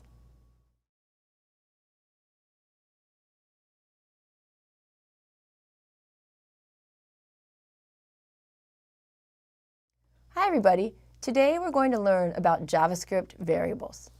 An important part of programming is learning how you can save data, because by saving data, you can reuse it and give your program this impression that it's kind of intelligent and knows the user really well.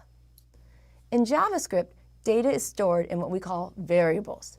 And it's very easy to use variables in your programming. The only important part is that you need to tell the computer very specifically, hey, I need you to save something for me. And this is how we do it. We start by using the keyword var, V-A-R. When you're using your editor, hopefully this will show up in some special color that indicates, ooh, this is a special word to the computer. Next, you need to give your variable a name. Now, I chose the name here, but you can imagine it being age, first name, last name, DOB for date of birth. The important thing is that it should be special to you, but not special to the computer. How does this work? When you declare a variable, you're basically telling the computer, let's stop talking in human talk and let's talk computer talk. So here, once you said var name, it reserved a space in memory. And it said, oh, okay, I know that I'm talking about position 11011, blah, blah, blah, blah, blah. But Colleen doesn't want to talk about those numbers. She wants to use the actual variable name. So whenever she talks about name, I know she actually wants me to use the value Christopher. There might be some variables that you've declared, such as age, that you haven't put anything in there yet. The important thing to know is that computers aren't smart. Computers are just trying to give you a way to avoid remembering big, long numbers and instead using English words. So when you come up with your variable name, there's a few rules that you need to follow. Every variable name can have letters, digits, underscores, and dollar signs in it. Now, to be honest, I don't put dollar signs in my JavaScript variable names because it can be very confusing, particularly for those people who know multiple programming languages. So I tend to stick to really just letters and sometimes digits and underscores. When you do come up with your variable name, even though numbers are allowed, your variable can't start with a number. That number has to be somewhere else in the middle or the end. Also, variables are case sensitive. What that means is that lowercase name is not the same thing as name with a capital N or name with a capital M or name in all capitals. To the computer, these are all different variables. So just be careful when you're programming and be consistent. Also, this last one isn't a rule so much as a suggestion that I want to convey to you. Make your variable names meaningful, or mnemonic is the computer science term we use. That means if the variable is storing somebody's name, call it name. If it's storing age, call it age. You could get away with calling it YYY or BBB. Just don't do it, okay? Taking a little bit of time to give meaningful names will save you a lot of heartache later. So, to be honest, if you're going to go to the trouble of declaring a variable and telling the computer to save a spot in memory for it, it's pretty silly if you don't then later use your variable. And what I mean by use it is you should assign some sort of value to it. When we assign things in computer science, we use what we call the equal or assignment operator. So it looks like an equal sign, but we call it assignment because what we're doing is we're not saying, hey, are these two things the same? We're saying, take the value and store it into the variable. So here I have var name, and instead of just leaving it at that, I go ahead and say, hey, I want you to store the name Colleen in there. Okay. So this is where, when we start talking about assignment statements, I refer to LHS and RHS. I mean left-hand side and right-hand side of statements. The left-hand side should always be the variable. All right, so this is going to be, in our case, name or some sort of element, something that we want to change.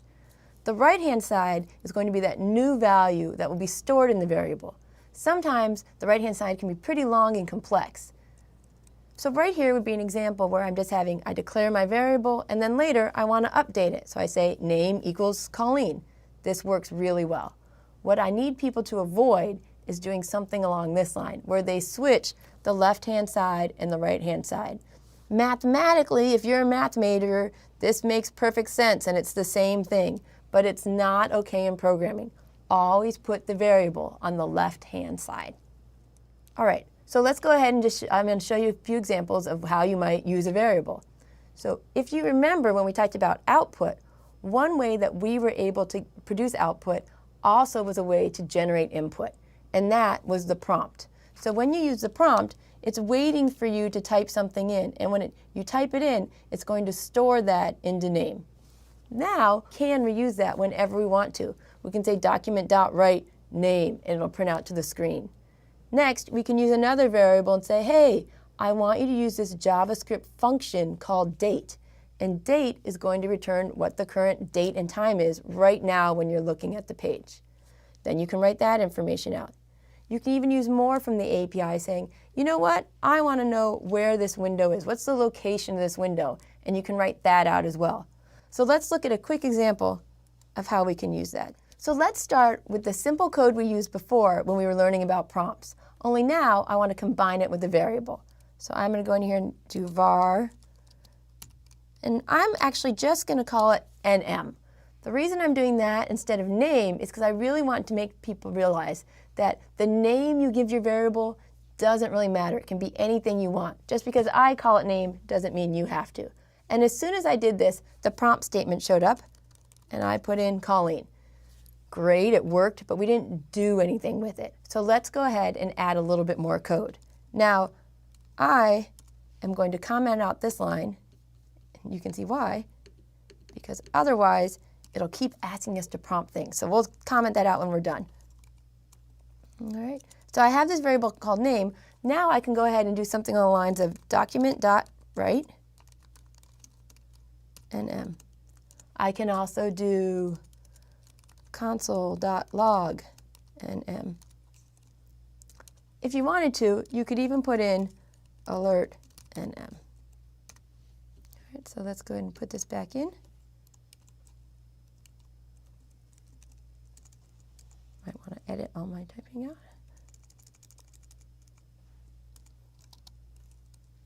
All right. What is your name? Well, it is Colleen. All right, so the alert popped up, but why didn't the document.write work? So this is a good question, and this is actually an example where I can go in, that was going on. It was actually waiting for me to hit OK. When it was all done, it went in and it printed out my name. So this is a really simple, quick example. Let's do one that has a little bit more going on with it. Let's hit cancel right here.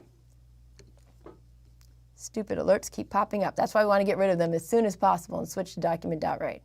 All right, so in this case, we're going to talk a little bit more about how you can add different things together and how you can assign your variables using more than just prompts. So in this case, I went in, I declared a variable. We're going to go ahead and ask for the name. I write out the name. I write out the name twice, actually. Once with my name and then another time with an H1 heading. And then I just wanted to show you that you can also grab other information from the document itself, such as the URL and the title. So first thing I'm going to show you is it says null and null. And that's kind of weird, and it might happen to you and it might not. So the first thing I wanted to print out was my name, but I didn't type anything in the prompt. So when JavaScript doesn't know what to do, when it doesn't know what value should have been in there, it's going to assign it a value of null. So let's run this one more time. I'm going to put in the name Christopher, just in case someone else named Christopher is watching this and they can feel special. And now you can see it printed out Christopher, it printed out the URL, and it also printed out the title of my page. Variables are a key component of really doing any type of programming language at all. We're going to be using them throughout this entire course, so I need you to practice them and feel comfortable using them. Go into the code that I have on CodePen or online and change it and see if what you do does what you expect it to do. You might create some errors, and that's okay. That's great practice using things such as console.log. The most important thing is I want you to understand how variables work so that you can use them throughout the rest of the course. Good luck.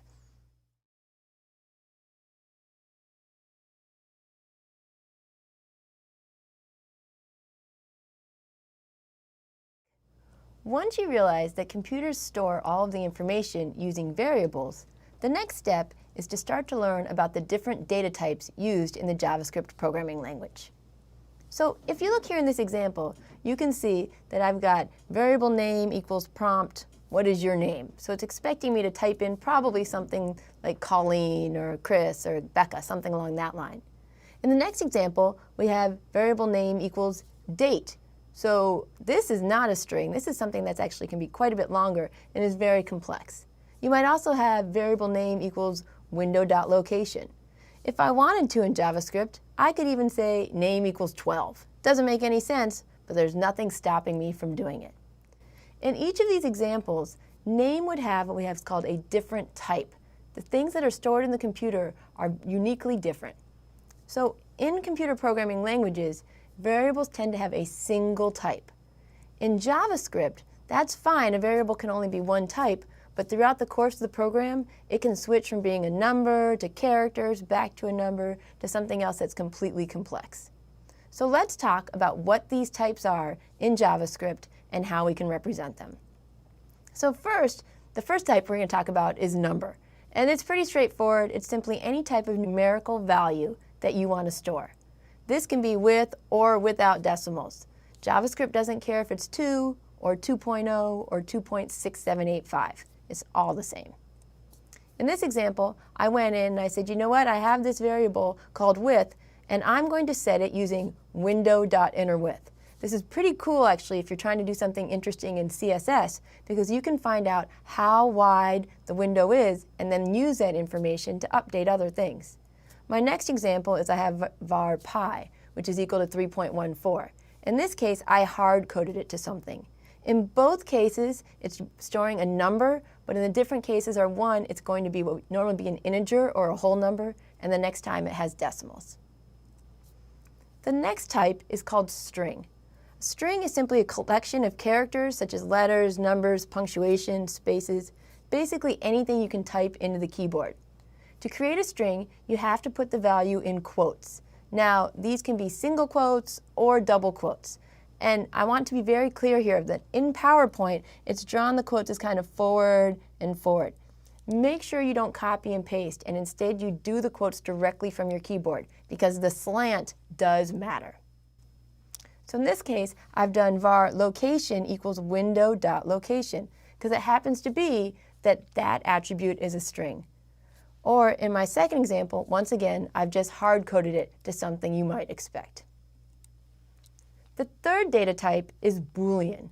In programming, a Boolean value is something that's either true or false. It doesn't have numbers to it or strings. It's very straightforward. So in this case, I might have my variable status equals false. This is again called hard coding it. Or in my program, if I want to do something based on whether or not the window is open or closed, I can set it dynamically right here. The important thing to know is that status and window status can only be true or false. Those are the only two options. Later, we're going to learn how to write our own Boolean expressions to check to see if things are true or false. And that can add really a lot of power to your page. The next data type is called object, because sometimes the variables or the nodes are more complex than just a number or a couple characters. So a node in the DOM would be a really good example. If you think about a paragraph element to it, paragraphs are not just a number or string. There's a lot of different things that go into it. So here, I might have variable topic equals document.getElementById, my ID. So if I wanted to print out what topic is now, something like document.writeTopic, I would get something that pretty much looks like junk because it's an object, and objects can only read legibly using things like attributes. So using those attributes, we can go in and we might be able to say something along the lines of write out topic.style, topic.innerHTML. Different things like that can show us really the attributes or the strings, numbers that make up objects. Finally, the last type we're going to talk about is array, because in some cases, a function might want to return more than one value. We've seen how the API can return something complex, like an object that could be a paragraph or a div, something along that line. What if it needs to return multiple things? So here, I have var links equals document.getElements, not element, but elements, by tag name A. So we're going to go in, it's going to search the entire document and find all the hyperlinks in the page.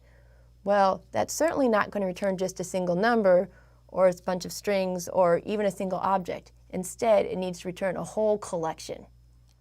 So arrays store these multiple values using a variable name, just like the ones we've done, but it also includes what we call an index for each element in the array. This is the same example where I said, hey, go out and grab all the links. Now, if I wanted to write some sort of element out, I could say document.write links 0, and it would say return the very first link I saw. If I had links 3, it would actually return the fourth one, because computers love to talk starting from 0 and up. Now, we're going to have an entire lecture or more on arrays later in this course. But for now, I just want you to realize that it's one of the data types that can be returned. So let's look at a quick example that uses some of the different types. So let's see what happens when I type in a string to this sample code. I'm going to go ahead and put in, for what is your name, I'll put in Colleen. So now, if we look at the code, what I was doing here is I was just prompting for the name, and then I wanted to write out the name. Boom, there's Colleen. And then I wanted to say, hey, what happens if I add H1 elements on each side? You haven't seen this plus before, and we're going to be talking about it soon, but what we're doing right now is we're doing what's called concatenating. We're saying take the name and add H1 on either side. So boom, I get it bigger now. I also wanted to print out the title. That's a string.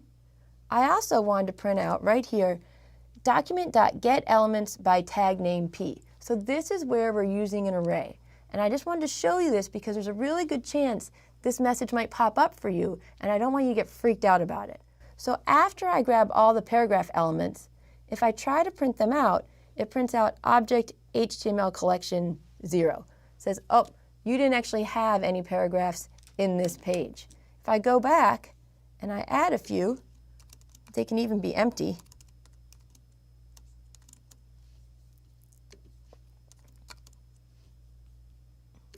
Gotta love when it keeps popping up on you.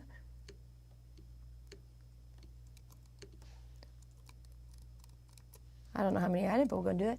I can try running this again, and when I type in Colleen, you can see that now it knows that I have 5 paragraph elements in there. Luckily in JavaScript, there's a ton of flexibility with the different types of data you can use. In other programming languages, they're very strict, but here with JavaScript, they want you to have the power to try different things. For now, I want you to focus on learning what types of data are returned from those common APIs. If you do getElementById, does that return a number, a string, an object, or an array? If you do something along the lines of getTitle or getLinks, what types of things are those returning? If you can play with that and start to feel comfortable knowing what the types are, even if you don't know how they work, you're really going to be on your way to doing some cool programming. So good luck.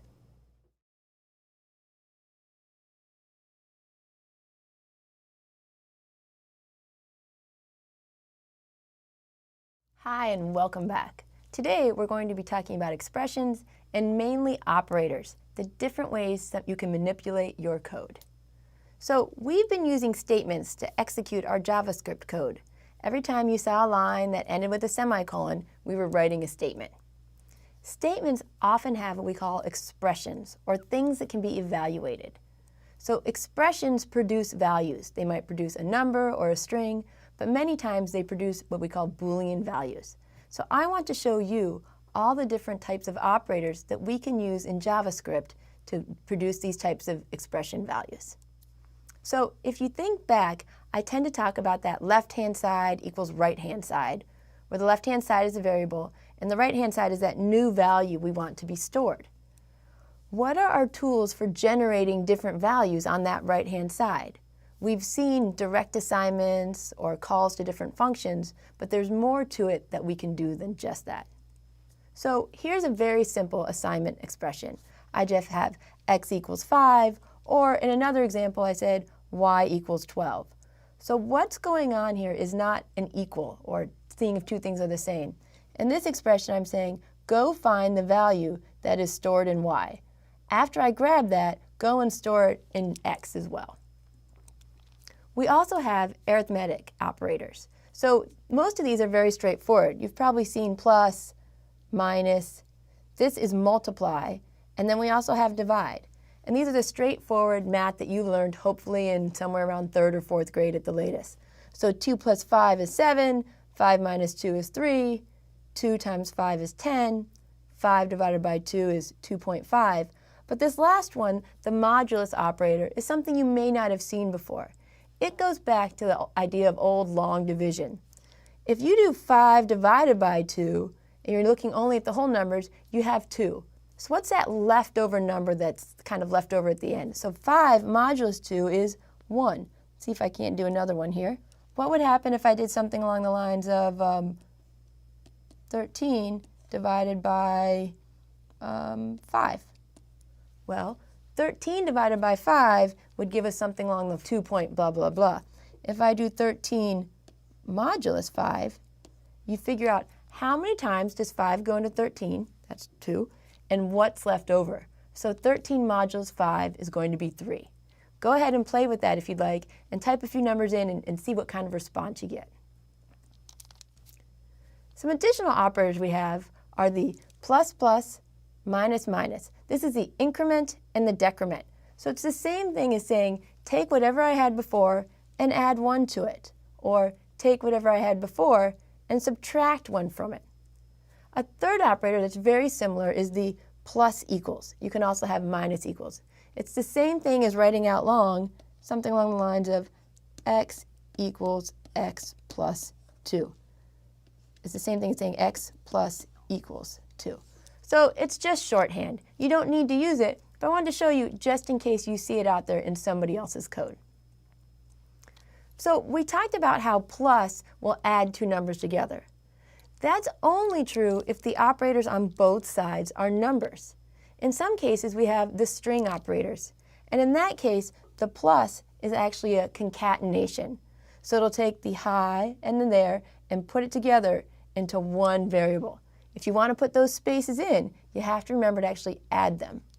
In the same case, if I have a string and a number and I use the plus, it's going to be concatenation. So So you want to be careful when you're playing with this, because anything that's read in from a prompt is a string. So you're going to need to make sure that your output is what you're expecting. The plus equals has the same effect as the plus equals from before. It just means take whatever I used to have and concatenate this new part onto it. Those first few operators we used usually to assign values to a variable. Sometimes we use what we call Boolean operators to compare values instead. So in this case, let's assume that I've assigned x equals 12.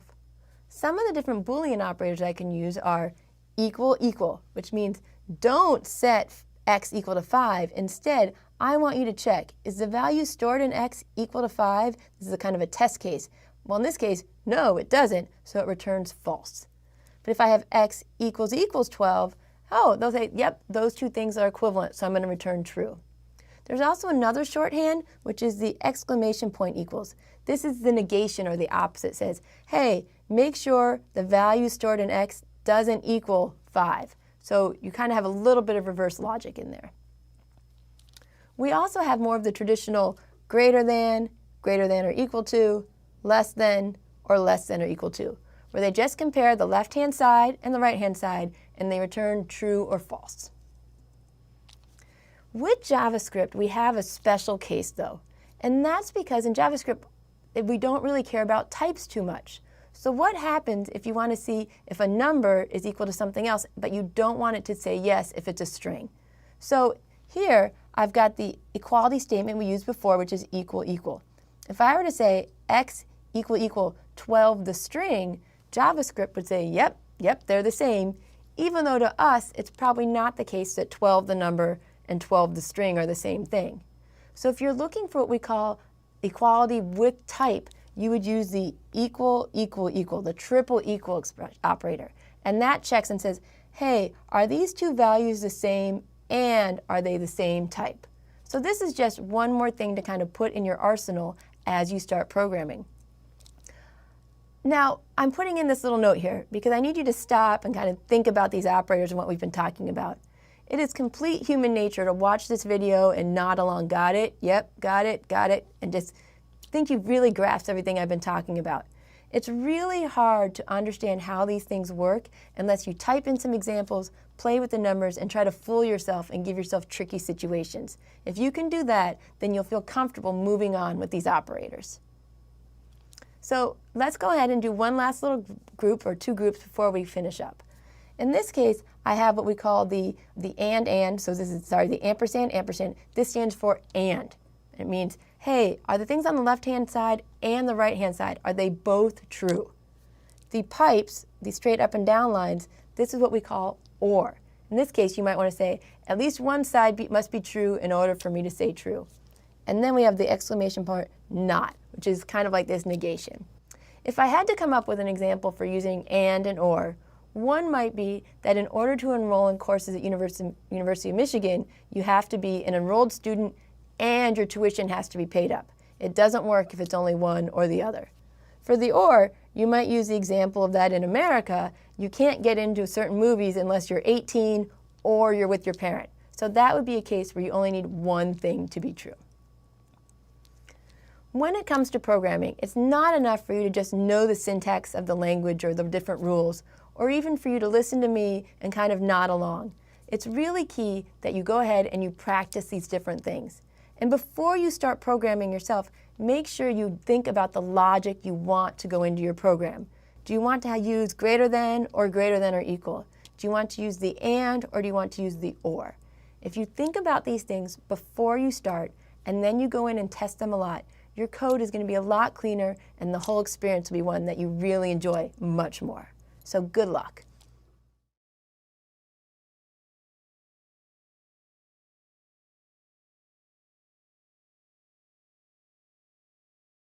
Hi everybody, today we're going to talk about functions. So functions are these bits of code that you can reuse over and over again by just calling what we call the function name. Functions, of course, like everything else in programming, have a special syntax that you need to follow. In order to declare a function so you can use it later, you need to use the special keyword function, F-U-N-C-I-T-O-N. It's not an abbreviated such as var, so make sure you write out the whole thing.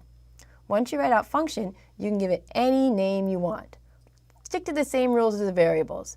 Only use letters and digits and underscores. Next, this third thing I have inside here, inside the parentheses, are what we call the parameters. Sometimes there'll be things in here, sometimes there won't. Once you have what we call the function header, where you have function, the name, the parentheses, and any type of information in here, we're going to use curly brackets to begin and end our function. It's really important right here that you realize you do not put a semicolon right here. In all of our other JavaScript expressions and statements, we ended them with the semicolon. If you do that here, you're going to mess up your code. All those statements go inside here. And how it works is that later, then when people run your function, it'll execute all the code that's in here. And this code is just general code you would always write with your semicolons, your expressions, your statements. It's just a really nice way to save it so you don't have to keep typing it over and over again. So let me show you an example. In this case, I've declared a function called welcome message. And I didn't put anything inside the parentheses because I said, you know what, it doesn't matter. Every time I run this function, all I want to happen is to have an alert that says, welcome to JavaScript. And this will work numerous times. I don't have to keep writing things over and over again. It's a small function, but it's something that will work. Here's another very similar function. The only difference is that this time I went ahead and I included a parameter list, which says, hey, now instead of saying welcome to JavaScript every time we run this function, it's actually going to give an alert of whatever message you tell it to do in what we call real time. So the first step in using functions is to do this function declaration where you use the keywords, the curly brackets, and the parentheses. Declaring a function doesn't actually do anything for you though. You need to tell the computer when you want that function to run. We do this by saying we call the function. Every time you write the function name, you're telling the computer that you want to run that code. So calling a function changes what we call the program flow. Before, our program started at the top and just worked their way down line by line by line. Now with functions, the computer is actually jumping around in memory and executing different parts of code, not necessarily in the order that you write them. So here's an example. I have my welcome message function, the one with the parameters. So over here in my HTML file or JavaScript file, the file I'm running, is the computer gets down here, it says, oh, I know how to do that, check. Then it gets to our function call when it says, oh, I'm going to leave here and I'm going to go over and run this code. As soon as it's done running this code, it comes back to the next line of code. Oh, well, we know how to say x equals goodbye. The computer knows how to assign that new value. So when we go here, once again, we go back up to this code and then back down here. So the code looks very straightforward to you, and when it runs, it should look very straightforward to you. But it's important to know that behind the scenes, there's a lot going on as the computer jumps from different bits of code back to other different bits of code. So hopefully, if you type this in and run it, you should get a hello and then a goodbye message. You could type putting in numbers or anything you'd like instead, if you prefer. So let's talk a little bit more about those parameters that I talked about. Because sometimes some functions need a little bit of extra information in order to perform its task. So let's think about getElementById. That's not really going to work unless you tell it which ID you're looking for, right? So that's an extra piece of information or a parameter that you need to provide. The important thing to know is that the names of the parameters for your functions, they're not important. They're like variable names. You can call them anything you want as long as you're consistent. The next thing to talk about when we talk about functions are return values. Some functions return values, others don't. But these values can be used later for assignment statements or conditional expressions. So later when we talk about forms, we're going to want to put in special functions that will say, hey, I need you to halt execution right now because I don't want you to hit submit. I don't want you to be able to hit yes on that form. So let's look at an example of a function that returns a value. In this case, I've written a simple function that takes your message that you want to say hello or good afternoon, good morning, but we're going to follow that up with a prompt, and that prompt's going to ask the person for their name. So we're combining a few different elements here. We start off by saying, hey, I'm going to make a variable called first name, and I want to set it to whatever the person types into the prompt. So if over here, if I didn't have return var, first name would be left as something that's empty. So using return statements are just typically used in order to assign values to variables or to check conditional statements. And we're going to be using these a lot, so I just need you to be aware of the term. So let's review what we've talked about with functions so far. Whenever possible, go ahead and use built-in functions. Sometimes when people are first learning how to program, they feel this need to write everything from scratch to show that they really understand. There's really no point in doing that in the beginning. If someone else has written a really good function, go ahead and use it. You can practice your own skills by augmenting it or adding little things. When you do write your own function, try not to be too specific. And what I mean by that is, don't write a function that you're not going to be able to reuse multiple times in a lot of different scenarios. Don't hard code too many values so that it's so specific that it only works for one person. Finally, I just want to remind you that function parameters can have any name you want them to have. A lot of times people get caught up in my examples and think that's the only way to go. It's not the case. Don't do everything exactly the way you see it online or in my examples. It gives you a lot more power if you change those parameter names to see how the inner workings are going. So we're going to be using functions a lot in this class. You're going to be writing your own functions in the homework, and I'm hoping that you'll be able to do this and feel like you're really starting to understand some of the power of JavaScript. Good luck.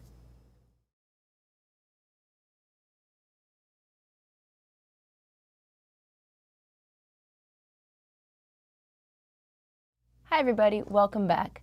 Today we're going to talk not about new concepts, but really putting our code in the best place to make it easier for you to follow what's going on.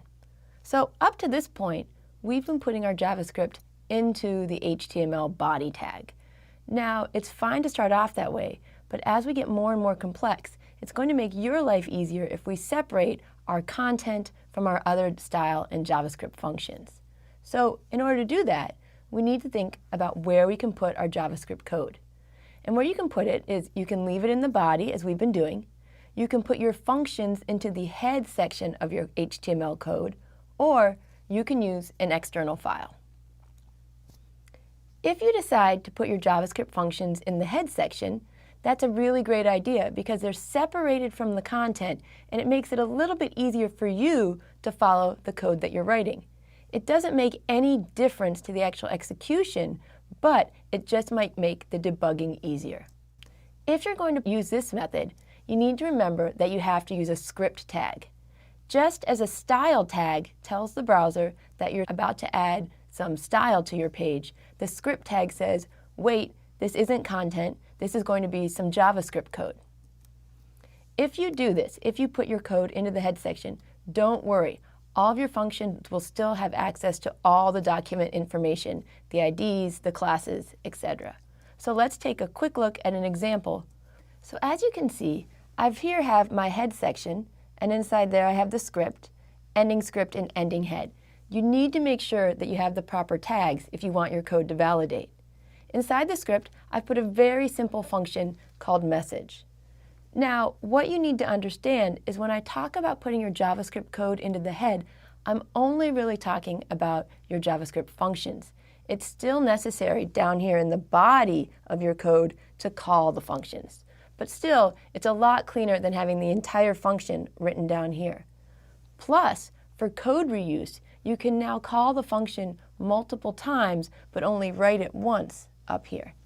If instead you decide to put your JavaScript functions in an external file, then you can use that code multiple times in multiple files. The one thing that's important to remember right from the start is, again, when you use an external file, don't use the script tag. It's just a JavaScript without any script tag. So let's go ahead and look at an example here. Here you can see that inside the head section, I've gone in and I've done my script. But instead of writing the actual function, I've gone ahead and given it a source, saying, oh, all my JavaScript is inside my JS folder, and here's the name of the file that I want to use. So if for some reason this doesn't work, you want to make sure that you're very careful about what you put right in here. You want to make sure that this is exactly correct, because if the browser can't find the file, then it's not going to be able to run your JavaScript. So let's say you do have a typo in your link to your external JavaScript file. Well, the problem with this is that it's actually harder to realize what's going on. If you mess up in your HTML code or your CSS code, it's usually pretty easy to figure out that you did something wrong because the colors aren't the way you wanted, or your text just isn't there. But with JavaScript, sometimes the changes you are making are so slight, you don't even realize that you have a problem. So it's very important, as your code becomes more and more complex, that you're using the console to debug your code. The console really is your friend. I can't stress enough how much you always want to have it on while you're coding. Myself, sometimes I forget to turn it on, and I'm always annoyed later when I realize I could have found my errors so much more easily. Another way that we can talk about separating your code into this external file from your HTML is to use these different types of software options, such as CodePen. When you use CodePen, you're able to have a separate window for your HTML, your CSS, and your JavaScript.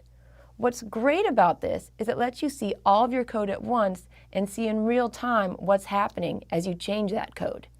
The downfall of this for when you're first getting started is that I find that sometimes people don't realize that they don't understand how to link their code out there in the real world. So if you're going to use CodePen, I always recommend that once you're done, go ahead and take that code and put it into 3 separate files so that you're sure you know how to link them together. Let's take a look.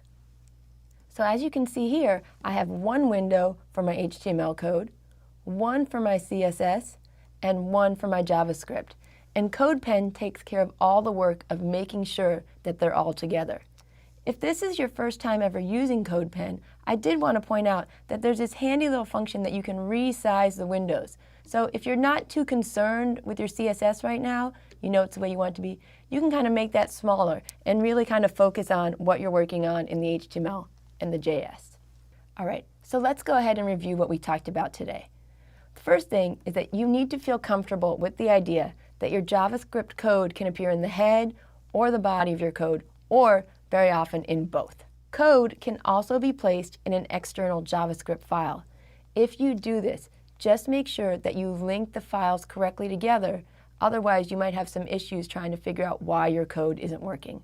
Luckily, the console can tell you if it can't find that file, and it leads you down the right path to fixing your code. Personally, I always develop in the same file. I tend to have my HTML and my JS in the same file while I'm doing my testing. Once I'm done, I move it out into an external style sheet. It's really up to you to determine which style you like best, whether you like your JavaScript in the same file or in a separate file. There are benefits to both, and the most important thing for you right now is to develop the confidence that you can get your JavaScript working in whatever way best suits you. Good luck.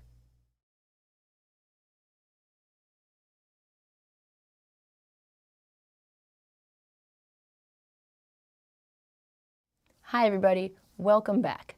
I know that one of the most frustrating things that can happen when you're designing and developing your web page is when you just can't get your code to talk to one another. If you've written some HTML and you're trying to link it to your style sheet and they just don't seem to recognize each other. So today, we're going to talk about how web designers tend to organize and separate their code into different parts. First, we always start off with a main folder that's going to hold your HTML code. In addition to your code, you're going to have a folder for your CSS, your images, and if you're doing it yet, your JavaScript code as well. So organizing your code into these separate folders, CSS, JavaScript, images, it's not a rule. Your page will still work even if you have everything inside one big folder. But as you go on in web design, your fellow designers are going to expect that you have similar conventions to their own. So you want to get used to doing things the right way right from the beginning. So here, I've got a quick picture of how I could organize the code using these different folders. So I have Project 1, Project 2, and Project 3. Here in Project 3 is where I really want to look at what we're doing. As you can see, I've got an HTML file, all 4 of my HTML files. In addition though, I have my CSS, my images, and any JavaScript. we want to make sure that all these different files can talk to one another. And so we're going to use the convention here, and I'm going to show you how to make sure they can link together in the right way. So let's say that inside your HTML file, you want to link to your style sheet, your Java functions, and perhaps a picture. Well, this is the way you're going to do it. When you link to your style sheet, you want to make sure you include your CSS folder. You don't need any other folder, just that one. But be careful. If you called it CSS lowercase, make sure your link says CSS lowercase, not uppercase. When it's time to link to your Java files, you do the same thing. Make sure you start the link with that JS. What this does is it tells the browser, hey, I need this file right here, but in order to find it, go into the JavaScript folder first. Right? Finally, the same thing, when it's time to link to an image, make sure you link to your image folder first. Now, the images folder is the one that tends to have the most variance in the name. Some people call it image, some call it images. Another kind of common name is to call it IMG. So when you're linking your code with other people's code, make sure you do a quick check and make sure that your folder names, CSS, JavaScript, and images, match what other people are expecting. When it comes to linking from your style sheet, it can be a little bit more tricky. In the example I have here, we want to link to this holiday picture right here. All right? Now, we know that the file isn't in the CSS folder. It doesn't belong there. Pictures should be in the images folder. But the problem is, how do you tell the browser that the images folder is someplace different? If I just had this part, if I just got rid of this and we didn't have it, and all I put was images/holiday.png, the browser goes, somewhere there's a file that goes CSS/images/ and then there's your picture, holiday.png. And that's wrong, right? We don't have an images folder inside of our CSS folder. So instead, this little dot dot right here, it means go back one folder. So right now I'm in the CSS folder. Please back up, boop, boop, boop, back up to my project 2 folder or my project 3 folder, whatever it happens to be in. This can be tricky, and this can cause a lot of people to have issues. I almost intentionally make people do this because I want them to learn how the folder structure works. So if things aren't working for you in your folder structure, here's a few tips you can do just to see if we can find out where the issue is. First, if the link isn't working for you, check to make sure that you spelled the file name correctly. Case matters. Uppercase, lowercase, it can make a big difference. You also want to make sure that the files are in those correct CSS, JS, or images folders. Finally, and this is a big one, as people tend to mess up on their code, they open up new versions of the files. It never, ever ceases to amaze me how many times that I've done this myself, where I'm working on a file, I'm making changes, and they're just not showing up in the browser. Almost all the time, it's because I'm working on a bad copy. So I'm hoping that this is going to help you understand a little bit more how you can organize your code to make the best use of the different CSS, JavaScript, and images functions out there. Thanks.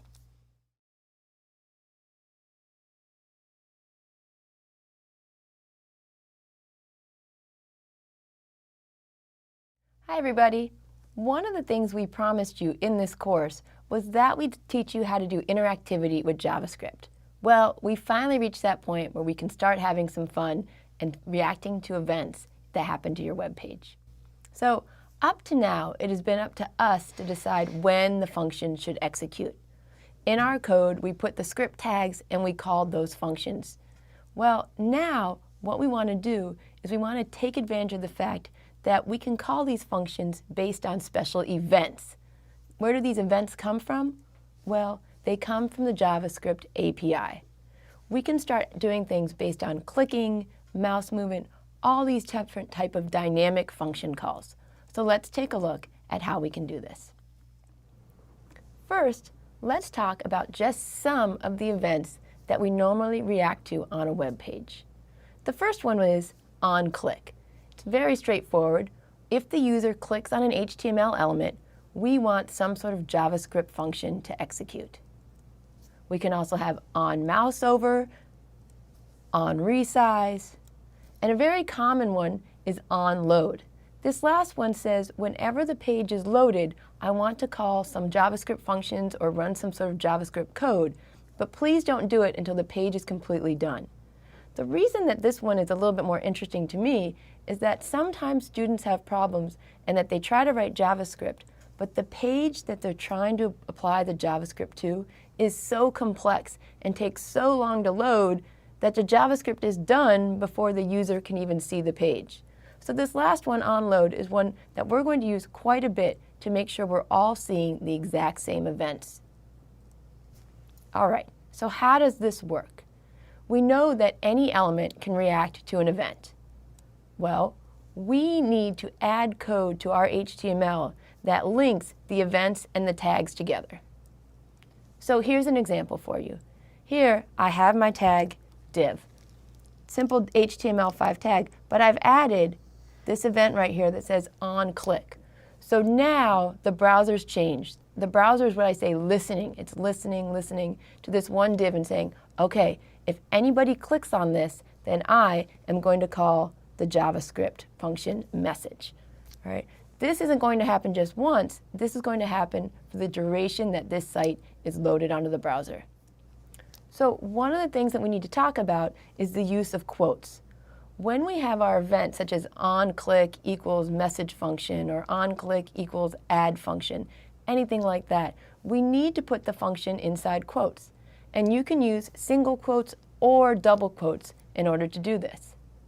However, I always use double quotes because it makes it much easier if I want to pass string arguments to the function. So if you take a look down here, you can see I want to call the function called message, and I need to send it this hi message.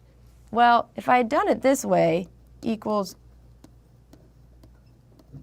message with a single quote, well then what's going to happen when I try to send my string? As soon as I add another single quote, the browser goes, oops, that's the end. It matches, there's her whole string. So if you're going to be matching different strings together, put the outer one in double quotes and the inner one in single quotes, and it's going to make it much easier for your browser to understand what's going on. Be careful of copying and pasting quotes when you're coding. It's a very common thing to do, but it's important to remember that a lot of times your editor gets mixed up because when you're coding, you don't have that same kind of slant that Word, PowerPoint, and other programs put into your quotes. So whenever you copy and paste, go back and make sure that they're matching up correctly. So let's go ahead and take a look at what I do with this code right here. I have my HTML on one side and my JavaScript function on the other. The JavaScript function is pretty simple. All it's going to do is take a string and it's going to update the output element to show whatever that string is, along with the word event. Over here in my HTML is where it's going to get a little bit more interesting, and it's going to be the first time we're using events. I have 3. I have onLoad, which means, hey, whenever I load this page, I want you to call the message function and send it the message load. I have onResize, which means if I change the size of the browser, I want to send a different message. And then finally, the last one is onClick. So all 3 of these events, onLoad, onResize, onClick, they're all going to call the message function, but they're going to call it with 3 different parameters. So let's take a look at what's going on. As you can see, when I loaded the page, it automatically had load event show up. What happens if I click on this paragraph right here? Oh, it changes to click event. It's actually happening over and over again. You just can't tell because it's so quick. So now, the last thing I'm going to do is I'm going to resize the page. And you can see that it recognized that there was a resize event. So it's pretty simple to go through, and I'll go back here, and have your HTML actually change based on the different events. This second example is, again, a very straightforward way of showing you how the events can be linked to different element types. One HTML element we haven't used a lot in my courses is button. I avoid using it because I think that the semantics of a button tag really conveys this idea of click me and I'm going to do something. And since we didn't have the power to do that yet, I really didn't want to use that element. But now we can. So what I have here is a simple JavaScript function that says, hey, I want you to call the JavaScript date function. This is something that I didn't write. You know that it was written by JavaScript, partly because, well, it's yellow. All right, so I'm going to use this function and connect it with the button. So I have button, type equals button, and I have onClick equals display date. As soon as I click on that, we want to keep our eye on where it says this is a paragraph, because when I click on it, that should be updated to what the current date and time is for when I'm running this. All right. Now, there's a good chance that this date doesn't look exactly the way you expected. Don't forget, computers are very specific, and they're going to give much longer answers than we're usually used to. As we start adding JavaScript events and reacting to events to our code, I just want you to be aware of something that's going on that's really quite complex.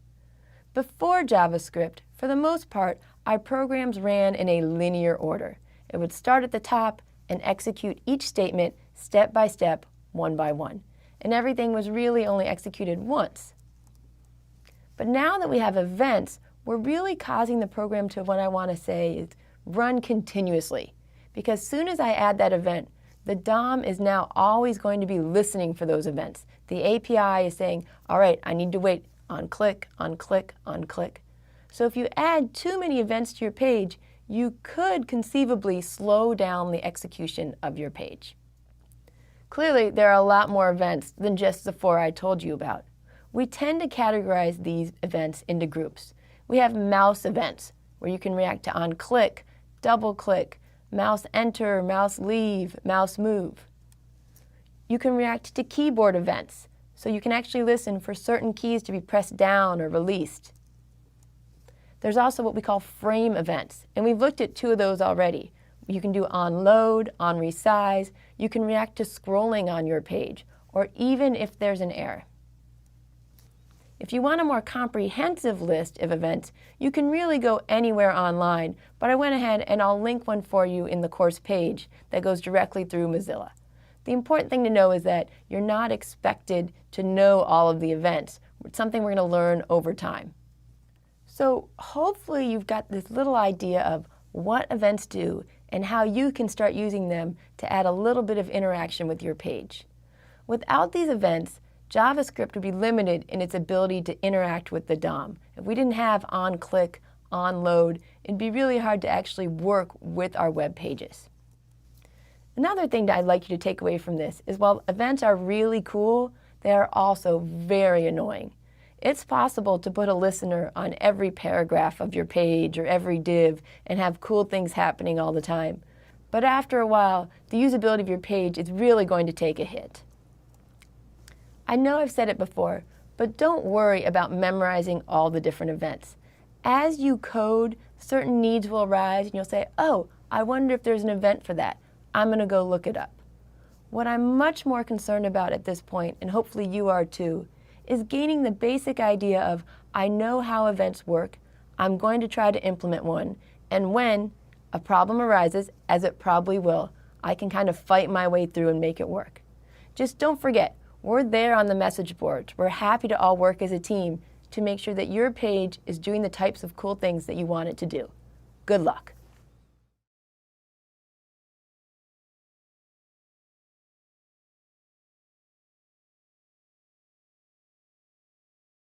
Hi everybody, welcome back. It's time for us to take some of the things we've been learning and put them into practice. One of the most important things about learning a programming language is making sure that you're getting your hands-on experience. Watching these videos just isn't enough. It's great if you just want to learn about JavaScript or learn about these different elements at a very high level. But if you actually want to feel competent and confident in your coding, you need to make sure that you're practicing. So let's go ahead and dive into the code. I want you to modify the code. And whenever possible, it's great if you can break the code, because it's always better to make your errors now when you have a whole community around you you can ask questions. So we're going to look at 2 different examples today. One in which you're going to modify the DOM, and the second where we're actually going to change the style of the page that we're looking at right now. So let's go ahead and get started. In this example, I'm going to do something a little bit different than we've done before. When I first introduced the idea of events, I said that events are matched with functions. Well, you can also match events just with JavaScript code, not a function itself. So here, I've created two buttons, and I named them first and second. We're going to use those buttons to change the content of this third paragraph right down here. So when I click on this first button, I have onClick, grab that element, change the inner HTML, and I want you to change it to clicked first button. The other one is very similar. The only difference is that I want to change the content of that paragraph. So when I click on these buttons, this right here is the element I want you to look at. So let's go ahead and click on the first button. And you can see that I clicked and said, hey, I know that I just clicked the first button. When I click on the second one, you know that I've clicked on the second button. So this seems like a really small program to write, but there's a lot going on in here and a lot of places where people tend to make mistakes. So let's just look at them quickly. The first thing I want you to look at is this idea of using document.getElementById. Whether or not you have these as uppercase or lowercase letters makes a big difference. If you accidentally change it from by ID to ID as uppercase, this is going to cause problems in your code. The other thing I see a lot of people do is they think that inner HTML is a method, just like all the other ones are. It's not. When you're using inner HTML, you need to make sure you use those equal, that assignment statement, okay? The other thing that I feel sometimes people really get kind of hung up on is the code that I give them. You can put anything you want in here. So let's go ahead and change some things. The first thing I want you to look at is this line right here. If I were to change this, I want you to intuitively know before I do it what part of this page is going to change. Is it the event that's going to change? Is it the button that's going to change? Is it the whole page? So luckily with CodePen, you'll be able to see it immediately. All right. Wow, and I really added something big. So that's how I can change the button itself. If I want to change what's going to happen, that's where I put it in here. Clicked another button. So let's go ahead. I'm going to save. I'm going to go ahead and click on first, second. Okay, so play with this. Go ahead and try putting it in yourself. And realize again that you can put your JavaScript anywhere you want. It doesn't always have to be in an external file. Let's look at the next example. Okay, get ready. This example is going to be a big one because we do have a lot of things going on. We have our HTML, we have our CSS, and we have our JavaScript. Let's start with the CSS because it's the simplest and it's not going to change as this program runs.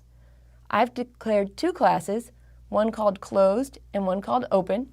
And what they do is, well, it's pretty straightforward. The closed one says, I want to change the display to none. So what's going to happen is right down here, this one right here, it's going to disappear. However, if I were to set the class to open, well, then now it's going to reappear again. All right? So that's all we really need to realize is that closed will make it go away, open is going to make it come back. All right. Over here, in my HTML, I have a paragraph called demo. And that's right down here. It's all this entire thing we can see right here. This is the one we want to change in our code. And finally, in the HTML, we have two events. We have onClick, open me, and onClick, close me. So let's see how we can write the JavaScript that will make that div appear and disappear. Let's start with close me. I've actually put two different options here, so the code looks a little bit longer than you might expect. What I need to do is I simply need to grab the demo element by doing document.getElementById. But now, instead of trying to change the inner HTML, I'm going to change the style. So I go in and I say x, which is my element, .style.display equals none. So I'm not using my CSS. I'm actually hard coding it in here that I want it to go from none. And in open, similarly, it says, hey, grab that element and I want it to go from whatever it used to be, and now it should be blocked. So let's look and see if this works. Close, open, close, open. Great, it works, but we've hard-coded those elements in. We've hard-coded block. What if we also wanted to change the color or the width or many other elements? This is where the idea of our classes can come in. Let's change it over here really quickly. I'm going to comment out this line of code. And same right here. All I've done here is we're going to have this same element, but the difference is now we can actually go in and we could say, you know what? For that element, I want you to change the class name. I don't know what it used to be, but now I want it to be closed. And down here, I want it to be open. So I can talk a lot, but it's important that even I stop and check that code and make sure I didn't break it. So close, open, close, open. Now, I don't really have time to do this right now, but I think would be a great exercise for you is to look at this code using inspect element. When you do that and you click on those open and close buttons, you can really see that we're going in there and we're changing the DOM. All those things, all those different styles, you can see them in effect. So make sure you're playing with this as you're coding along with me. So I could review with you what we just did, but I'm not going to. The most important thing for you to do right now is stop watching the videos and bring up some sort of editor or code bin and go in there and start coding. If you don't do it now, you might start falling behind as we get into these more complex ideas. So good luck.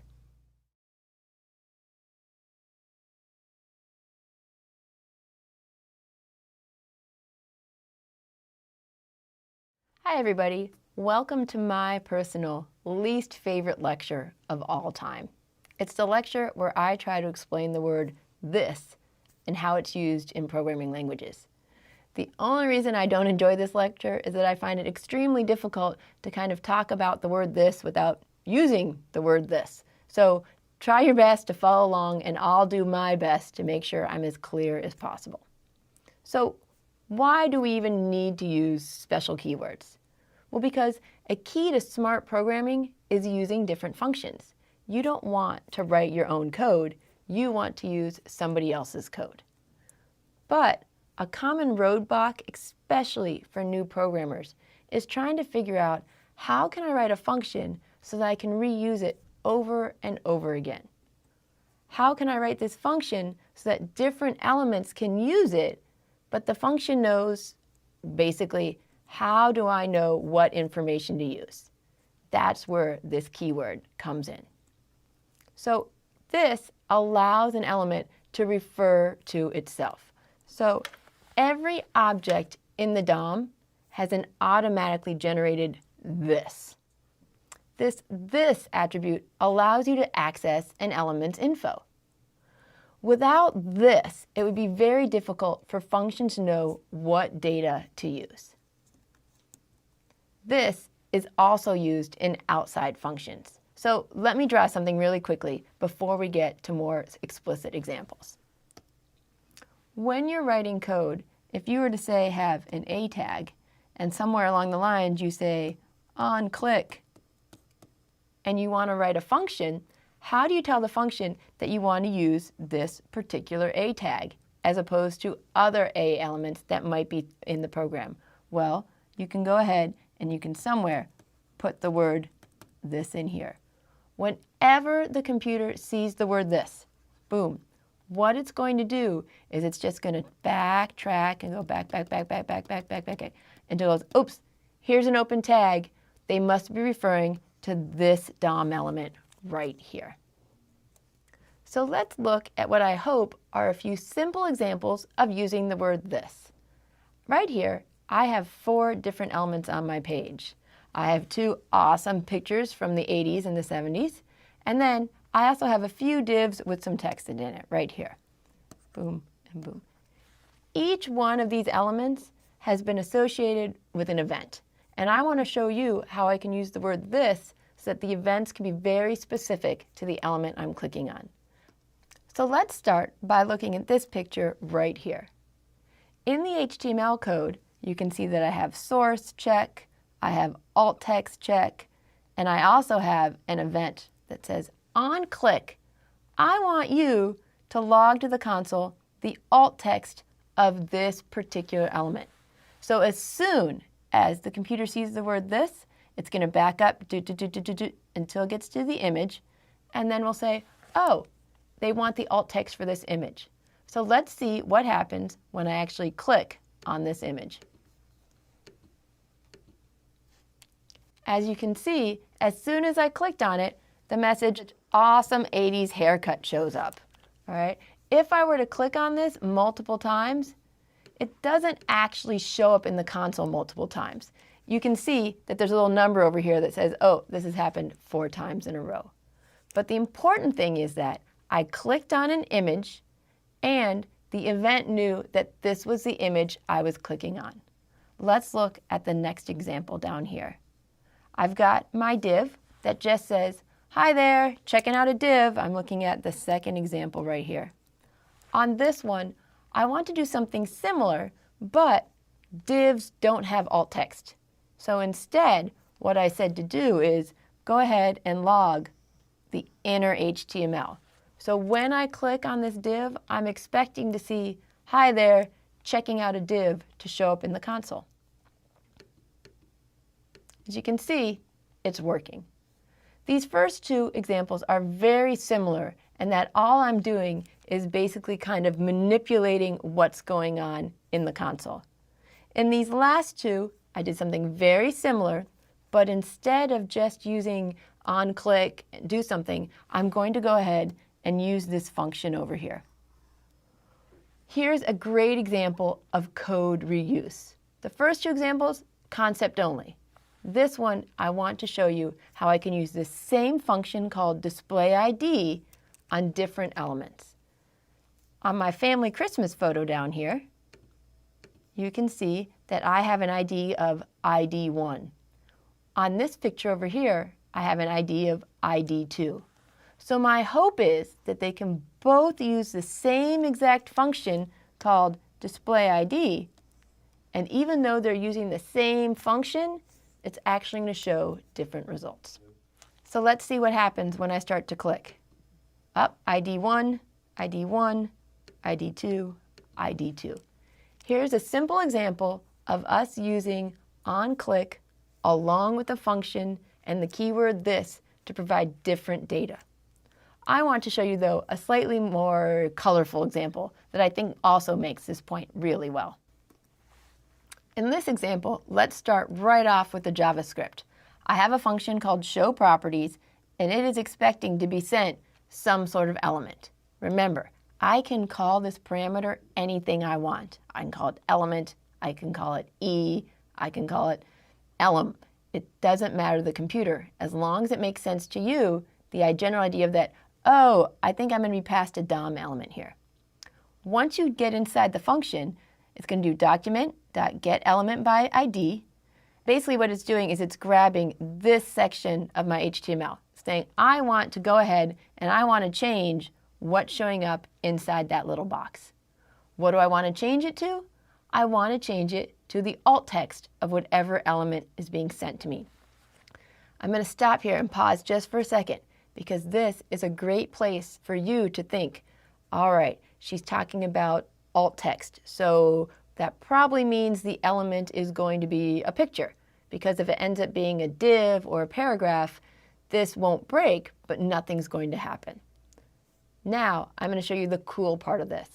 On each one of these elements, I have show property and the keyword this, which says send this image that I am hovering over with my mouse and call that property. So let's take a look and see how this works. I'm going to hover over the first picture of my dog, and I'm really hoping that the alt text associated with this picture is going to show up in the preview. And it did. I hover over another picture, and I get with my boy. And then finally, in the last picture, you can kind of see how once again, the alt text is being displayed inside the preview. I've done something really simple here, and what you're going to do in one of the homeworks is expand on this idea and say, not only do I want to change whatever text is showing up in here, I actually want to change this whole picture. So go back, follow this more complex example of using the keyword this so that you can figure out how to change more than just one thing. How can we change different things? How can we change the background color? Could you change the border? Different things like this that you all know how to do, but just because you know how to do it doesn't mean you don't have to stop and think and really process it in your mind first. The keyword this, the concept of the word this, can be really tricky to grasp. It took me quite a while myself, and I don't think I really understood it until I started teaching it. The important thing to know is that repeated practice helps. You want to go in and you want to do as much coding as you can.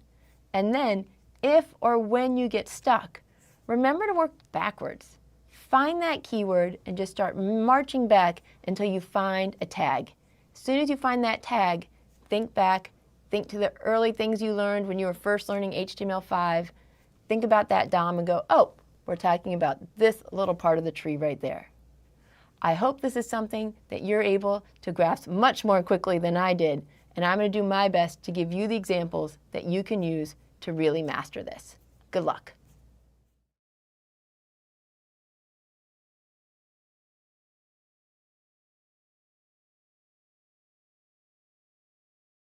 Hi. In this video, I want to walk you through how we're going to be putting some of the things we've learned into practice. And the main things I'm looking for from you are your abilities to do two things. First is, if I give you some HTML code and some CSS code, can you change the background image of an element? The second thing I want you to try to do is, can you change the content of an element? I have a very specific plan to put into place, so let's go ahead and take a look at the gallery homework. In order to begin this assignment, I'm going to give you the HTML code and the CSS code that will create this page here. I've got one div and 3 images underneath it. Each one of those images has a link to the source file, and it has alt text. So right here, the alt text is styling with bandana. Now, did you notice that as soon as I put my mouse over this image, it changed the source image and the text for the main div? So we're creating a kind of photo gallery here. As I leave Bacon's picture and I go off to the side, we go back to the original image in color. When I go over the next picture, you can see, boom, it went in, it found out what the source file was for this image, it located the alt text, and used both of those things to update that upper div. Again, I'm going to leave, and I'm going to go over this last one. So I've actually put in the JavaScript function calls for you and the events. The one thing that I need you to do is write those functions. So let's look at the functions I want you to write. The first one is called update, and we're going ahead and send it the preview pic. And I put in here, one of the things I want you to do is I want you to change the URL for the background image to be the source file of the image we're going over, that preview pic. The next thing I want you to do is I want you to change the text of the div so that's going to show the alt text of the preview image. So this is what we call update. When we leave the picture, I want you to undo what we just did. I want you to go in and I want you to change the text and the background image again. So just as a little refresher, in case you haven't used background images before, the background image is an option for including graphics without using an image tag. It's really just another way to add a little bit of style without affecting the content. When you set background images, it's always a good idea to also set a background color, because sometimes the URL might not be valid or the browser might not be able to download it. So here's an example of me setting the background image and the background color. In order to do this, we want to go ahead and say the URL, use this keyword URL, and then inside the parentheses, you need to put the name of the file. Okay? Now in this case, it just happens to be mypic.jpg. What you don't want to do in the homework is you don't want to hard code this right here. Instead of giving a name, you are going to want to use some sort of variable. Okay? After you do that, you're going to want to go ahead and you can hard code the background color because we're hoping it won't be there at all. For the element text, I'm going to leave that a little bit more up for you to figure out how you're going to do that. We've discussed two different ways to change the content of the DOM. One is to use document.write. The other one we've used quite a bit is inner HTML. So you need to think about what's the best way to update the content that's inside that div to have it display the message you want.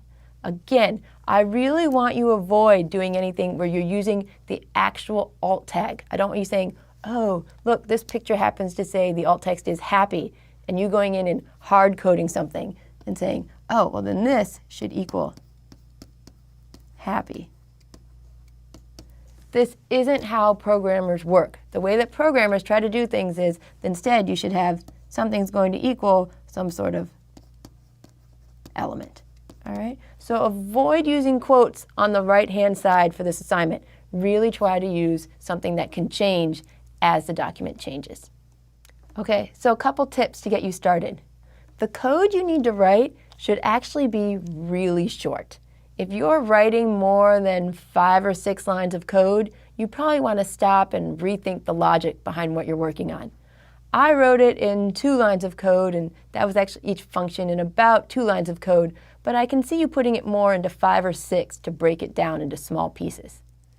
You will need to think about how you're going to incorporate the quotes, because don't forget, when you mix double quotes with single quotes, things can kind of get mixed up. You should also remember that if you want to put 2 strings together, you need to use that plus operator in order to concatenate the strings.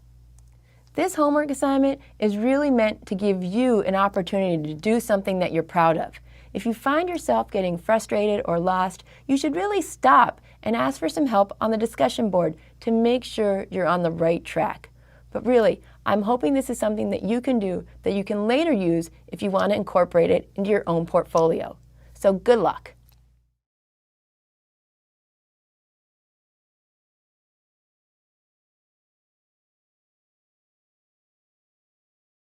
Hi everybody, welcome back. Today we're going to be starting something that's really quite different than what we've been doing in the past. In the first few weeks, I used variables that stored a single piece of information.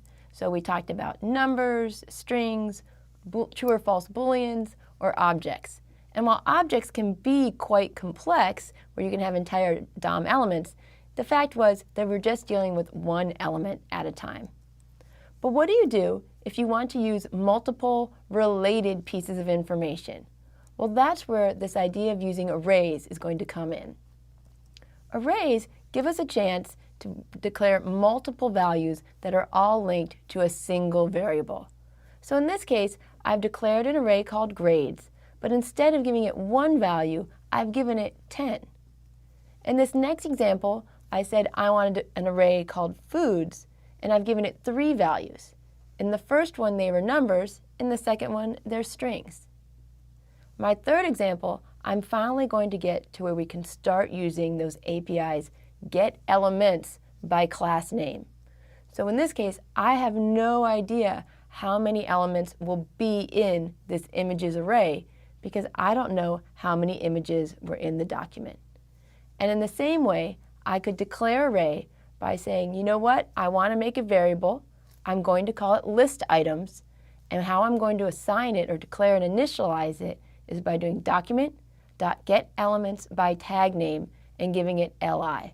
So now it'll travel through the DOM and grab every element that has that li tag. So hopefully you've seen this idea that an array is not a single value, but a collection of values. You start off by giving your array a name, and then you can assign as many values as you'd like.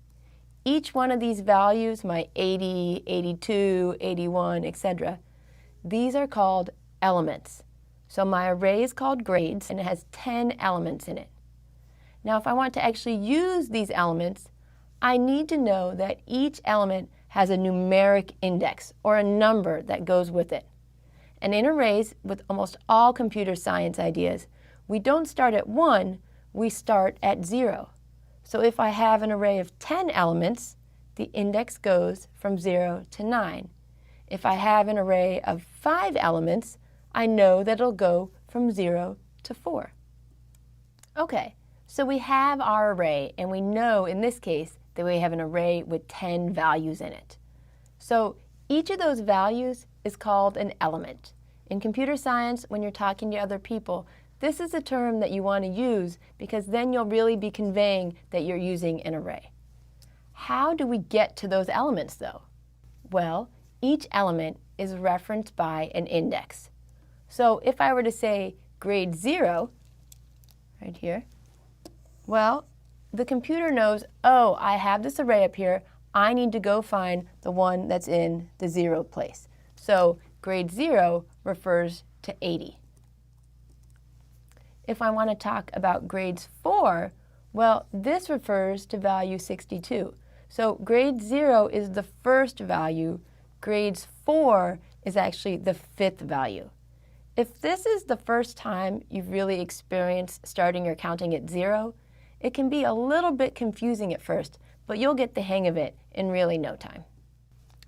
One thing I wanted to mention, because it's different than in other programming languages, is that elements in an array don't have to be all of the same type. So I could have an array, in this case called info, that has a string and a number, and then a string and a number, and that works just fine. However, it's very uncommon, and I wouldn't necessarily encourage you to do your arrays in this manner. Instead, we really want to focus on this idea that arrays tend to have the same values in them, and that they have attributes and methods, because JavaScript arrays are objects, and that gives them some special power. So for instance, we can refer to grades.length. We can call the method grades.sort, or we could even add additional elements to our array using the method called push, where we would add another element to it. Now, if you start thinking about some of the different ways we can use arrays, you can start to put things together. So for instance, when I talked earlier about grades 9 or grades 8, we knew exactly how big that array was because we had initialized it. But sometimes you won't know how long the array is, especially if you used getElements by tag name or something like that. So it is possible to combine the idea of length and the idea of push to come up with our own way of adding things to our array. Grades, here's the element I need. I need grades.length because I know that's the last place where we don't have something, and set it equal to the element here. So these two things right here, grades.pushElement and grades.length equals element, they're the same thing. It's just a different way to program.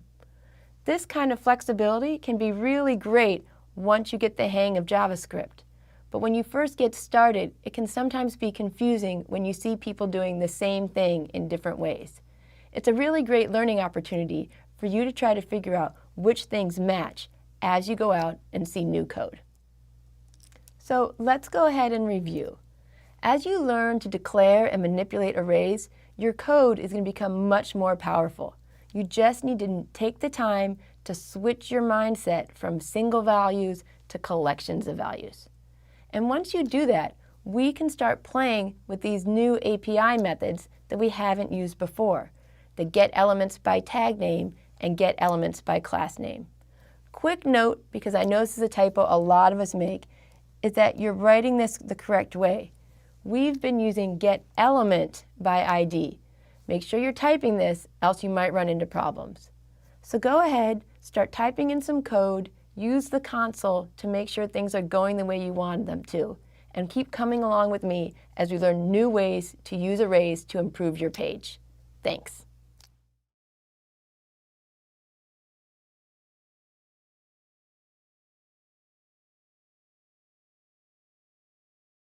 Hi everybody, welcome back. Today we're going to do what I call a code with me. While it's perfectly okay if you just sit here and watch the video and watch what I do, I really encourage people to take this as an opportunity to find out, can you do the things that you've been watching me do all along?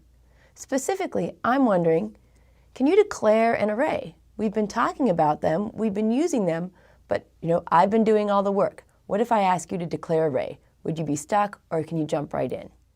After you declare an array, can you access the different elements of an array? So if you remember, each array is made up of as many different elements as you can think of. So if you want to actually access this one right here, how do you do it? Next thing I want you to think about is, can you add elements to an array? If we wanted to add something after B, perhaps a C, do you know the proper JavaScript to use in order to make your code work? So let's jump right in. As I said, I have this code online for you, but I really encourage you to start from scratch and try coding on your own and using my code as a reference just in case things go wrong. So let's go ahead and take a look at this code. I really want you to understand each and every line. Sometimes I do things the long way, but that's okay because I really think it's a great learning experience for you to understand what's going on with JavaScript. Let's start off with the fact that I declared an array with 4 different elements in here. I have banana, orange, apple, and mango. I'm going to use those inside my HTML code. In fact, where I use them is I use it in the very first function called load fruits. So when my page starts up, it's going to call that function, and right away it says, you know what? I want you to grab everything that's in this array, all of it, and dump it right into this paragraph right here. This is why, again, if you look carefully at the HTML file, there's no fruits there. It's all being added by the JavaScript. Once you've got that kind of initial setup for your page, this is where we want to go in and we want to add elements to our array. So in order to add something, we basically don't want to add it here. We want to add additional things to the end of our array. All right, let's get started. In this function, it's going to ask us what our favorite fruit is. Once they ask, we need to know where should we put it. So right now, I'm going to kind of draw up on the screen to get an idea of what the index of each one of these elements is. It starts at 0, 1, 2, and 3.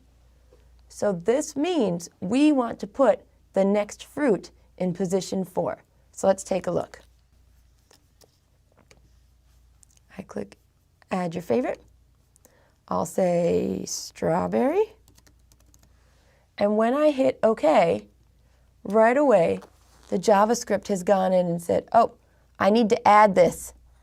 I need to add this fruit to my whole array. The kind of cool thing is that it doesn't say 4 here. I didn't say I want it to go in position 4 because then it wouldn't work if I wanted to add more and more fruit. So this is where these little elements are coming together. You know that to add something to your array, you use the array name. So we have fruits. Then you have to give it an index. And the easiest way to add something to an array is to just use the length of itself. So originally I had 4 elements in my array. So perfect, I put it in position 4. Now the length of my array is 1, 2, 3, 4, 5. So because I'm using a variable here, instead of hard coding a number, my program will work no matter how many different elements I add. So let's go ahead and add 2 more. And I can add peach. And I can add another one. I'll just add banana again because I have no imagination this morning. There we go. So this is a very simple example, but one that I want you to master. I want you to go in there. I want you to make your own array. Don't use fruit. Use your favorite foods. Use your favorite cars. Use your friends and take them on and off.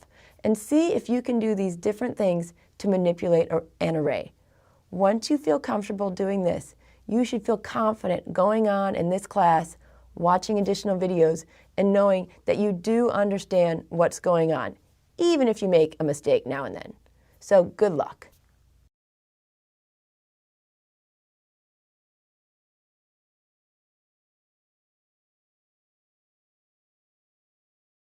Hi everybody.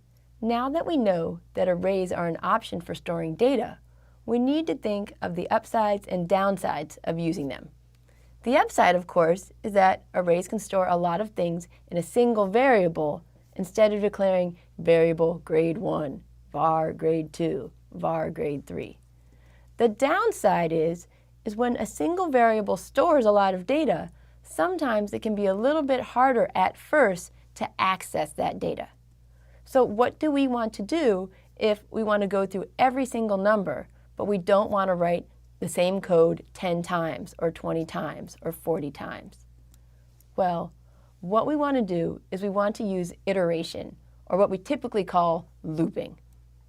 When you loop through an array, you look at each element, usually starting at the first one and ending at the last one. So in our example here, we have an array of 10 elements. How could we find the average of those 10 elements? Well, we would start off by saying we need to go through and add 80 plus 87 plus 94 plus 82. We need to add them all up and probably store them in a variable. Then, once you have that number, you need to divide it by however many elements there are. So in order to do this, we are going to use what is called a for loop. A for loop is simply a construct where we can run the same code multiple times, but between each execution, we're going to check some sort of Boolean condition to see if we're done or not. So here's the syntax. You need to have the keyword for. It lets JavaScript know, oh, change things here. I'm going to change the flow of control. The next thing you set up is the initializer. You need to have some sort of variable that's going to be used for counting how many times we loop. We're going to have a Boolean condition that's either going to be true or false, and then typically you need to have some sort of update or increment variable that lets us keep going. So we want to start with the keyword for, then you set that variable to the initial value. Usually we tend to call that variable index or counter or even I or j, something small. It's a variable we don't want for a long time, just for this for loop. Once you've set index or counter to 0, you want to set up what's that Boolean test case we're looking for. We need to write something that can evaluate to either true or false. Once you've written that, you need to think about what code you want to run when the Boolean is true. And then fourth, you update your variable and you head back to 2. So here's a little diagram of how that all works together. Here we have kind of a narrated explanation of what's going on. We start with our initialization. This only happens once.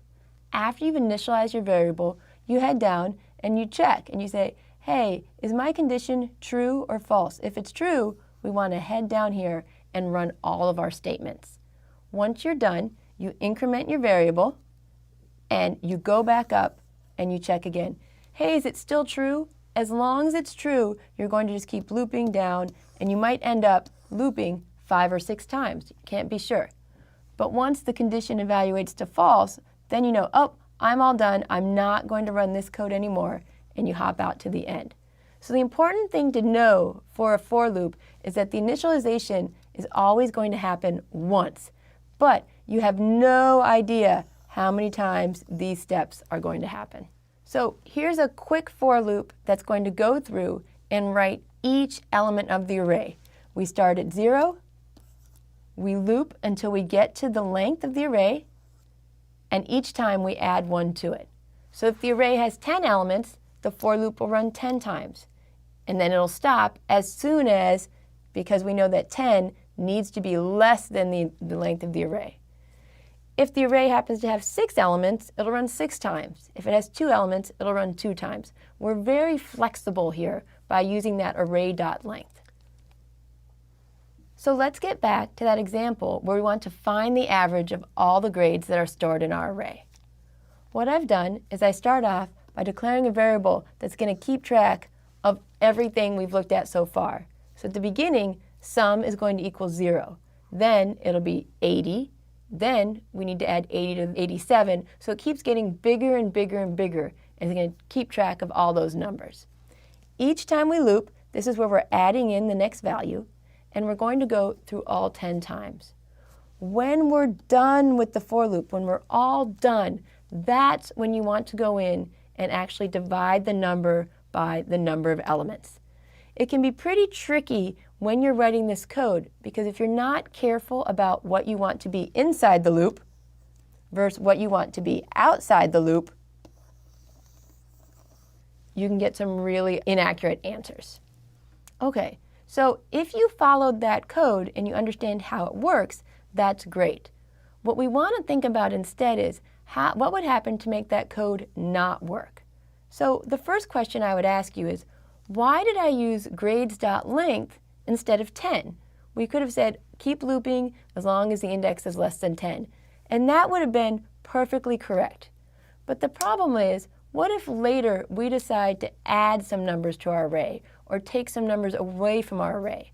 Well then, that 10 is no longer correct, and you would need to remember to go in and change it. What would happen if instead of adding 1 to our counter, we subtracted 1? This happens a little bit more often than anyone wants to admit. And what's going to happen is you're going to have an infinite loop. You could end up never leaving that line of code and it'll stall your entire browser. So you want to make sure that you're incrementing or decrementing the way you mean to. Along the same lines, what would happen if I set the condition to check if index was less than or equal to grades.length? I initially used less than, and that was the correct way. If I use less than or equal to, the JavaScript will actually crash. The thing is, I bet a lot of people would never even realize it did because JavaScript does such a great job of hiding its errors. You need to go into the console and see what's going on. So just to review, if you're learning to program in any programming language, looping is used for much more than arrays. It's a very powerful construct, and it's something you really want to understand very well. I also want you to realize that just because I happen to do my loops from a low number to a high number, there's no set way that's the right way. You can also go from high to low or even subsets. The most important thing is that I need you to practice, practice, practice. You need to feel comfortable with the idea that array elements start at 0. You need to understand that you can use array.length or other methods. The more you play with these things, the easier it will become. So thanks for watching.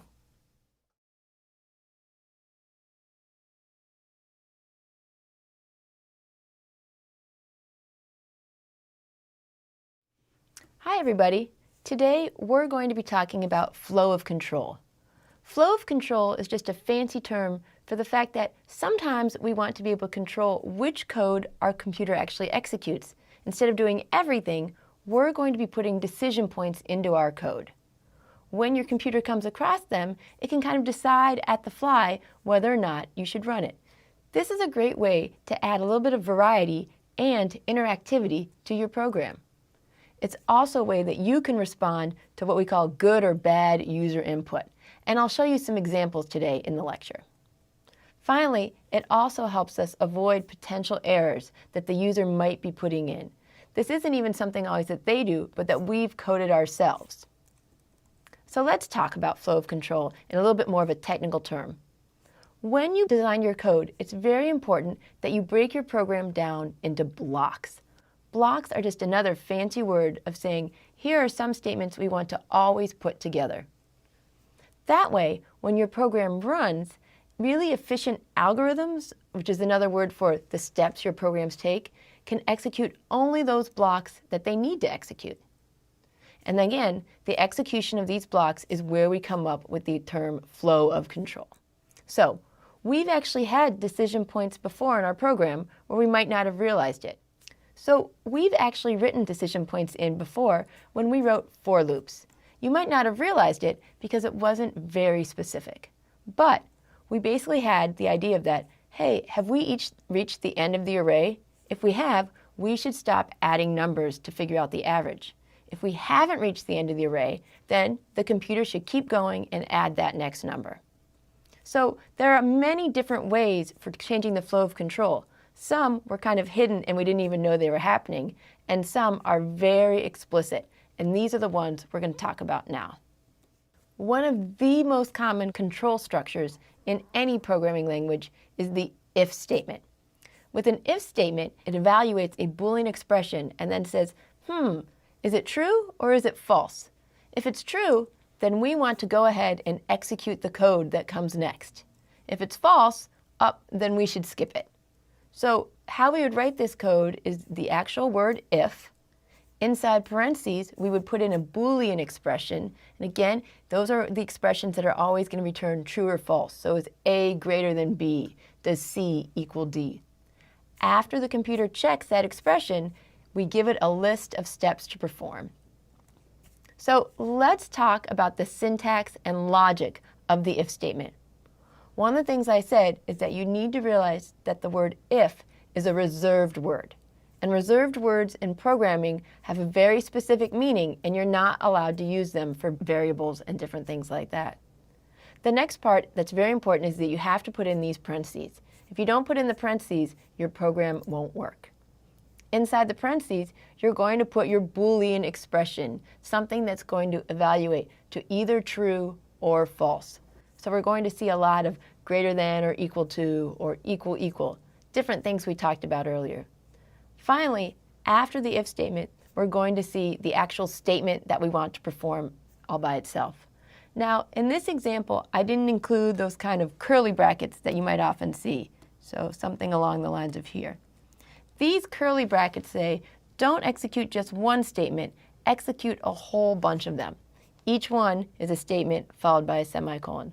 So we'll talk about variations on this simple syntax and logic as we go on. Those curly blocks I added in the previous slide, these curly blocks are what tell JavaScript that these statements should be considered a block or a single entity.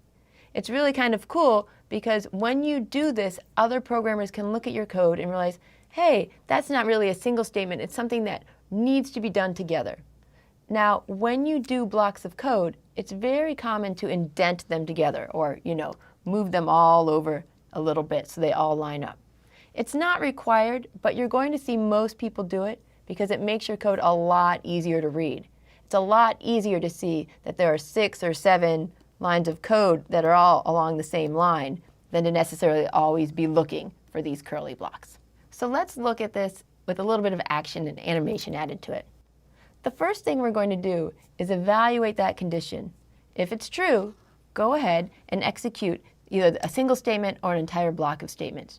But if that condition is false, I don't want you to do all this. This should not be done. Instead, jump all the way down and continue on with the rest of the program.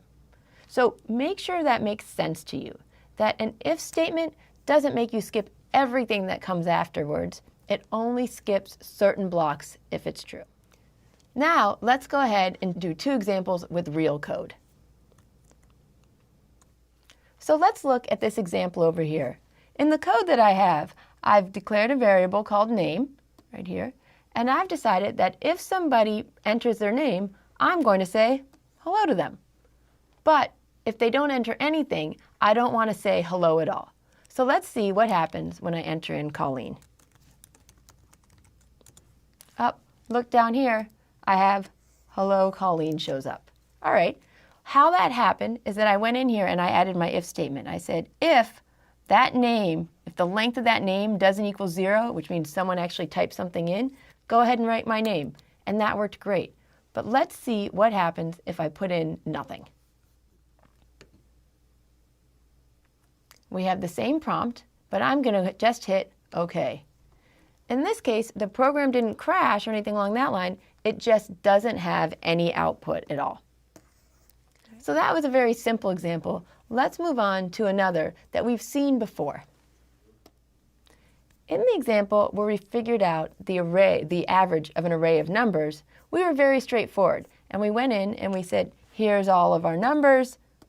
Go ahead and find out the average for us. Here's where we didn't really think about every possible situation. Right here. At the very end, we say you find out the average by adding up all the numbers and then dividing by the number of numbers there were. However, in computer science, it's very important that you check and make sure that you never divide by 0. So if I were to change my code right here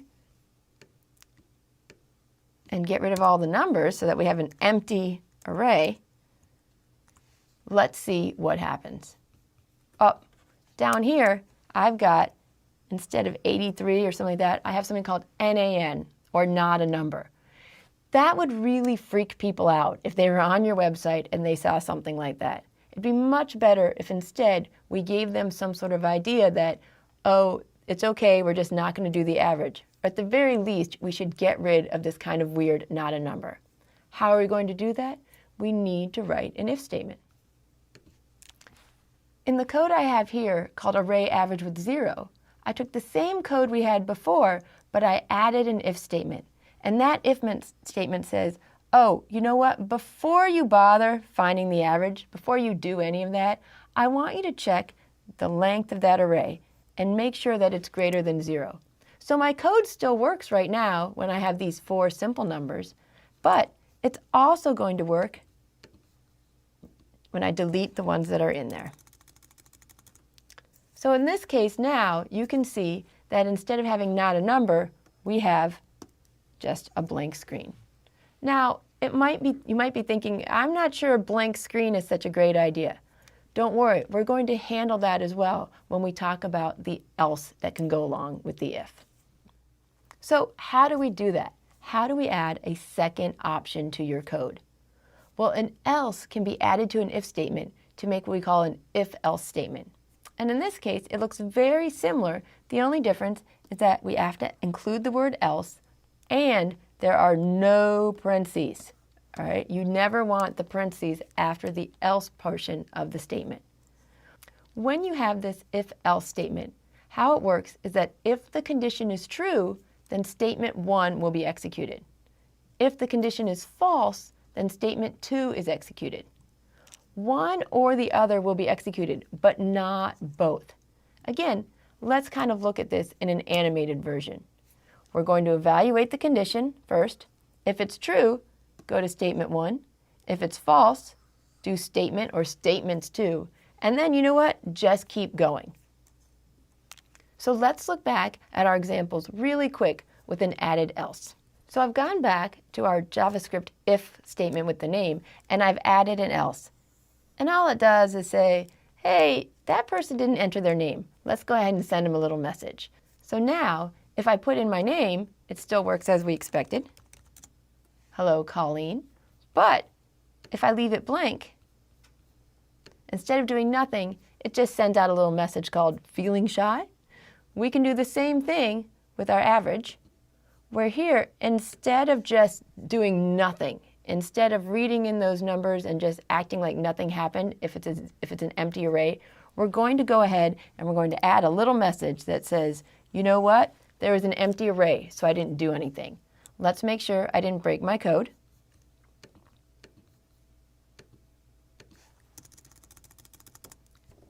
Put in a 0 array, and you can see that instead of getting not a number, instead of getting nothing, we get the message empty array. I can't stress how important it is for you to play with this code. Make sure that you use the if to specify that single line of code or that block of code that you want to be executed. Run this over and over again. Find out where you tend to make your different little errors, either forgetting the parentheses, forgetting the curly blocks, doing things like that. Next, then add your else statement to specify what you want to do if the condition is false. It's really easy to watch these videos and nod along and think, yep, I've got it, I've got it. I can't stress how important it is for you to stop, go in, play with the code, break the code, see what happened. I rarely write code correctly the first time, so I don't want you to feel bad if as you start adding these more dynamic and advanced things to your code, if you run into a few problems. That just means you're learning. So good luck.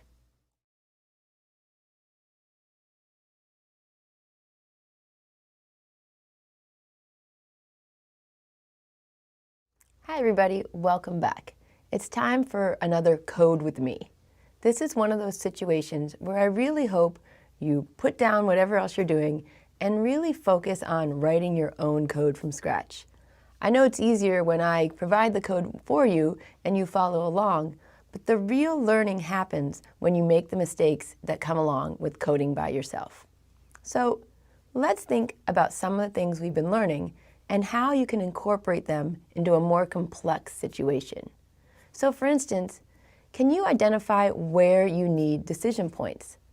Up till now, I've given you the code, but if I were to present you with new situations, can you modify it in different ways?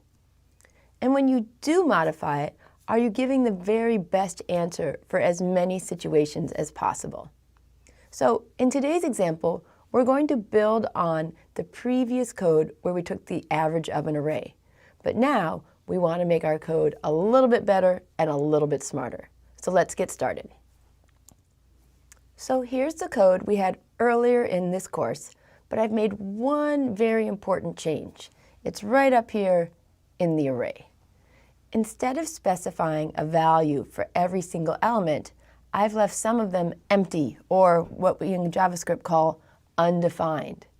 So the problem is now, when our code goes through and it adds every single element together to come up with the sum, we get an error. If you check right down here, your screen is going to say NaN. That stands for not a number. And it's something that may happen to you quite frequently when you're first coding if you haven't thought about the logic very much. And it almost always happens when you're doing some math.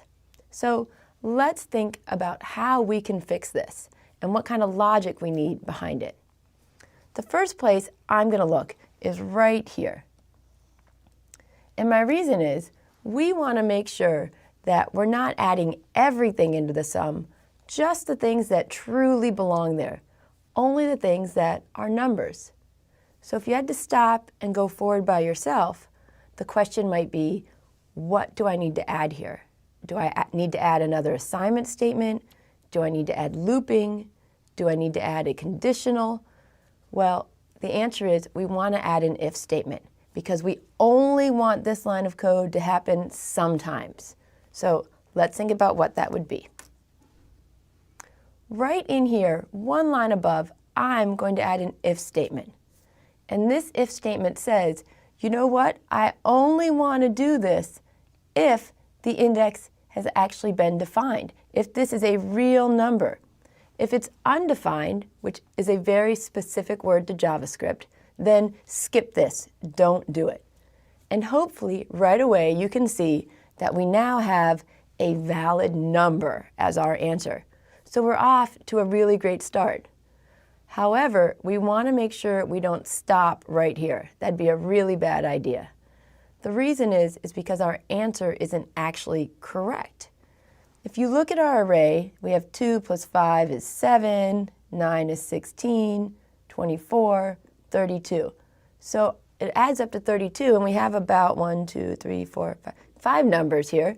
So we would expect our average to be something around 6, and that's not the case. We ended up with 4. So where did we go wrong? Again, it's not a syntax error, it's a logic error. And the problem is right here. We said add up all those numbers and then divide by the length of the array. But we don't actually want to do that because there are a lot of empty elements up there. So let's change this so that we're actually keeping track of how many elements are good and only divide by them. Let's get started. So the first thing I'm going to do is I'm going to add a new variable called count. What is this variable going to do? It's going to keep track of all the good values. So when I go down here, every time I add a new number into the sum, I want to say, oh, that was a good one. Let's add one to count.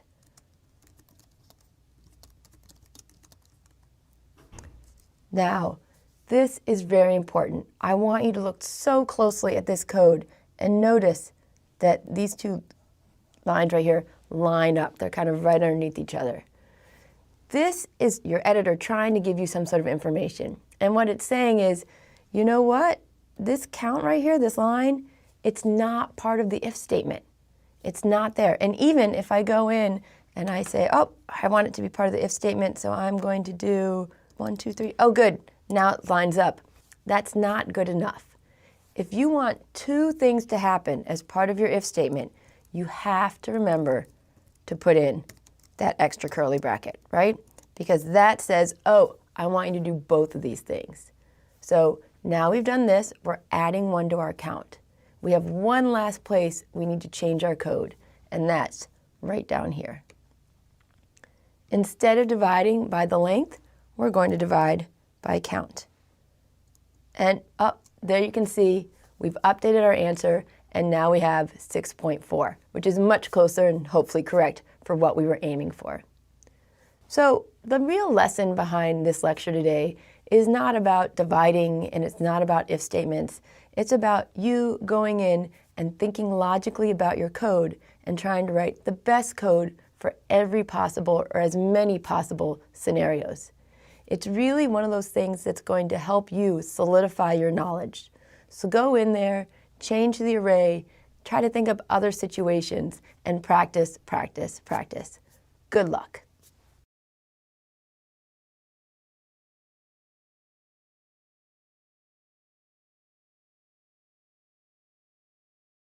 Hi everybody, welcome back. Earlier, we talked about how you can add if statements in order to affect the flow of control of your program. What you need to do is you go through and you kind of circle those little decision points in your code where the computer needs to make a decision whether or not it's going to execute this code or maybe that code. In our earlier examples, the decision points tended to be pretty simple, but it's not always going to be that way. What if you need to check for two conditions? Or what if one condition depends upon the value of another? I'm sure you can think of lots of everyday situations where when you make decision, it depends on more than one thing. Even if you're going to go to a movie, you need to decide, is the rating okay, and is it as much as I want to pay? So let's talk about what we call nested if statements. It's possible to put one if statement inside of another. So in this situation, I have an if statement right up here, and then I have my Boolean expression, and somewhere inside my block, as the program's working its way down, it says, oh, here's another if statement and another Boolean expression. In which case, we have two blocks to our program. We have a big outer block, but we also have this kind of smaller inner block as well.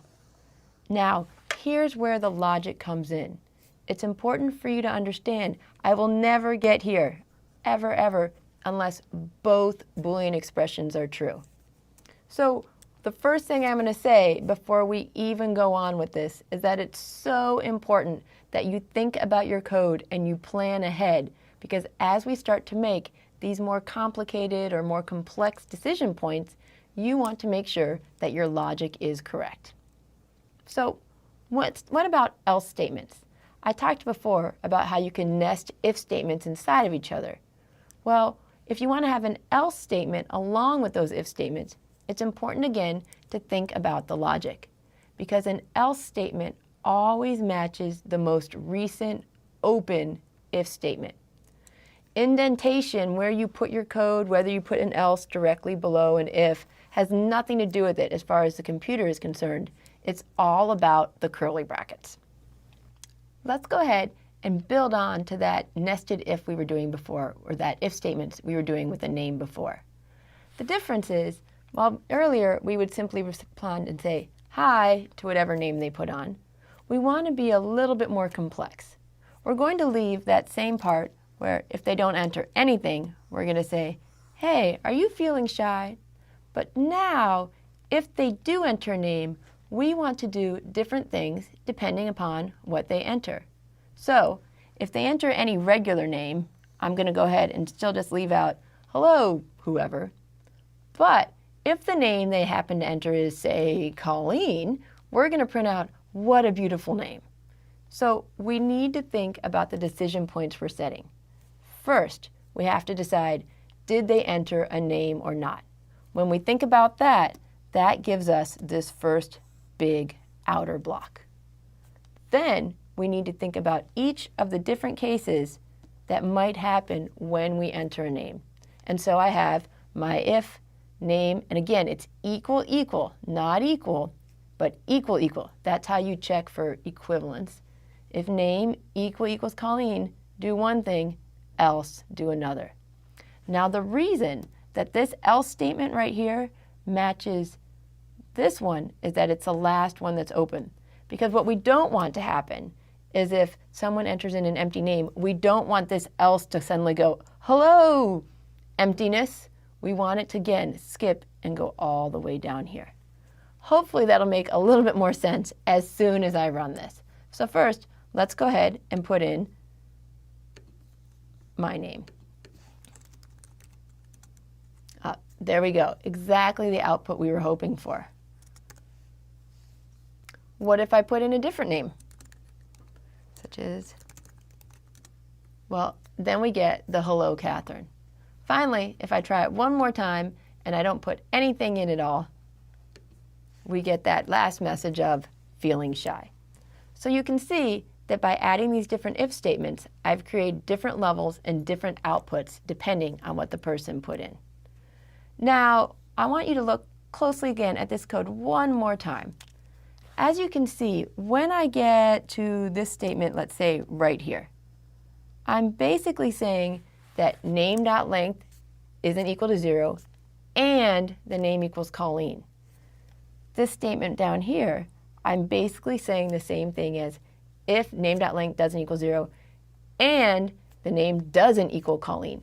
Each one of these bits of code could actually be written with more complex Boolean expressions. Let me show you what I mean.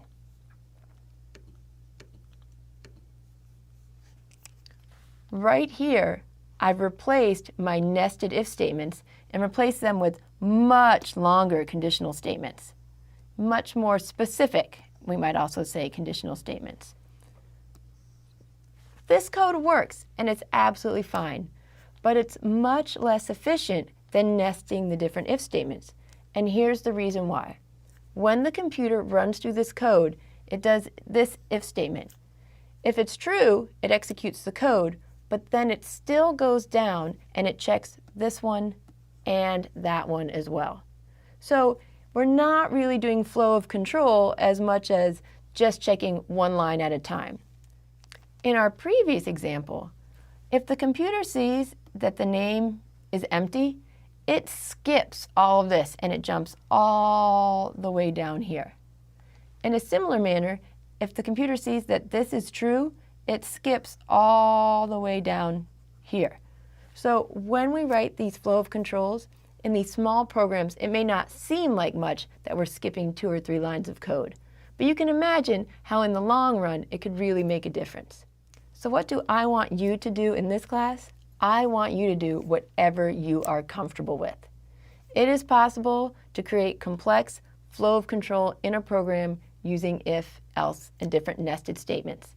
It's also possible to get your programs to work putting in these complex conditional statements. The most important thing to me, and hopefully to you at this point, is writing code that you understand.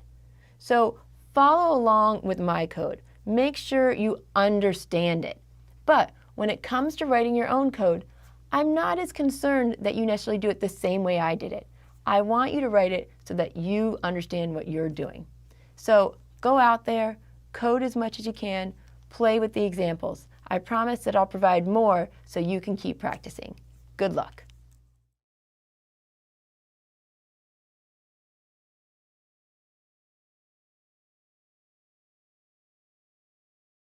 Hi everybody, welcome back. One of the things I like to say is that if you're not messing up, you're not really programming. It's really important that you learn that trial and error is a crucial part to developing your skills. If you've programmed HTML or CSS in the past, you know that sometimes you just can't get things to work. You want to make something green and it's just not changing. You want to change the font size and it's just not happening. And while it's frustrating, the nice part is that you can visually see your mistakes. You know something isn't working. However, when you're using JavaScript, most of the time, the browsers are just going to hide your errors. So you don't even know that your code isn't working unless you actually go in there and you look and you try to find the errors on your own. There are two classic types of errors in programming. They're called syntactic errors and logic errors. With syntactic errors, what you've done is you've broken some sort of rule of JavaScript. So perhaps you typed something wrong. This might look right at first, get elements by ID, but it's important to remember that it's actually get element by ID. A simple typo that breaks the rules and says, hey, we don't have a function called that. You might also just forget to close a curly bracket when you are making a block of statements. Another one that happens all the time is that you use an undefined variable. An undefined variable just means you're trying to use a variable, but you never actually told the computer what it was. This happens a lot when you're copying and pasting and using other people's code. Since you're not exactly sure what they were doing, it's very easy to introduce errors. The good thing is that these errors will often appear in the browser console if you're on a laptop or a desktop. That's why I'm always encouraging people to open up Inspect Element, take a look, click on that console button, and see if there's any errors, and it'll help you out immensely. But unfortunately, that console isn't available on mobile devices. I've really been looking for it. I'm hoping that if students find these kind of tools, they'll share them in the discussion board. Let me know, let me update the course information, because you're really at a disadvantage if you don't have that ability to look and seek out your errors. Now, logical errors are a little bit different. Your code is valid, you followed all the rules, but maybe there's something wrong with the thought process that went into it. You didn't think of every possible scenario of what the input might be. One example would be that array average, where we didn't really think to check to see if the length of the array was 0, and so we had to put it in. Some logic errors really are just typos. They're just typos that run. So let's look at some of the most common errors so I can try to help you kind of debug your code before you even do it. So a few things I don't want you to forget. First, you need to realize that the number 5 is actually equal to the letter 5 as far as JavaScript is concerned. If you're really concerned about making sure something's both the same value and the same type, you need to use that equal, the triple equal. Another common error is right here when people do their if statements. When you have a single equal statement to the computer, you're saying, hey, take the value Colleen and assign it into the variable name. That's not what we want to do, right? What we really want to check for is equality, and we need to use those double equals. Another thing people do with comparisons, and again, this is an example of a logic error, not necessarily a syntactic error, is in their Boolean comparisons. So what I'm going to check right here is if the variable age is greater than 65 and it's less than 18. If you think about that for a second, you realize it probably wasn't what you wanted to check, because there's no way that a number can be greater than 65 and less than 18 at the same time. This will never be true. Similarly, on this next line of code, I have something that's syntactically correct, and actually it's logically correct, but it's just kind of silly. Why would you ever check if something is greater than 65 or greater than 18? There's really no need to check both conditions, because if you know you're greater than 65, you pretty much are guaranteed that you're also over 18. This is why when you're writing your code, you want to just stop every once in a while and make sure you're double checking each line as to what it's actually doing. Another very common source of frustration and sometimes outright anger with people is the plus operator. You need to remember that the plus works differently depending upon the type of variables. So 5 plus 5, oh, well that evaluates to 10. But 5 plus 5, 2 strings, that's going to concatenate. It's not going to add it. It's going to concatenate it and give you 55. So what happens if you have a number with a string and you have that plus operator? Well, in that case, even if it only sees a single string, even if there were 18 things plus, plus, plus, as soon as it sees a single string, it says, oh, this is a concatenation operator, not an addition. This isn't always bad. Sometimes you want to concatenate strings and variables together. Sometimes you might want to have a variable right here, such as source, that says, oh, you know what? I want to grab a new source file. How can I do that? Because I need to use the exact words URL and the parentheses. And over here, I need it to end in another parenthesis. Now, who knows what image.source is? I have a pretty good idea that image.source is an element out there where we can grab the source. But this is a great and very useful to you example of how you can combine strings plus variables plus strings to create a new string. Next, let's talk about nesting. When you start nesting, it's very important that your else statements match the appropriate if. You don't also want to make sure that you never include semicolons inside the if itself. Let me show you an example. Right here, I have if age is less than 18, semicolon, alert, too young. This isn't going to do what you expect. If you remember, computers ignore indentation. So while it looks really good, and it looks like you're saying, if this is true, do that, it's not going to work. This semicolon right here, it's really bad. It counts as a statement.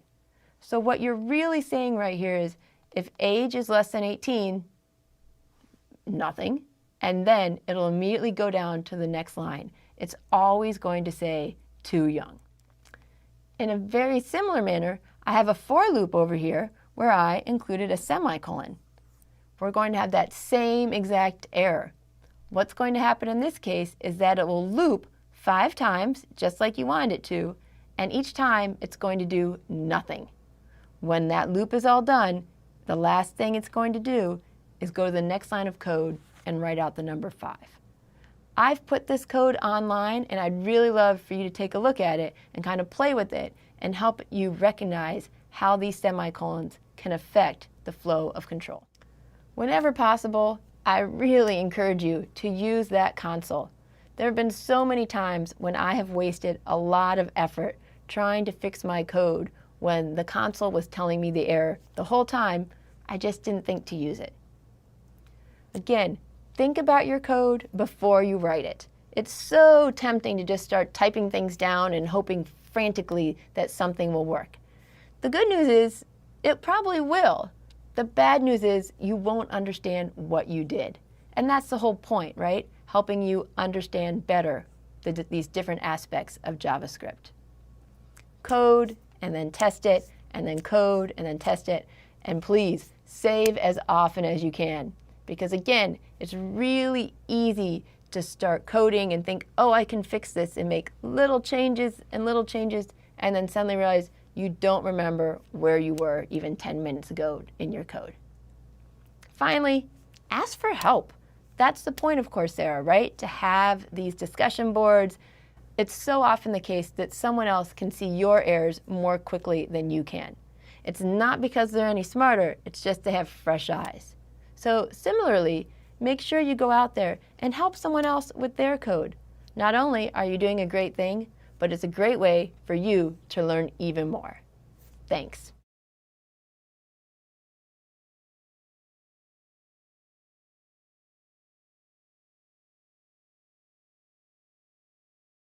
Hi everybody.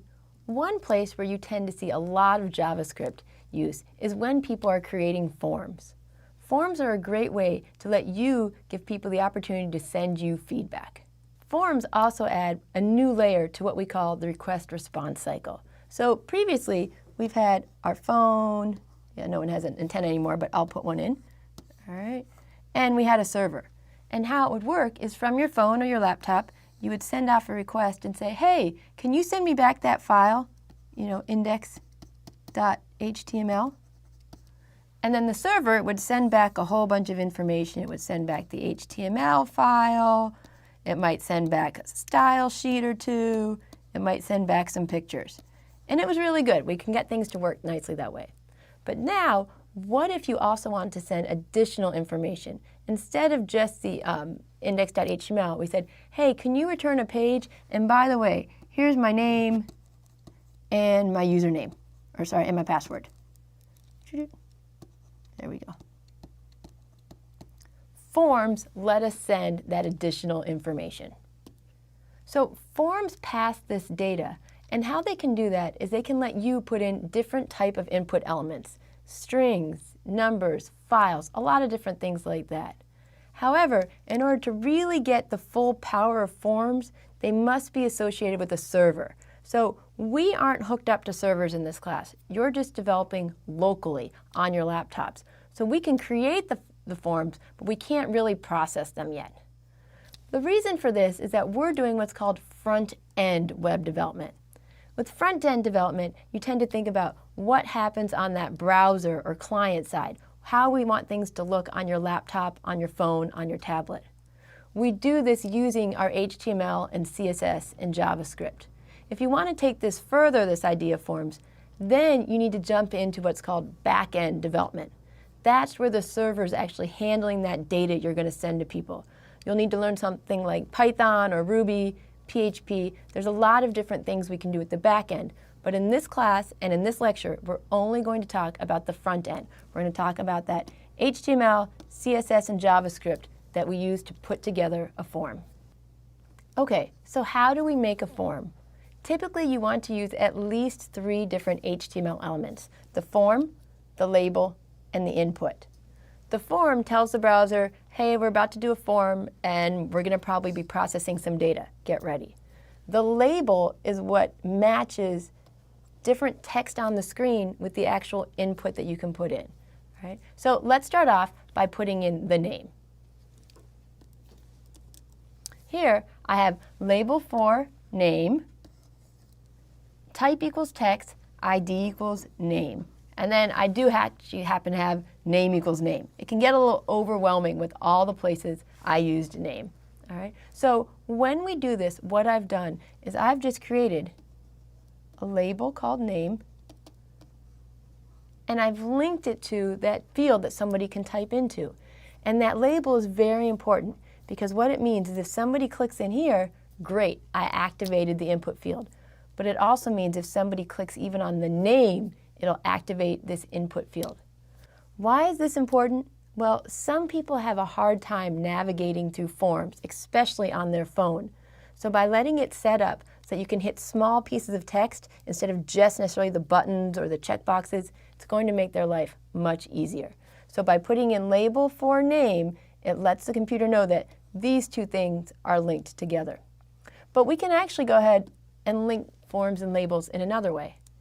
In my second example, I skipped the whole for part. Instead, how I made it work is I said, hey, I've got a label tag. Everything inside of here is all grouped together. So now I'm going to have one field for the name, one field for the email, and let's go ahead and add one for the birth date. So it's easy to kind of go through and just be very consistent and add new inputs one at a time. The thing that I'm not sure if you've noticed at all is that each one of these has a different type. I have type equals text, type equals email, and finally type equals date.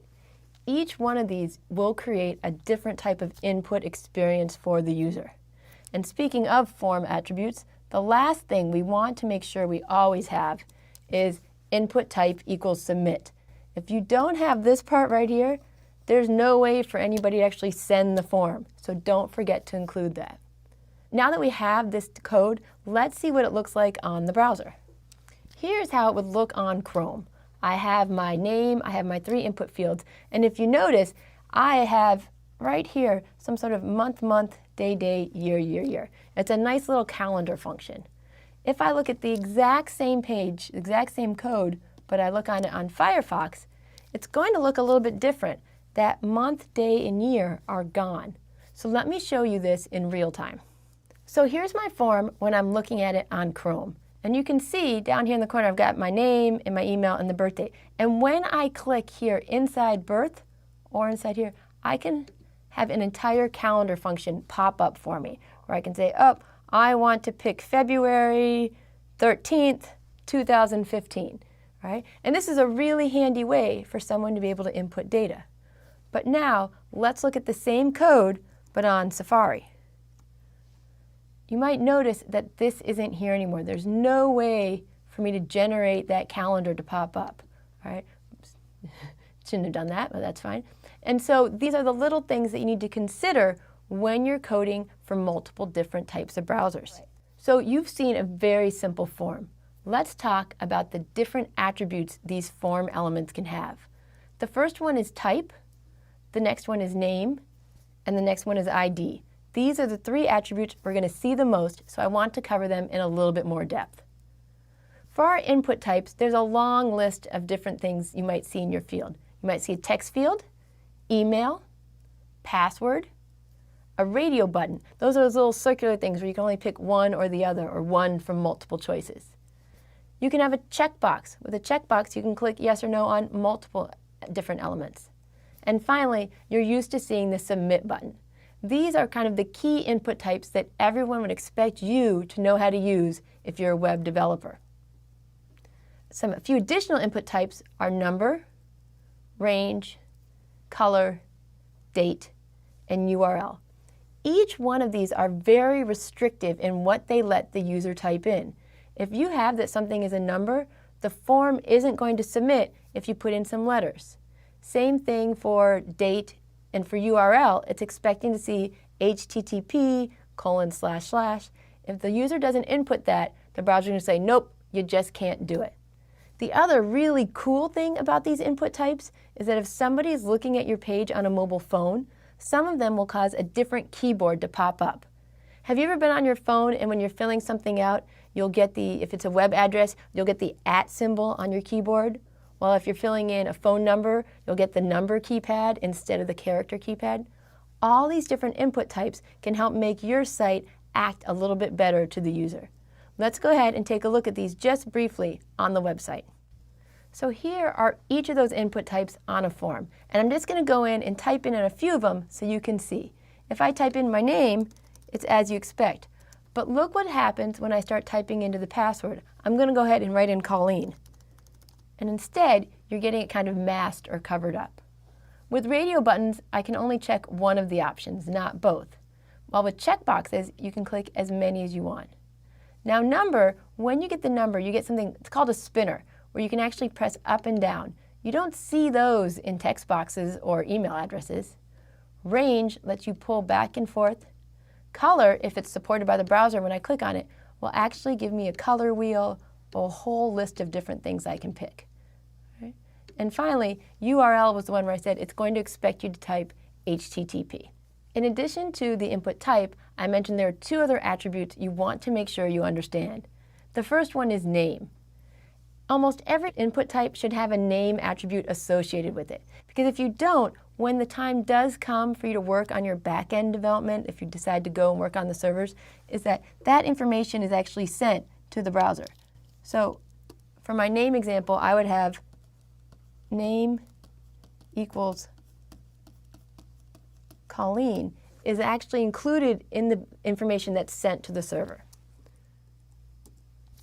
The other attribute is the ID attribute.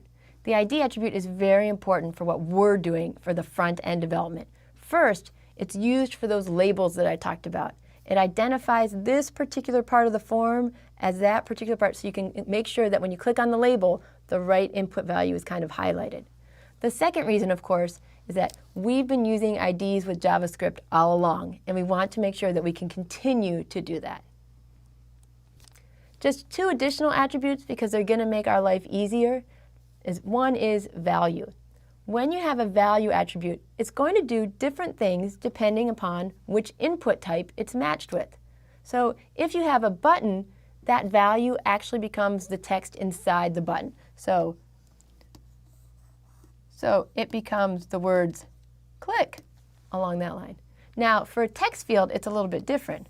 With the text field, it lets you actually hard code in the values that are going to be sent to the server. On a button, this click here, it's permanent. You can't change it. But in a text field, it's perfectly okay for you to come in, erase this, and put in some new value. The other cool attribute is this idea of a placeholder. It's very similar to value, but instead it provides a suggestion. It's nothing official, it's just something you may want to do. And you'll see this often in telephone numbers or anything where you want people to format things a certain way. So in the telephone field, you wouldn't see in black ink usually like a grayed out color, something along the lines of 1, 2, 3, 4, 5, 6, 7, 8, 9, 0. It's a suggestion. It's letting the person know what kind of input you're expecting. Now, as soon as somebody clicks in there, it's gone, so it's not permanent. So let's review all the things we learned about forms in this one short video. First, you need to know the HTML tags for creating forms.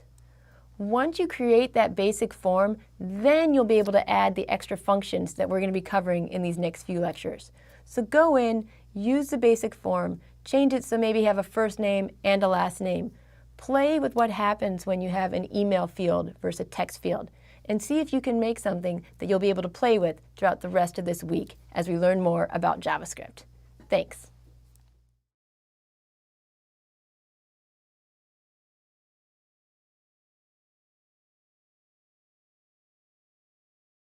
Okay, everybody, let's talk validation. Before we can validate input, we need to think ahead. We need to think, what is it we want to validate on our form or on our page? And after you decide what you want to evaluate, you have to decide how are we going to do it, because we always have a few different options. So let's talk about what we might want to validate. One option is the type of input. Is it important to you that you get a number instead of a string? Or the format of the input? If you're asking for an email address, do you want to make sure that the ampersand is in there and the dot? Or for URL, is it particularly important to you to have that www or that HTTP?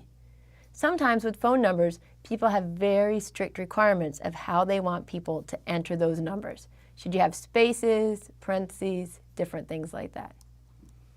Finally, the value of the input may be what you're trying to validate. Should it be required? Do you want the person to have to put it in?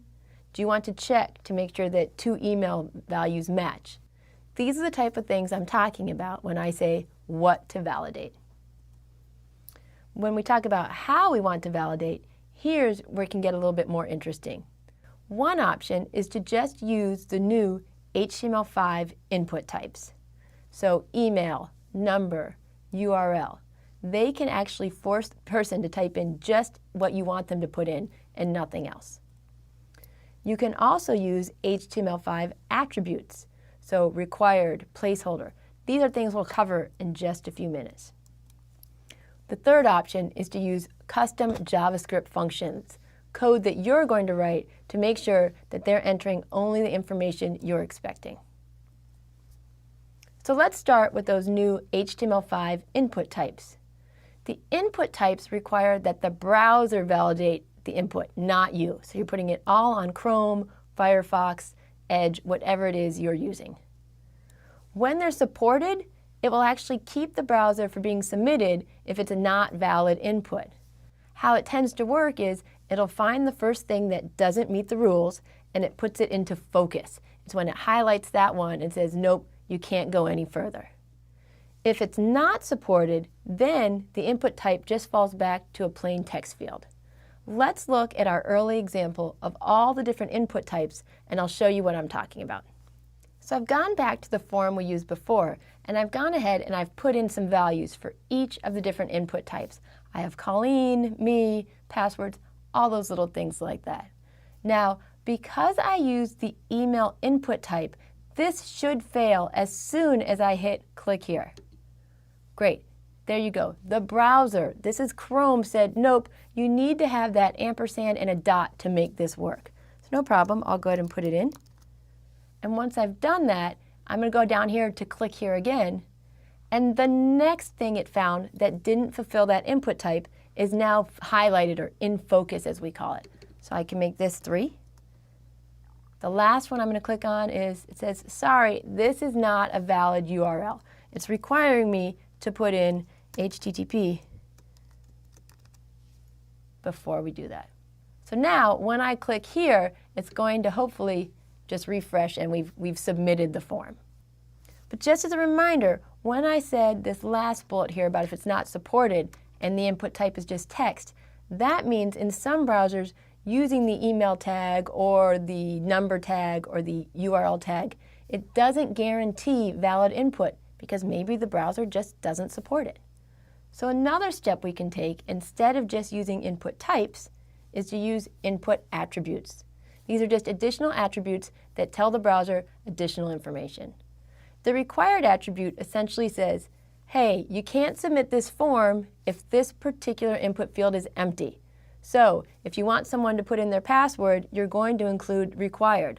Otherwise, people could just leave it empty and they could submit the forms without adding their password. This can cause some issues when you're developing your code, because what people tend to do is they put required in a lot of the different fields.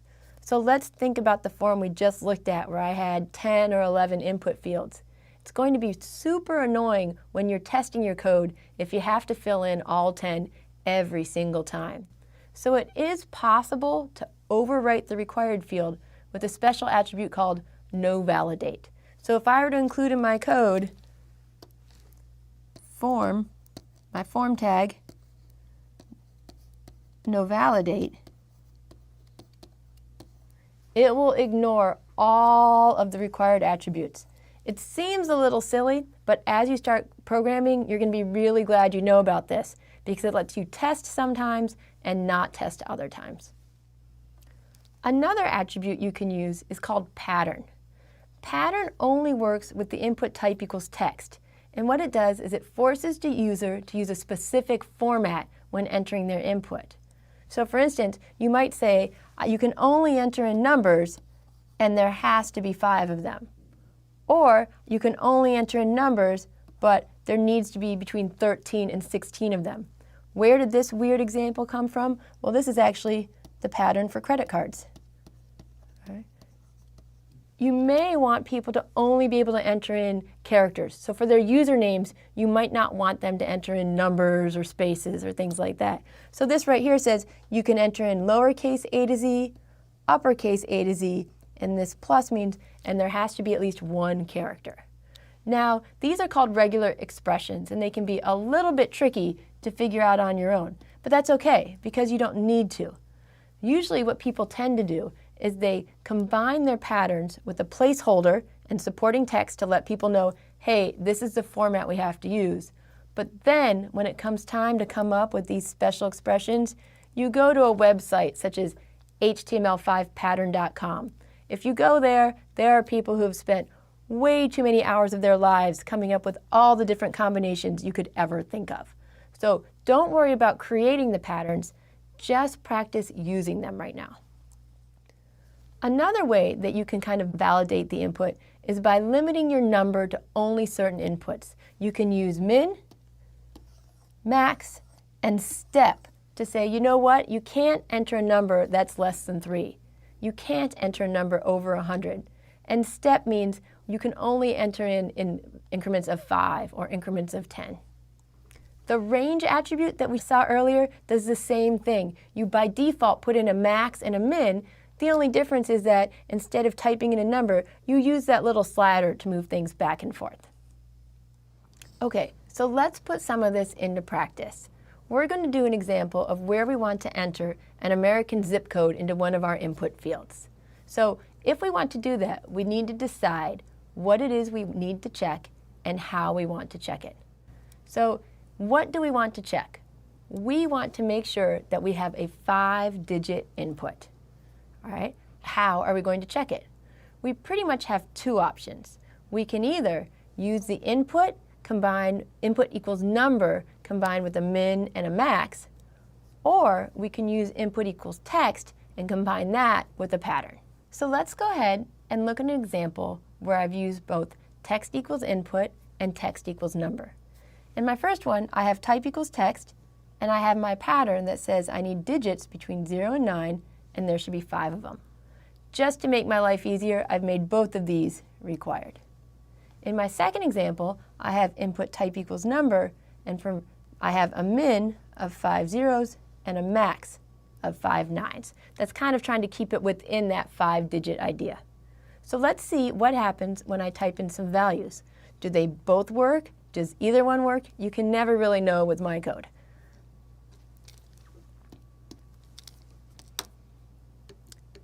I'm going to start off with bad inputs for both. 1, 2, 3, 4, and 1, 2, 3, 4.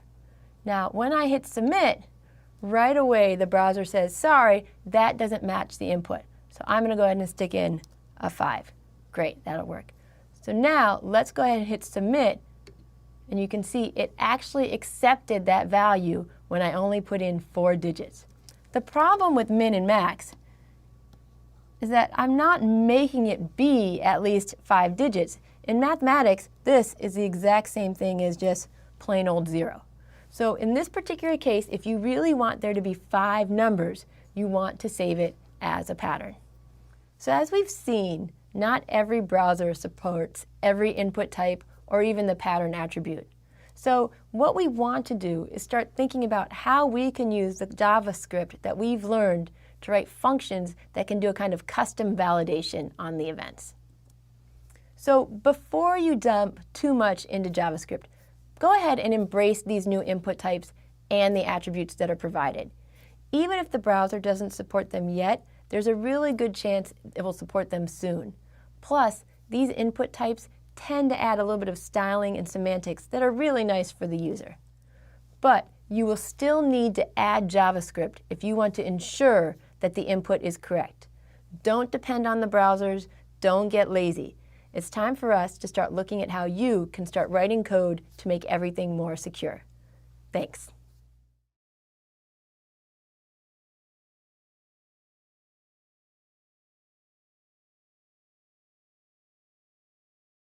Hi everybody. We've seen how to use HTML5 attributes and input types to really try to validate the inputs that people can put into their forms. But that's not always going to be enough. One, we've seen that a lot of browsers don't support all these types, so you can't always depend on them. But two, there may be situations that go beyond what these tags and attributes can do for you. So in this video, we're going to do an example where we want to check to make sure that the 2 email addresses that are input match exactly. So let's go ahead and see how we're going to do that. One of the things I mentioned is right from the start, you want to think about what exactly is it you're trying to validate. In this case, we're trying to compare that 2 emails are the same. How are we going to do that? Well, it's going to be a little bit more complex. We'll start with the HTML. We can use the email input type and the required attribute to kind of get us started. But then we want to add some JavaScript, and that JavaScript is going to be in charge of making sure that those values are actually the same. The last question that we didn't think about before is, when do we want to do this? We're going to use these API events that are linked to the DOM to decide when we should run our JavaScript. In this case, let's go ahead and validate as soon as that second email is entered. So we decided we wanted to validate at input time, but that still doesn't tell us which event we want to use. 2 options are on input and on change. Either one of them will react every time you type into the email form, but on input is going to check every single time you type in a character, and we probably don't want that. We want instead to use on change because that will wait until we're done typing in the email address and have hit tab or enter to leave that field. Okay, after we decide which event to trigger on, we need to decide what is it we're going to compare. Because in JavaScript, when we talk about the different elements, it rarely is that it's as simple as just some text. So is it the inputs we want to compare or some attribute of those email inputs? Finally, what's our output? What is our goal? We need to let the user know and communicate the result of when we did our check. So here's our kind of goal. This is what we want to look for. I have a field. It has 2 email input types, 1 and 2, and right here, they don't match. When they don't match, I'm going to generate a JavaScript alert that lets the user know, no, we really need them to be the same. So let's look at the actual code. All right, so on our left here, we have the HTML code that we need. I just have my two input types, they're both email, and I included my required. What's different is that on my second email type, the one that matches down here, I have an onChange equals check. This is responsible for calling the JavaScript code that's going to say, hey, I need to make sure these two things match.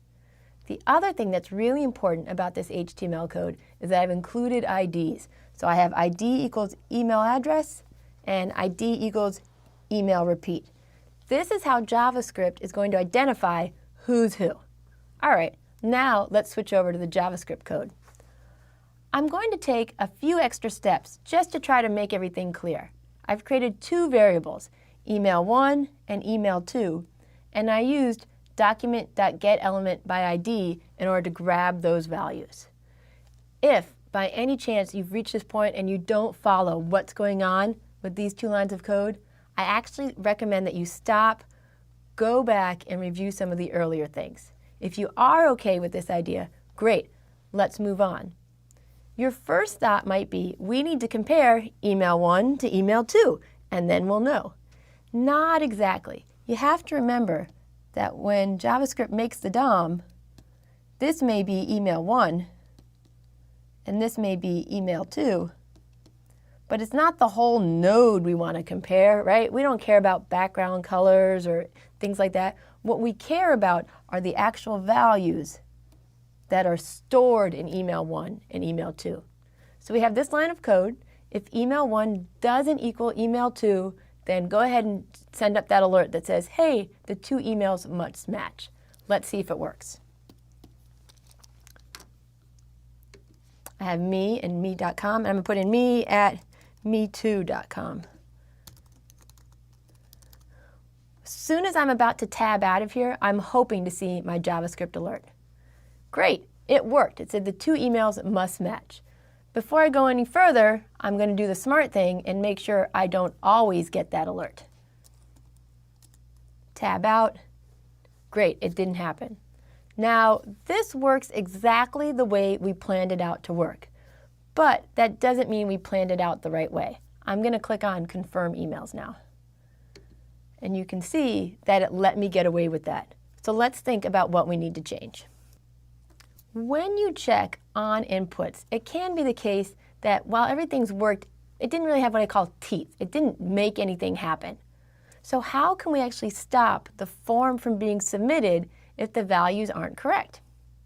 Well, we need to rethink our plan. The what was okay, the how was okay, and the when was kind of okay, but we want to add a second way to do this as well. We also want to check on the submit. So let's look at that code. In the new version of our code, I've added something to the submit button. I went in and I added a onClick equals return check. So there's something new here that you haven't seen before. It's this idea of the return value.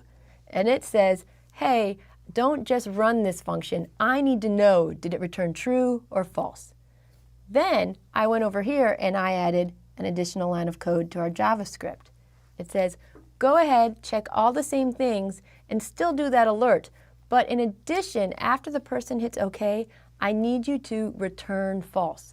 So we're going to be returning things 2 times. We'll run this function. It'll go through. It says, oh, they didn't match.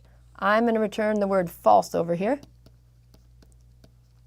And whenever input type submit sees a false, it knows I've got to stop. I'm not allowed to do what it is I'm trying to do.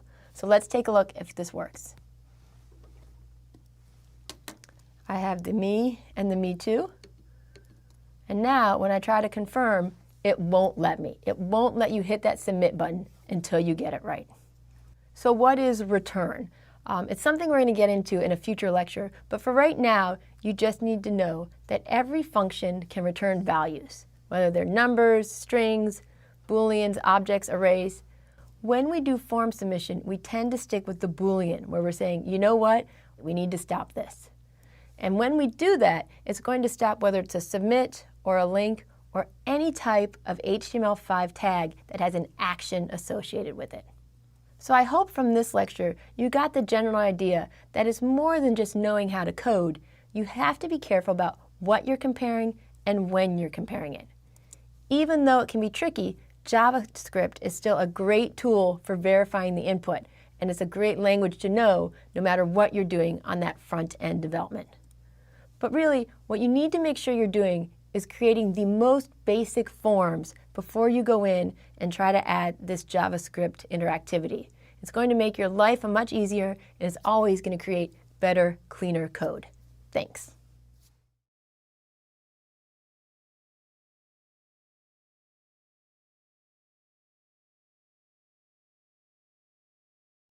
Hi everybody, welcome back. Today, we're going to talk about some new form fields that you can add to your page. When we were doing name and email and different things like that, the setup was fairly straightforward. You give it an input type of text, email, password, etc. But as far as the page was concerned, these were all very separate parts of the page. Each one was its own part of the DOM. However, there are some additional form fields that we're going to want to look at, and these include checkboxes and radio buttons. And how they differ from the earlier input fields we were doing is that they need to be related within the code, because we want to make sure that when we're giving people options, that when we send them off later, the computer knows, oh, these are related. So let's take a look, and let's start with checkboxes. You've all seen these before when you've been online.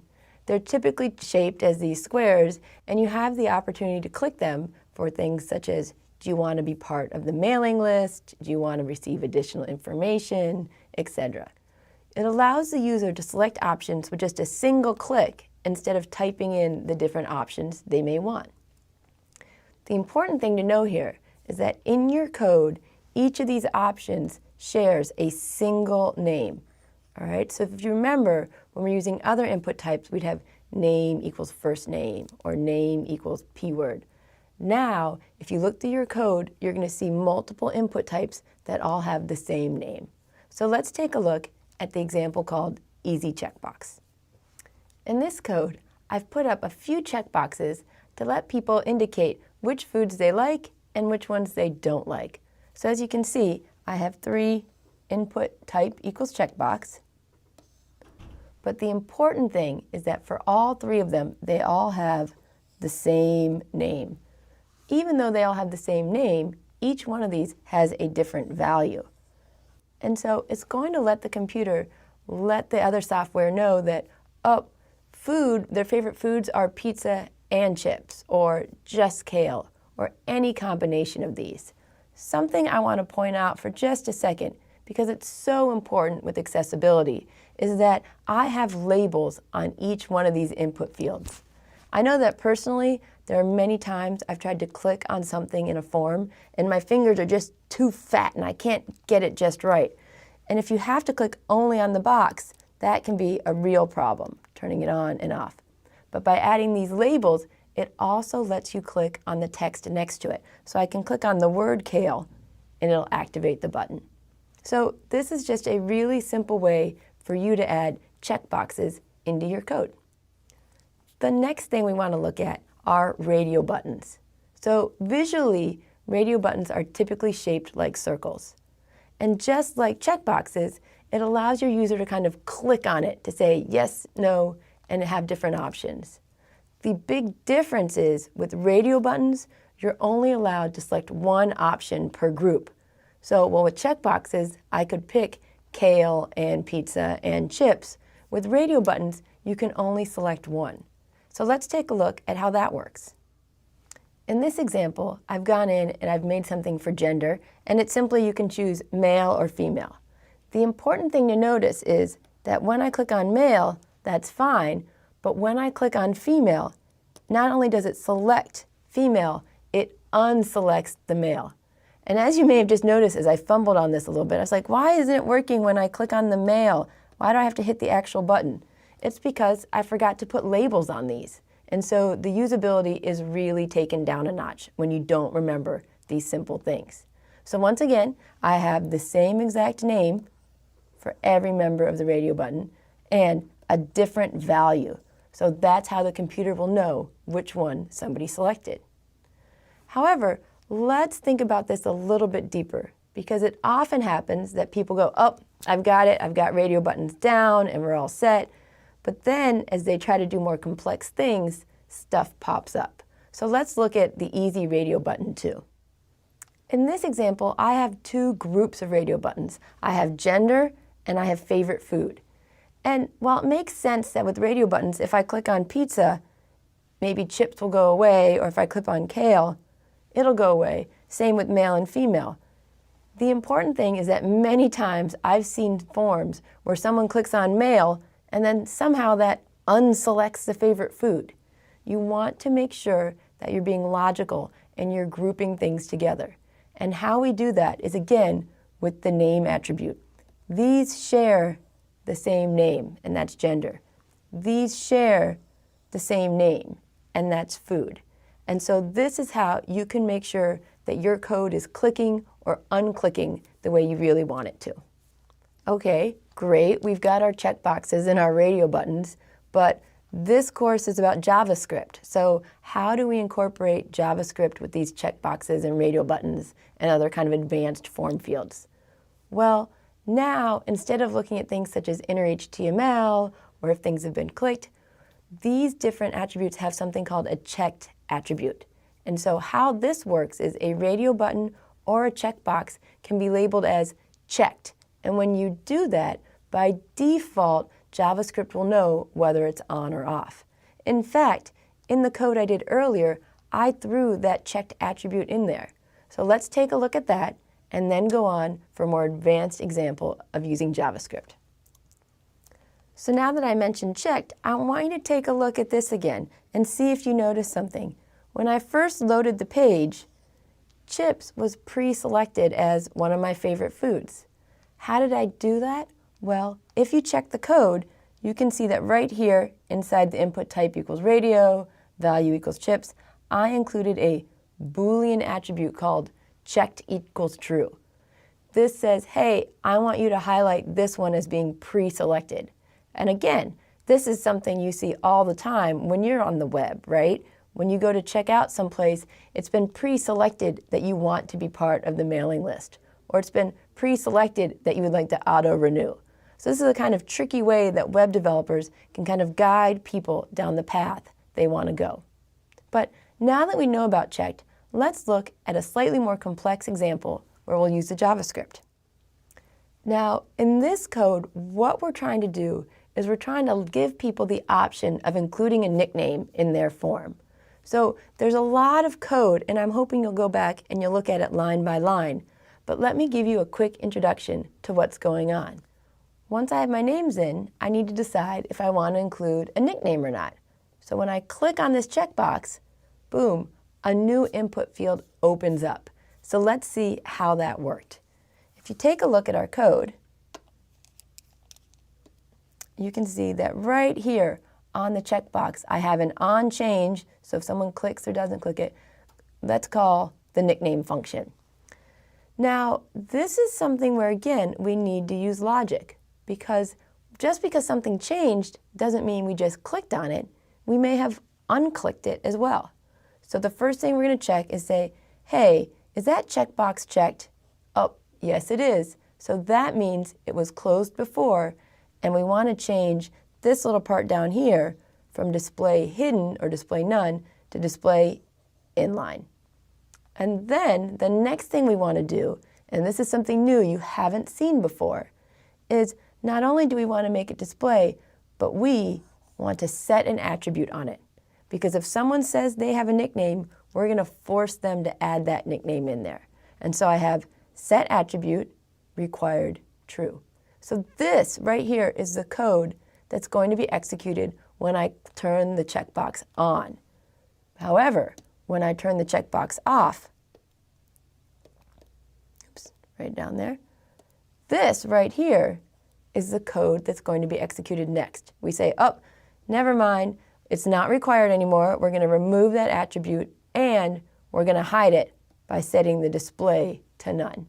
So it's an easy way to let us change the dynamics of the page, But what we're doing is actually very complex. It's few lines with a complex idea behind it. So let's just double check that it works. So we'll go here. I've got Colleen Van Lent. If I hit verify,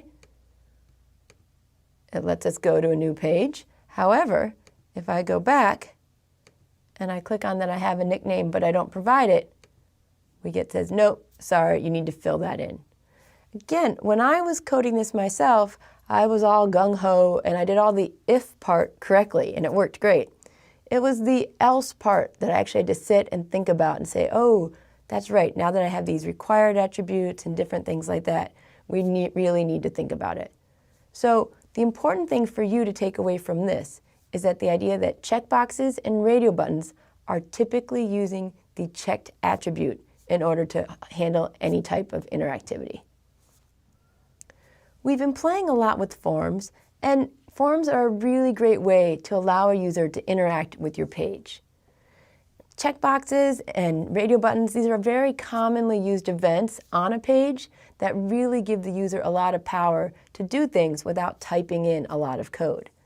However, even though we've covered this, I need you to understand that we're doing what's called front-end programming. We're out there making things look good. We're not doing what's called the back-end programming. That's where you have to learn additional programming languages, and that's how you actually get the forms to do something. So right now, let's go ahead and work on making beautiful forms and adding in that verification and the great styling. But I do want to make sure that you understand that we're only going to make them. We're not going to do anything with the data that sends them. Once you understand that and you can really focus on just learning the JavaScript, I think you can have a really good time adding these cool little tricks and tips to your page. Good luck.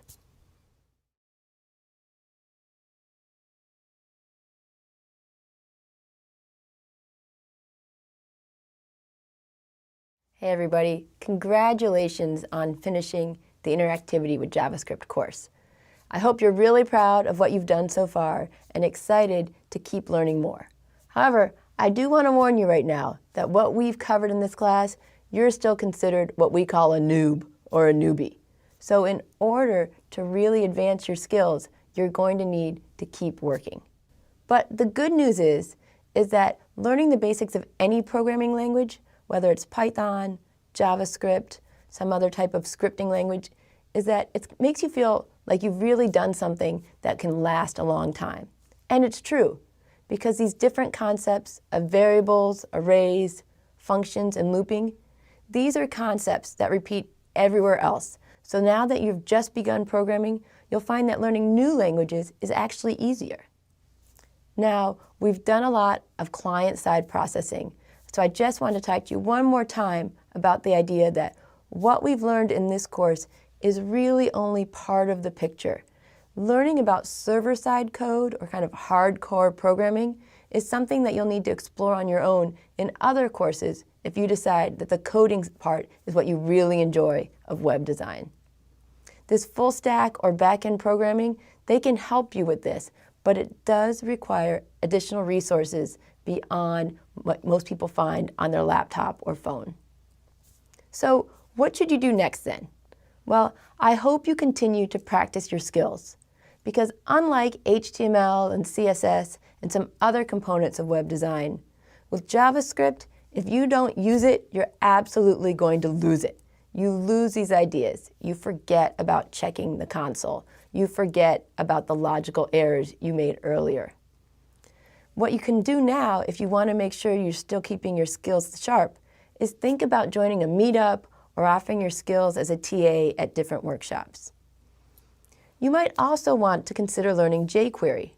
jQuery is an extremely powerful and popular programming language that's built up from the basics of JavaScript.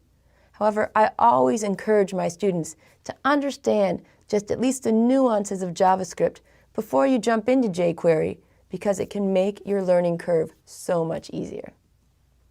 Of course, the other thing I must mention is that if you want to do more, I hope you'll join us in our responsive design course that we're doing in this web development for everybody specialization.